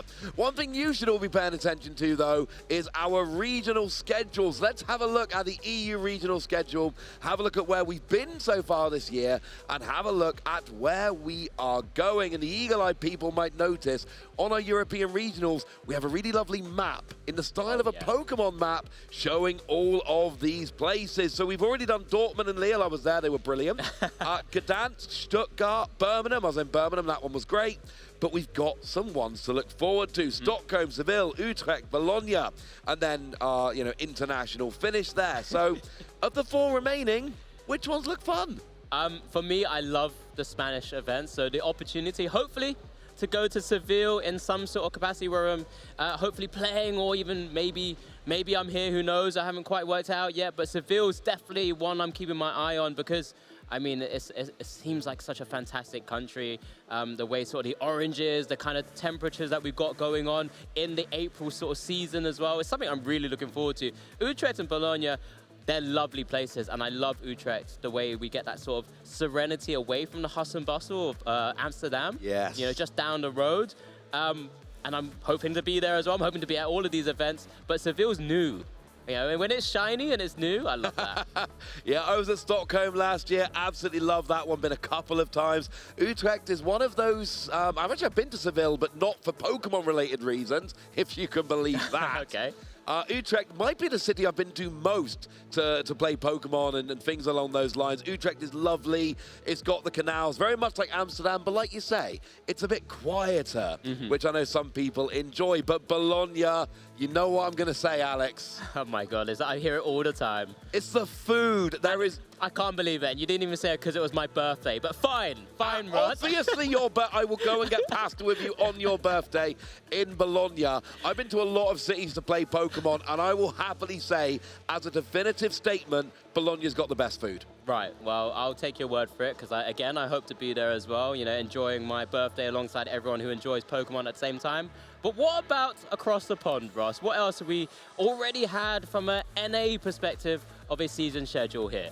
Well, we've already been to Baltimore, Louisville, Sacramento, Toronto, and San Antonio. And I wasn't there this year, but last season I found my way over to San Antonio. That is a fun city. But we've still got some coming. We've got Vancouver, Atlanta, Milwaukee, and the newly announced Portland to finish off that regional schedule before that international finish at the end. Any of those look particularly appealing? I mean, Vancouver seems like always a fantastic place to kind of get out and have a real good time. I mean, it's got a real proper cool city vibe going. I mean, it's just one of those few places that, I've dreamed to go to. I haven't had the chance yet. I mean, I've had the chance to go to New Orleans already as well, because we know that's the very last big major tournament. It's a fantastic place, but all of these places are going to be so vital for all of our players to head out to, have a good time, play Pokemon, and try and nail down one of those spots at the World Championships. Yeah, Atlanta's always appealed to me. I went to Charlotte on my honeymoon. Charlotte and Atlanta they're not that far away, similar part of the country. So Atlanta's a city I've always kind of had my eye on as one I would very much like to visit. But yeah, I hit New Orleans last year for the international. I actually was lucky enough to cast that last year, North American Internationals. That was fun. And look, we all know that Anaheim is the big ticket item at the end of the season, and I think a lot of us, in some way or another, we want to end up in Anaheim in the middle of August. However we end up there, we want to be in that city. Absolutely. I had a great time when we had the World Championships there back in 2017. I think 17 sounds right.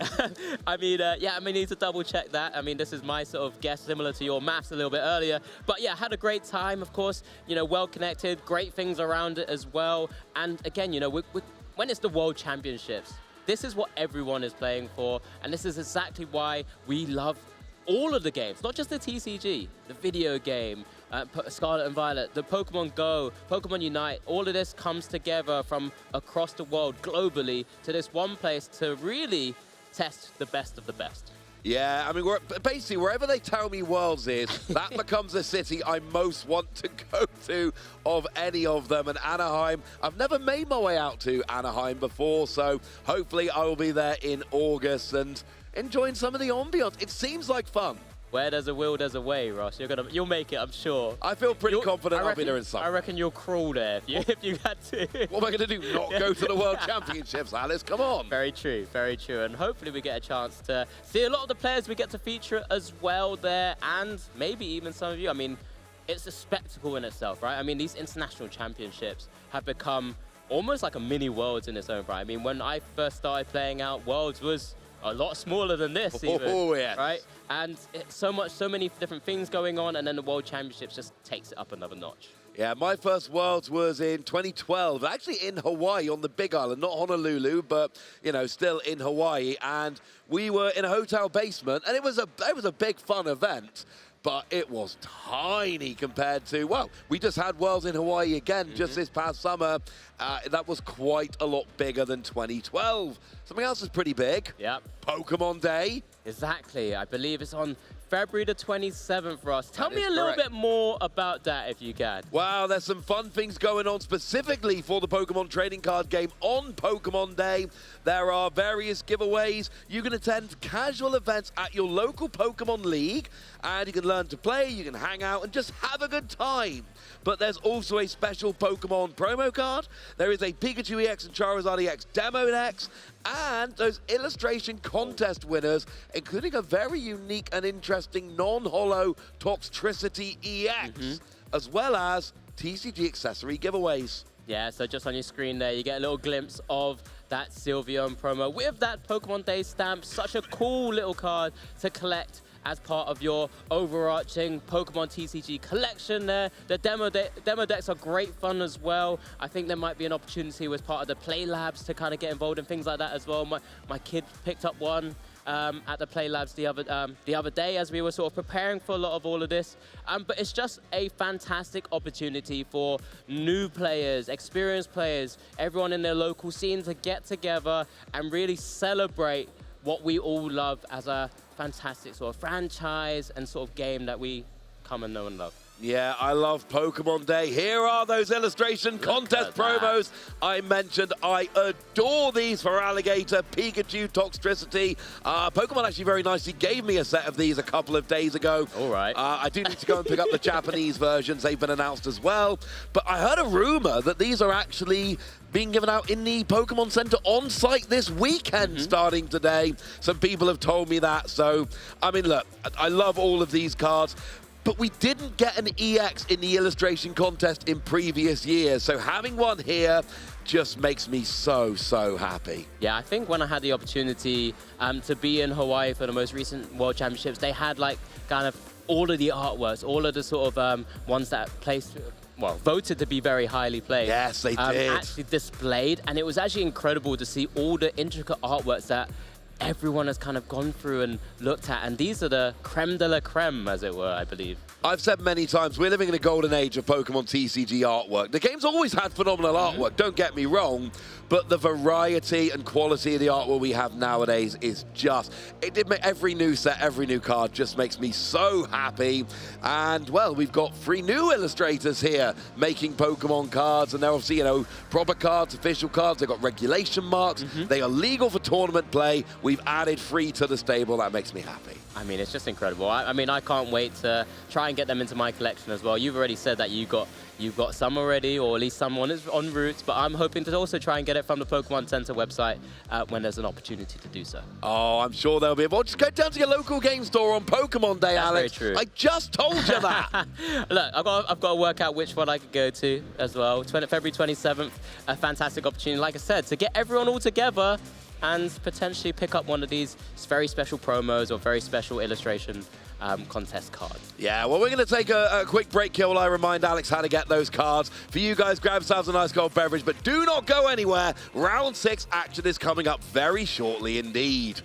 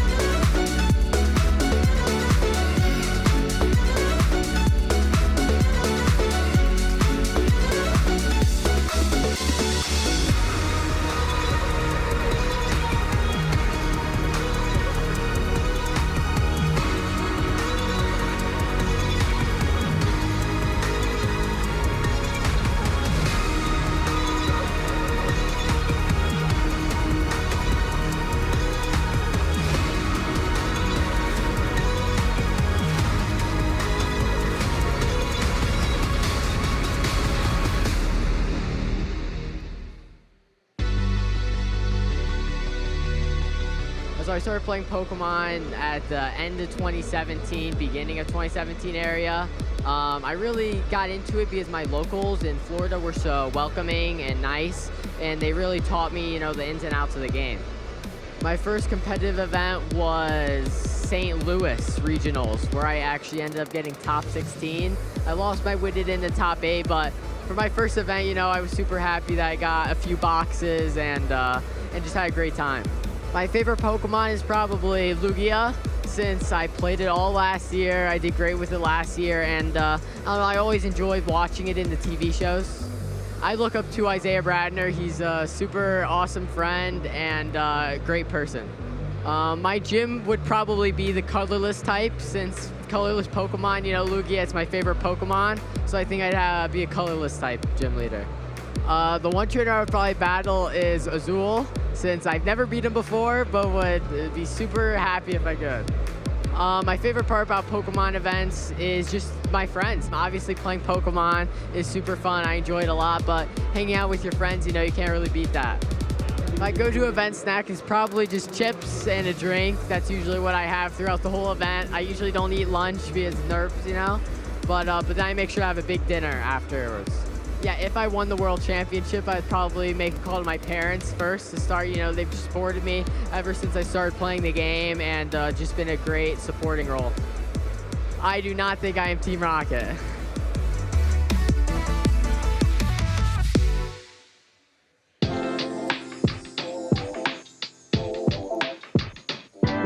I got into Pokemon in 2011 when I was just starting in seniors. Honestly, I would just remember playing in a flower shop with my friends. My best friend at the time actually introduced me to Pokemon.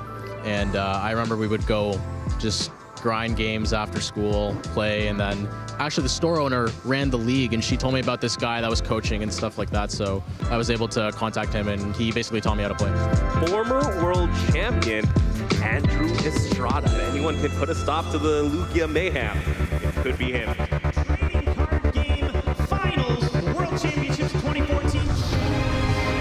I'll never forget when I actually won the World Championships in 2014.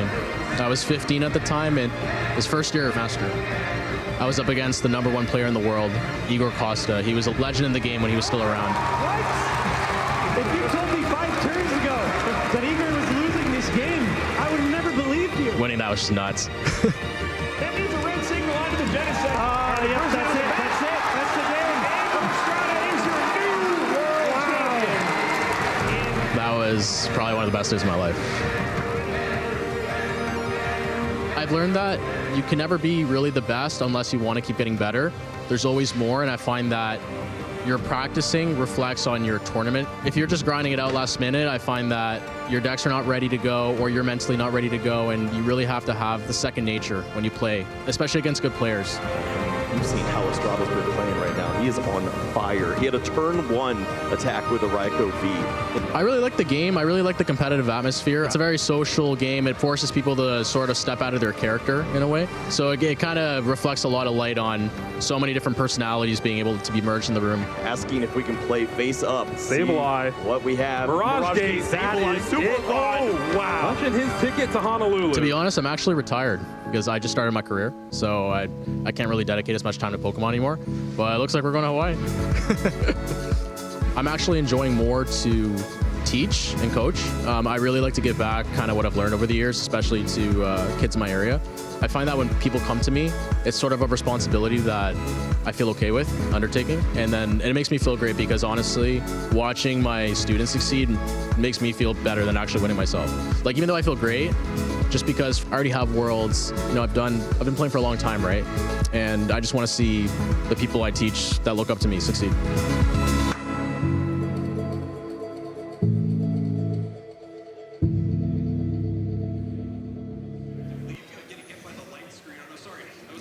Hello everyone, Adam Watson here on the floor of EUIC. It's been an amazing tournament broadcast so far, and they wanted me to take a moment, and certainly I wanted to take a moment, to just thank everyone in the audience right now for tuning in and hanging out with us all day today, and for everyone who's going to be tuning in throughout the entire weekend. If you're just joining us, we are going to be heading into Swiss Round 6 soon. That means that we are just over halfway through this part of the tournament, and I had a second to scrub through some of the names and take a look at some undefeated players right now in the tournament. So if you want to get brought up to speed, these might be a handful of names for you to keep your ears open for.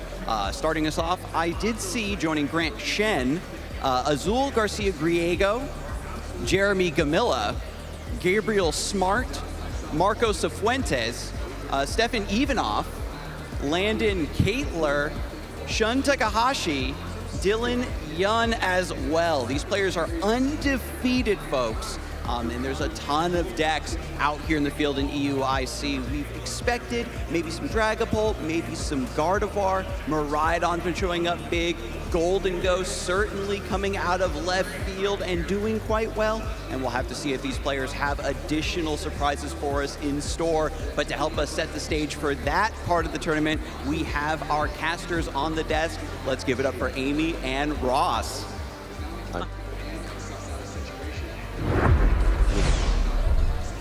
Thank you very much for that, Adam. Well, we've made round 6, and I'm joined. I got rid of Adam.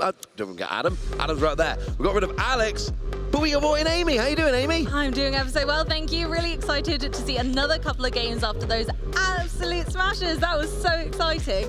I honestly loved watching both of those games backstage, but now I'm ready to jump back into the action with yourself. Yeah, I get that. You get 2 rounds off, and you're like, well, that was fun, but can I go to Pokemon now? Can I carry on? Yeah. Go back to the desk. Oh, lovely to see it. So what have you been enjoying today, Amy? Where have you been? How do you spend your time when you're not on the stream? So normally I'm wandering around the hall, seeing what decks are being played, but I'll be honest, I was quite knackered after that round that I cast last, so I had a little rest in the caster lounge, made sure I had a drink, some food, and looked after myself a little bit and sat under a blanket, and now I'm ready again, and yeah, after watching the games, having some real fun. Lots of oohing and ahhing backstage, I gotta say. There's so much because we've got multiple games ongoing at the same time. It's not just TCG here, of course. Of course. So every time something exciting happens on one of the screens, it's We literally have, but and you guys can picture for yourself how elaborate and fancy you think the caster lounge is. But we literally have 4 screens side by side, just showing Unite, VG, TCG, and Go, so we can watch all 4 of the streams at once, not with the sounds on that would be a little bit too chaotic. But it does mean we can see all the action going on there. As can you guys, of course, remember, Pokemon.com/broadcast. If you want to join in and check out some of the other games here, all 4 of those games have a stream going all weekend, all the way through until we crown our champions on Sunday. So if you want to check out some of the other action, please make sure you do so, because, you know, we love TCG, clearly our preference, but actually the other games are all great, the casters are all great, and from what I can see, the action is great. And I'm telling you right now, Amy, Miraidon not just showing up in TCG, it's showing up in VG, it's showing up in Unite when it's not getting locked out for being too good. Yeah, I've been learning some Unite. Honestly, Ross, that is the best take of the weekend. Miraidon dominating almost all of the games. Yeah, but unfortunately not in Pokemon Go yet, so we've got a while to wait before Miraidon starts to shine there too. I'm trying very hard. I'm enchanted to Unite, folks, but unfortunately not yet an option over there. So, are there any decks that we haven't seen yet that we need to see? I mean, we've seen Clorf. I mean, that's pretty good. We've seen Miraidon. Love that. There are probably other decks available as well. Maybe. Are there any? I mean, we saw Giratina. We saw Lost Zone Giratina. What year is it? Apparently it's 2025, they tell me. But what have we not seen? I can tell you one deck we haven't seen yet, Amy. Go on. Unless I've missed something. We haven't seen no Lugia. We haven't. That is a big deck this weekend, so they tell me. Huge deck this weekend. Not only that, but for the entire format we've had recently, Lugia has really been a superstar shining. Lugia has shown through thick and thin that since we've had so many new cards added, actually, it's really been pulling through. And I think that Regigigas really brings it forward today. Oh, that Regigigas absolutely helps. So let's go down to the stage and see if one of our players this round might be playing Lugia. Who have we got? We've got Giovanni Sasso from Brazil and Day from Korea. Ooh. And yes, that was a tease from me a moment ago. We have Gardevoir against Lugia. So a proper international championship here. We've got Brazil against Korea, Giovanni against Day. We've got Gardevoir against Lugia. And those are, you know, 2 of the top 5 decks coming in this weekend. And it looks like we got a fist bump and we're already pretty much ready to go, except double mulligan. Double mulligan. You don't see that every day, but you do. I bet there's a lot of it out there, but not many decks right now are slim on basic Pokemon. I think we're actually in a format where that doesn't happen too much. I'd argue the only deck I can think of, unless I'm wrong, is probably Iron Thorns EX that probably has the fewest basics, pure Iron Thorns. Not around very much. Well, this gives us a nice, opportunity to remind everyone what the mulligan rule is. So, in order to play the Pokemon trading card game, you need to have a basic Pokemon. If you draw your opening hand of 7 cards and you find there isn't a basic Pokemon, that's what we refer to as a mulligan. You have to shuffle your hand into your deck and draw a new hand of 7 cards, and your opponent has the opportunity to draw 1 extra card to begin their game as a kind of make good for you not having had a basic Pokemon.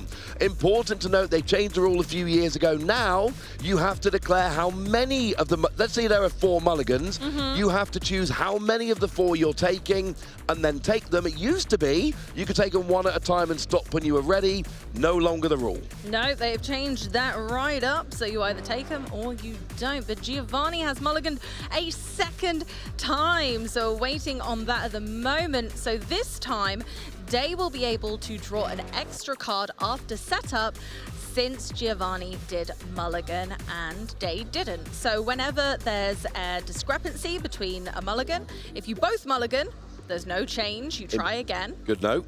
And if you mulligan, but your opponent doesn't, then they will get to draw an extra card. So although they both did a mulligan together on the first turn there, it will be a little bit different this time. But it looks like we've got basic Pokemon ready to rumble, and so we're going to get some prize cards down.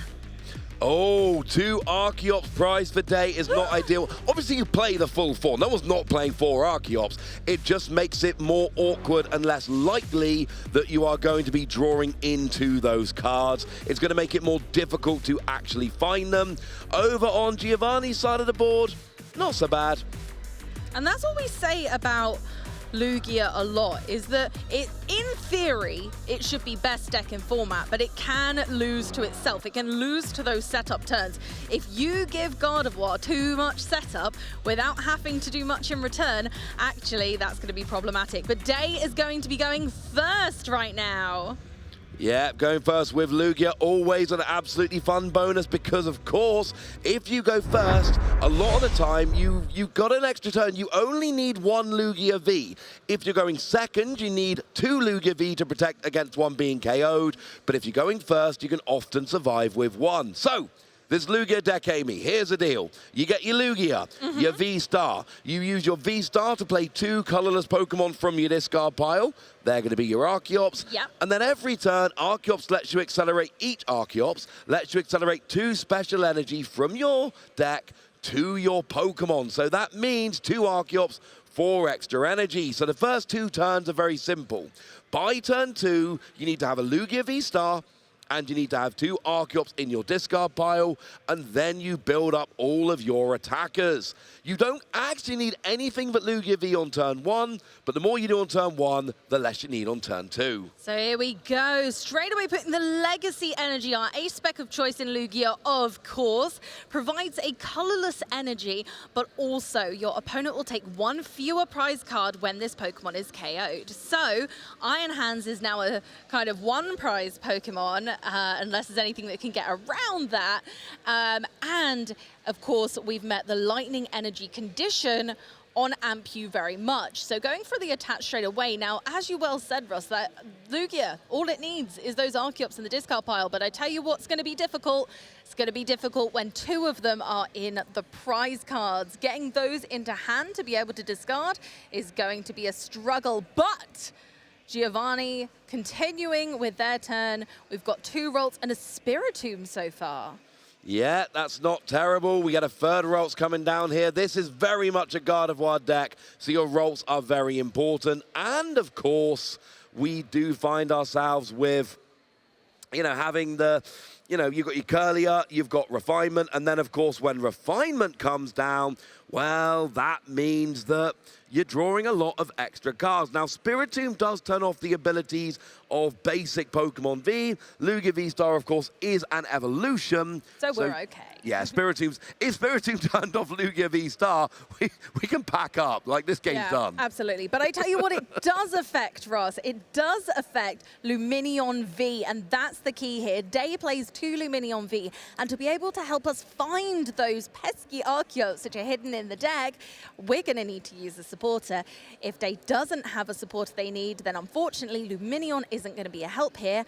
And crucially, one of the really fantastic attackers in Lugia, unfortunately, Weird Ear V's Frontier Road will also be turned off. It will. We ended off Giovanni's turn there. TM Evolution went and got a pair of Curlier. So we got 2 of them there ready to go. The lovely pre-release promo versions, but more importantly, that is 2 Refinement. We saw all 4 routes, and 2 of them got evolved up into a Curlier at the end of that turn. It does need to be discarded, and it just has been discarded. We are good. We're rocking and rolling now straight into Lugia Town as we go ahead and Ultra Ball for that Archeops. We've got 1. Now we just need a second one just to be able to make this deck as powerful as possible. We've seen people play with just 1 Archeops before. It's not unheard of, but it's certainly difficult to make the deck function as intended. So going ahead and Professor's research so that we've got that 1 Archeops in the discard pile. Will we see a second? We need an Archeops and a way to discard it. I'm not seeing an Archeops. I am seeing a Lugia V-Star. And a Mesagoza, but not a way to discard one even if we succeed on the Mesagoza. So unfortunately, it may not be possible on this turn. Evolving is always a good shout regardless, making sure that Lugia has as much HP as possible, and maybe even just attaching a gift energy from hand might kind of just warn your opponent off maybe taking a big knockout if they can, if they wanted to stretch for it. Iron Bundle, I like this inclusion in Lugia lately. Okay, there is a bit of a bait here, because here's the thing, right? You actually could, right now, Day could, he's doing it, he's doing it! We're going for the 1. So here's the thought process. You get the 1 Arcos, which I generally don't like very much, but this gets your Iron Hands taking a 2-prize KO on a route right now. Is it bait though? Is it great turn now, but not as good in later turns? I have now, it took a very long time, I have seen a game where a player got 1 Archeops when they wanted to and won. It happened earlier this season at one of the EU regionals, but most of the time, if you want to and you get 1, it doesn't work. Day faces a tough situation where, yes, we're going to have to manage the resources incredibly smooth in order to make this work. But for now, we're going to use Iron Hands for Amp you very much, taking out a Ralts for 2 prize cards, which in this matchup is crucial. Yeah, 2 prizes up. You took out a routes. Good news is Giovanni did get all 4 down on turn 1. So that at least means you got lots of options. We got 2 Curlier ready to draw cards with Refinement. So we're not in an all right position if we're Giovanni. Now the goal is go after the energy. Because the other thing Day might be thinking here is going, look, yeah, I've only got 1 Archeops. That's a bit annoying, etc. But I don't think I'm taking 1 KO with Iron Hands. I don't think you're KOing Iron Hands next turn, and I'm taking 2 KOs with Iron Hands. If that turns out to be true, then yeah, absolutely, getting that 1 Archeops out is going to prove to have been a wonderful decision. I like this strategy. I like the rush my opponent. Don't give them any time to get the ideal board state. Make them make a Gardevoir. Make them respond to me now, because if they don't, they're in big trouble. And I really like that kind of approach from a single Archeops Lugia perspective, because Gardevoir is typically a slower deck at the moment with no rare candies. Now you're evolving up through. Now it is absolutely possible, of course, because Gardevoir can be coming out, but Gardevoir itself only does 190. So now you're relying on using something like a Scream Tail to try and get the KO, and that becomes a lot more awkward. So I kind of like this gamble from Day here, just going, I think I can get 2 turns out of this, and I am absolutely going to go with it. I like it. I like it. Risk versus reward, especially at this stage of the tournament. These are the big plays that make it happen, and it very well might. We've got 1 more refinement to take advantage of this turn. We'll have to see whether that quite gets us where we need to be, because you're right, we're going to need that big KO from currently what would be the Scream Tail, is the only Pokemon currently that can reach high numbers with maybe a Hero's Cape, let's say. Okay, going for the attachments. Monkey Dory, great addition to the squad of Gardevoir, moving 30 damage from Screamtail onto Iron Hands and taking a knockout on the Archeops to mean that Day doesn't have any energy acceleration whatsoever. Yeah, counter catcher onto Archeops, taking out the only Archeops, and this is your worry if you are, you know, the player that's only got the 1 Archeops. Now here we see a boss of orders onto Monkey Dory, and it's 2 more prizes for Day going. You have to try and get this, although actually now a Gardevoir will do it. Oh no, you need Monkey Dory back. Yeah, that's the Monkey Dory was the perfect target there, because we still need Monkey Dory in play in order to get a knockout on this Iron Hands, which is, again, it feels like such a gamble for Day, but I love it. I love the gusto of this battle, the to and the fro, pressuring Giovanni to have to make these big moves. With 10 damage away, Gardevoir hits 190. The 30 damage from the Monkey Dory would put Iron Hands onto 10 damage remaining, but that's not enough.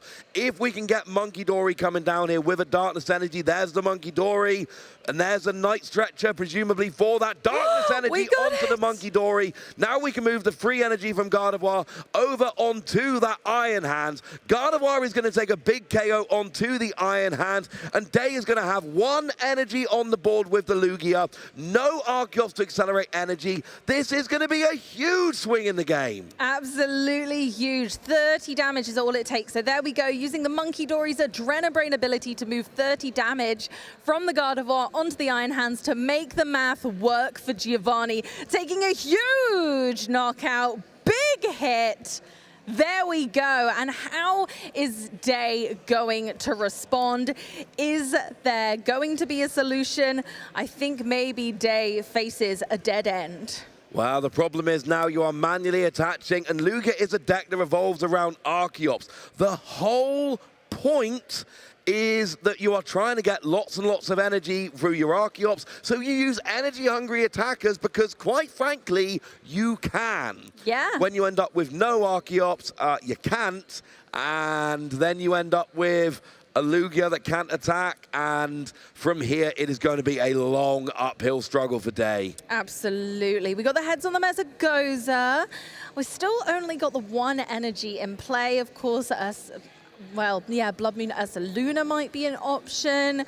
We still need to be able to use a Jet Energy in order to move it into the active, and currently can't swing for just one energy. It's a free energy attacker at this point, though. It's still so much. It's still so much you have to go for. So at this stage, Day is almost forcibly slowing down, and then Giovanni's going to kind of have that uphill moment, hopefully being able to overtake. But this is the moment that could turn the tides.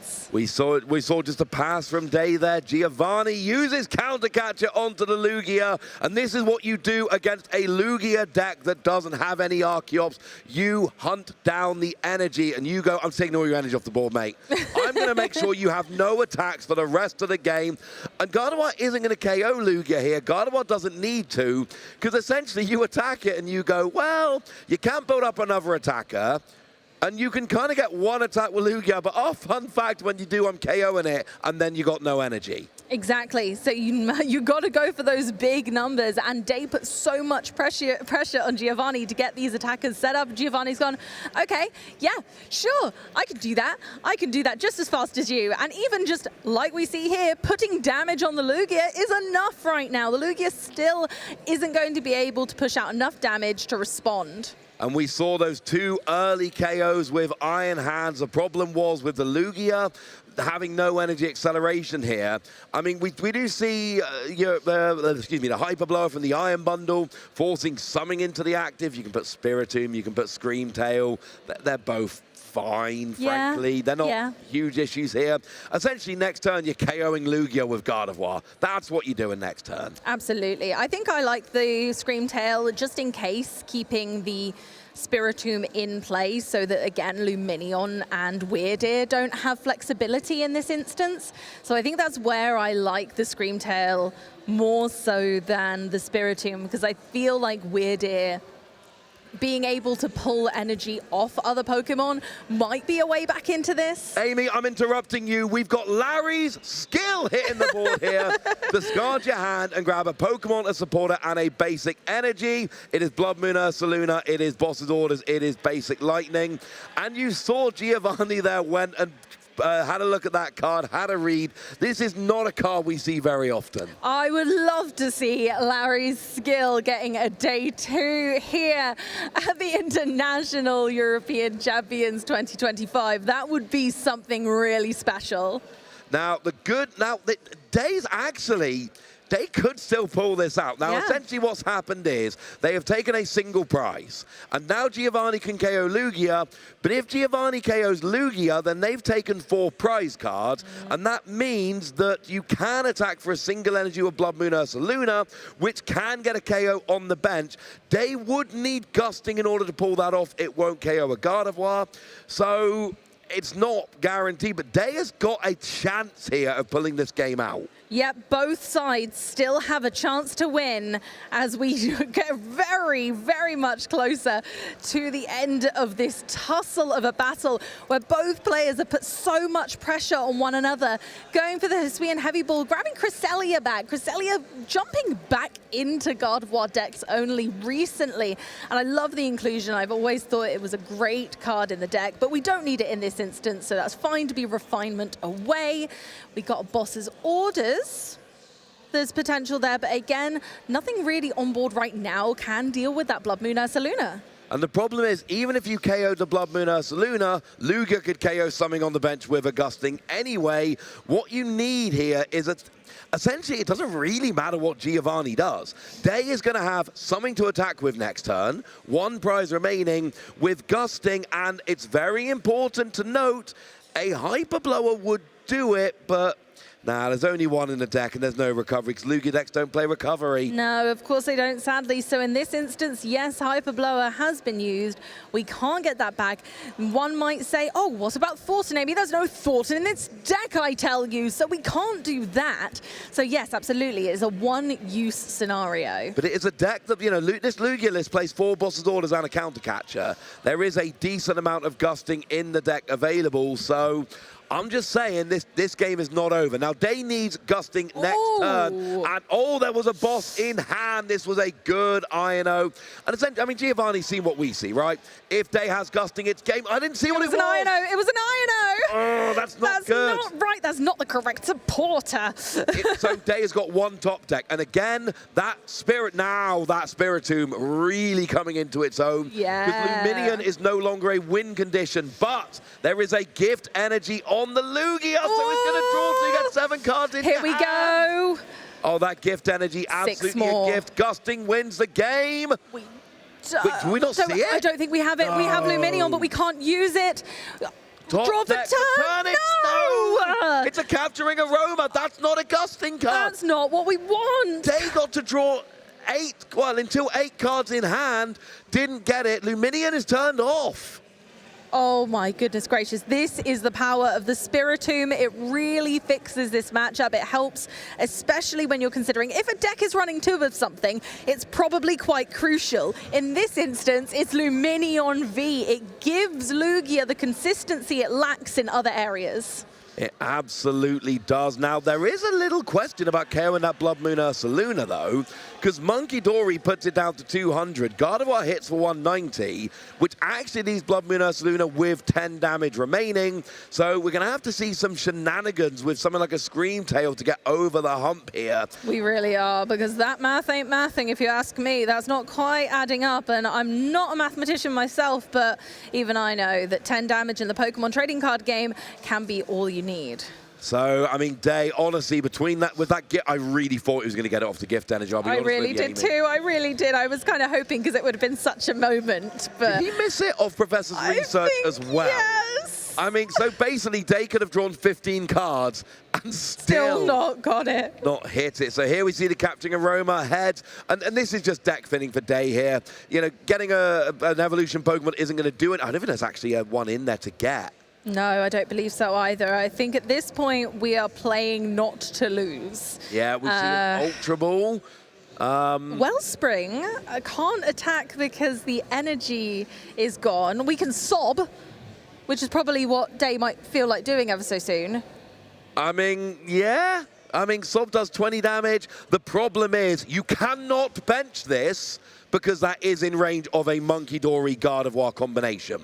So you definitely don't bench Wellspring Mask Gogapon. No, you're quite right. So just going for the attack there, putting Gardevoir down, but it's just not enough. We're going to tick, okay, using Adrenabrain from Monkey Dory, and then picking it up with Professor Turo, attaching again for a second Adrenabrain and getting a big knockout, crushing blow. This is what I was asking Tor to do earlier with Radiant Alakazam.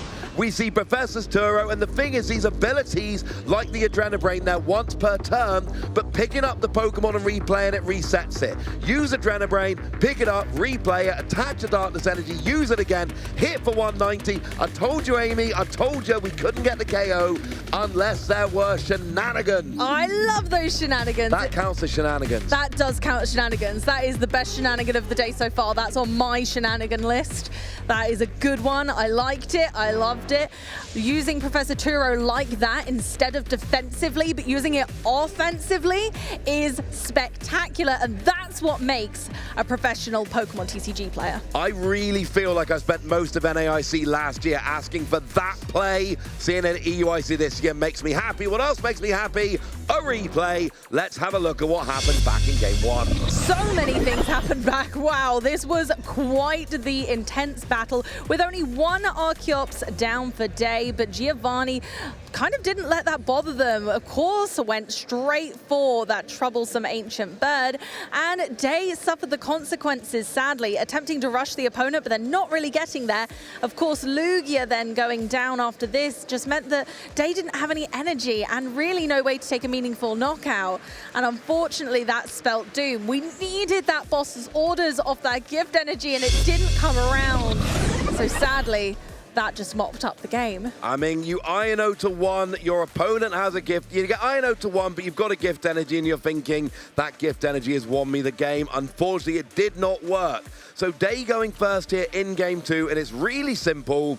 Get 2 Archeops in the discard pile. Let's go from there. Prize-wise, there's 1 Archeops this time. It's better than the 2 we saw last time. Yeah, we don't mind that too much realistically. And, you know, Weird Ear, Luminion, that's okay. We know Spiritomb's around, so it's kind of, they might not have as much use. So actually not having them in the deck is not a bad thing. We have 1 Luminion still remaining, so that's fine. I feel like these prize cards are just fine. On both sides of the board, to be honest, they're fine. Well, have you seen how many Monkey Dory Giovanni's playing in their I have. list? It's not 1 Monkey Dory, is it? Nope. It's not 2 Monkey Dory. Can confirm. Is it 3 Monkey Dory? I love having 3 Monkey Dory. And what that really says is Giovanni's going, no, let's be clear. I am focusing on Monkey Dory, and double Monkey Dory plays are going to happen a lot when you're playing 3 of them. We do see Squawk and Seas getting a bunch of extra cards here for Day, but one thing that's really important with Monkey Dory is you can basically use Gardevoir EX from the turn 2 or 3. You can use that to accelerate your psychic energy. So you can, one turn, attach to a Monkey Dory a Darkness. The next turn, attach another. And you can use multiple Monkey Dory. Oh, that hurt my soul. Day just passed. Attach, retreat, pass. No Lugia in sight. Yeah, I told you last game, Amy, right? I said you got a 2-turn combo going on here. There is only one thing you need to do on turn 1. Yep. Bench a Lugia V, and that Day didn't do it. It hasn't happened. We just did not have the flexibility we needed. So unfortunately for Day, this seems like a really slow start, and that is not fun against Gardevoir and its current ferocity, especially starting with our Flutter main. Yeah, Flutter main actually sneaky brilliant here because it says your opponent's active Pokemon has no abilities. And yeah, I know you can use abilities from the bench, but it just means that, you know, if you want that Lugia in the active, which you often do, you have to evolve it and use the ability for, and it just makes things more awkward. Absolutely. It just makes things clunky. Like we had to have the Ursaluna now in the active, and that's really frustrating because actually you don't want the Blood Moon Ursaluna in the active a lot of the time. So actually Flutter main is not only helping us by using that TM evolution, but also with 3 Rolts on the board, got easy pickings for that lovely evolution attack. So now we've got 1 Rolts, 2 Curlier, and a Flutter Mane, and quite frankly, I think that's a lovely start for Gardevoir. Yeah, very different start for Giovanni than we saw from Day here. We've got 2 Curlier on the bench, and we've got ourselves a route. And of course, this means turn 2 Gardevoir absolutely on the board here, because if it's evolved at the start of your turn, it can evolve again during your turn. Love that. It looks like Day is going after that Iron Bundle because, well, Flutter Main's not in the active. It doesn't do its ability. Makes a lot of sense. So we can push it out. Oh, but we're going for the Jet Energy instead. I think we might have to buy some more time potentially. So going for the Professor's Research now. Do we discard? Yes, there's an Archeops in that. So we have discarded a total of 1 Archeops. So we need a Lugia V. Well, the good news is we've got 2 Lugia V-Star in the hand. The bad news is we don't have any Lugia V, so we're going to replace that Artisan with a Mesagoza, and hopefully we get heads here. Aha, there we go. So now we need to grab the Lugia V. Obviously, it would have been nice to have had the extra Archeops to play around with, but actually in this instance, no, we need to get this down. As for anyone who may be new to the Pokemon TCG, we do need to have a Pokemon in play for 1 full turn before it can evolve. So Day won't be able to evolve straight away, needs to wait until their next turn. Yeah, it's why I like to think about it is if it has to be on your board at the start of your turn in order for you to evolve it, because of course, you know, there's Curlier on the bench. They've got there right at the end of the turn on the attack, but because they're there at the start of the turn for Giovanni, they can evolve up. But that Mesagoza for Lugia, no! You want to use that to try and get yourself someone like an Archeops. Exactly. That is not the optimal use. It's not the typical use of a Mesagoza, but you know what? Lugia is down now. We're passing over to Giovanni's turn, and hopefully we'll see some action from Gardevoir, making some big moves there. Just Professor's researching that hand away. It was a little bit on the weak side. We just kind of had a no starter there, really, but straight into a Curlier. Yeah, we see refinement, we are discarding an energy, we are drawing a couple of cards. We see again a second refinement, drawing another. Was that all energy? I think that was all energy, but not.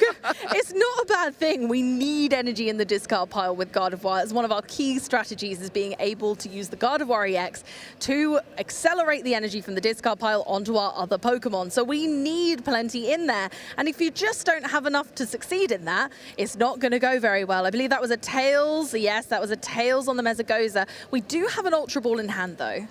Yeah, we really need a Gardevoir now. We've used refinement on all three Curlier, so you need a Gardevoir. Start accelerating energy and start just taking prizes. Start really pushing it here. So use the Ultra Ball, go and get yourself your Gardevoir EX, and then start pushing forward the prize advantage, because Day is not ready to go. You got one Archeops in the discard pile, but not two. You got a Lugia V, but not a V-Star. Let's start pushing the advantage you've got here. I love how the matchup has flipped. Last game, we saw Day putting a lot of pressure on Giovanni and saying, right, if you don't respond, then I just win. Quick, easy, lickety-split. But this time, oh, how the tables have turned. Giovanni's gone, all right, Day, well, you haven't set up. So my turn, putting the Monkey Dory down with the Darkness Energy nice and early with our Gardevoir is great. We can start littering damage where it becomes really frustrating and making sure that those HP totals aren't as bothersome as they can be. Spiritomb is back in action as well, which I love.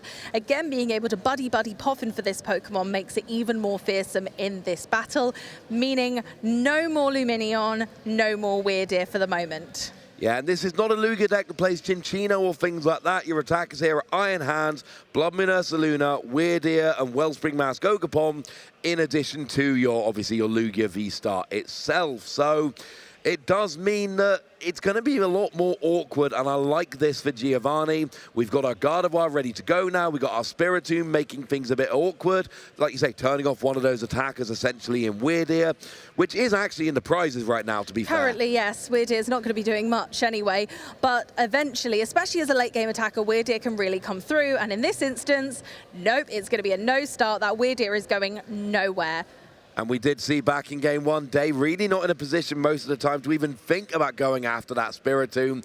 So that Spiritomb is probably going to sit and chill there for quite a while. And it's just such a shame because Lugia really can struggle with its card draw sometimes, and giving you your access to supporters through Lumineon is quite crucial often. So here we're going into the Gardevoir.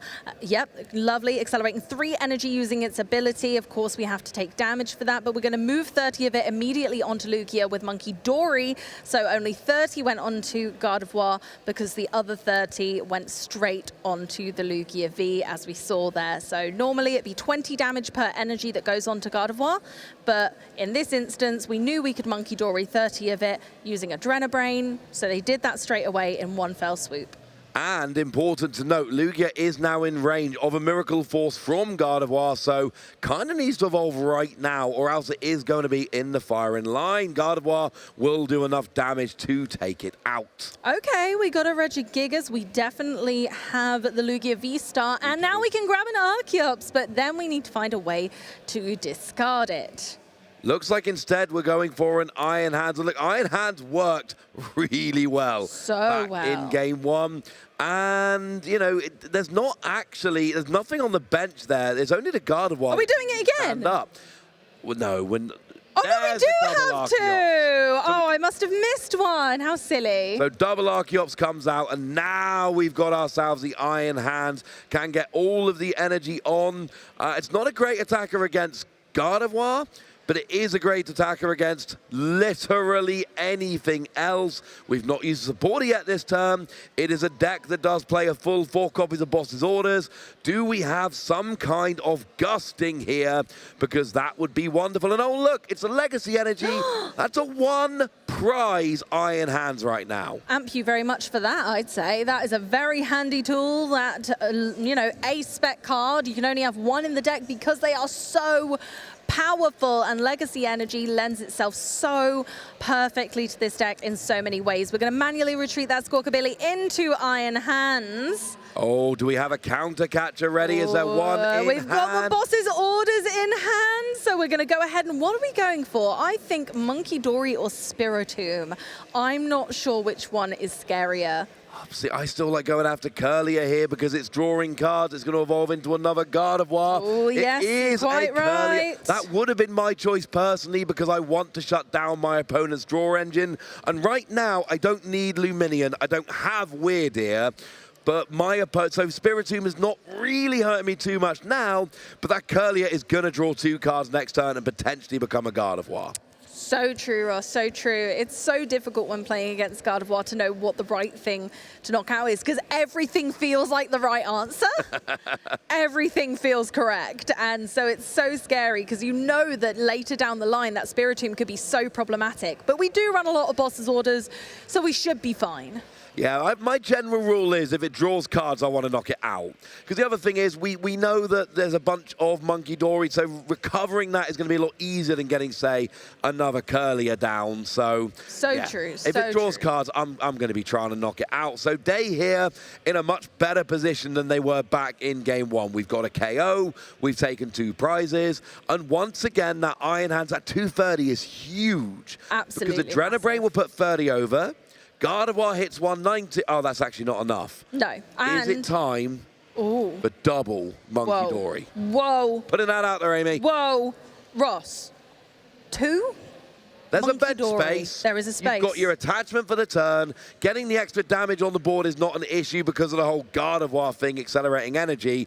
I'm just saying, double Monkey Dory would get the KO here. And you need the KO. There's a Tails on Mesagosa, though. Oh, I don't know if we're going to be able to get the Monkey Dory into play without the Mesagosa success. So maybe it's not quite time to monkey around with friends quite yet. So we're just going to move 30 for now from Gardevoir and just go for the attack. Unfortunately, 10 damage short, as you say.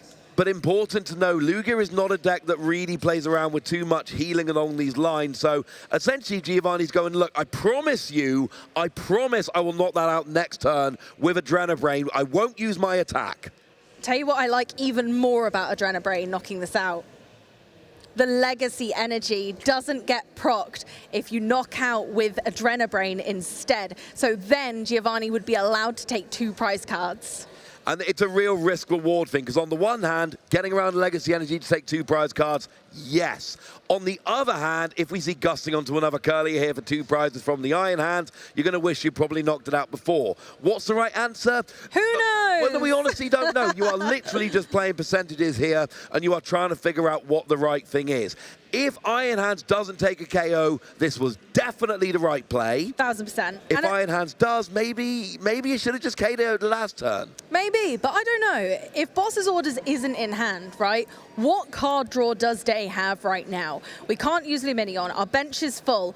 Mesagosa's there, but that can't get us a Boss's Orders. So I'm kind of, if I'm Giovanni, I'm thinking, actually, what can you do? You either have it in hand or you simply don't. And Countercatcher isn't turned on right now because you're ahead on prizes. True. So that's one less gusting option that you might have to try and take out. And I think at this point, it definitely is the Curlier to really get rid of all of that draw. So if Day can gust that Curlier, this is going to be a huge turn. But I'm kind of thinking if he could, he probably already would have. Absolutely, but honestly, I quite like this play. I think, you know, although it may seem risky, there is definitely skill in what's happening here. There is, you know, they're calling their bluff essentially. Giovanni saying, you know, if you've got it, you do. If you don't, well, friend, that's going to be an upsetting turn for you as we see the professor's research discarding loads of cards, but crucially, we're not going to be able to gust a card indeed. No, and Countercatcher will not be. I got Boss's Orders, didn't get Countercatcher, but like I say, it would have been irrelevant. You need to be behind on prizes. Day has taken 2, Giovanni has taken 1. So, I mean, this is going to work out so well for Giovanni here. KO in the Iron Hands, and it doesn't matter. The Iron Hands can leave the active. It doesn't matter. Adrenabrain will KO it on the bench. Take those 2 prizes, and that is going to be wonderful. Yeah, no matter what, unfortunately, it doesn't look like there's any way to knock out the Gardevoir inactive, and without being able to gust anything else forward, just going for an attack on the Gardevoir unfortunately seems like the best move. And that's kind of sad. That's not great. We're not partying with that. What we want to be doing is getting one of those really pesky benched Pokemon, but they are stuck behind this wall of Gardevoir. Mother says no. Yeah, also, I think there was a gift energy on the Iron Hand as well, which also would be got around with Adrenabrain. And I mean, Dave's realized it, discarding the legacy energy going, it's not going to do anything anyway. So we hit with Lugia, but that is not the ideal situation. And I'm going to make a monkey pun here. We're going to be some monkeying around here. Monkey Dory is going to be able to take that KO, and then Gardevoir is going to be able to attack as well. That's some huge monkey business, and we know monkeys are good at throwing, so we're going to throw that Adrenabrain damage right down onto that Iron Hands. And actually getting the prize cards in your hand mid-turn is so good. That feeling when you're just like, you know what, actually, this counts as card draw, right? I'll knock out that Iron Hands, I'll take 2 prize cards, and I'll carry on playing.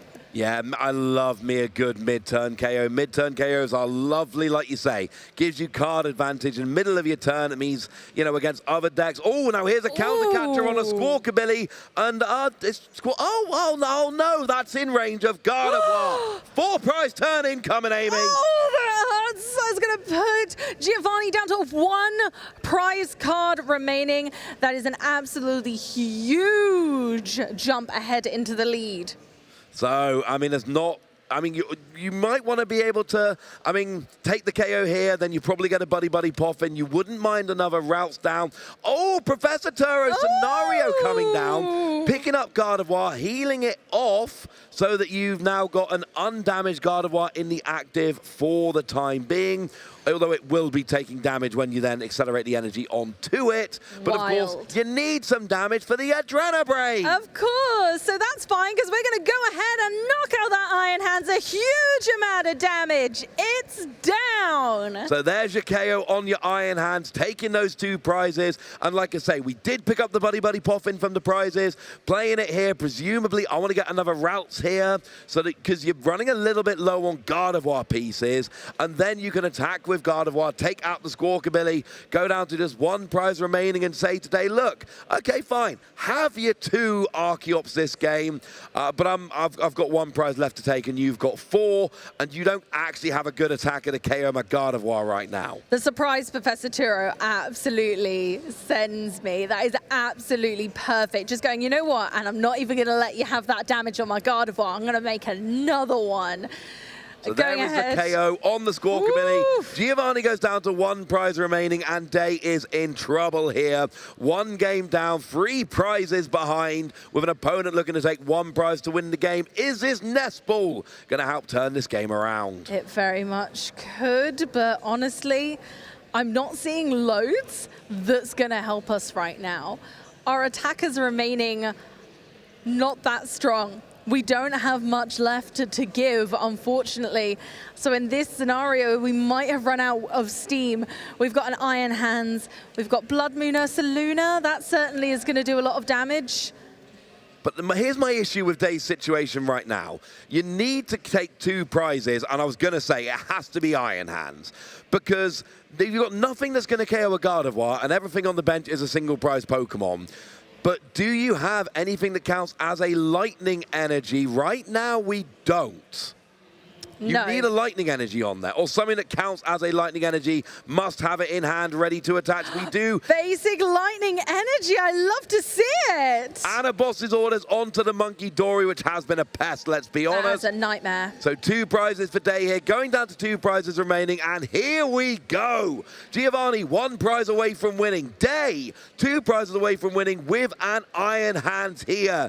It's really quite simple. If Giovanni takes a prize this turn, wins a game, does he have any gusting? If not, Day can gust, take out a bench Pokemon with Iron Hands and force a game free. Either player could still take, and I tell you what, Amy, that Nestball got the Iron Hands. It kind of did turn the game around a bit. It did. It really did, honestly. And now I see why Larry's skill is hanging about in this deck now. The basic lightning energy is a really nice way to search that out, to go for a second Iron Hands. Brilliance. Well, you have 2 Iron Hands. 1 Iron Hand, you're playing with 1 hand behind your back. Boom, nailed it. So having 2 of those, given that option to have 2 of them coming out, I adore this. We generally see Lugia previously playing with just Legacy Energy, 1 use of Iron Hands, but Day going, nope, I'm going to play a basic Lightning. I'm going to go for Larry. Obviously, the basic Lightning cannot be searched with Archeops, hence why we saw it attached from the hand. Absolutely wow. Incredible plays from both players right now, going for the There's Professor's research. But could we see a counter catcher? Oh, Draws it off no the Professor's kidding. research. So that means that we should be able to take that final prize off of one of those Archeops on the bench. Come on, Giovanni. Now we do see the Artisan going down, but Gardevoir does enough damage. We're playing safe. We're playing safe. But I want to see the big turn. That gold counter catcher came out. I want to see it coming down. Sometimes it's not a bad thing to make sure that we're playing to our outs, making sure that every piece of the puzzle is there, going for the big there KO. We go. There we see it the is. Shake. Giovanni takes it 2-0. And obviously Giovanni was ahead on prizes. He couldn't play the counter catcher. Silly me. Elegance at the highest level of play. Just going to show how in our round 6 now, we are progressing on with the Pokemon Trading Card Game European International Championships. Absolutely phenomenal win from Giovanni, bringing it back with Gardevoir, a deck that we knew was going to be a powerhouse in this meta. And in the end, of course, did not even need any kind of gusting. Screamtail's Roaring Scream does 20 damage to one of your opponent's Pokemon for each damage counter on this Pokemon. So just using Screamtail to knock out that bench Pokemon and take the game, or take the match, 2-1. Wonderful play there from Giovanni. Now, these players weren't 5-0 coming in. They were 4-1. So Giovanni advances to a 5-1 record. We're not in day 2 yet, but getting a lot better. Let's take a look at the replay then, see how Giovanni got there. Let's see how it all unfolded as Giovanni really took this game by storm. At the beginning, of course, we saw that Day was really low on resources. Not getting that Lugia out on the first turn really slowed them down, and Giovanni took full advantage of this, saying, I'm going to make you go fast. So as we got through, we saw that the Iron Hands took the first 2 prize cards, and Monkey Dory definitely did the largest amount of shenaniganery monkey business I've ever seen, going for that 4 prize turn into, of course, the final actions of the game, where we saw that amazing play from Screamtail, taking that last single prize card. Yeah, we see the Drifloon has fallen out of Lugia decks lately. That's one of the Pokemon that does damage based on the damage counters on it, but Screamtail being able to hit the bench is too useful. Drifloon has floated away from the deck for now, but Screamtail still very much an important part. You get late in the game, and you basically say, I need to KO a bench Pokemon. I don't want to have to muck about with any of this gusting malarkey, so I won't. I'm just going to use Screamtail to KO a bench Pokemon, and I'm going to win the game from there. I tell you what, we didn't see their ace spec that entire best of 3. Nope. The Hero's Cape was not necessary, but I love the inclusion in the deck. Really strong plays, but if you don't need it, you don't need it. You're just that good.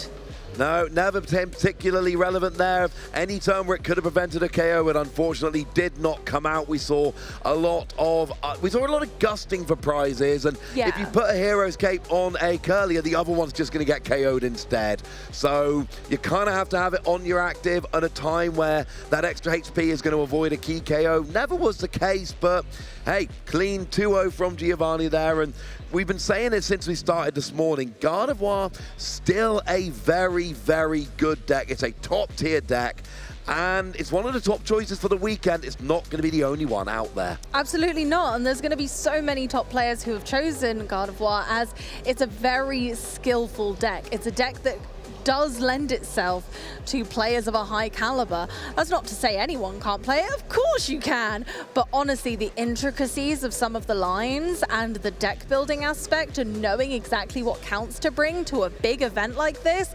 that's what separates the Masters. Yeah, it really, really does. And, you know, the Gardevoir deck, it's well known as a deck which is very difficult to play. There's a lot of options, a lot of different attackers. You need to know your deck. You need to know your matchup. You need to be able to make the right reads at the right time in order to set yourself up. And, you know, we saw it there. We had the Adrenabrain, and, you know, that game one, using the double Adrenabrain to then get that KO on a Pokemon that otherwise would have been just out of reach. I love plays like that. We were robbed of that play earlier in the day, or a very similar one at least, but we got it there in that last round, which was lovely. And then in game 2, Bit more straightforward. Gardevoir doing Gardevoir things and finishing off a big attack from Screamtail. Absolutely. Couldn't have said it better myself. And honestly, it was a pleasure to watch two absolutely phenomenal players with two decks that we know we're going to be seeing loads this weekend. But now it's time for us to be refinemented away as we go to see our winner's interview for that match. Hello, everyone, and welcome to the big stage here at EUIC. This is Adam Skarzek-Watson with our winner we just saw on stream, Giovanni Sasso. How are you feeling, my friend? Como é que tá se sentindo? É muito bom ganhar na stream. Meu amigo tá me vendo ali, achei muito legal. Eu não sei como explicar direito, mas é muito bom ganhar na stream. He's saying that he's very well. His friends are here to see him play, and he's feeling very grateful and okay. That is great to hear that you've got some friends in the audience. I know you want to give them special shout outs as well. Are they the ones that helped you decide to bring Gardevoir to this tournament? Foram os teus amigos que te ajudaram a trazer o deck, deram-te alguma ajuda? Sim, eu queria agradecer ao Requena, o João Requena, que me fez mudar de opinião do deck na última hora e me fez colocar as pesquisas que é absurdo nesse deck, porque eu sempre tenho tudo que eu preciso. He wants to thank João Requena? Requena. Hopefully it's the name. He helped him with last changes and really good decks or cards that help him in his all matchups. Yeah, make sure you keep that mic close. Oh, sorry. But yeah, I'm happy to hear that you've got people rooting for you and helping you practice, pick Gardevoir for this event. You've been doing so well so far in the tournament. Are there any matchups that you're a little iffy about, a little nervous about? Eu acredito que contra Lost Box, porque eu troquei umas cartas ontem e a partida parece meio esquisita. Mas eu tô confiante porque o deck é muito bom. He's saying that the deck is very good. Only Lost Box is maybe a tricky matchup, but he still thinks that he can win that game. Okay, so even if there is a bad matchup, it's not going to be too common, hopefully. And when you're thinking about Gardevoir, when you're preparing for a tournament like this, what's the first thing that you look for when you decide what deck to play? Queres que quando tens de decidir um deck, qual é que é o que é que tu decides para quais as tuas primeiras decisões para escolher um deck que tu escolheste? Para escolher eu tenho um amigo no Japão e ele estava me convencendo a jogar de Archaludon. E aí nas últimas horas, na última semana que eu estava no Brasil, o meu amigo João Requena montou a Gardevoir e a lista certa ia 4 pesquisas. E aí a gente começou a testar e eu tava perdendo todas as mirrors para ele, por causa que ele sempre achava tudo na hora que precisava. E aí eu mudei de deck por causa disso. He's changing. He's saying that last week he was still in Brazil testing, and he was changing his deck and losing, and he changed his deck due to his friends, and his friend helped him with this decision. I see, so it's just a lot of practice, a lot of testing to settle on a deck, especially for an event this big. Again, congratulations for your win on stream. Gardevoir EX looking strong. We kind of knew it was going to be good for this event, and you've finally shown the people that Gardevoir is where it's at. Now, we can finally get some final thoughts and shout outs from you, Giovanni, before I let you go to prepare for the next round. Let the people hear it. Tens alguma coisa que queiras falar, dar assim, de aviso de alguém, de dizer alguma coisa boa para alguém? Queria agradecer a minha mãe também por toda a torcida, né? A minha mãe pela torcida, pelo pessoal do TTT, né? Que é o time do TTT, que é o time do time do time. He's shouting his family, especially his mother, and his team TTT. Wonderful. Once again, big shout out to TTT and all of the folks down in Brazil rooting for you, sending you their energy. They always bring the hype, and I'm so happy that you made them proud. Hopefully you'll have more good luck for the rest of the tournament. But for now, we're going to kick things back to the casting desk and get the rest of the tournament underway. Thank you very much, Adam. Always nice to hear from our winners. We get to watch them for 45 minutes on stream and then hear about how they won. Now, speaking of winners, Amy, it's a little quiz you may be familiar with. Okay. So I told, in the last round, I asked Alex how many Miraidon were at 4-0 after round 4. There was 17. Oh. So now I ask you, how many Miraidon were 5-0 after round 5? 17 were 4-0. How many made the jump to 5-0?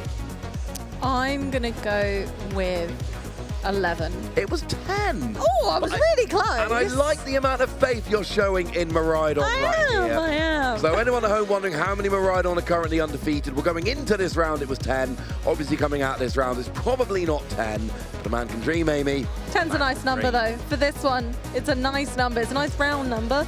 And I like that positivity as well. I think Miraidon's really well set in this meta right now.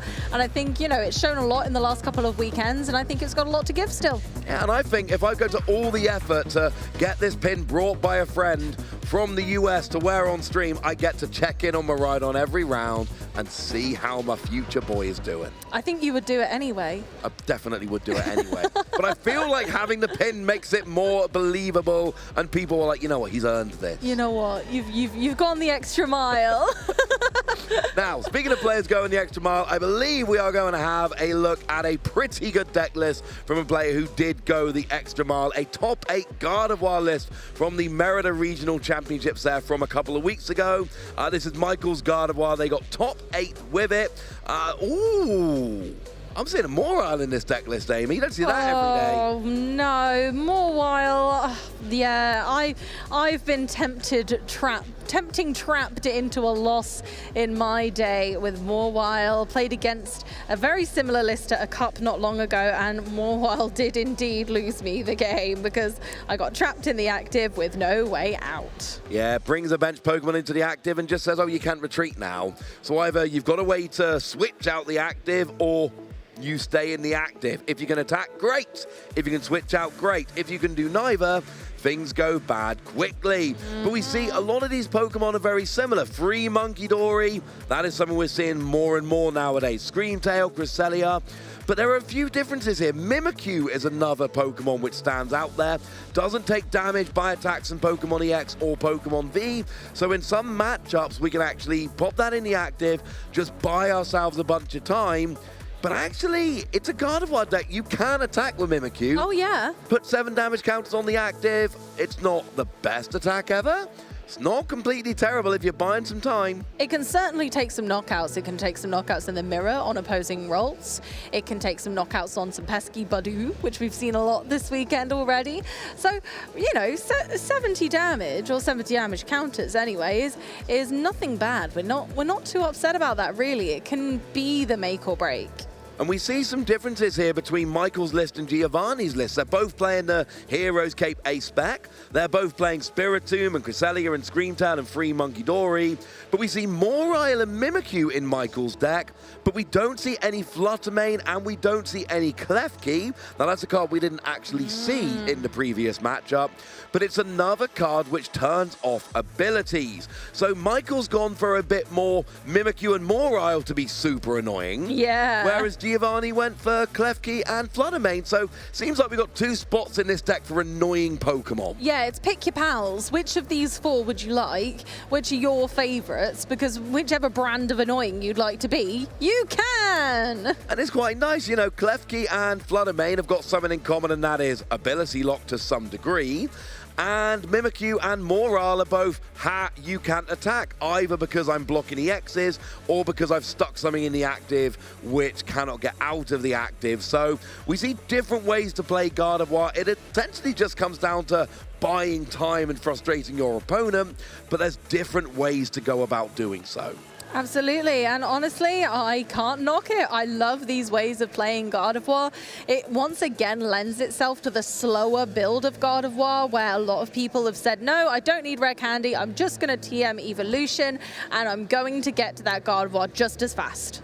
Yeah, absolutely. A couple of other differences that are floating around here, like, for instance, Pheasantipity in Michael's deck, not in Giovanni's. Pheasantipity is an interesting card because we all know Flip the Script is one of the best abilities in the game. Absolutely. Had a Pokemon code last turn, draw 3 cards. Perfect. It's also a 210 HP Pokemon that sits on the bench and gives up 2 prizes. We've seen a bunch KO'd on stream already today. Oh yes, so many. It's probably the biggest liability bench sitter right now, as it's in practically every deck. I might see your Pheasantipity and raise you a Squawkabilly. Ooh, that maybe. 160 HP is very much a liability. Maybe even an Luminion, very low HP, and it's used once and then goes away. Pheasantipity at least gets you every turn. Yeah. Squawkabilly and Luminion are kind of one and done. They really are, but not in as many decks nowadays, I'd say. I think it's likely that Pheasantipity shows up more just because of those very reasons, Ross. Yeah, absolutely, 100% agree. So, yeah, there's a couple different God of War lists, and like we saw with Miraidon earlier, whether you play Pikachu with Area 0 Underdepths or whether you go a bit harder on stuff like Magneton, even when we see the same deck, even where, you know, 54 of the cards are the same, those extra 4 to 6 slots can make a real difference. Like, they can turn entire matchups, they can change the entire play style of the deck. So, if you're at home and you're looking to build a God of War deck, Michael's deck is great.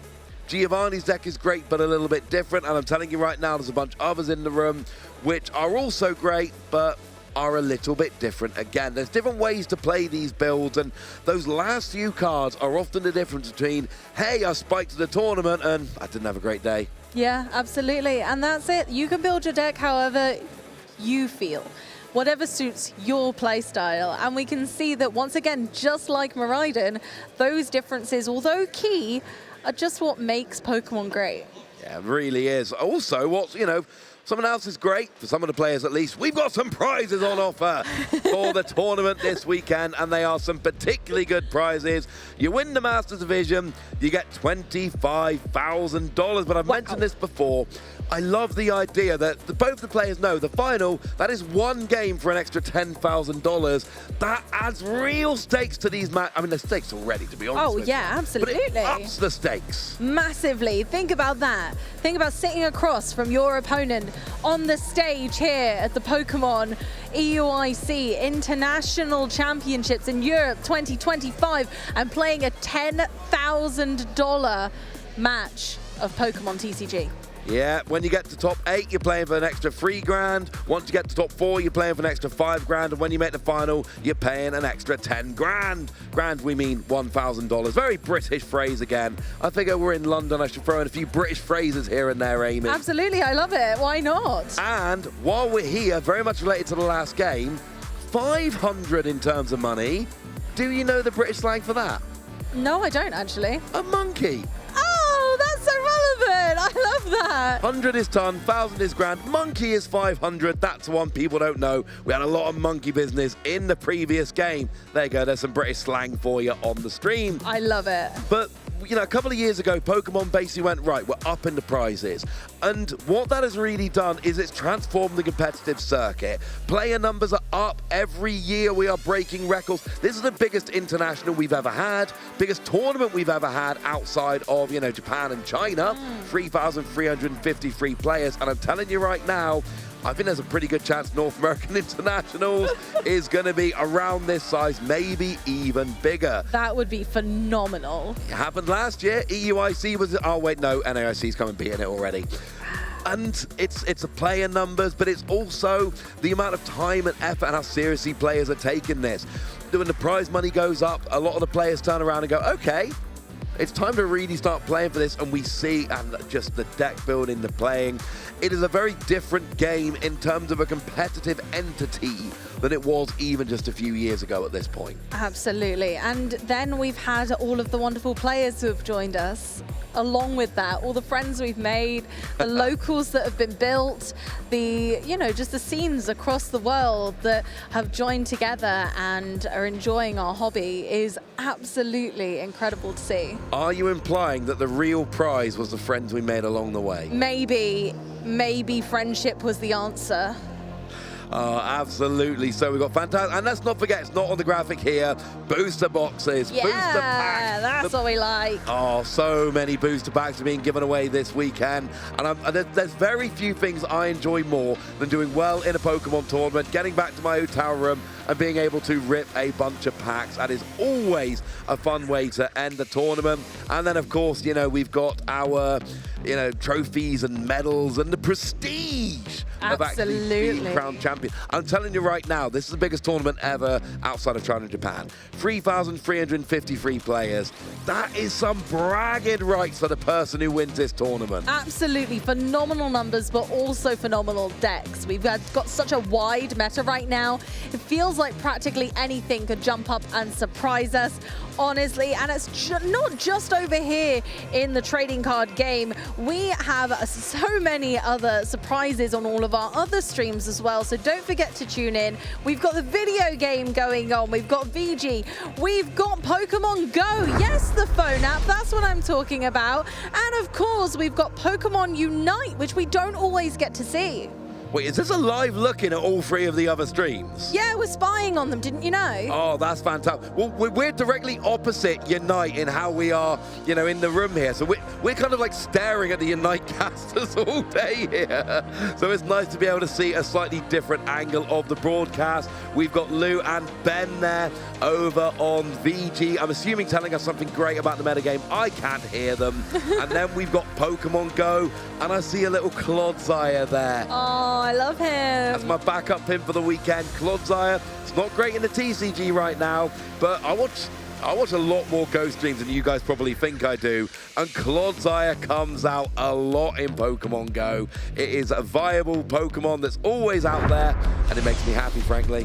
Honestly, it's nice to see all of our favorite Pokemon in all of the games. I swear there's like everyone's favorite Pokemon must be good in one of the games, right? I was watching Unite earlier and I saw Mamoswine stamping around, so I mean, TCG right now, give it like a month, Vane. Give it like a month, no, 2 months. Give it 2 months for TCG for Mamoswine. But then we've also got VG, it pops up occasionally, but Unite, I love watching Unite and seeing that Mamoswine come stamping in. It makes me it's the only game at the moment that really sees Mamoswine love, but I'll take it as long as there's one game.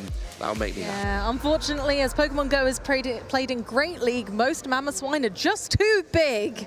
Yeah, unfortunately, it's not there in Pokemon Go, it's not there in VG. Give it 2 months for TCG. But Pokemon Unite, we see Mamoswine coming in, and it makes me very happy indeed. That's the lovely thing about the international championships. We get to see Unite live, whereas at our regional events, unfortunately, we don't have a stream. So it's not as easy to see all that goes on, but there's still a fabulous community for Pokemon Unite. They are so passionate and so intensely amazing at the game. Watching the gameplay, I play at home sometimes with my friends. Oh, some of the moves they're doing, I do not know how they're making that work. I can't press the buttons that good. I cannot press the buttons that good, but a minute ago, I treated you guys to a little bit of British slang, and then we got on to having a bit of a chat about Unite. So what we're going to do right now, we're going to mash them together, and we are going to have some Unite casters, Jake and Kirk with Charlie from our lovely VG cohort, and they're going to be talking about some British slang. So let's have a look at that then, shall we? Well, hello trainers, fancy seeing you here. We are in London for the European International Championships, and so I've gathered two of the least British people that I know to test them on their Britishisms. These turns of phrase that might not mean anything else around the world. Let's see. Spriggles, Doop Snacks, Pokemon Unite. How good is your knowledge? We're going to start with cracking. Cracking. Cracking. Could you use it in a sentence, please? That was beautiful. That was such a good lean in. Slightly intimidated. That was a cracking film. Could you use it in one more sentence, please? That's unnecessary, Michael. That is very unnecessary. We're trying to get through this quickly. Production told us that. Cracking, I'm going to say that means great, terrific. I'm going to say I actually know what cracking means. So good that it hurts. Wow, okay, very specific. You know what, you're both right. It just means very good. Excellent. That was a cracking film, cracking joke you just told there. Nice. Good job, guys. What's next? Faffing around. Oh, faffing around. Faffing around? Faffing around. Faffing around. Could you please use that in a sentence? Great. I was late for my train because I was faffing around. Faffing around is like fiddle farting around, which is something we say in Kentucky, so I'm going to say fiddle farting around. So it's a what does that mean? it means like dragging your heels, procrastinating, farting around. Yeah. Okay, yeah, no, you're right, yeah. Knows what fiddle farting around is. You heard it here, they don't, I don't. But anyway, yeah, you're right. Just sort of wasting time, doing unnecessary things, not really having a decisive plan. Very good. You didn't even get a chance to answer. Yeah, okay. Well, we're going to go on to Spraggles. What, for that one or the next one? Wouldn't I be famping or whatever if I did that? Now you need to define what fiddle farting around is. We are defining faffing around right now, trainer, so perfect. Thank you for helping us with that. Okay, moving on. Bagsy. Bagsy? Bagsy. A very popular artist. You'll see some of his works selling for millions of dollars. Bagsy's incredible. Yeah. Oh, wait. Could you use it in a sentence? A cartoon bunny often hunted by Elmerfoot. Okay, right, okay. Bagsy. Oh, I love that t-shirt. I Bagsy it. Great. Moving to the next one. What do you think? I love that t-shirt. Okay, another example. Criminal behavior. Stealing a shirt is what you just described. You are stealing a shirt. Interesting. Yeah, you're right. You do have the bagging in a shop. But no, Bagsy actually means I reserve it for myself. You know? That's mine. Everyone else hands off. Bagsy. I would like to, for those at home, that was a terrible sentence use for that word. We would have never been able to guess it based on that. Come on with a better sentence. I will stop fiddle farting here, dude. Well, it's your word. It's not like we're supposed to guess based on it's whatever. All right, moving on. Next word. Whinging. Whinging. Whinging or to whinge. Okay. To create incredible art, something that would be selling for millions of dollars. You mean like a Bagsy? Like a classic Bagsy. Yeah, classic Bagsy. Okay, what about you? Whinging to me feels like it's also or similar to wincing, like wincing at something. Oh, okay. You're close. Yeah. You're close. Flip the script here. It was jokes, but now it's a real guess. Wait, hold on. Can you use it in a sentence with all the other words? Sure. All the other words so far. Yeah. That was a cracking question, Jake. I'm going to start faffing around and Bagsy the answer right now. Stop whinging, dude. Look alive. It's complaining, right? Yeah. Very good. Very good. Good job, Jay. Yeah. He's won. Mic drop. Mic drop moment. I wasn't even complaining. You are now. You are. Okay, let's move on. Quid. Quit? Quid. Like a pound. It's a form of money. Exactly. Well, not a form of money. It's a currency. It's an alternative currency we have here in the UK. Yeah, quid. Yeah, that costs £5. Exactly. Yeah, like fine. that. Okay, last one. Last one, everybody. Have a kip. Have a kip? A kip. K-I-P. Have a kip? Would you like a sentence? No. Okay. Hard mode. Sure. I think I do know this. Yeah? So I will, is it to rest? Like to have almost like a bit of a nap? A nap, exactly. Let's have a nap. And we're going to need a bit of a kip after all that, trainers. How many of those did you know? Let us know in the comments. Doob, Jake, Spraggles, thank you so much for being here with me. And goodbye. Continue your cultural education. All right, bye then. Just going to say, fine. My name is Nathan Beck, and I'm from Southern Oregon. I was going to our local card shop, and I saw them playing Pokemon, and the card game I was playing originally was not as fun as Pokemon looked, and then I just started playing Pokemon as a senior, grinding every year when I can, you know. He was the Washington State champion back in 2014. Here, the old guard looking like he's coming back for some new achievements to add to this belt. One of my favorite Pokemon is Darkrai, and so I always related, you know. My first year in Masters, because it was a real difference in competition. I went from playing against kids my age to now I'm playing against adults, and people are incredible at the game. Coming into the Pokemon community, it's like a family, and it's a big part of me. Today was my first day being on stream, like at all. At first, it was really nerve-wracking. I was really nervous to be on stream in front of 1,000 eyes, and as soon as the white noise kicked in, it was breezy, it was easy. I could actually focus more than a regular game. Absolutely amazing there from Nathan Beck, and seemed super chill, kept the composure there, is ready to go into the next match. This year, I really took a step back and wanted to just have a lot of fun playing Pokemon. I was really grinding for Worlds a lot, and realized that, you know, it should all be about fun, and was immediately rewarded. I know he's been playing for a while, probably working towards this moment, probably thinks about this a lot. I mean, this is a goal for a lot of Pokemon TCG players, is to become a regional champion. Honestly, I'm still in shock. It hasn't really set in yet, but pretty stoked. I'm glad I get to go to Hawaii now and don't have to chase my invite really hard, and I can relax a little bit. And all smiles on his face. Yeah, giving yourself an opportunity to just prove yourself on the biggest stage, to truly immortalize yourself as a world champion. Somebody I've looked up to a lot is one of my best friends, Bodhi. He got me into the game a lot, and he's always been the person I've been testing with, and from day one he's been there. So if something makes you happy and you enjoy playing it and you're comfortable playing it, you can win games just because of that. You don't have to play what the best deck is or what the meta is. The sense of like accomplishment when you're at a tournament, even if you don't perform well, like you play through 9 to 15 rounds, you know, like you put yourself out there and you're proving to yourself that you can do it, even if you don't make day 2 or make top 8, you know, and you get to be around your friends. Ladies and gentlemen, your Vancouver regional champion, Nathan Beck.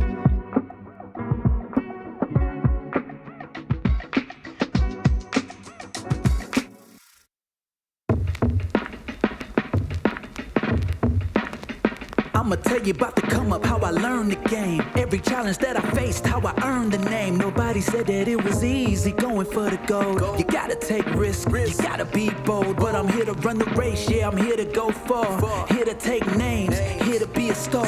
And when I finally make it, I'll be at the top.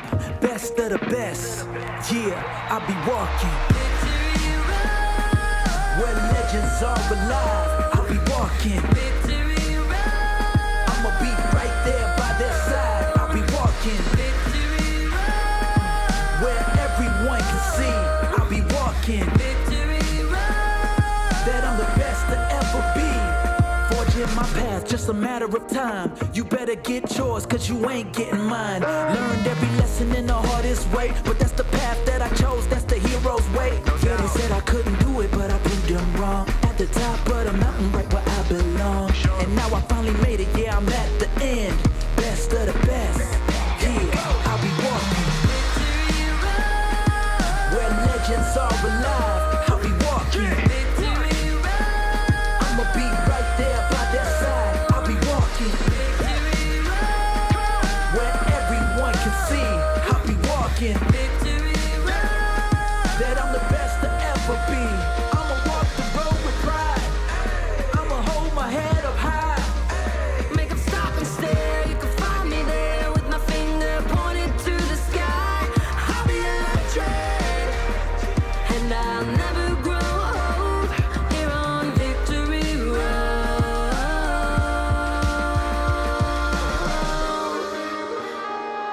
where legends are alive. I'ma be right there, right there. Just watch me.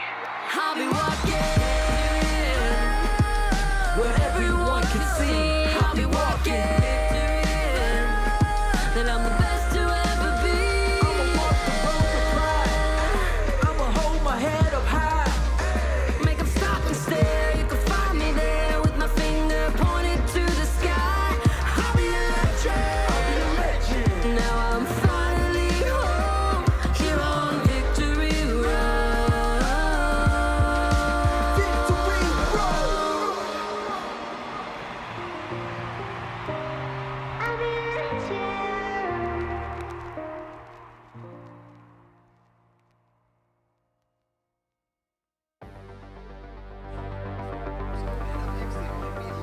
Hello, everyone. Adam Skarzig Watson here on the floor once again of EUIC, joined by my good friend Dre Aldretti. How you doing, my friend? Doing pretty good. It's been a long day so far, but feeling all right. Ready to close it out. We're just a little over halfway through the tournament, and I know that the fatigue might be starting to set in. How has the tournament been going for you so far? So far, we're in a good spot. 4-2, so we're still in it. 2 more wins and a tie to get to the day 2. But hopefully, we can just get 3 straight wins, have a better spot for tomorrow. And I know that a lot of players, and I know this includes you, have been doing so much testing, so much preparation for this event. There were so many decks on the table, the ever-looming threat of Badoo. How did you navigate that crazy shift in the metagame and settle on what you brought to this tournament? Yeah, it's kind of just been a war of 2 sides for me personally. It was Gardevoir or Dragapult. Dragapult feels like it's got a big argument for BDIF. And then Guardy is just always a good play. It just seems like no matter how hard we try, it doesn't go away.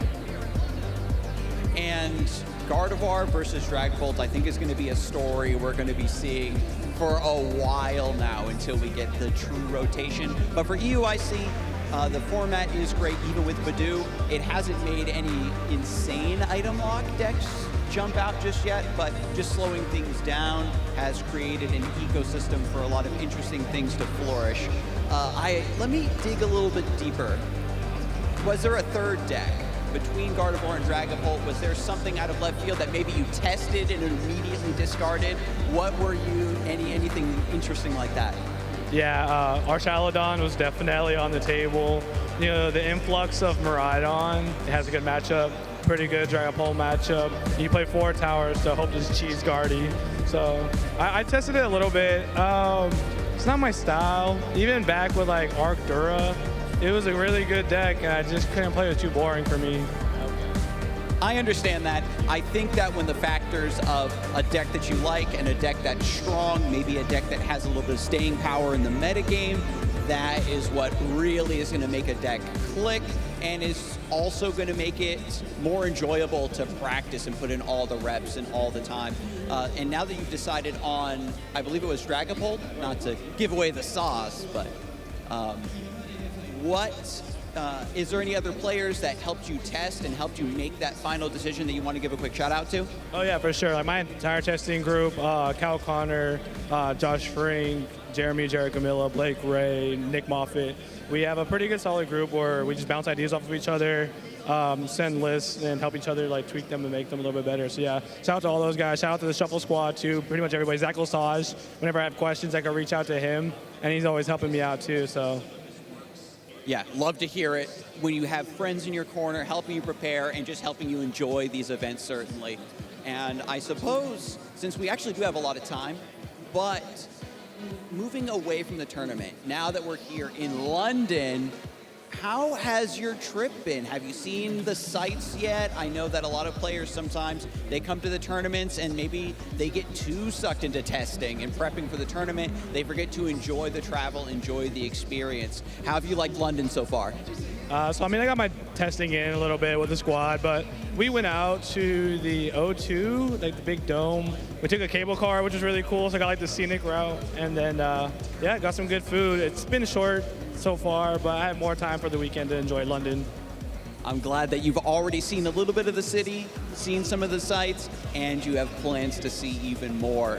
The rail is fantastic to get back and forth and go wherever you need. There's tons of spots, even close to the venue, down in Canary Wharf, for example, that you can go maybe grab a bite or just hang out. It's a beautiful town, beautiful city. And huge shout out to London in general and the Excel Center for just being such a great spot, a great venue.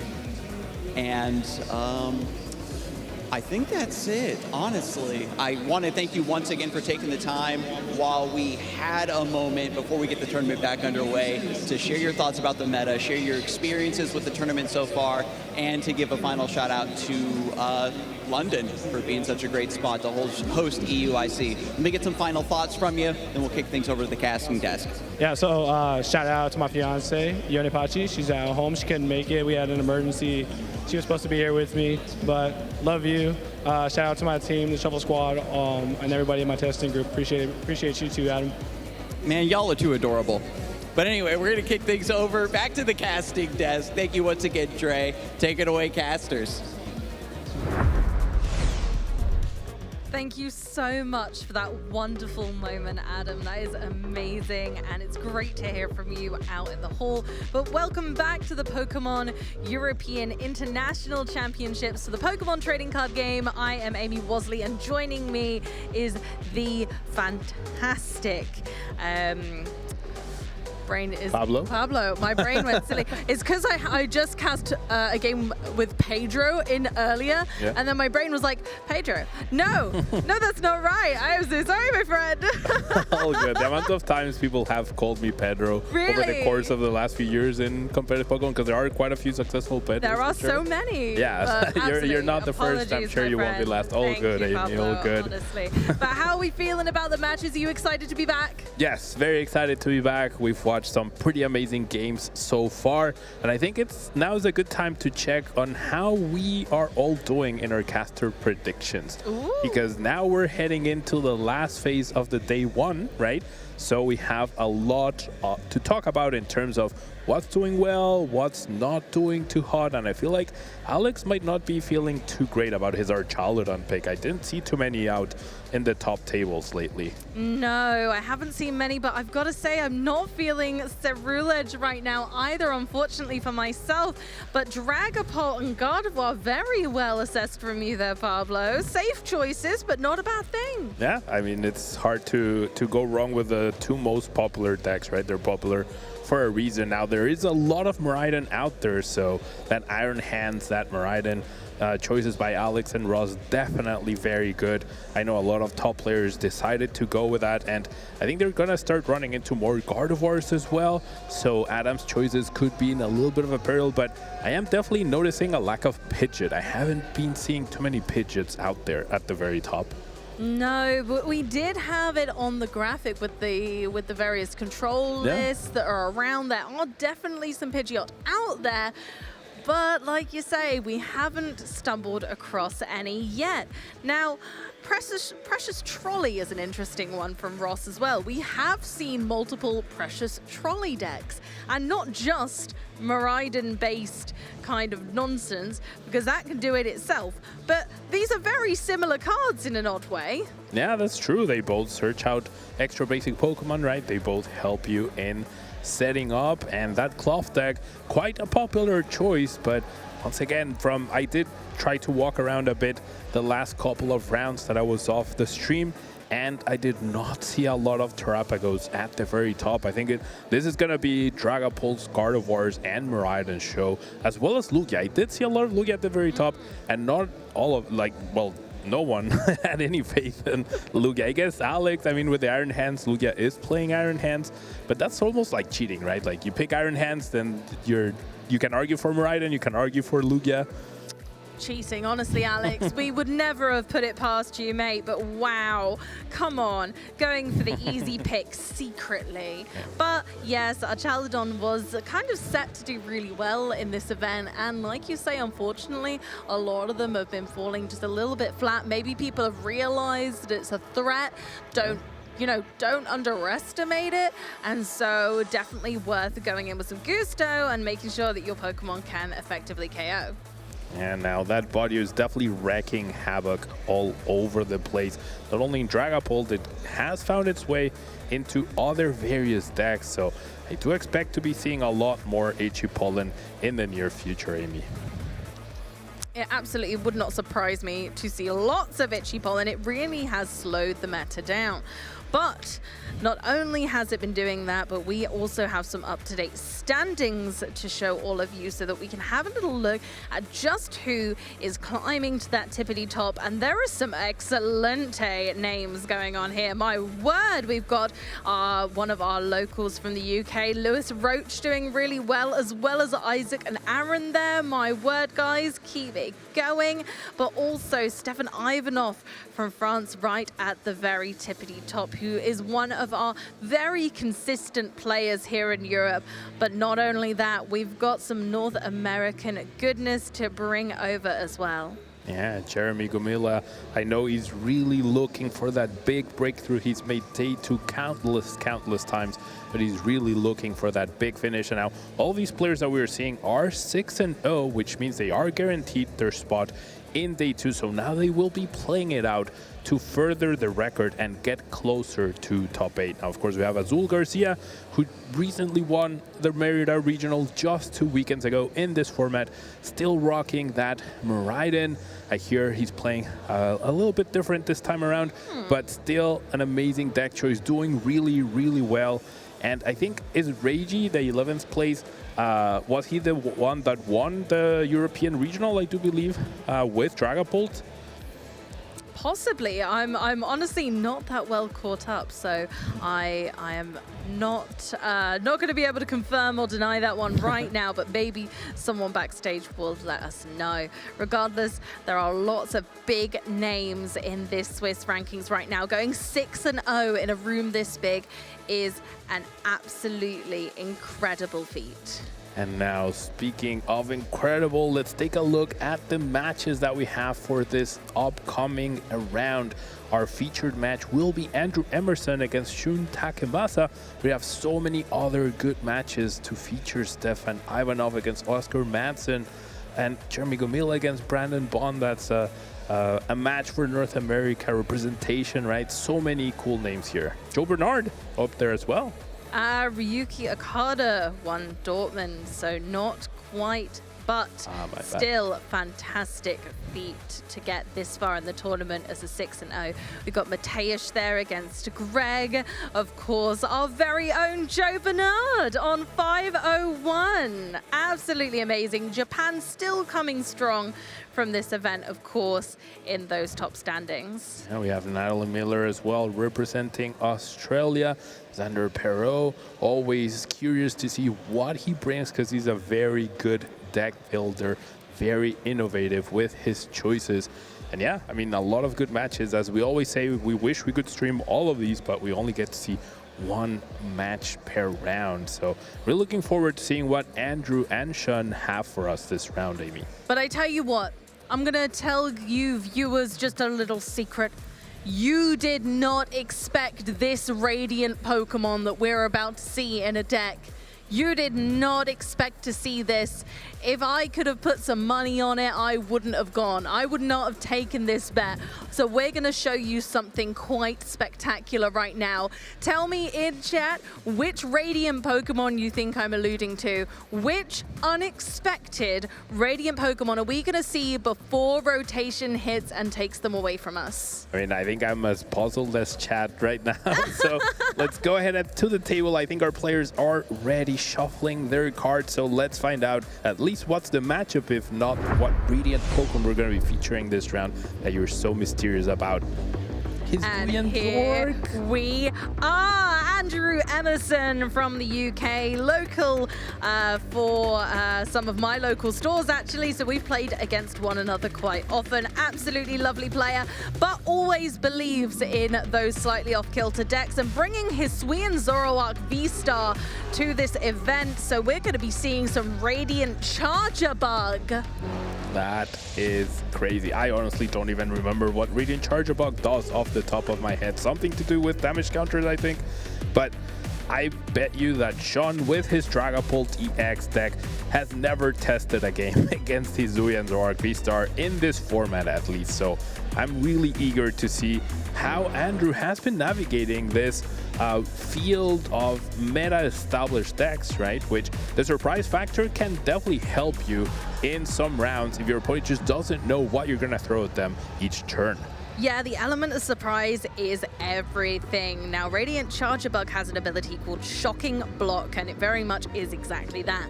Whenever any player attaches an energy card from their hand to one of their Pokemon V, put 2 damage counters on that Pokemon. So you're able to immediately put damage counters on your Hisuian Zoroark from the beginning. That's pretty cool to see, and you also get to catch your opponent off guard, perhaps. Now, we are seeing the prizes right now. 1 Duskull and 1 Dusknoir priced for Shun could be a little problematic. And then over on Andrew's side, yeah, we have double Palpad prize. The chances of that happening, of you prizing your 2 copies, are 1 in 100, Amy, more or less. So we're seeing a 1 in 100 game right now. That is absolutely wild. You do not see those come up very often. You're so right. And although saying that, I'm going to be devil's advocate here. Maybe having the Palpads and the prize cards is not such a bad thing because we don't need them right away. And so having them unavailable actually kind of maybe increases our chances of being able to use them at a more fortuitous moment. I rather don't like the poor fan Rotom in the prizes. I think that is the pivotal Pokemon for me. Not being able to get our Doduos and Dodrios out early, I think really could stifle Emerson's progress. Yeah, I wholeheartedly agree. It is the only copy, so it's going to be a little more difficult to get those Dodrios into play. Now, if you're on Sean's chair right now, you see a Terrapagos, you see a Nestle, you're like, okay, I could possibly get donked right now if they have all the combo pieces for Cloth and the Poison package, right? However, Absolutely. It's going to be pretty safe because Andrew is not playing that, and he's probably going to be very confused at seeing that Hisuian Zoroark V hit the board right there.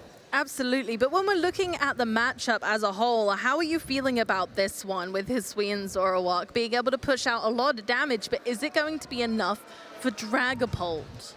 So with access to Area 0 in order to increase your bench, you can actually take 1-hit KOs on Dragapult DXs. However, you know Dragapult's Phantom Dive places damage counters onto a bench, and Hisuian Zoroark V-Star needs extra damage counters on the board in order to increase its damage output. So those could factor in playing against Andrew at certain points, but I feel like if you're playing a UIC with a deck like this one, you have to have played against Dragapult, and for you to choose this deck, you have to be confident in your Dragapult matchup, knowing it's likely going to be the most popular deck in the room, right? So I'm sure we're going to see what Andrew has planned and how he will navigate the damage counter placement against Dragapult. So true, and Emerson just puts down 2 Hisuian Zoroark V onto the bench, and we move over to Shun's turn, where we are going to see some more Badoo shenanigans, some of my absolute favorite, going for the Arven, searching the deck, checking out exactly what is on offer to be able to set up effectively against this unusual matchup.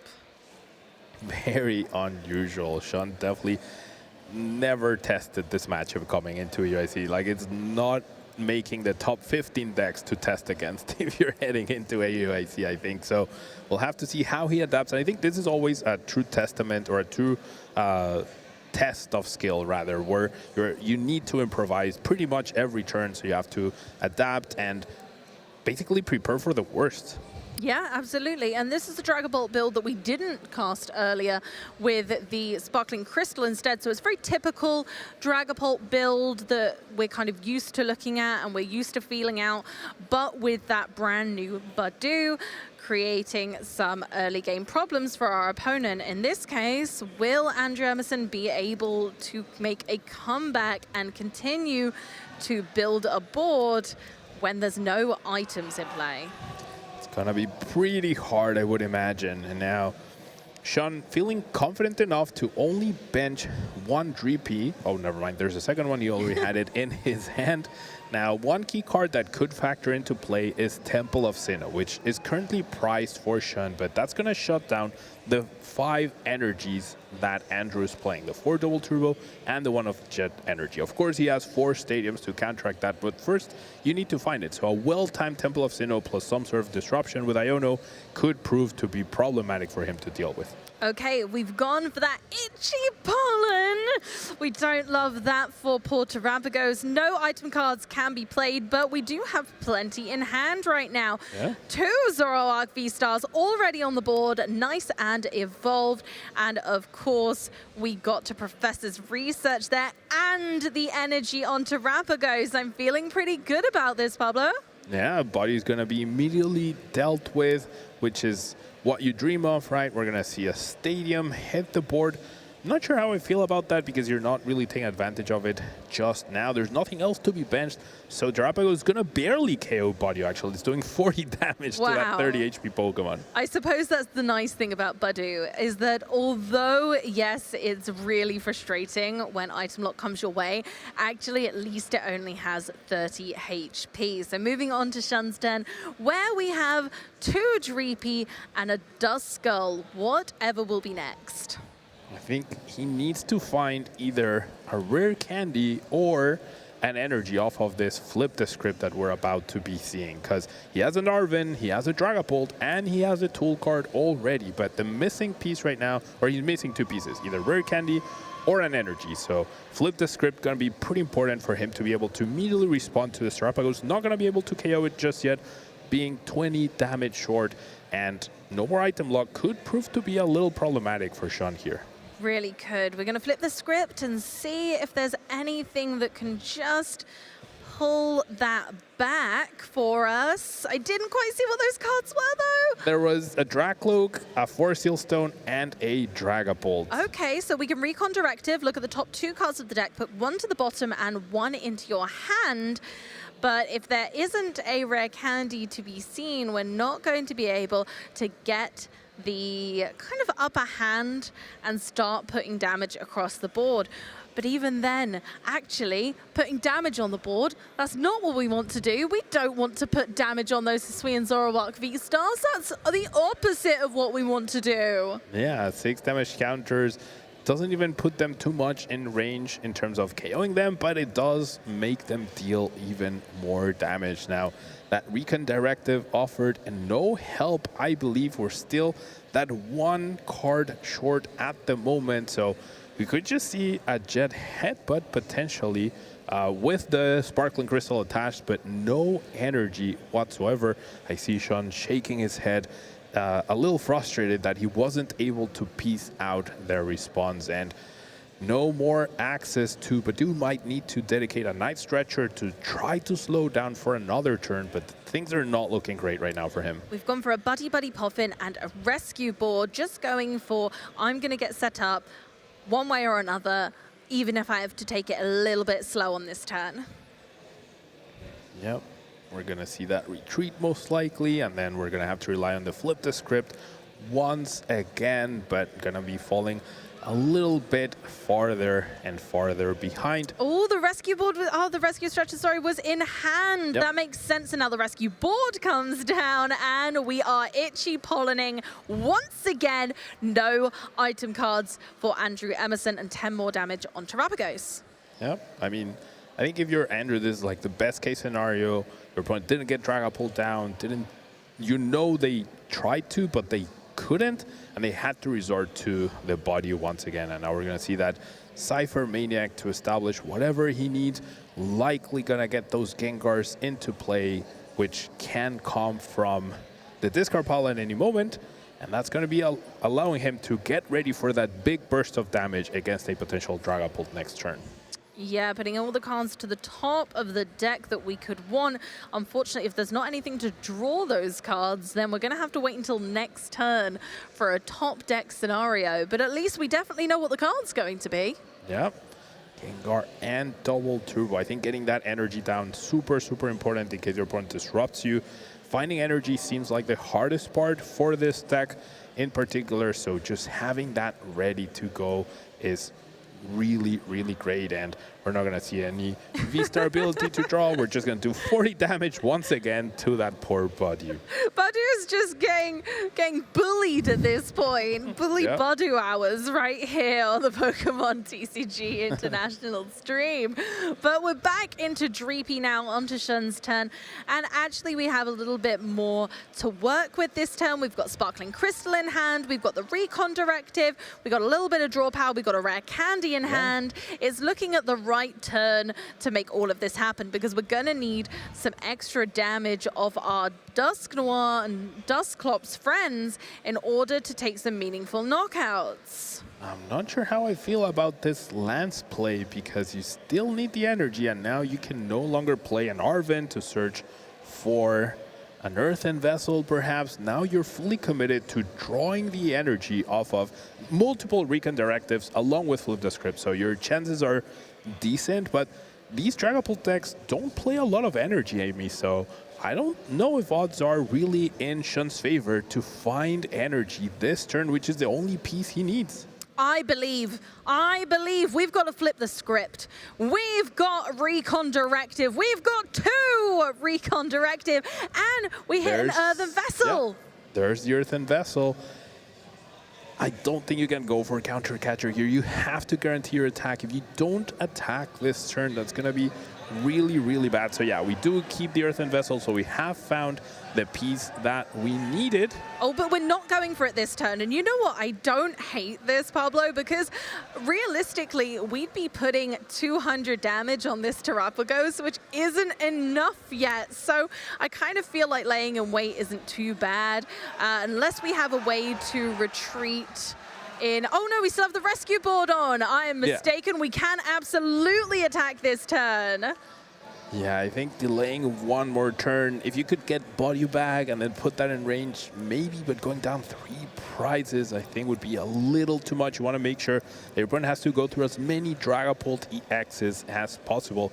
And there's the 2 energies. We have the Sparkling Crystal, and we're about to see that retaliation. And then you put your opponent in a situation where if they retreat into Hisuian Zoroark and attack with that, then the Terrapagos will be left on the bench ready to be picked off by the Phantom Dive. Here we go, going right on in there. A Dragapult Classic, Sparkling Crystal, win the Terra Pokemon. This card is attached to, uses an attack. The energy cost is 1 less. 200 damage there, straight on that Terrapagos. Now, the thing I like about this move is that the Dragapult EX itself is so difficult to knock out at this stage. 320 HP. Is Andrew going to be able to do enough damage to retaliate? Now, if my math doesn't fail me, right, Ticking Curse is 50 damage for every damaged Pokemon that you have over your side of play. So if you have 7 Pokemon in play that all have damage counters, that's 350 damage minus 20 from the double turbo, and that would be enough to deal with that Dragapult DX. So the question is, can Andrew get 7 damaged Pokemon? It's not just enough to get the Pokemon into play, you have to damage them as well. Ooh. As we see the research getting rid of a Fan Rotom, which I'm surprised to see. That was a rough research as well. Although, yes, we get those lovely Gengar, we're going to guarantee at least 4 Pokemon with damage on. We did have to discard some really key pieces there, and unfortunately, I don't know whether that's going to bite in the future. With 4 damage pump in the deck, I'm surprised we didn't get that Fan Rotom down. I mean, I guess you don't want the low HP Pokemon to give up an extra prize card, but nothing guarantees that you'll be able to get the damage going for sure with all 4 Gengars discard. Now, we do see that Radiant Charjabug hit the board, and of course, Shun having to read the card just like we had to. Absolutely. Honestly, it's one of my favorite things when my opponent has to pick up my card and read it. So once again, whenever any player attaches an energy to a V Pokemon, it will take 20 damage. So that includes our Hisuian Zoroark V-Stars. Now we do see that Phantom Star, which is essentially a second research for turn. More Gengars hitting the discard pile, and we do find the damage pump. Yeah, so I think we are about to see a 330 damage Ticking Curse, Amy. Oh, that would be fantastic. Let's see if we're going to have enough. So we've got 1, 2, 3, 4, 5 with damage. 2 damage pumps, I believe, right? We're at 230 damage right now. Damage pump allows you to distribute to 2 different Pokemon, if I'm not mistaken. There we go. So there we are. Amazing! 7 damaged Pokemon. That is no easy feat. And here is our Doduo. I love this inclusion in the list. And a fun little fact for all of you out there is that Andrew Emerson spent the entirety of yesterday hunting for Doduo and Dodrios. I heard it on the grapevine multiple times, and people did even ask me if I had brought any with me, knowing that I love my off-meta decks. Now, Sean here doesn't play Crispin in the list. This is very similar to the list we showed from Merida, the 5th place Aiden list, and Brent Tonneson as well. There's no way to attack with Phantom Dive this turn. No way to power up 2 energies in one go. This is where we should be heading into game 2. I think this is something that we don't see enough from players. Just recognize that the game is over. You're too far behind. You're 4 prizes behind. You have no way to even attack this turn. What is your game plan? I don't think there is one to take the win. You know what? Again, I'm going to be devil's advocate. I'm going to do it. I think heavy disruption, Temple of Sinnoh may be able to bring this back. Oh no, is it the prize cards? Of course, I forgot it's only a one-of. No, you're absolutely right, Pablo. You're right. This really does spell disaster, unfortunately. And yeah, we can't even effectively use Dust Skulls because we're too far behind in the prize race, being 6-2. I really can't see a way out of this. You're absolutely on the money. You can't prevent a knockout this turn. That means you will not be able to Dust Skull or Dusknoir at all. If you promote the Dragapult, it's gone. You need to find the Lost Vacuum to get rid of the Stadium to maybe have a chance. Andrew did discard a lot of Area Zeros last turn, so if you can counter that Stadium, you might have a chance at preventing a knockout, but then a single boss, because you're not attacking this turn, will do it, right? So I can't emphasize enough how at this stage of the tournament, you're playing to... You're already in day 2. Oh no, you're 1 win away from day 2. Head into the next round. Yeah, there's no reason to be playing this out any further than it needs to. When it's game 1, if it's game 2 and you lost, of course play it out. If it's game 3, of course play it out. But recognizing when to concede is very, very important in order to maximize your chance of winning a round. But can they finish this off? Is there a secret plan to turn the tables? Can we flip the script of this entire game? I don't know. Maybe Shun has some thinking that we just haven't seen. Maybe there's a way. Where there's a whim, there's a way. I mean, maybe this Dust Clubs potentially taking down this Terrapagos right now, and then you would potentially hit that Temple of Sinnoh, but you already played a support. No, we're going to see the Iono. I think if you're going to go for it, then yeah, try to trap something in the active, use the Dust Clubs, and knock out that Terrapagos. Try to find that Temple of Sinnoh. Maybe that gives you a chance with a V-Star Exalted and your opponent at a 1-card hand. So we're going to try, right? But Absolutely. I'm not liking the odds here. I like it. I like playing to your outs. I'm going to be a Shun believer in this moment in chat. Are you with me?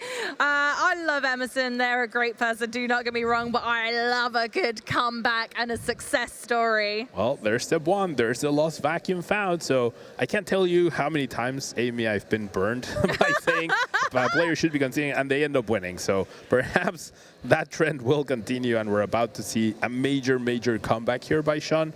Definitely in a very precarious situation, but you never know when Iono will do the job. You never know. 1 card in hand is so detrimental, and Andrew Emerson has 0 kind of card draw on board right now. We really can't see much going forward. There's no Dodrio, but now there is a Dodrio. That only draws us 1 card. 1 card. Now that can be make or break, do not get me wrong. The Zooming Draw does 10 damage to itself, and we get to draw 1. I didn't see it. Did you see it? No, I did not. Oh, I did not see what it was. I mean, I feel like if it was good, it would have been immediately played, but instead we see a pass. So here we go. The makings of a comeback. Now, I'm wondering, is there a way to take 6 prizes this turn? I don't think there is. If any deck can do it, it's Dragapult, Pablo. We can see it. Maybe the writing's in there. We've got this. Oh, there's a Fire Energy. That's a Fire Energy. And a boss. Okay, we got to pick 1. Maybe with Radiant Alakazam, we could actually see a 6th prize turn if we see Dusknoir, 13 damage counters here, that's 3 left, and then you go Counter Catcher on this Hisuian Zorg, transfer 1 from Radiant Alakazam. There could be a 6th prize turn about to happen right here. I just don't know. I think the Radiant Alakazam is in the discard pile, so we would need to find Night Stretcher. Oh my gosh, Amy, I'm about to get burned so bad by saying we should be conceding here. Look, Shun definitely faces a tough situation, but that does not mean they're out of the game yet. Playing to their outs, play this game until the bitter end. I am ready to put my eggs in this basket. All right.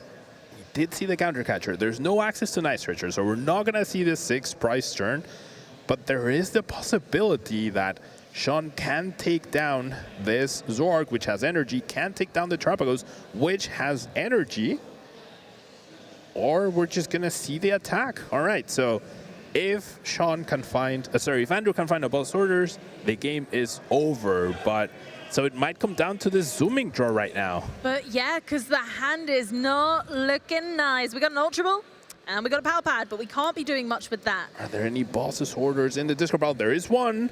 So it's gonna come down to the zooming draw to decide this game. If Andrew doesn't find that the boss, he will need to retreat this Zork into the Charger Bug or the Dojo. We're going to see the research get put back as well, as I do believe we still have Prime Catcher as the ace spec available. Possibly, like... Oh, Don't remember if it was used earlier. I don't believe it was. All right. And so I think we do have the potential. So this is a huge zooming draw. And it's another Ultra Ball. That is not gonna be it. And I think Sean's gonna make this incredible comeback with Dustnor. He should be able to get this 6th prize turn. Dustnor onto the Trapagos, attack the active damage counters on the Trapagos, and that will be a 6th prize turn. I'm a Shun believer. Oh yeah, Dragapult really showing why it's in this tournament, why it's so high up, why it's 5-0-1, because Dragapult is a deck that says, hold on, I can take 6 prizes in one turn. The game is not over. I can turn these tides from one end to the next. We had V-Star available, so I think we could have won last turn. But we're going to see the boss onto that Trapagos, and that's going to do it. There we go. We see Sean walk away the winner after making an incredible comeback thanks to that lost vacuum that was found, getting rid of their zeros, and of course, no help from Iono for Andrew. Huge win. That was phenomenal. Absolutely ace, epic gameplay from some of our best, bringing that back from seemingly a doomsday situation. We have the biggest smiles on our faces because that was Dragapult, friends. That is Shun showing us the true strength of the deck. That was almost unbelievable, Amy. I want to say almost unbelievable. The counter catcher, the lost vacuum, piecing all of that, getting that essentially free turn, right? You got that chill turn, you got the Dragapult going, you hit for 70, your opponent was not able to find anything to respond with. Over the course of 2 turns, you have to catch a break. But hey, Sean played to his outs and it worked out for him. Shun pulled off an impressive victory, showing us just why you should sometimes never give up, Pablo. Yeah, I mean, come on. Props to him. I 100% would have scooped that game every single time. There you go. I'm the optimist in the situation here, Pablo. Yeah. I believe that we can keep going through to the bitter end, and absolutely Shun believed that too, and I'm so glad they did. As the players set up for game 2 of this best of 3 in round 7 of the Pokemon International Championships Europe here in London. Here we go. Now, as Andrew, what can you do to adapt? I feel like perhaps really prioritizing getting that Serendipity EX into play is probably something that you need to be doing, because we saw Andrew so close to winning the game, right? He was just 1 card short, 1 boss's orders or Prime Catcher short. So prioritizing having those Dojos, prioritizing having that Serendipity will be very key as we get this game to started. Absolutely, it will. But looking at the prize cards, unfortunately, 2 Zoroark V in the prize cards is not looking too happy for Andrew. But I'm not seeing too much in the prize cards on Shun that kind of upsets me. Yeah, I mean, 1 Night Stretcher can be key, but also later down the line, so you might have freed up. That rescue board could actually be a little problematic, preventing you from heading into Body to Ichi Pollen immediately, right? You have to commit an energy to retreat, and then 1 energy is prized as well, and all of a sudden you might be against the ropes trying to attack with Dragapult at any point. So we did see how important that was with the lack of Crispin, so every energy attachment here counts for so much for Sean. Okay. Starting off with Andrew Emerson's turn once again, we finally got the Fan Rotom on the go, which I love. Being able to grab 3 Pokemon, get them ready and rocking and rolling. We've got the Doduos, we've got Hisuian Zoroarks, but we have decided to go with the Area 0 Underdepths early. I wonder whether they believe that Shun doesn't have any answer maybe to Area 0 Underdepths or would like to utilize it themselves. I'm not sure I love having it down this early personally, but I can understand the logic. Yeah, I think doing that so early probably means he has like a research and another copy, right? So then you play it down. If it gets countered, you play your second copy and you get some use out of it. Otherwise, it gets discarded anyway, so might as well. But yeah, Sean will not be able to take advantage of that just yet. We did see him use it to his advantage a little bit in the previous game. He did have a 6 bench size at some point, thanks to a Dragapult being a Terra Pokemon as well, but definitely not the most impactful stadium to benefit him. Absolutely. So, yeah, there's swings and roundabouts in this one, right? Utilize what you've got and what your opponent gives you as well. And that's what's the nice thing about this matchup. That's why I like it so much, is actually, although it's an unusual matchup, we do get to see how Area 0 Underdepths works when your opponent can also make use of it.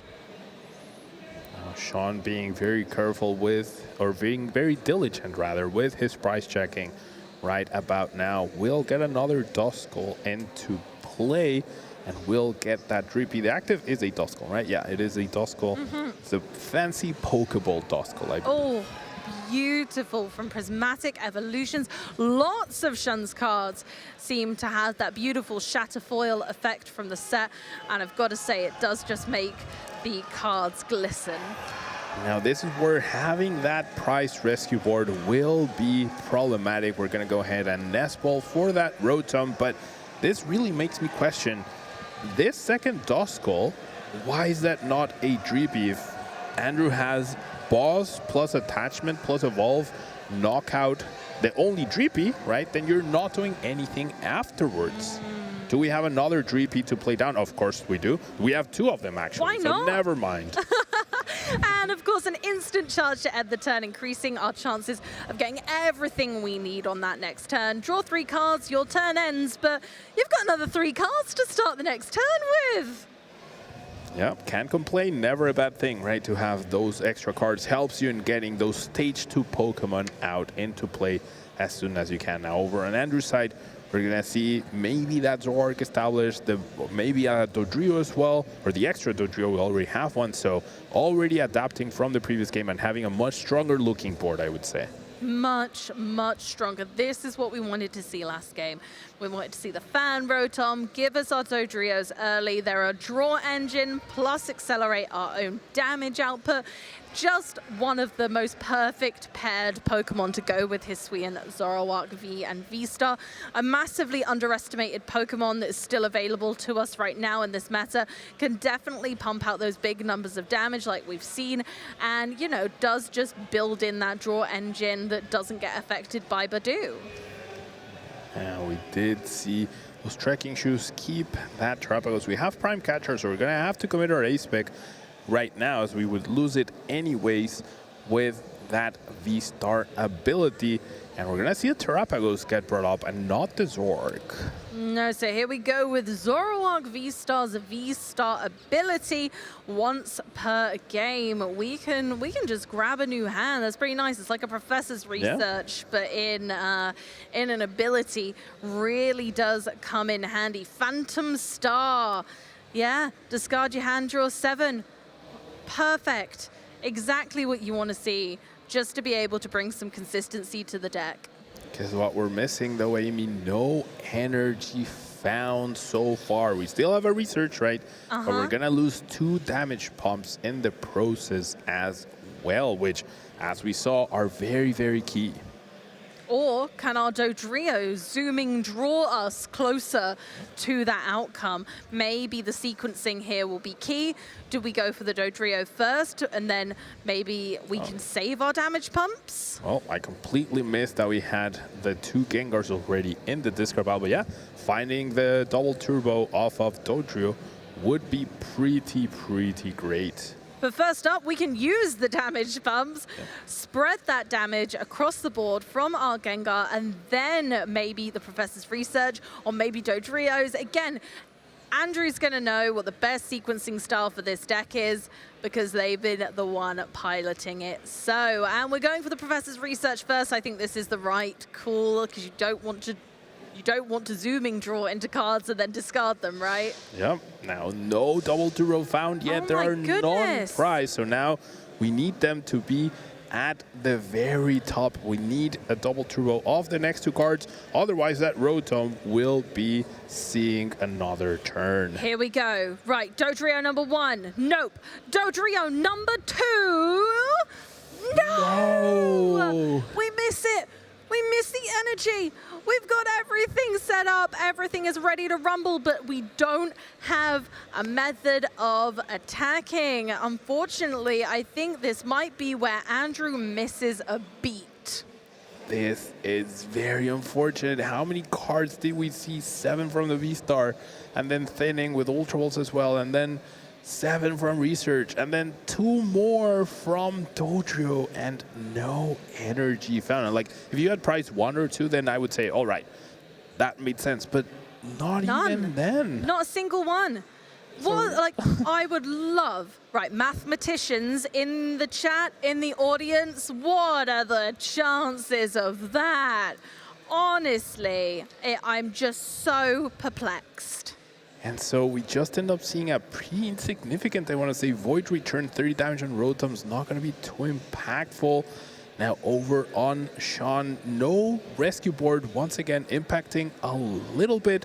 Now you need to dedicate an energy to attach to a Rotom and find your Sparkling Crystal to be able to attack alongside a Rare Candy. So no easy feat to be done here, but I think we might have just enough to pull this off. You're right. There's no easy way out, but with clever maneuvering and good sequencing, you're right, we could see a way out of this. Going for that Ultra Ball, of course, we're building up this deck and this board again. I like this style of Dragapult that a lot of decks have begun to adopt, where it feels a bit God of War-esque, with making sure that we're getting plenty of Dracloak so that you don't dry up in the late game. You've always got that card draw on board. You've got those Recon Directive to be digging through the deck again and again and again. And I love that because it feels like a really consistent way of running the deck. We kind of had a lot of Rare Candy builds in the past, which really relied on skipping that Dracloak, but it's so powerful in and of itself. Now, ooh, Sean Temple of Sinnoh's going to the bottom, so we're going to bank that for later. Not yet. It's not its time. We don't have energy. So why do we need to put that temple in yet? We're going to keep it a secret a little while longer. And in, wow, yep, just going for the instant charge. 3 more cards, you're quite right. Can't get out of the active yet. It's better just to build our board up. Yep.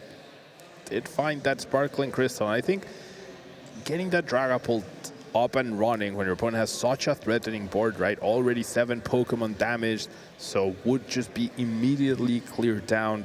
Probably needs another energy on the board before he commits a Dragapult, so taking it slow, gonna work out, and it worked pretty well last time, right? But this time around, Andrew does have double Dodrio to not run out of steam, as you mentioned, at the end of the game to hopefully find the missing pieces.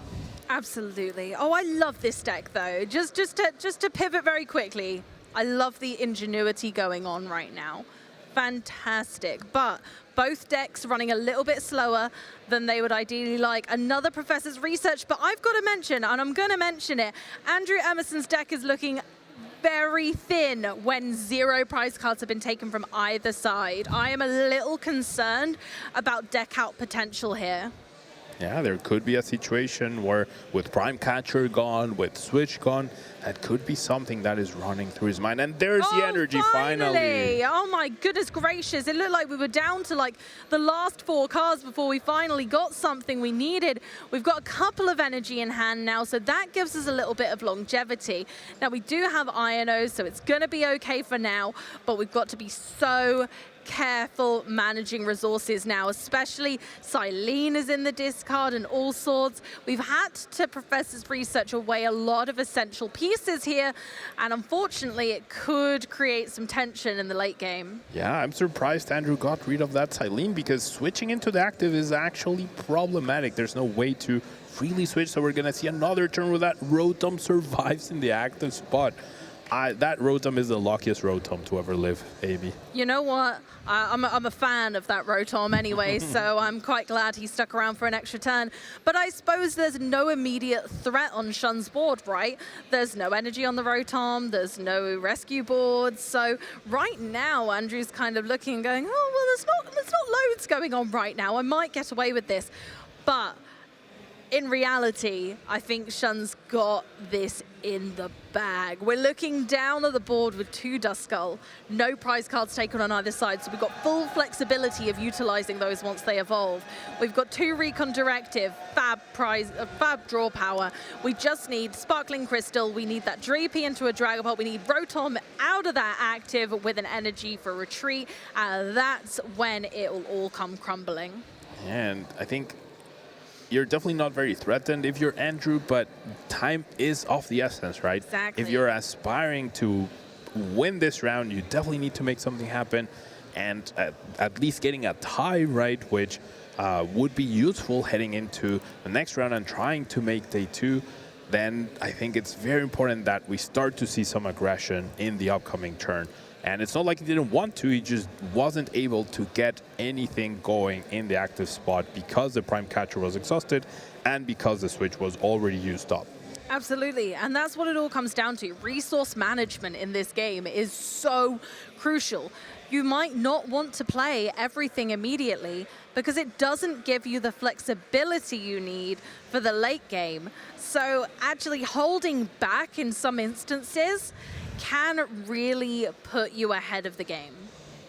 Holding back, sometimes not going all in on everything is pretty important. I've seen some people who end up playing with Dragapult, just as soon as they get the Dragapult, they go out of their way to get it on turn 2, but then gets KO'd and they have nothing to support it, right? Exactly. So seeing Shun take it very slow, getting energy into play, knows that that Rotom will likely go down next turn, but he doesn't need to win immediately, and the stronger, the more time you give Dragapult, the stronger it gets, just like Gardevoir. Absolutely, and that's why I compared the decks earlier. They feel so similar. They deal damage in very different ways, but actually at its core, they work very, very well as a unit. We've got that draw power, we've got the energy acceleration in different ways, and they really do work together like that. Okie dokie. What are we looking at now? A couple of Ultra Balls. A Pal Pad might be great to get that Silene back that we were talking about earlier. Really important to Andrew Emerson staying in this game and managing those resources. Makes you a little bit less scared of kind of burning through them. Going for another zooming draw, that's 10 more damage to a Dodrio, and going for the attack, finally taking out Rotom after 3 hits. I don't think I've ever had a Rotom survive that long in the active spot, Amy. No, those are 2 very lucky Rotom. Yeah. We had the fan Rotom and the Rotom. Oh my gosh, it's just absolutely crazy how, like we say, going slow and biding your time can really stack up. Now we are seeing Shun play that Buddy Puffin and failing it just to shuffle the deck, as he did get Iono last turn and he had like a 15-card hand at that point, and he had everything. He had the Dragapults, he had the Tool card, the Sparkling Crystal, he had Arvins as well, so he really needs to find some help here off of these Recon Directive to be able to get going. Now does find Iono and Forest Seal Stone, I do believe. Yeah, that we looks like should be keeping the Iono just in case the other Recon Directives don't offer any help, just so we can see more cards. Is that another? No, it's a Luminion. Yeah. Ooh, okay, there's potential there. And our last one for Lance and a Fire Energy. Don't need that fire right now. Yeah, we need the other one. no, wrong one, wrong color. Oh gosh, but the hand isn't looking too bad. Like, we can Luminion, we can use the Forest Seal Stone, we can get a different supporter. There's lots of can-dos, but what's gonna lead Shun to victory?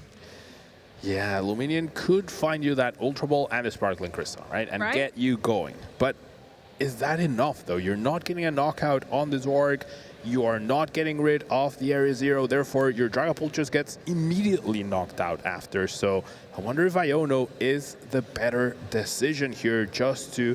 I feel like odds are slightly in your favor that you'll find a Psychic and a Dragapult after seeing these cards and what you know is at the bottom of the deck. But if you don't get that, you could be in problem. You do have a counter catcher as well, so that could also be important. Just try to take down the engine after the Iono so that they're stuck without drawing extra cards. A lot happening here, but we're going to go for the safer play. Yeah, we saw how impactful that was last game, though. Making sure that Andrew had no kind of draw power really came into its own and led Shun to a very strong victory. But this time, like you say, we're going for the Luminion. We're going for the slightly safer play. For Arven, Sparkling Crystal, Ultra Ball. Ultra Ball says goodbye to Badu in this instance, and one other card. And yeah, we're kind of off to the races now. We've got our attack going. We're going to start putting some pressure on. However, this battle is just getting started. Yeah, this Dragapult has got to make the most out of its damage counters because it's likely, well, it's not likely, it's definitely going to be going down immediately afterwards. Now, Shun does have an Iono for next turn, does have a counter catcher as well, so we could see some sort of play which traps a Terrapagos, for example, in the active spot, either of these, and then you get some damage, and then if Andrew doesn't find a double turbo to retreat or get more going, that could lead to those free turns, essentially. So even losing this Dragapult in the active and Andrew going down to 2 prizes might not be too bad for Shun. Absolutely, I totally agree. And here we are with our first Dragapult EX. Ooh. Going for the counter catcher for the Terrapagos so that the Area Zero, no, doesn't. Well, there's 2 Terrapagos in play. Doesn't do anything for that one. Maybe it's because it's a damaged Pokemon? Yeah, I mean, it's not even gonna get KO'd. I think you're trying to buy a turn, right? Hope your opponent, you know they've exhausted their switch, you know they don't have access to prime catchers, so they will not necessarily be able to attack or retreat this turn. But we do know Andrew already has 2 energies in this hand, and this Cypher Maniac top deck is actually huge. If Andrew uses this Cypher Maniac and just places 2 cards at the very top of his deck without committing to drawing them, then he will protect himself from Iono. So I think he has a chance to just almost guarantee game here. Absolutely. Once again, just biding their time, letting Andrew build up damage on his own board. Adding to that, the Pokemon are damaged anyway at this stage, so it doesn't matter what you're doing. It doesn't matter that you're putting 6 or damage counters on a Pokemon, because it only needs 1 to be giving Ticking Curse that extra damage output. I love the tussle these 2 have been through, to and fro, damaging and waiting and seeing who is going to make that strike that matters. All right, we do see the Cypher Maniac getting played and no cards drawn, which is great. That Boss's Orders and the Double Turbo will be drawn off of an Iono, and then that poor Luminion will be Andrew's last 2 prize cards. I think Andrew did this perfectly, preparing for next turn. And I think Shun is against the rope. It never feels good when your opponent Cypher Maniacs and doesn't draw those cards, because that means he didn't need them immediately and he's ready for the next turn.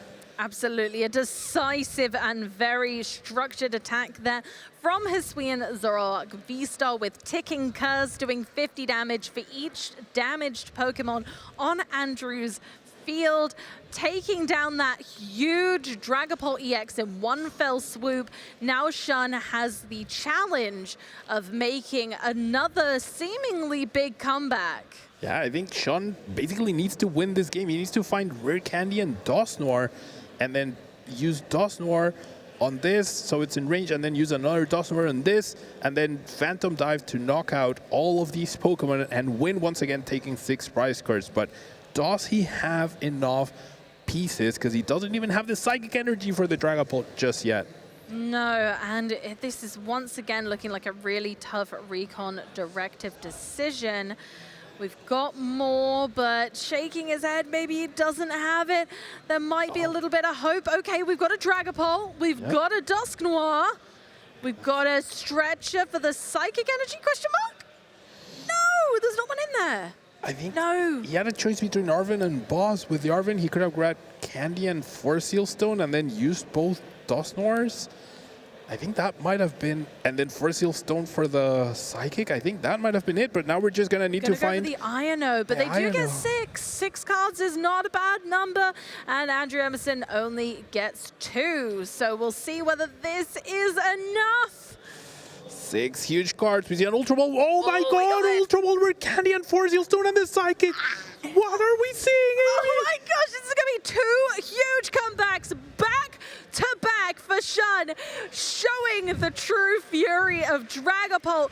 Can it be done? We've got the Forest Seal Stone as well. We can use it. We're going to keep on putting pressure on again. We're going for the Temple of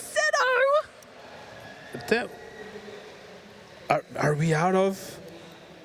No. Oh, Andrew has 2 prizes, so we can't double Dusknoir. We can't. No, we can't use 2. About that. But we can totally go across a few turns. Disruption. This is what I was talking about earlier, and this is one of the reasons I love this play, is that actually it's not going to be too much trouble for Shun to be able to do this over a couple of turns. We get to put Temple of Sinnoh down, not only turning off Andrew's energy, but also we have to remember that this has been hidden.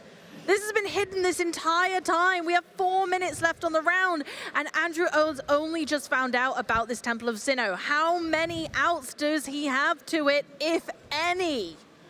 Now, this allowed Sean to get rid of the Luminion from the board, which is huge, because now that Boss plus double turbo that he placed at the very top are no longer giving him the possibility to win this game. There are no targets to be knocked out on the bench. There is no area 0 to expand your bench in order to get those 7 damage Pokemon and get the one-shot. So big zooming draws here right now. That one was just a Hisuian and Zoroark V-Star. And our last one is another boss. That's not quite helpful enough, unfortunately, in this instance. So unfortunately, we're not going to be seeing much. Now, Ticking Curse can still be used if we put the other double turbo energy on the active. We've decided not to do that. It's going on the bench for now. And bossing the Radiant Alakazam. Again, each player trying to stall the other out of taking the win, buying themselves some time. Oh, I think Andrew might have forgotten about the Temple of Sinnoh because he attached here, so he wasn't able to attack because the double turbo in the active just not enough, and Andrew doesn't really benefit from stalling here because there's 3 minutes left. I think Andrew is stalling, though. I think he was very aware, personally, that he couldn't attack here and is just trying to use Radiant Alakazam's awkward retreat cost in order to stall out a little bit to buy himself some time. Maybe he does have more stadiums in that deck. Maybe there is something he can do to kind of claw a win out of this scenario. There's Professor Turo found, so that Alakazam will not be staying in the active for too long. Can we see a 6 price turn here now? With 1 Dusknoir, of course, we cannot use 2. I think he also has Counter Catcher. And then with Professor Turo, we can potentially get 2 uses of Painful Spoons here from Radiant Alakazam. Very true. So we can see Shun there doing the maths, checking exactly which Pokemon need to be KO'd. As Andrew's been racking up the damage on those Dodrios, they become more and more susceptible to knockout. Right, Painful Spoons onto the Hisuian Zoroark. Professor Turo coming down. We've got Alakazam back in hand, and once again, like we saw with the Monkey Dory earlier, that ability is now reset. So if Shun decides to put it back on the bench, we can Painful Spoons and move more damage around if necessary. I'd love to see it benched again, because if it gets bossed again, then until your opponent knocks it out, you know you're fine, right? So we just see the Phantom Dive, we see damage counters piling up on the Zoroark. Gonna see a nest ball, which could find Pheasantipity to be able to draw enough cards. So if we find an area 0, we could see Andrew walk away the winner once again. Big hit still. Taking down 2 Pokemon in one go is certainly no easy feat. Is there no Pheasantipity X in the deck? Was it discarded along the way in the beginning, perhaps? I think it very well might have been because I don't don't see it. have it. And that's what I mean. We had to get rid of a lot of really awesome cards early on in the game when we were using Professor's research. We needed those to get off the ground. Andrew needed to get set up, but unfortunately it's left us very thin on useful resources. No help found right there, so we're just gonna assuming draw for one card. It's the Hisuian Zork that Andrew chose not to grab off of that nest ball, and then it's a damage pump. So no real help here. Can't even attack this turn. No, can't attack this turn, and I hate to see more and more damage on those Dodrios because they can't help it. To try and draw yourself out of this scenario, you've got to put damage on them, but the Dragapult is just going to eat that for breakfast. Yeah, I mean, this is it. Tossnor, Cursed Blast onto a Terrapagos and a Phantom Dive, and that's really gonna be it. We could see a boss try to stall, right? But at this point, a single energy does the trick for Sean here. And they have it in hand, as we well know. I tell you what, Pablo, what did I say about comebacks? They are very, very possible as we see Sean about to take this game. He walks away the winner of this round. The Temple of Sinnoh really putting in the work, catching Andrew off guard.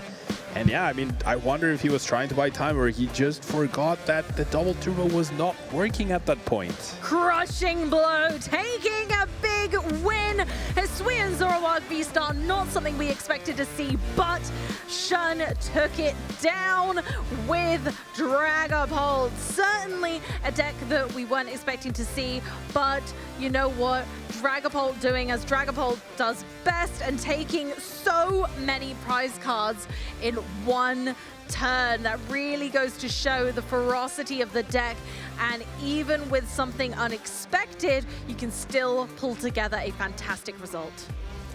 Now, Sean, very well done in that first game, finding the perfect line. Let's take a look at the replay of what happened in this round. I can't believe we saw that 6th prize turn in the first game. Absolutely, and having to read that charge above, it was great to see as we saw that Shun went and, you know, really meticulously placed damage counters all the way down, taking, you know, letting that Rotom survive as well and just really using all of their outs. Shun kind of really made sure that their resources stayed close to their chest, and Andrew went a different way about it, but unfortunately ran out of steam as Shun was able to make an incredible comeback, taking so many prize cards in one go. What a game we just saw with a very unorthodox deck against the top deck in the room, right? We saw almost, there's 18% of Dragapult variants doing well, and we can see why, right? They can make amazing comebacks, 6 prize turns when you've pretty much given up hope. Absolutely, and that's why we should never give up hope. Come on, Pablo, you need to be a believer with me. A believer, and if any deck is going to be able to do it, it's a deck like Dragapult and Gardevoir, which we've consistently compared during this match. I think both of them have the power to pull out these really incredible instances of comebacks, and I love the tenacity that the players lay down in order to bring those wins to the table in such an impressive way.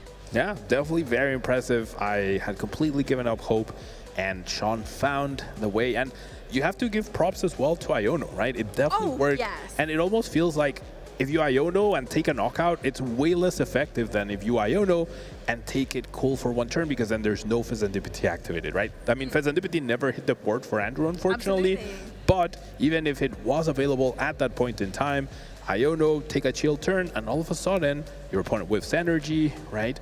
That also played a major role. Missing cards because your opponent chose to take it slow, not take knockouts, bide their time and then take all their prize cards in one go. That's genius. That's absolute genius. And that ingenuity is what makes this game. For Serendipity, we've assessed how strong it is. We know that drawing 3 prize cards every time a Pokemon gets knocked out is so strong. Yeah. Well, what if I just don't let you? Yeah, what if I just draw 6 cards in one go, right? Right. Draw 6 cards in one go, therefore you never get to use Serendipity. Worked out perfectly. It worked like a treat. It was Yeah. absolutely beautiful, and it really goes to show how masterful players of this game can worm their way through games and weave wins out of tricky situations. Now Sean locks himself into day 2 with that 601 record. Let's hear from Adam and him as we have our interview ready to go. Hello, everyone, and welcome back to the big stage here at EUIC. Adam Skarzig-Watson, joined by our winner, Shun Takemasa. How you feeling, my friend? I feel awesome. It's my first day 2, like in my life. Japan and US, like outside of Japan added. So like, yeah, this moment, like, yeah, I've like tried my best to be this spot. So yeah, that's what I'm feeling right now. I feel great right now. I'm so happy that you've made this big milestone for yourself. It's such an enormous tournament, especially coming from Japan. We know that those are also very difficult tournaments to advance and make day 2. And now you're doing it here at one of the biggest tournaments we've ever had. Is there anybody that you want to give a shout out to that helps you prep and practice for this tournament? So yeah, heads up to everyone in the Bay Area, San Francisco. You guys are super awesome. And my friends back in Japan who practice online before the cups in like the mornings. Yeah, it's their nighttime. So yeah, everyone, my friends are awesome. Thank you very much. Amazing to hear. I'm so glad that you have a community that's backing you up and is willing to wake up at those early hours or stay up late and help you practice, and it all comes through for a big moment like this. You were playing Dragapult Dusknoir. Now, I think a lot of people in the audience and a lot of competitors felt that Dragapult was going to be strong, but the Dusknoir we were a little iffy about because of Badoo maybe taking away the rare candies, taking away the night stretchers. Did you feel that that was going to be a big impact on the deck, or did you just change the build and it's been working? So I think the Badoo itself helps to build up the Dusknoir because it stops the opponent. It's kind of hard to top draw the Dusclops, but like opponent's slow, so I can have time set up. I look much as card as I want from the Dracloak. So yeah, the combination, yeah, Curse Blast just super strong. That's what I think.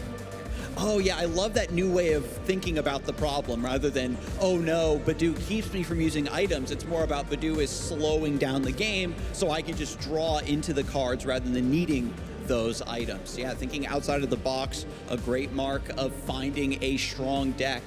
But speaking of finding a deck, maybe something unexpected, what were your thoughts when you sat down across from Hisuian Zoroark V-Star? I don't think it was a deck on anyone's radar. I was like, I read every card like in my first time. I know Hisuian Zoroark, but that Radiant card, yeah, what is like that was awesome. Like yeah, to see those. So yeah, but the strategy I thought was basically the same. Just wait for them to attack, take prizes, use their resources, then Iono, then like do something awesome to like stop their attack and get multiple turns for yourself. Yeah, I think I did that correctly, even if I had some mistakes in the stream. But yeah, I feel pretty confident of the lines that I took, even if it was like my brand new game matchup. Yeah. Being able to adapt to an oddball matchup on the fly is a great mark of a great player and a strong deck. This list and this big win is so fun, so great for our audience at home and for me certainly. Congratulations once again, Shun. Any final thoughts I can get from you or any final shout outs that maybe you forgot before we kick things back to the desk? Since I made day 2 and this is my first milestone, I'll try my best to go as high as possible today and tomorrow. Yeah, thank you very much. And yeah, thank you everyone who supported me. You guys are so awesome again. Wonderful. Shunna player looking to improve and looking to stack on top of this milestone. We'll be rooting for you certainly, as well as our audience at home. But for now, we're going to kick things back to the casting desk and get the next couple Swiss rounds down and out. Wow, thank you so much, Adam and Shun. Shun's first A2, can you believe it, Pablo? I cannot. He played so well. He found the lines. I'm a big Sean fan now. Like that was amazing to see, and you can tell how happy he is to be making it, to stream this far. So I'm really rooting for him to go even farther than he has so far. Absolutely. We're members of the Shun fan club. You guys get in touch, okay? Because we're joining. No, honestly, fantastic plays. Can't wait to see how far he goes in the event. We've got so much more to give. There are so many more rounds. We've had a lot already today, but there's more Pokemon action on the way. But let's take a little reflection back on our season, as we have had so many successful players through EU and NA on our leaderboards for this upcoming season. And honestly, this is the state of our EU top 16. Incredible names. We have Alberto Conti at the top, who I caught up with earlier. Big smiles all around. Daniel Magda, Miloslav Rune, who has had so much success in seniors, and I believe this is their second Masters season. Stefan Ivanov continuing to climb. The Tord Reklev, need I say more? James Cogs, Arnie, Ojvin, Ethan, Daniel, Jan, Magnus, Owen, David, and Julius all deserve to be there. We know all of these names. These guys are some of the best, and they are proving it again and again. Yeah, it's not just from EU. They're definitely some of the world's best players, and a lot of them are doing really well today, just like our NA players. So let's take a look at that leaderboard as well, as we see Henry Chow at the very top with that 2 regional win, rocking a different deck this time around, however. Honestly, and I'm glad to see it. That's not because I don't like Gardevoir. It's because I love to see Henry being able to diversify. We know Henry's not a one-trick pony. He can absolutely pilot any deck to success. Players of that caliber don't run one deck. They can do more, and they will do more, and he's here to prove it, and I love that. I think all of these players, there's definitely players that tend to lean to a specific deck, right? We've seen Kieran play Lugia a lot, Rahul as well, Henry Gardevoir, Master of the Universe, Steven Hamela was focused on Terrapagos and Miraidon a lot, Caleb with that Raging Bolt, but I think all of these players are at the very top for a reason, right? And I'm sure if they decide to play a different deck, I think there is definitely a level of play that you get to where your deck choice matters less in terms of learning your deck. You know, it's like they're at the level where they can just play anything at the top level, and it's about hitting the right matchups and just making sure that your decisions are as optimized as possible. And you know what? You know one thing we haven't mentioned? Having fun. That's the other part of the Pokemon TCG, is to always make sure you're having fun. And that's why I mentioned Alberto and his lovely smile earlier, is because it just reminds me that actually we are here just to have loads of fun with our friends from around the world. And I could not be more joyous about that. Oh yeah, this is what these events are all about, right? We have the competition, but in the end, you're in a room full of thousands of other people who share this passion and are also enjoying what you are doing. So, I mean, I don't know about you, Amy, but I've met some of the best people in my life that I've been friends with over 20 years ago in this game.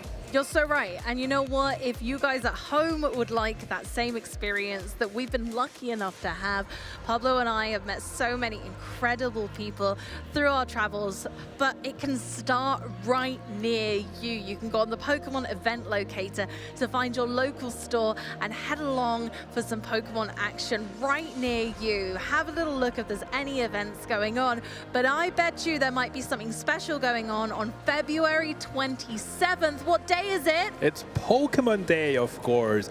February 27 is when everything started 29 years ago, so we have a lot of celebrations happening, and you can find and attend your local Pokemon League to celebrate Pokemon Day this Thursday casual events where fans can learn how to play, they can hang out and just have a good time with other Pokemon fans. Absolutely. Stores will be running different events. They might be running a little tournament. They might run some learn to play sessions. There definitely will be lots of chances to hang out. You'll get a special demo deck featuring Charizard and Pikachu EX. And of course, not only this stunning Sylveon promo card for Pokemon Day exclusively, but also the Illustration Contest 2024 promotional cards and lots of other TCG accessories to give away. Again, this will be to the store's discretion, but have a look at what activities they've got going on, because I can guarantee it's going to be a good time. I've seen one of the boxes with all of the goodies and the accessories to give away, and my word, is it generous. I mean, you have a store yourself, right? So I'm sure you're going to be holding a lot of fun activities. Absolutely. I am always excited for Pokemon Day, one of my favorite days of the year, to introduce lots of people to our game. So not only should you head down if you are new to the game, but also existing players can get their hands on these exclusive items. Look at them. I tell you what, I entered the illustration contest, but I didn't have loads of time to work on my entries, and now I look at this, I'm like, wow. Yeah, those cards look amazing. Feraligatr, my personal favorite. I just love that Pokemon, but that Yawning Pikachu is something special. Isn't he just precious? And the Toxtricity really comes alive.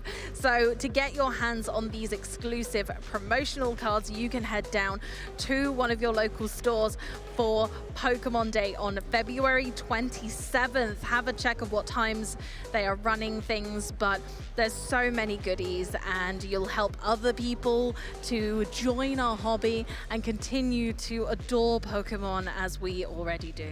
I've personally already cleared my calendar for Pokemon Day. I plan to go to my local league, spend all day there, see what I can earn for myself and how I can help other people get into this fantastic hobby. You are a gem and an icon, my friend. That is exactly what we should be doing, helping out our league leaders, helping out the judges. If you have time on February 27th, please make sure that you head down to your local league to help new players, to grab some goodies for yourselves. You never know what could happen, but I tell you what, there's going to be a lot going on for our community on Feb 27th.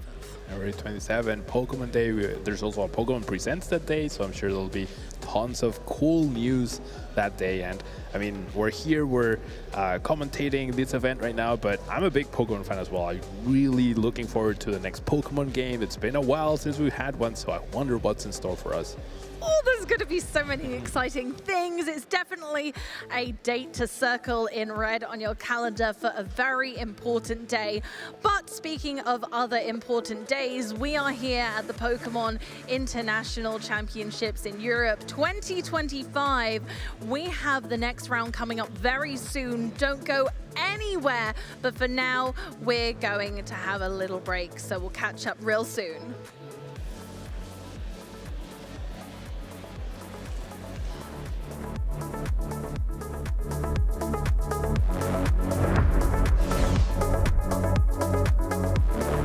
First Pokemon game I played was Black 2 on my DS back when I was in elementary school.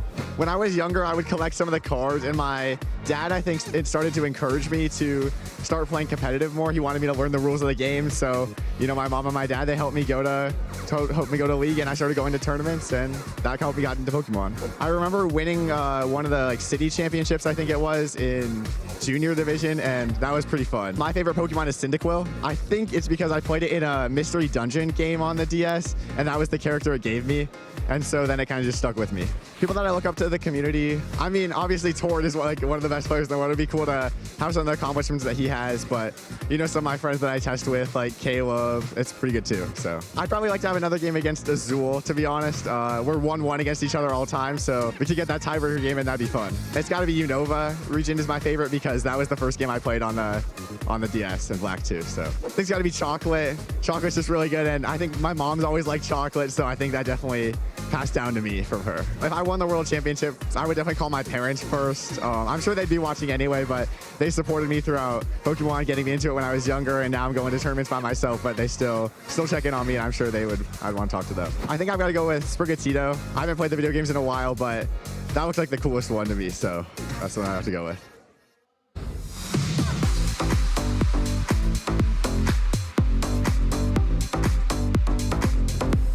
At least a couple of times a day, every day leading up to a tournament. Don't not excessively, because you still have to maintain that work-life balance. But if you want to do good at these tournaments, you can't do good if you're not practicing. I frankly don't practice very much. I more do things to ground myself mentally. I do my practice before the tournaments and then just between. It's just to regulate my mood. I think it depends. Right up before the tournament is definitely where I get the most practice in. I will slack kind of in between, but I try to practice pretty consistently. I practice every day just to learn the decks and how all the matchups go, and just to see how the meta goes. It's just fun, and I like to play Pokemon, and it helps me focus and all them, and I have good testing partners, so it just actually helps me. So yeah, I practice every day. In between tournaments, literally every day, and I literally do viewer battles on stream, so we practice like that too. Usually I like to practice against the matchups that are good into my team, so counter teams, so that I can see if I can strategize a way to play around that and kind of outsmart my opponent. I think those are my main ways of practicing, and then of course just reps. Just getting as many battles in as I can.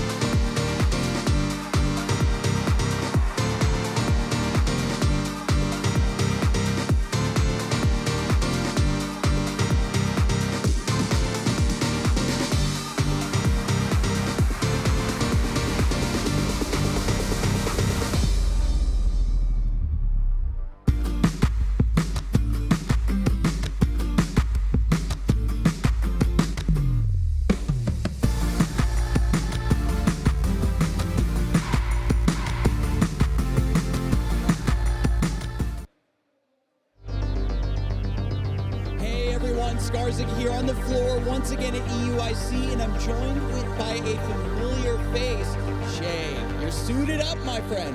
What are you up to here in EUIC? Yeah, so I've been busy on the activity stage, which is all the way on the polar opposite side of the room, but golly, Skarzik, there's been some fun stuff going on down there. The stage set up all the way at the other end of the venue means that no matter where you are in this building, there's going to be something for you, something fun to see. Tell me about some of the events they've been having down there at that special stage. Yeah, so today we had the artist showcase and signing for Yu Nishida and Shinji Kanja. So viewers, if you know the Giratina V Altar, he was there, Shinji Kanja, and everyone knows that Moonbryon VMAX, the artist, was there for that as well. So I've just been starstruck, quite honestly. And also, we got to learn a lot about them, like their journey as a Pokemon artist, how they got involved, and it's just information that you just never get anywhere else. So it's been a really unique experience. As an artist myself, as a big fan of Pokemon art, I am so envious of you. To be able to hear that information directly from the artists is so important, because I don't know if it's just me, but a lot of the Pokemon TCG artists tend to be pretty elusive, right? We love their art, we admire them from afar, but to be here in this event and to be a part of those panels is definitely something special. Anything else going on down there that you're a big fan of? Yeah, so tomorrow, people, we have the very first ever cosplay showcase. So we've got about 20 people all getting involved, different costumes. It's gonna be like a Pokemon fashion show. Quite honestly, I might be the worst looking guy there in regards to an outfit, so it doesn't happen often. So I'm looking forward to that. That's tomorrow. That's amazing to hear. I love that we have so many cool new events and a special stage built to showcase them. For people here visiting at EUIC, there's going to be so much for them to experience, but for you at home, we have plenty to experience here on the stream, so many cool matches. Speaking of which, we're gonna throw things over to the casting desk and get our next Swiss round underway. Thank you so much, Shay, and thank you so much everyone at home. Shout out to our Pokemon artists and our cosplayers.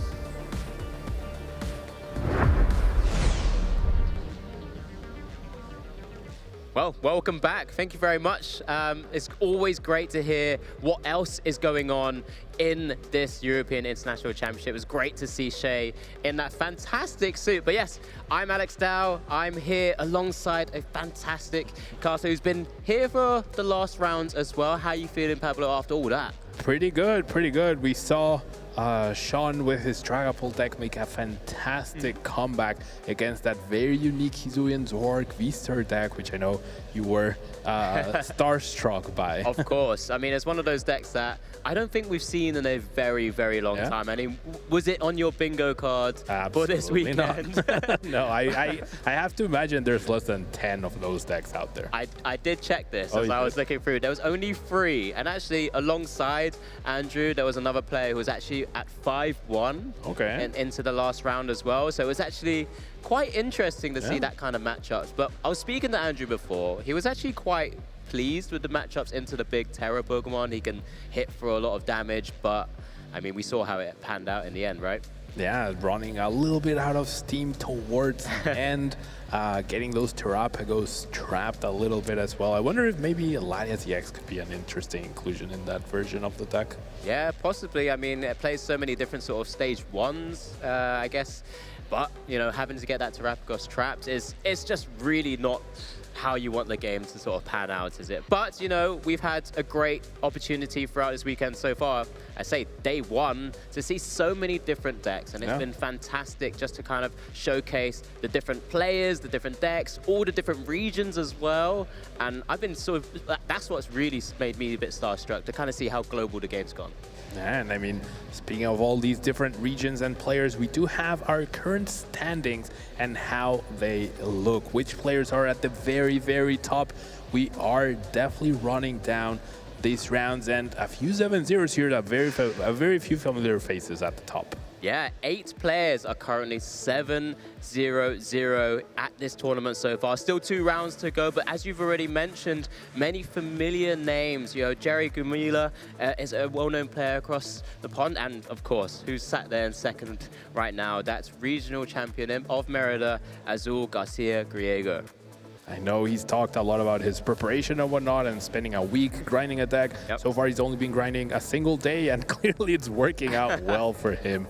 I mean, he's very well spoken on the old internet there, but you know, we know how much of a fantastic player he is. There's many other players that I've noticed as well, you know, and playing sort of familiar decks to what Azul had played in Merida. Lewis Roach, I think, is piloting Miraidon as well. He's also 7-0. Grant Shen we've had on stream. I want to highlight Matej. He's, I mean, a fantastic player from this sort of European region, and he's just, you know, hitting all the heights once again. Yeah, we see a lot of UK players, which I think you'll be very proud of, right, Alex? Let's go. Defending the home turf. Now we have Xander Perot up there as well. We have Natalie Miller as well from Australia. We have Adam Hawkins, who I always admire. He always has some like very unique takes on decks and whatnot. And I think the only region not represented here is LATAM, I believe. I don't see a LATAM player in this top 16, but I'm sure there are quite a few up there as well. Yeah. Just not quite at the very top. Exactly. This is just like a small segment of the current top performing players, right? I mean, I'm sure there's many 601s or maybe 6-1s as well.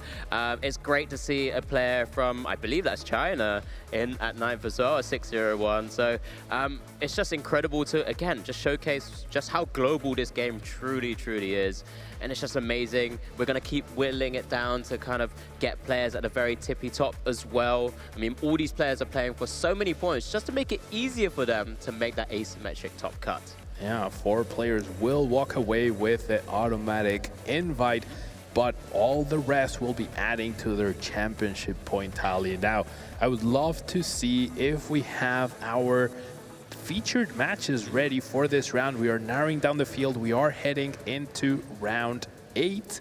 And so what does this round have in store for us? Yeah, the expectation is, because with all of these players at these top records, they're going to continue facing one another. You know, with your 7-0 alongside Azul, you know you haven't faced him yet. He's on the list. But as we do get to highlight here, at that very top, we're going to be hopefully showcasing Stefan Ivanov versus Natalie Miller. 2 fantastic players in their own right. But at the same time, look at all of these other names and all these other matchups. When you're at this stage, you know you're going to be facing the best of the best.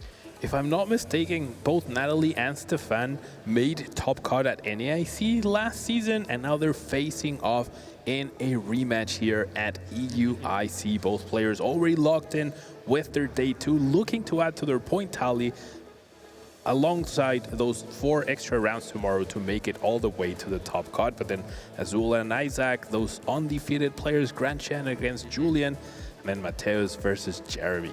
Yeah, I mean, there's also other regional champions at the sort of, I say bottom of this list, but at the very top tables as well. I mean, Landon Caitler's there. Yeah. You know, he's currently 6-1, representing up against a fellow Canadian in Lucas Singh as well. You know, fantastic players in their own right.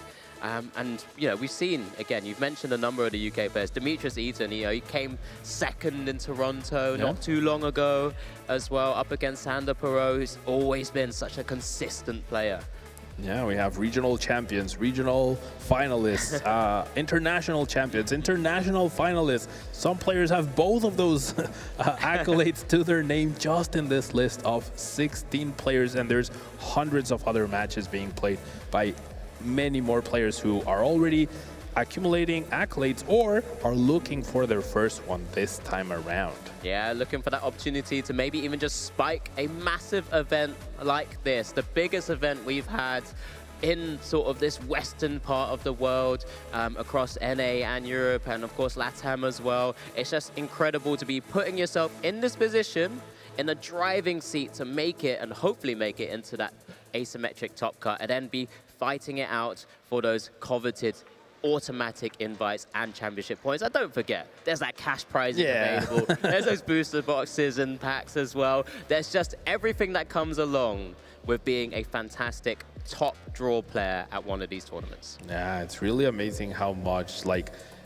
there's to play for at these events. And then I think there's definitely something that happens when like you're getting closer to the top. I think those things just start getting put to one side, and then you're just focusing on winning it all, right? Once you get to the top card, when you're making day 2, like you have some prizing guaranteed, so then you start really focusing on the big prize, which is winning the event, being called the European International Champion. Absolutely, and you know what? Just as we've been talking about Stefan Ivanov and Natalie Miller, I'm pretty sure they're ready and the stage is set for this fantastic round 8 feature match, as we do get to see both our players here, Stefan Ivanov on the left-hand side and Natalie Miller on the right. We've spoken about Stefan already, I think, whilst I was with you, actually, Pablo.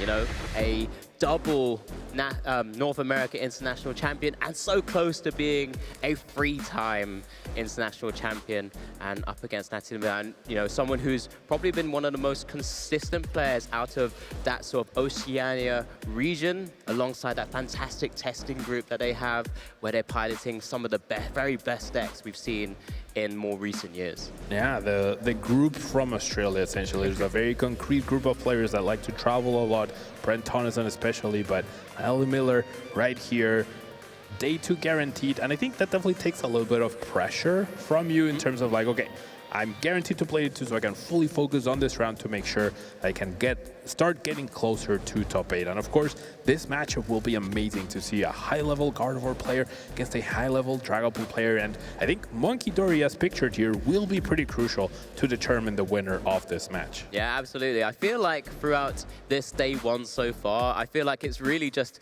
a continuation of this Monkey Dory era of Pokemon decks. We've seen it so often now that I feel like it's rare that we don't see it. We've spoken about Budew a lot, but I've seen a lot of Monkey Dory, and I've seen a lot of Adrenabrain.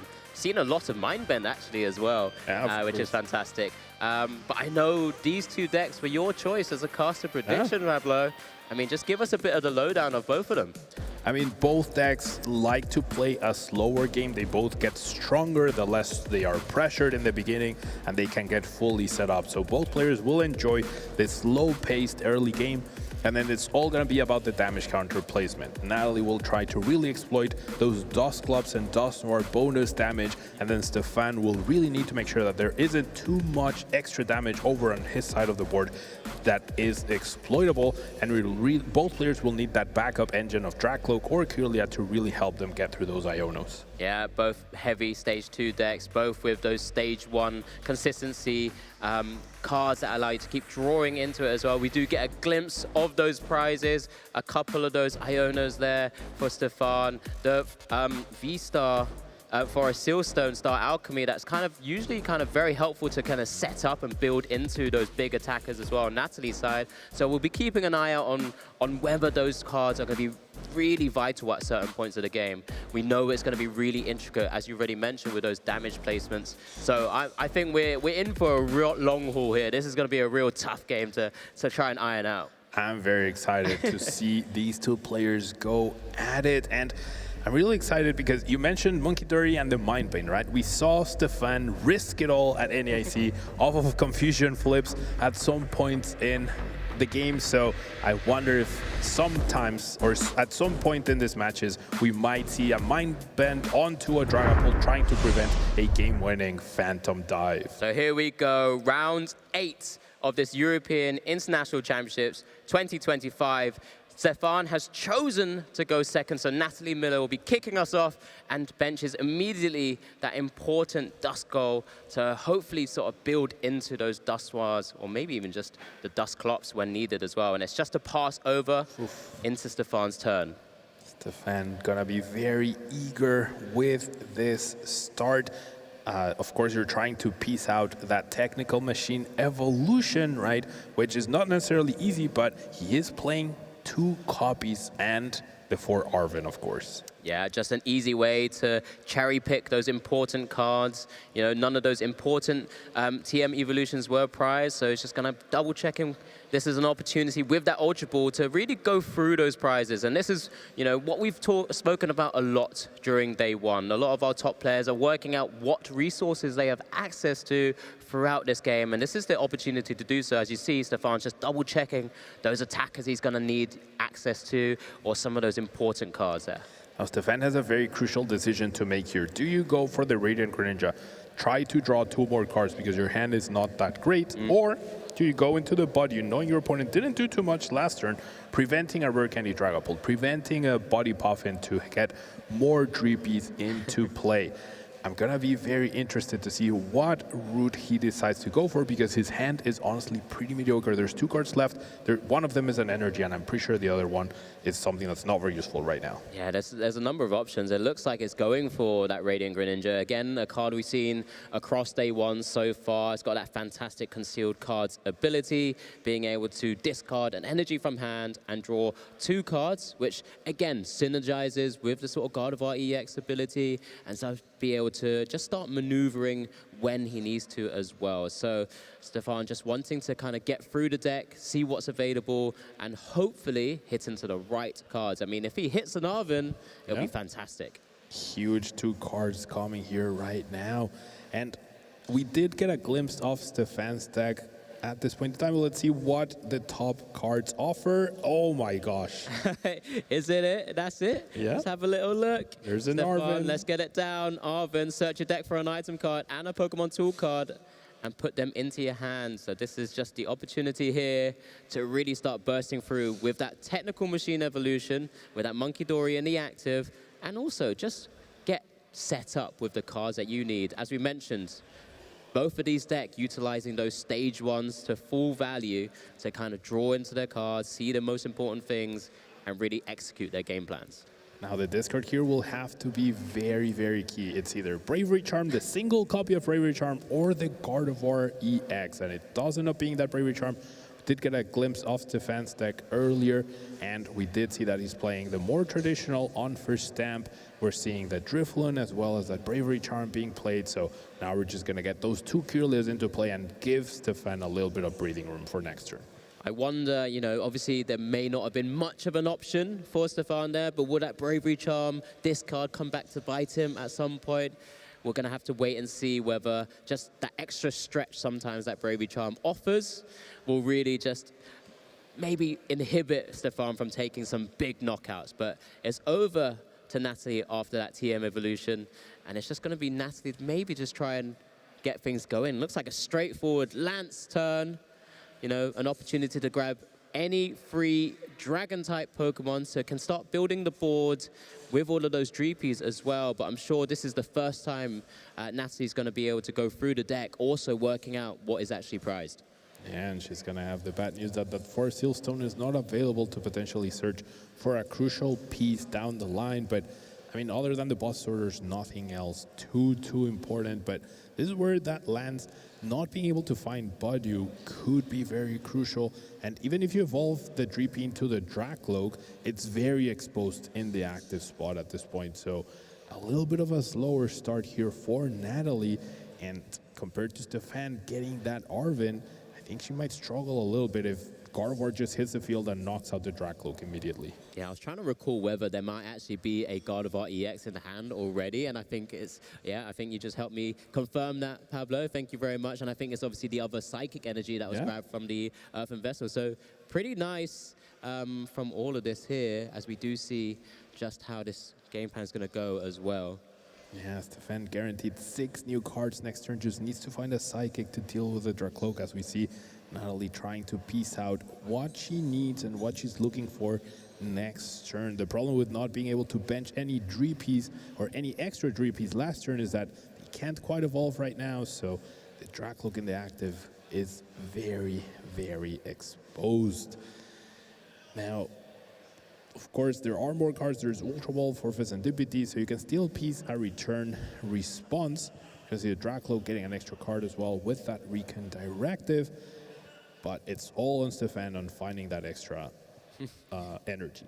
Yeah, nice easy choice there for Natalie, picking up that Earthen Vessel. Wants to start trying to get the board set up with the right attackers as well. Obviously, not going to be able to do too much in terms of big attacks, maybe having to utilize something else, but just getting energies set up and on the board is always important here. Natalie is playing that Sparkling Crystal. We had a little debate and conversation about it earlier, Pablo, and a bit more traditional in a lot of the sense of the deck, but this is where the one way of utilizing just one energy attachment and getting a big attack off at some stage here, at the moment unable to because that Dracloak was just evolved into.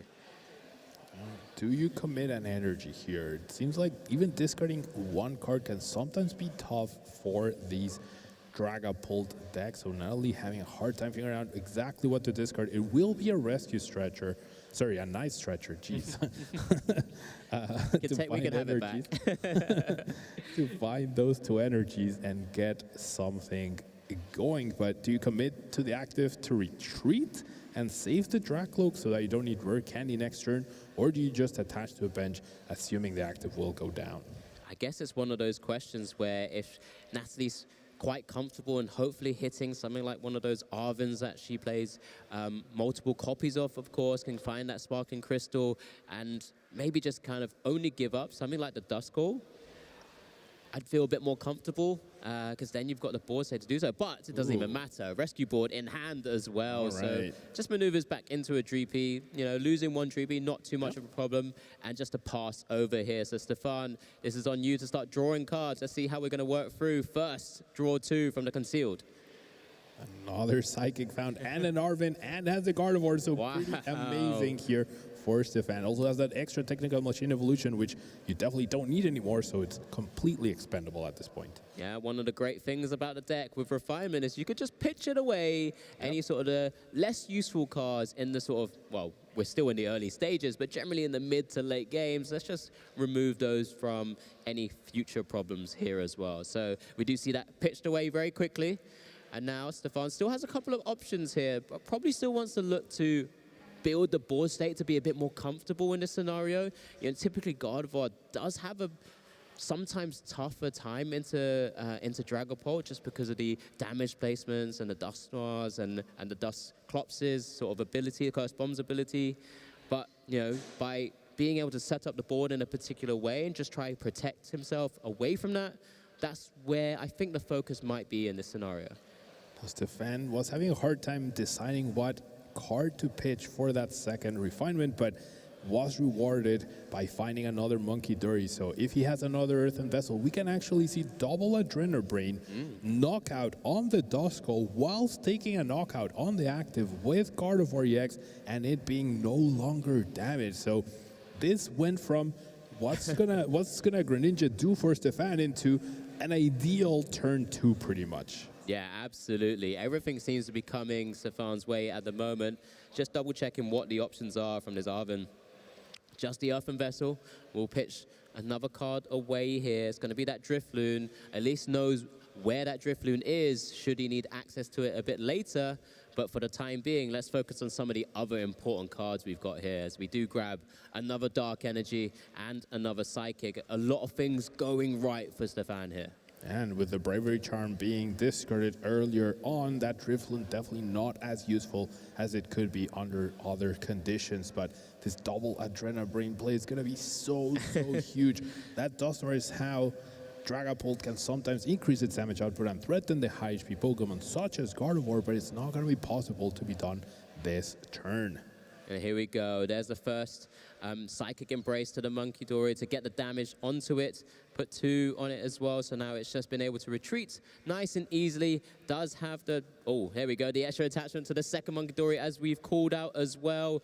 And the 60 damage, instant knockout there with that fantastic ability. And now can just start swinging away with that Miracle Force attack. Dealing 190, there's nothing Natalie can really do right now to kind of stem that flow, and that's 2 easy prizes for Stefan. This is something we hadn't seen in a long time. Gardevoir EX being super offensive. Now that Charizard is all but gone from the metagame as a standalone deck at least, Gardevoir EX a much more threatening Pokemon when it can power itself up, use the damage it places on itself as bonus damage thanks to Adrenabrain, and all of a sudden that 310 HP Pokemon is very tough to take down. Absolutely, and here we go, the first Recon Directive of this turn for Natalie. Can we find any of those pieces to kind of get her back into the game here?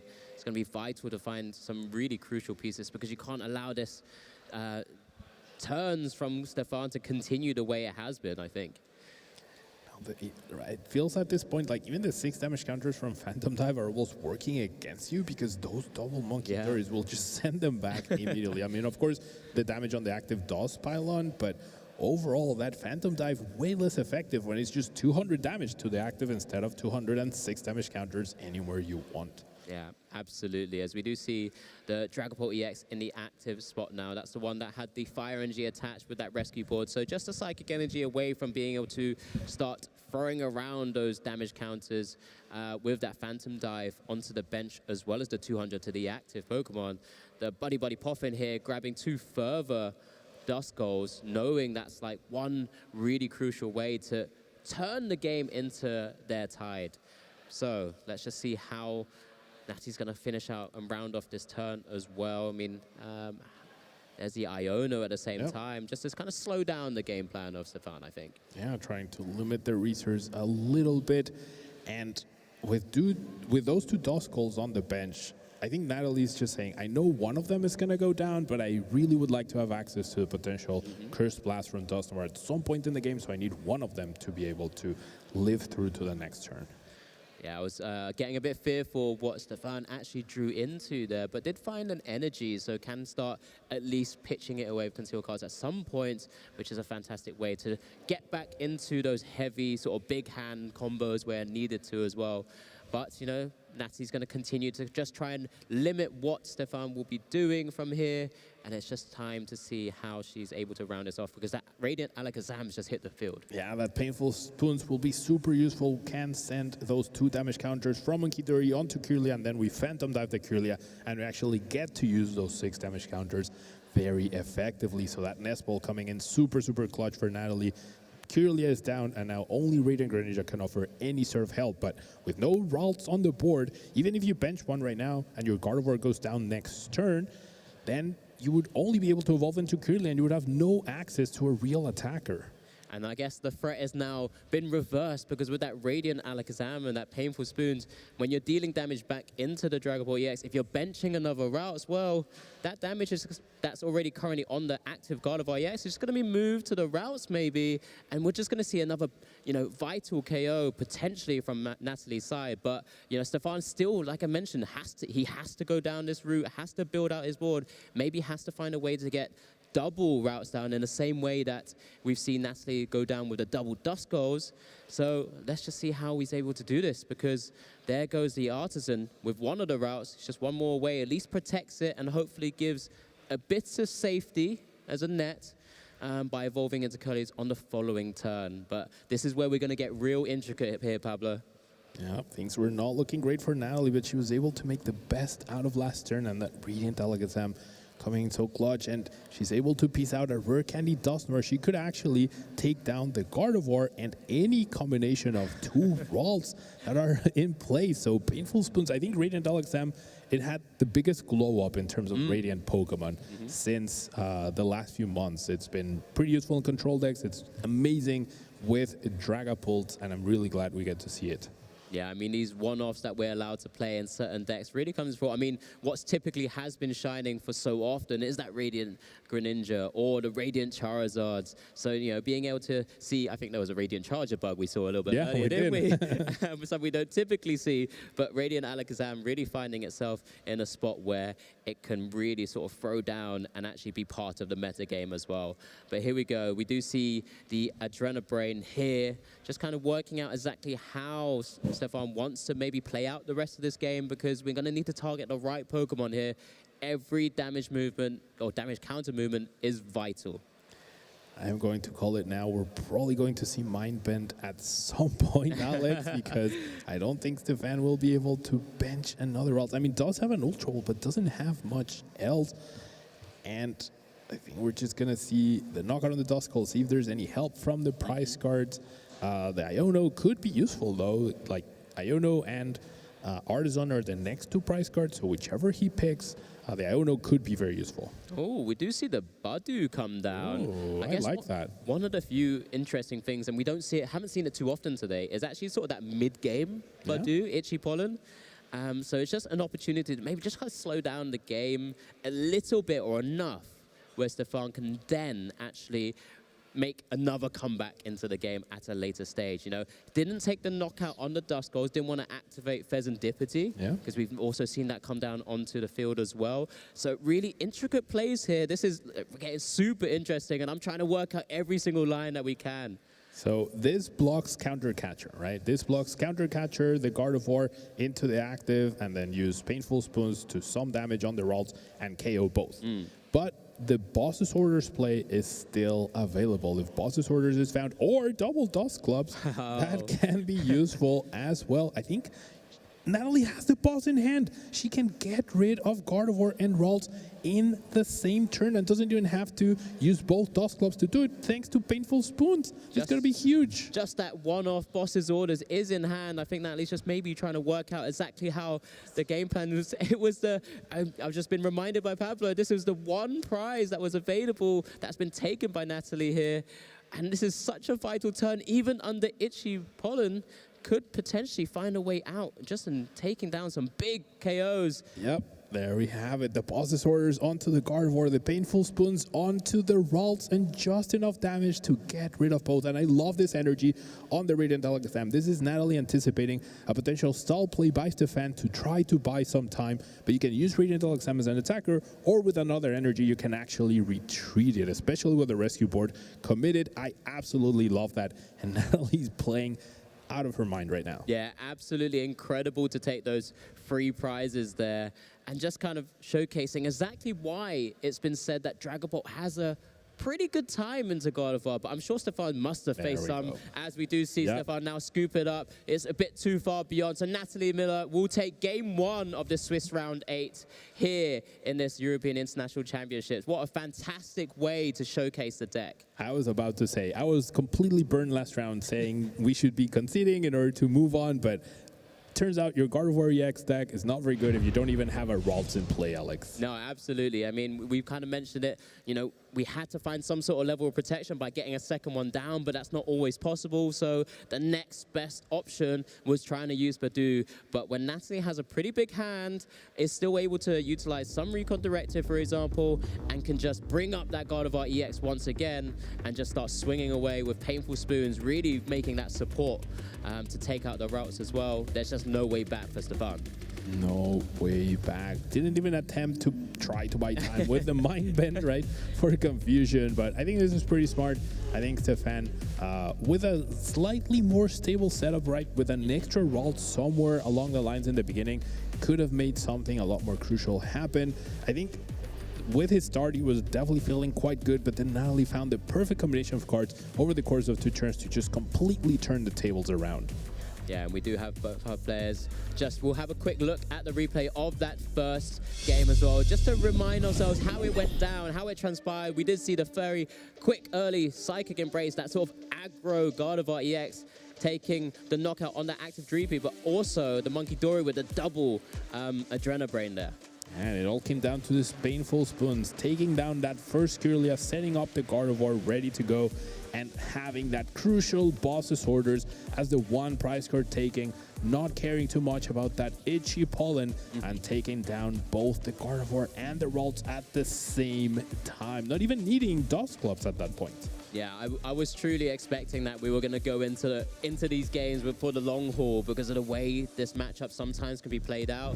But we've just having a little look here now as both players are starting to set up for the game 2 here.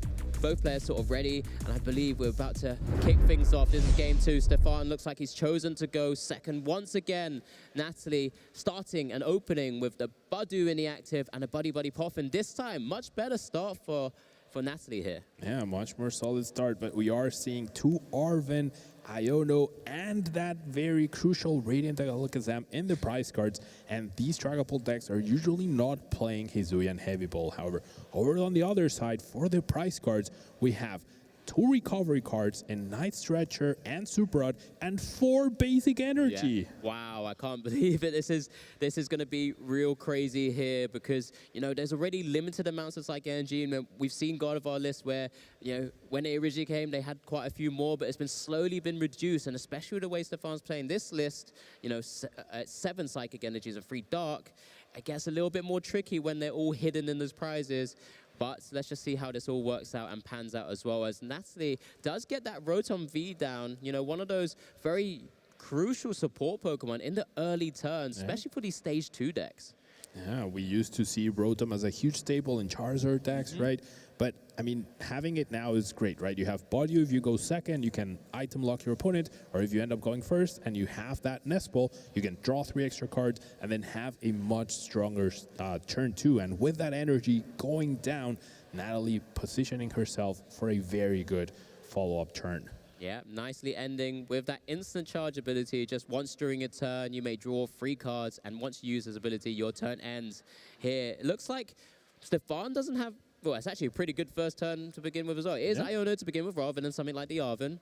But, you know, does have the technical machine evolution. Doesn't have to worry about having to Arven for that now. Can just play this Iono. Gets the energy in the hand as well. Yeah. I would be looking to try and get some more routes down, I think. Yeah, looking for an extra Body Puffin, looking for an Artisan. No help. Does have the Ultra Ball, so can Ultra Ball for another vault, but the discard here is going to be very, very costly as Stefan's hand is full of really good cards that you probably don't want to get rid of. Yeah, it's going to be a little bit painful here.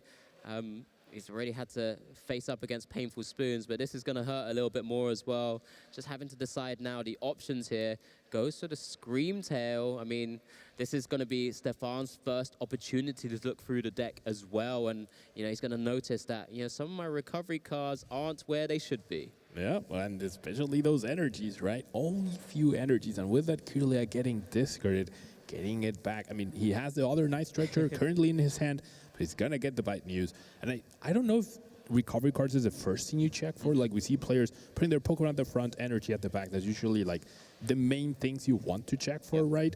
But at this point in time, this could be very problematic for Stefan. Not just the energies, but also the recovery cards. It's both things going against him right now. Oh, absolutely. And this is where you got to start thinking, and especially considering the resource management of utilizing Radiant Greninja, right? Because usually you're quite willy-nilly and just being able to instantly pitch him away with concealed cards. But when you know you've only got now access to maybe 5 more, and you also need some certain attachments, certain discards, and you need them in the right places, it can be a little bit tricky because this Dark Energy is also going to be committed to the active Monkey Dory for that TM Evolution play. So it's just down to how Stefan's going to play this out, as we do see the evolution here, and we're going to see double Curliers on the board, and now it's on Natalie to potentially try and maneuver how a potential, can she put it, she does play double Rare Candy. Yeah. There's an option to kind of start swinging away or play it slowly, so it'd be really interesting here. I wonder if there's ever an opportunity to use like Rare Candy, Dragapult, Dusclops, Counter Catcher, and then eliminate both Kirlias. Maybe that's too much to ask for. After that, Iono, no extra cards from the Rotom, but not a bad setup. Now, seeing that Lance being committed probably means we're not going to see a Phantom Dive this turn, Alex. Yeah, I'm sure already that one Recon Directive that Natalie has played down onto the Dreepy that did have that Fire Energy committed from the first turn already. So just having an extra turn maybe to kind of pause and wait. You know, it's only the double Curlies at the moment. There's no additional routes. That Badu is in the active spot. Could try and utilize Itchy Pollen to slow down the game just that little bit more. Or maybe, yeah, just try and figure out the right game plan here, as we do see the second Recon Directive come down. And we do have another Dreepy ready to go as well. So, and a Fire Energy in a second. So just hedging the bets a little bit. I like this. Yeah, I love this. Spreading your energies out is very, very good. Now, unfortunately, revealing some boss's orders in hand after dropping them, but we're going to see that Itchy Pollen onto Monkey Dory. That damage can immediately be returned, but it's all about the item lock here. Yeah, absolutely. That's the most important thing. Now, just limiting what Stefan has access to. But Stefan does kick things off with that instant concealed cards. That was like immediate play from his side of the board. I mean, no access to that Night Stretcher in hand, but you know, it doesn't really need it for the time being. His own Badu comes down on the side of the board. We're going to get a little Badu war maybe. Let's see how this pans out. Iono also coming down. So both players shuffling up and putting it to the bottom of their deck and drawing the number of cards based on the number of prizes remaining. So 6 apiece each. Let's see how this game plan is going to carry out. Make sure Stefan also utilizes that Adrenabrain. I'm sure he's going to have to move it across at some point when he's ready, as we do see the first refinement of Game 2 as well. That Badu battle that's about to take place. And I think this was pretty smart from Stefan. Like, he had the Arvin, but he couldn't get Earthen Vessel to find another Psychic to potentially use Gardevoir EX as an attacker. He also should know at this point that there's very few Psychics left. So I think when you have Monkey Dory supporting your body, you're always going to win this body battle, right? Yeah, absolutely. I mean, we've come a long way from of the same Pokemon in battles. We've seen Mewtwo battles in previous many years ago, but now we're just having little seed battles between one another, potentially. We do see the Gardevoir EX come down now. Of course, it's still got that fantastic Psychic Embrace ability, can raise up the damage as it does here into the Monkey Dory. Now 3 damage counters on that Monkey Dory as well, with that Badu in the active spot. So where's it being moved to? Definitely not the body, otherwise it would have already been knocked out, right? And I think that's fine. Like, you can take that knockout at any point, and 30 damage can be more significant on a Drag Cloak. Probably not anymore in the Dust Clubs, because you're not really pressuring your opponent into using it preemptively. So, actually, it will be the body. So no body wars for us here. I'm upset, but maybe this is another way to get some of those energies. Does hit into the dark energy that was prized as well. So not yet another one of those psychics, but for the time being, that Itchy Pollen now coming down from Stefan's side. Natalie is now unable to utilize any item cards from her hand as well. Yeah, she already has the energies she needs, but I don't know if she has the Dragapult just yet. And she did play Lens, I think, last turn, but she didn't grab a Dragapult EX, perhaps. I don't think Stefan showed the Body last game, so maybe she wasn't expecting Body in a Gardevoir deck, because the trend has been that they're not using it, right? Yeah, no, very true here, as we do see another Duskull come down onto the board. What would be really interesting, because this Badu, like Itchy Pollen, has completely just slowed down the options of Counter Catcher as well. Is that the Dragon Ball? Yeah, there is. Yeah, it was the very last card in Natalie's hand, so it was hiding a little bit over there. Now, we can use the Dust Clubs here to take down the Kirlia, or we could use it to place 5 damage counters on the Monkey Dory and take that down as well. I actually kind of like that. Yeah, just removing that extra support that Stefan may have on his side of the board. I mean, yeah, it looks like that Dusclops Curse Bomb being utilized on this turn here to just kind of bring Monkey Dory down to just 60 HP. And it's a big over KO from that Phantom Dive onto that little Budgie. But, you know, you have to get rid of it somehow, Pablo. Yeah, for sure. And I mean, you take what you can get, right? Both players having taken 2 prizes. Stefan unlocking a Psychic Energy now, which is great. And I think that Psychic Energy, very crucially, will be the 5th one that Stefan needs, along with that Bravery Charm that he just top decked, in order to utilize Drifloon to take down this Dragapult. So that's something that the best performing Gardevoir decks from Merida would not be able to do, but Stefan having this combination of like triple Monkey Dory, but also Drifloon, will have that option. It's all a matter of finding the other Psychic Energy left in the deck. So yeah, let's see how Stefan can navigate this turn as well. Would always want to try and utilize Monkey Dory's fantastic ability wherever possible. Natalie's also just picked up that MVP, I feel like, of that game 1. That Radiant Alakazam's been taking out the prizes as well. So Natalie will have access to some painful spoons at some point as well when we need to manipulate some damage. We do see the Monkey Dory come down here. Dark Energy in hand, of course. Artisan comes down. You know, again, if you get the extra routes, maybe sort of building the board state, there's an opportunity here just to kind of start swinging away. But, ooh, eyeing up the Cresselia. Okay, so not committing to the Drifloon play just yet. Will be content to potentially deny the Duskull here. Maybe the extra energy at this point in time. I mean, maybe he just wasn't confident that he'd be able to find that last Psychic Energy that's left in the deck, because he doesn't have Arven, so no possibility to find Earthen Vessel or the Psychic Energy itself. One of those game plans which is like, this might be just a safer play. Yeah. I don't want to commit over. Oh, there is an Arven though. Oh, okay. There you go. Okay, fine. We're second guessing ourselves every time we see some new cards being played down here. The Arven coming down. Looks like Ultra Ball is being eyed up alongside. I think, what, is there another tool that's still in there? Probably not. Oh, there's the evolution. So that's an easy discard option as well. Yeah, not too bad for Stefan. So taking essentially the slower route in order to achieve victory, of course.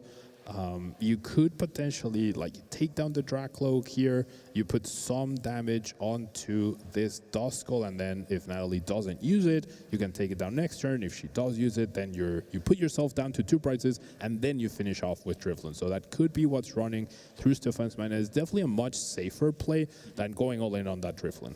Yeah, it's one of those things where, you know, I mean, as you were just discussing some of those potential damage placements and kind of preparation of future turns, it's one of those things that very high level or top level players are going to be eyeing up. You know, it's not all about just having to take the knockouts and prizes here, as we do see that fantastic pink ace spec come down as well. That unfair stamp, I feel like casted over a lot of games of Unfair Stamp so far. It's been so vital in the victories for so many players thus far. And, you know, I mean, Stefan is currently at a fantastic sort of 6-0-1 record. I'm sure it's been great throughout today so far for him.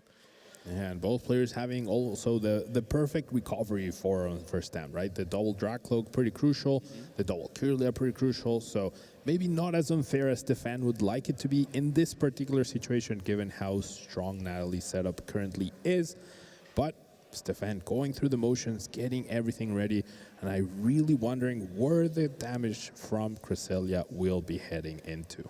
Yeah, as we do see the Psychic Embrace to the active, so that there is that retreat option here, and Cresselia looks like it's going to be moved forward. I mean, with combining the Unfair Stamp with a knockout on perhaps one of the Drag Cloak, kind of slows down Natalie's side in terms of the draw power that might be available. Yeah. So that is one option, but yeah, it's really interesting to see and try and work out exactly the direction Stefan will go with this, because of course when you start committing energies to the other Pokemon, they can get trapped, and that's not ideal at all. Yeah, especially with 2 energy left in the prizes still as well. So if you spread your energies too thin, you might not be able to accomplish that potential Drifloon KO next turn at some point. Now we're gonna see the Adrenabrain first, 3 damage counters onto a Drag Cloak. However, these only leaves 5 damage on the board, which doesn't KO anything, so Stefan will have to commit yet another energy onto the board. Yeah, so it looks like onto the Monkey Dory, maybe sort of prepping it as a future pivot option, you know. But yeah, he's second-guessing himself as well, like which way does it go here? Yeah. Maybe deciding hasn't quite let go. Just the fingers, there you go, straight to that Gardevoir EX on the board. And, oh, just targeting down the Duskull there. Again, just kind of prepping the damage, as you kind of mentioned, Pablo. So it's real interesting in how this matchup's going to go from this point onwards. So down to 3 prizes. Natalie is currently behind now, but there's that counter catcher, I think, in hand, which is now live. Yeah, it's definitely now live. And I think maybe some viewers might be wondering, why put the 3 damage counters onto this Drag Cloak instead of the one that has energy, which is clearly a bigger threat? Well, because of that very same reason. The one with energy is the more likely one to evolve. Therefore, if this Drag Cloak stays as a Drag Cloak, it could possibly be in range. And perhaps Stefan counting on double Monkey Dory plays next turn, but unfortunately that will not be available as the counter catcher was utilized on that Monkey Dory once again. Yeah, thank you very much for that. It's great to kind of help explain that for everyone, even myself included. You know, it's one of those things that we just have to try and pick up on and try and guide all of us and everyone through where we can. We do see the recon directive here. It's just a couple of interesting decision points. Couldn't quite see exactly what was taken there, but we do see the second one now. So, I mean, that's 4 cards, just nicely seen without too many concerns here. Just to kind of give everyone an update as well, I mean, Stefan did grab one of those Psychic Energies from the prizes, still has the 2 recovery cards stuck in there. But, you know, as long as he can get access to some energies, can start spinning up some decent attackers, and this is sort of allowing Natalie to have a different chance to get back into the game, because that Pheasantipiti's also hit the board. Now, the pressure is definitely over on Stefan. I think with less than 15 minutes left, I don't think Stefan would be able to win 2 games back-to-back unless Natalie just completely dead drew. So Stefan, all the pressure is on Stefan to potentially walk away with this round with a tie. Yeah, so there's the Phantom Dive there, knockout on the Monkey Dory. Natalie has targeted Monkey Dory in back-to-back turns now. So vital to kind of remove that potential sort of scary Adrenabrain ability, and has placed the 6 damage counters on that Kirlia. We do see the promotion of the other Kirlia with the energy attached to the active spot. You know, it's just 1 energy away from being able to retreat, of course. Surprisingly, a heavy Pokemon to try and get out of the active's position. But yeah, it's just kind of be real interesting. We do see another Buddy Puffin. I think it's just kind of playing cards out of the hand now. It looks like there was an Iono there just waiting to go as well. Yeah, there's nothing really to be grabbed at this point. Just wants to get rid of those cards, make sure they're not going back after you Iono. But with the way the energies are spread, 1 each here, which we talked about last turn, getting a Drifloon 1 KO on this Trialpult is now almost impossible, right? And even if it was, with Serendipity, with this track cloak already powered up, this Iono is just less and less effective as the game goes on. Yeah, absolutely. So will Stefan have to try and figure out a different game plan to take the prizes or knockouts in different manners or different ways? Maybe start prepping some additional damage as well, as we do see some further refinements here just from Stefan. Another 2 cards, you know, he's kind of digging through and going through the deck at this point. Just looking at what options are available. I mean, that Curlier is quite susceptible right now. You know, 2 Monkey Dories have gone. We only have the 1 Night Stretcher available. And this is a real tricky spot. It does have the 3rd one in hand, though, which is always very, very interesting. Very crucially found that 2nd Gardevoir EX off of that 2nd refinement. So we'll be able to evolve this Kirlia to protect it, but a Painful Spoons could transfer damage onto this Kirlia, get that KO anyways, leave Stefan with no draw at all other than concealed cards. So Stefan against the ropes in a very tough position here, Alex. Absolutely. I think he's kind of hoping that Iono may have stuck a little bit, if there's a way to still remove some of the recon directives that are available from Natalie's board. I mean, I think Natalie had the Alakazam, the Radiant Alakazam in that hand that was Iono'd away as well. So maybe it might be a little bit more difficult to get that combo off, but the threat of the Painful Spoons is always going to be there, right? For sure. Now, I think Stefan's best play is going to be to use Cresselia once again, get more damage from his side on the board, get this knockout in particular. Will mean that he needs to spread his energy a little bit more, and even though it does heal the Kirlia at this point in time, it doesn't save it from the Painful Spoons because some damage will remain on this Gardevoir EX. Yeah, absolutely. But, you know, doing everything he can to slow down Natalie's game plan here. You know, that Cresselia's Moonglow reverse, just being able to remove the damage counters from each of your Pokemon, up to 2, to 1 of your opponent's Pokemon. And that's how Cresselia's kind of come in and out of the Gardevoir list for some time now. He's been one of those crucial pieces against things like Lost Zone Box type archetypes, but here now it's actually been quite crucial in just kind of slowing down and removing vital pieces like the Duskull, like the Dratcloaks, and maybe this has been the game plan against these type of archetypes for some time and just during today, and that's why he's done so well. Yep. Those damage counter placements so crucial for both players, and I think that's why these decks are so powerful, right? They give you so many options to not only target the active, but also just target down whatever the biggest threat, and even control when you take knockouts and when you don't. As we see the flip the script, probably looking for a Nest Ball or an Ultra Ball in order to find that Radiant Alakazam here. And straight into it from that Recon Directive. That was an option to grab it there, and it's gone straight into the hand. I mean, just thinking about it now, Natalie has 3 prizes to go. Stefan only has 2, so it's really only 1 attack away. You know, that Rotom V only has 190 HP. You know, very easy to knock out with that fantastic Miracle Force attack from a Gardevoir EX. So Natalie really needs to figure out the right way here to just maybe stop that from happening on the next turn, or potentially finding an out herself to actually win the game. Yeah, perhaps taking, like, you could potentially take a 2-price knockout, right? Cresselia and Kirlia with the Painful Spoons, but then that activates Counter Catcher, and Stefan could just win, knocking out that Rotom from play. So not taking a knockout could be in Natalie's best course of action, and we do see that Counter Catcher onto the Gardevoir to make sure that she's not taking a prize card this turn, and that leaves only the Boss's Orders as alive out, as well as needing an energy because this Gardevoir EX doesn't have any, and there's only 1 here in the discard pile to retreat. Yeah, tricky position here, but, you know, Stefan did grab that Super Rod from the prizes, and it's a knockout there, you know, very similar to what we've seen so far. And what has Stefan just drawn, Pablo? What do you see? He has the Earthen Vessel to find energy, and he has the Boss's Orders in his hand already. No need for the Counter Catcher. I mean, the deck wasn't too big, but it's only 1 copy that you can assume that Gardevoir players are running, and Stefan already has it available. Such a vital card to pick up. There's the Boss's Orders, just showcasing, pointing at that Rotom V, and I think Natalie's just, seeing the writings on the wall for this game too. Stefan Ivanov levels the game in this Swiss Round 8. What a play, what a way of showcasing just how well this deck can run against the most popular archetype of this tournament. I think we saw the opposite from Game 1. Game 1, it was looking great for Stefan, and then it all went downhill. And Game 2, it was looking great for Natalie, and all of a sudden, that raw Boss's Orders in Stefan's hand just put in the work. I mean, for both players, it's been that raw Boss's Orders, right? They both played the one-offs, and in both games now, it's been decided by that one-off copy just being there, being available. Right time, yeah. So yeah, incredible to kind of see both these players here. It's 1-1 in the Swiss round 8 of this feature match that we have here, the European International Championship. Stefan there in good spirits after that game. He must be feeling pretty good about himself. Yep, I wholeheartedly agree now.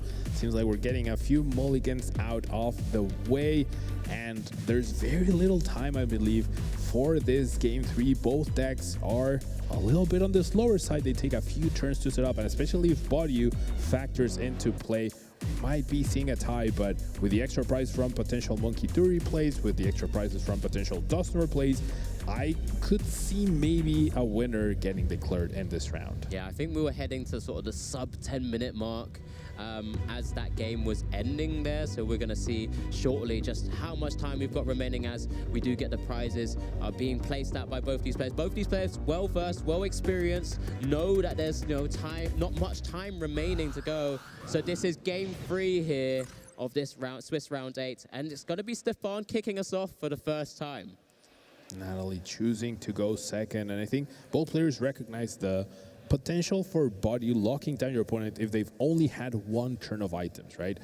Overall, whether you go first or second, you will always have a turn of items no matter what, but having a turn of items combined with a supporter is just so much stronger than just a single turn of items followed by a single turn of a supporter if you're under the Ichi Pollen lock.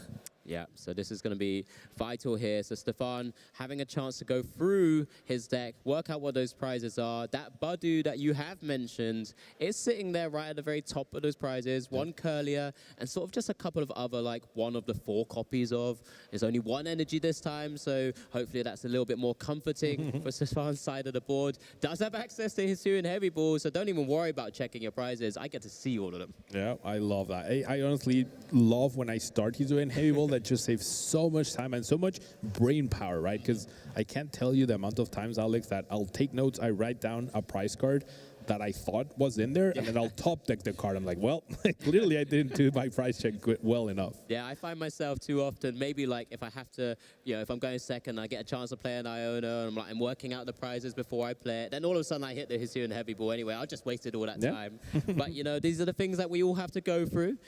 Does get that Badu out of the prizes there, the Hisuian Heavy Ball, replacing it, and of course all of those prizes get shuffled around a little bit as well now.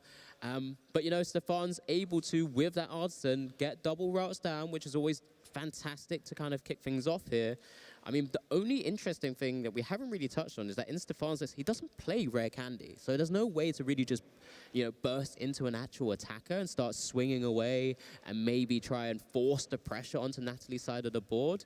But it's just a passover. It's on Natalie. Also, again, working out those prizes. Double Dreepy is a bit awkward alongside one of those 2 rare candies that she plays.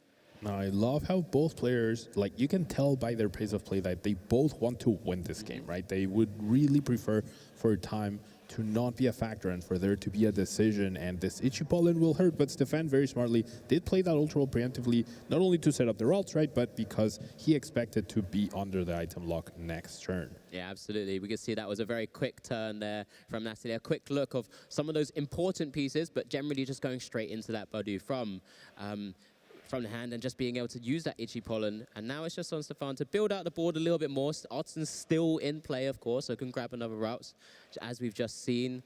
And does have access to Arven here, of course. Whatever item is cherry-picked here, it's not going to be usable, but it's going to be at least out of the deck and just waiting to see what happens. So there's the Technical Machine Evolution. I was going to shorten it with TM, but giving that evolution attack where you can choose up to 2 of your bench Pokemon, and for each of those Pokemon, search your deck for a card that evolves from that Pokemon and put it onto it. So that is a very nice, quick, and easy way to just build up the board. We do see a Curlier hitting there as well, as we've already mentioned. Badu coming down now. Very interesting to see the Badu. I think Stefan would love to play Technical Machine Evolution at this point, but we really need to slow the possibility of a turn 2 Dragapult hitting the field here. Yeah, we're finally seeing it, Pablo. We're having a Badu war. Here we go. A little 10 damage on you. I'm going to make you a little bit itchy. We're going to cause you to not be able to play items yourself. I wonder if Natalie's going to do the same back. This is going to be a little fun little interaction that we haven't seen. I don't know. Have we seen much Badu action?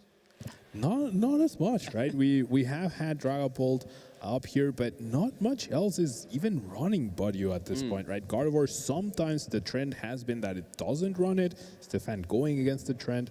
But yeah, Badu, of course, the very existence of Badu does limit everything else, right? But overall, Badu is not as popular in every single deck as some people might have expected it to be. I love seeing our overlay where we're just dealing 10 damage to one another and 33% of their health has just been removed from the Badu there as they're swinging away at one another. But Stefan does have Monkey Dory now hitting the field, so can just send that damage back and then Itchy Pollen and just take a knockout on that poor little seed just waiting in that active position. But let's see how this play pans out, of course. Still needs that dark energy. Wasn't too sure if it was in hand already.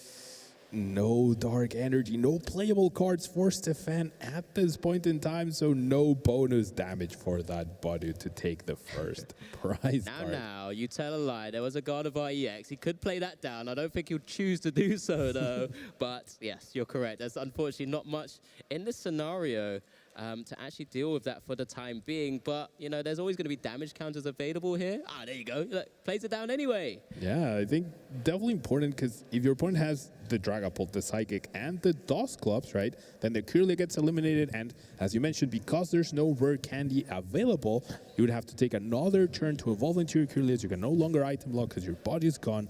So it could have spelled a lot of trouble. Now, Stefan's setup is still incredibly weak, though, at this point. Yeah, I mean, would have loved to have found further sort of Curlias into play, as we do see the Tempo Sinnoh come down. Oh, here we go, MVP, Radiant and Exams coming down now as well. Sparkling Crystal was something that was already grabbed from the previous turn, Arvin. And, you know, Badu, not only does it have a really annoying Itchy Pollen attack, it has free retreat. We're pivoting any way we want and kind of maneuvering around. We can go straight into that Dragapult EX and start whittling down Stefan's board with that Phantom Dive.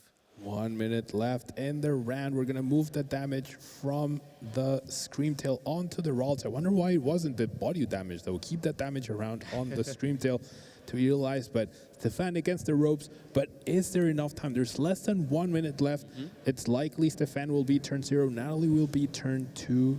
Turn 1 and 3, can she get 2 prizes each and every turn? Yeah, it's going to be one of those up against the clock here. And, you know, again, it's great to see that, you know, the pace of play hasn't changed during this game 3 so far. Stefan's still playing at a pretty decent pace, you know, utilizing his cards now that he has access to those items once again, because that Badu lock has been broken because of the Phantom Dive announcement there. But it's all on Stefan to whether there's a way to kind of slow down prizes being taken from the Natalie's side of the board.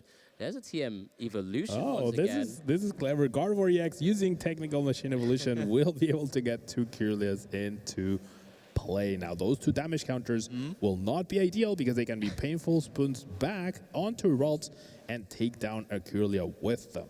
Yeah, I mean, it's a bit of a catch-22, isn't it? Having to kind of evolve up to the Curlias there as the evolution attack has been utilized. That Painful Spoons is ready to go and start wiping down some of those Curlias that are on the bench here. But, you know, this is it. Timer, it looks like, has been called just for confirmation.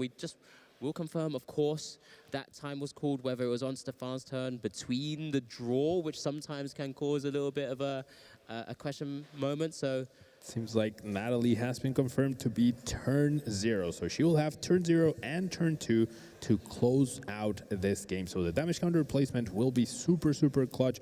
And the DOS Noir usage potential will be super, super clutch. Natalie definitely has an opportunity to win this game.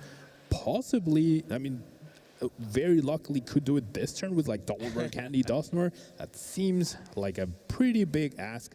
But we could see DOS Noir 13 here, transfer the damage to the Kirlia, take a 3-price turn, and then leave Stefan with a single Kirlia in play, and Natalie at 1 price card remaining. Yeah, well, here we go. There's the first red candy. There's the Curse Bomb of the Dustwa. 13 damage counters onto the active God of Art EX, putting it in prime range, even after a Painful Spoons here. Movement to, maybe there's a choice between the Curlias. I'm not really too sure, but it's going to be one of them. Oh, it's 2 gonna be damage counters, yep. Yeah, a bit worried if it was only going to be 1 there, but I think that would have been ideal. But here, this is going to be a fantastic turn, and it's really just... Oh my goodness. Has everything in hand, Pablo. Another Dustclops. It's just hit the field as well, just ready for future turns. Even preparing the Radiant Dog Exam in case that gets trapped. Preemptively benching the Luminion so she can attach the Forest Seal Stone onto it, just have guaranteed boss for game next turn. There's no way Stefan can evolve all of these Pokemon, Alex. I mean, if there's a way to evolve that Scream Tail, I'll be interested and try and work it out as well. Yeah. Even that Monkey Dory, I'd love to see that happen. Yeah, I mean, you can't Turo both of the Pokemon, right? You can only Turo one of them. So I think Natalie will be able to win this game based on her super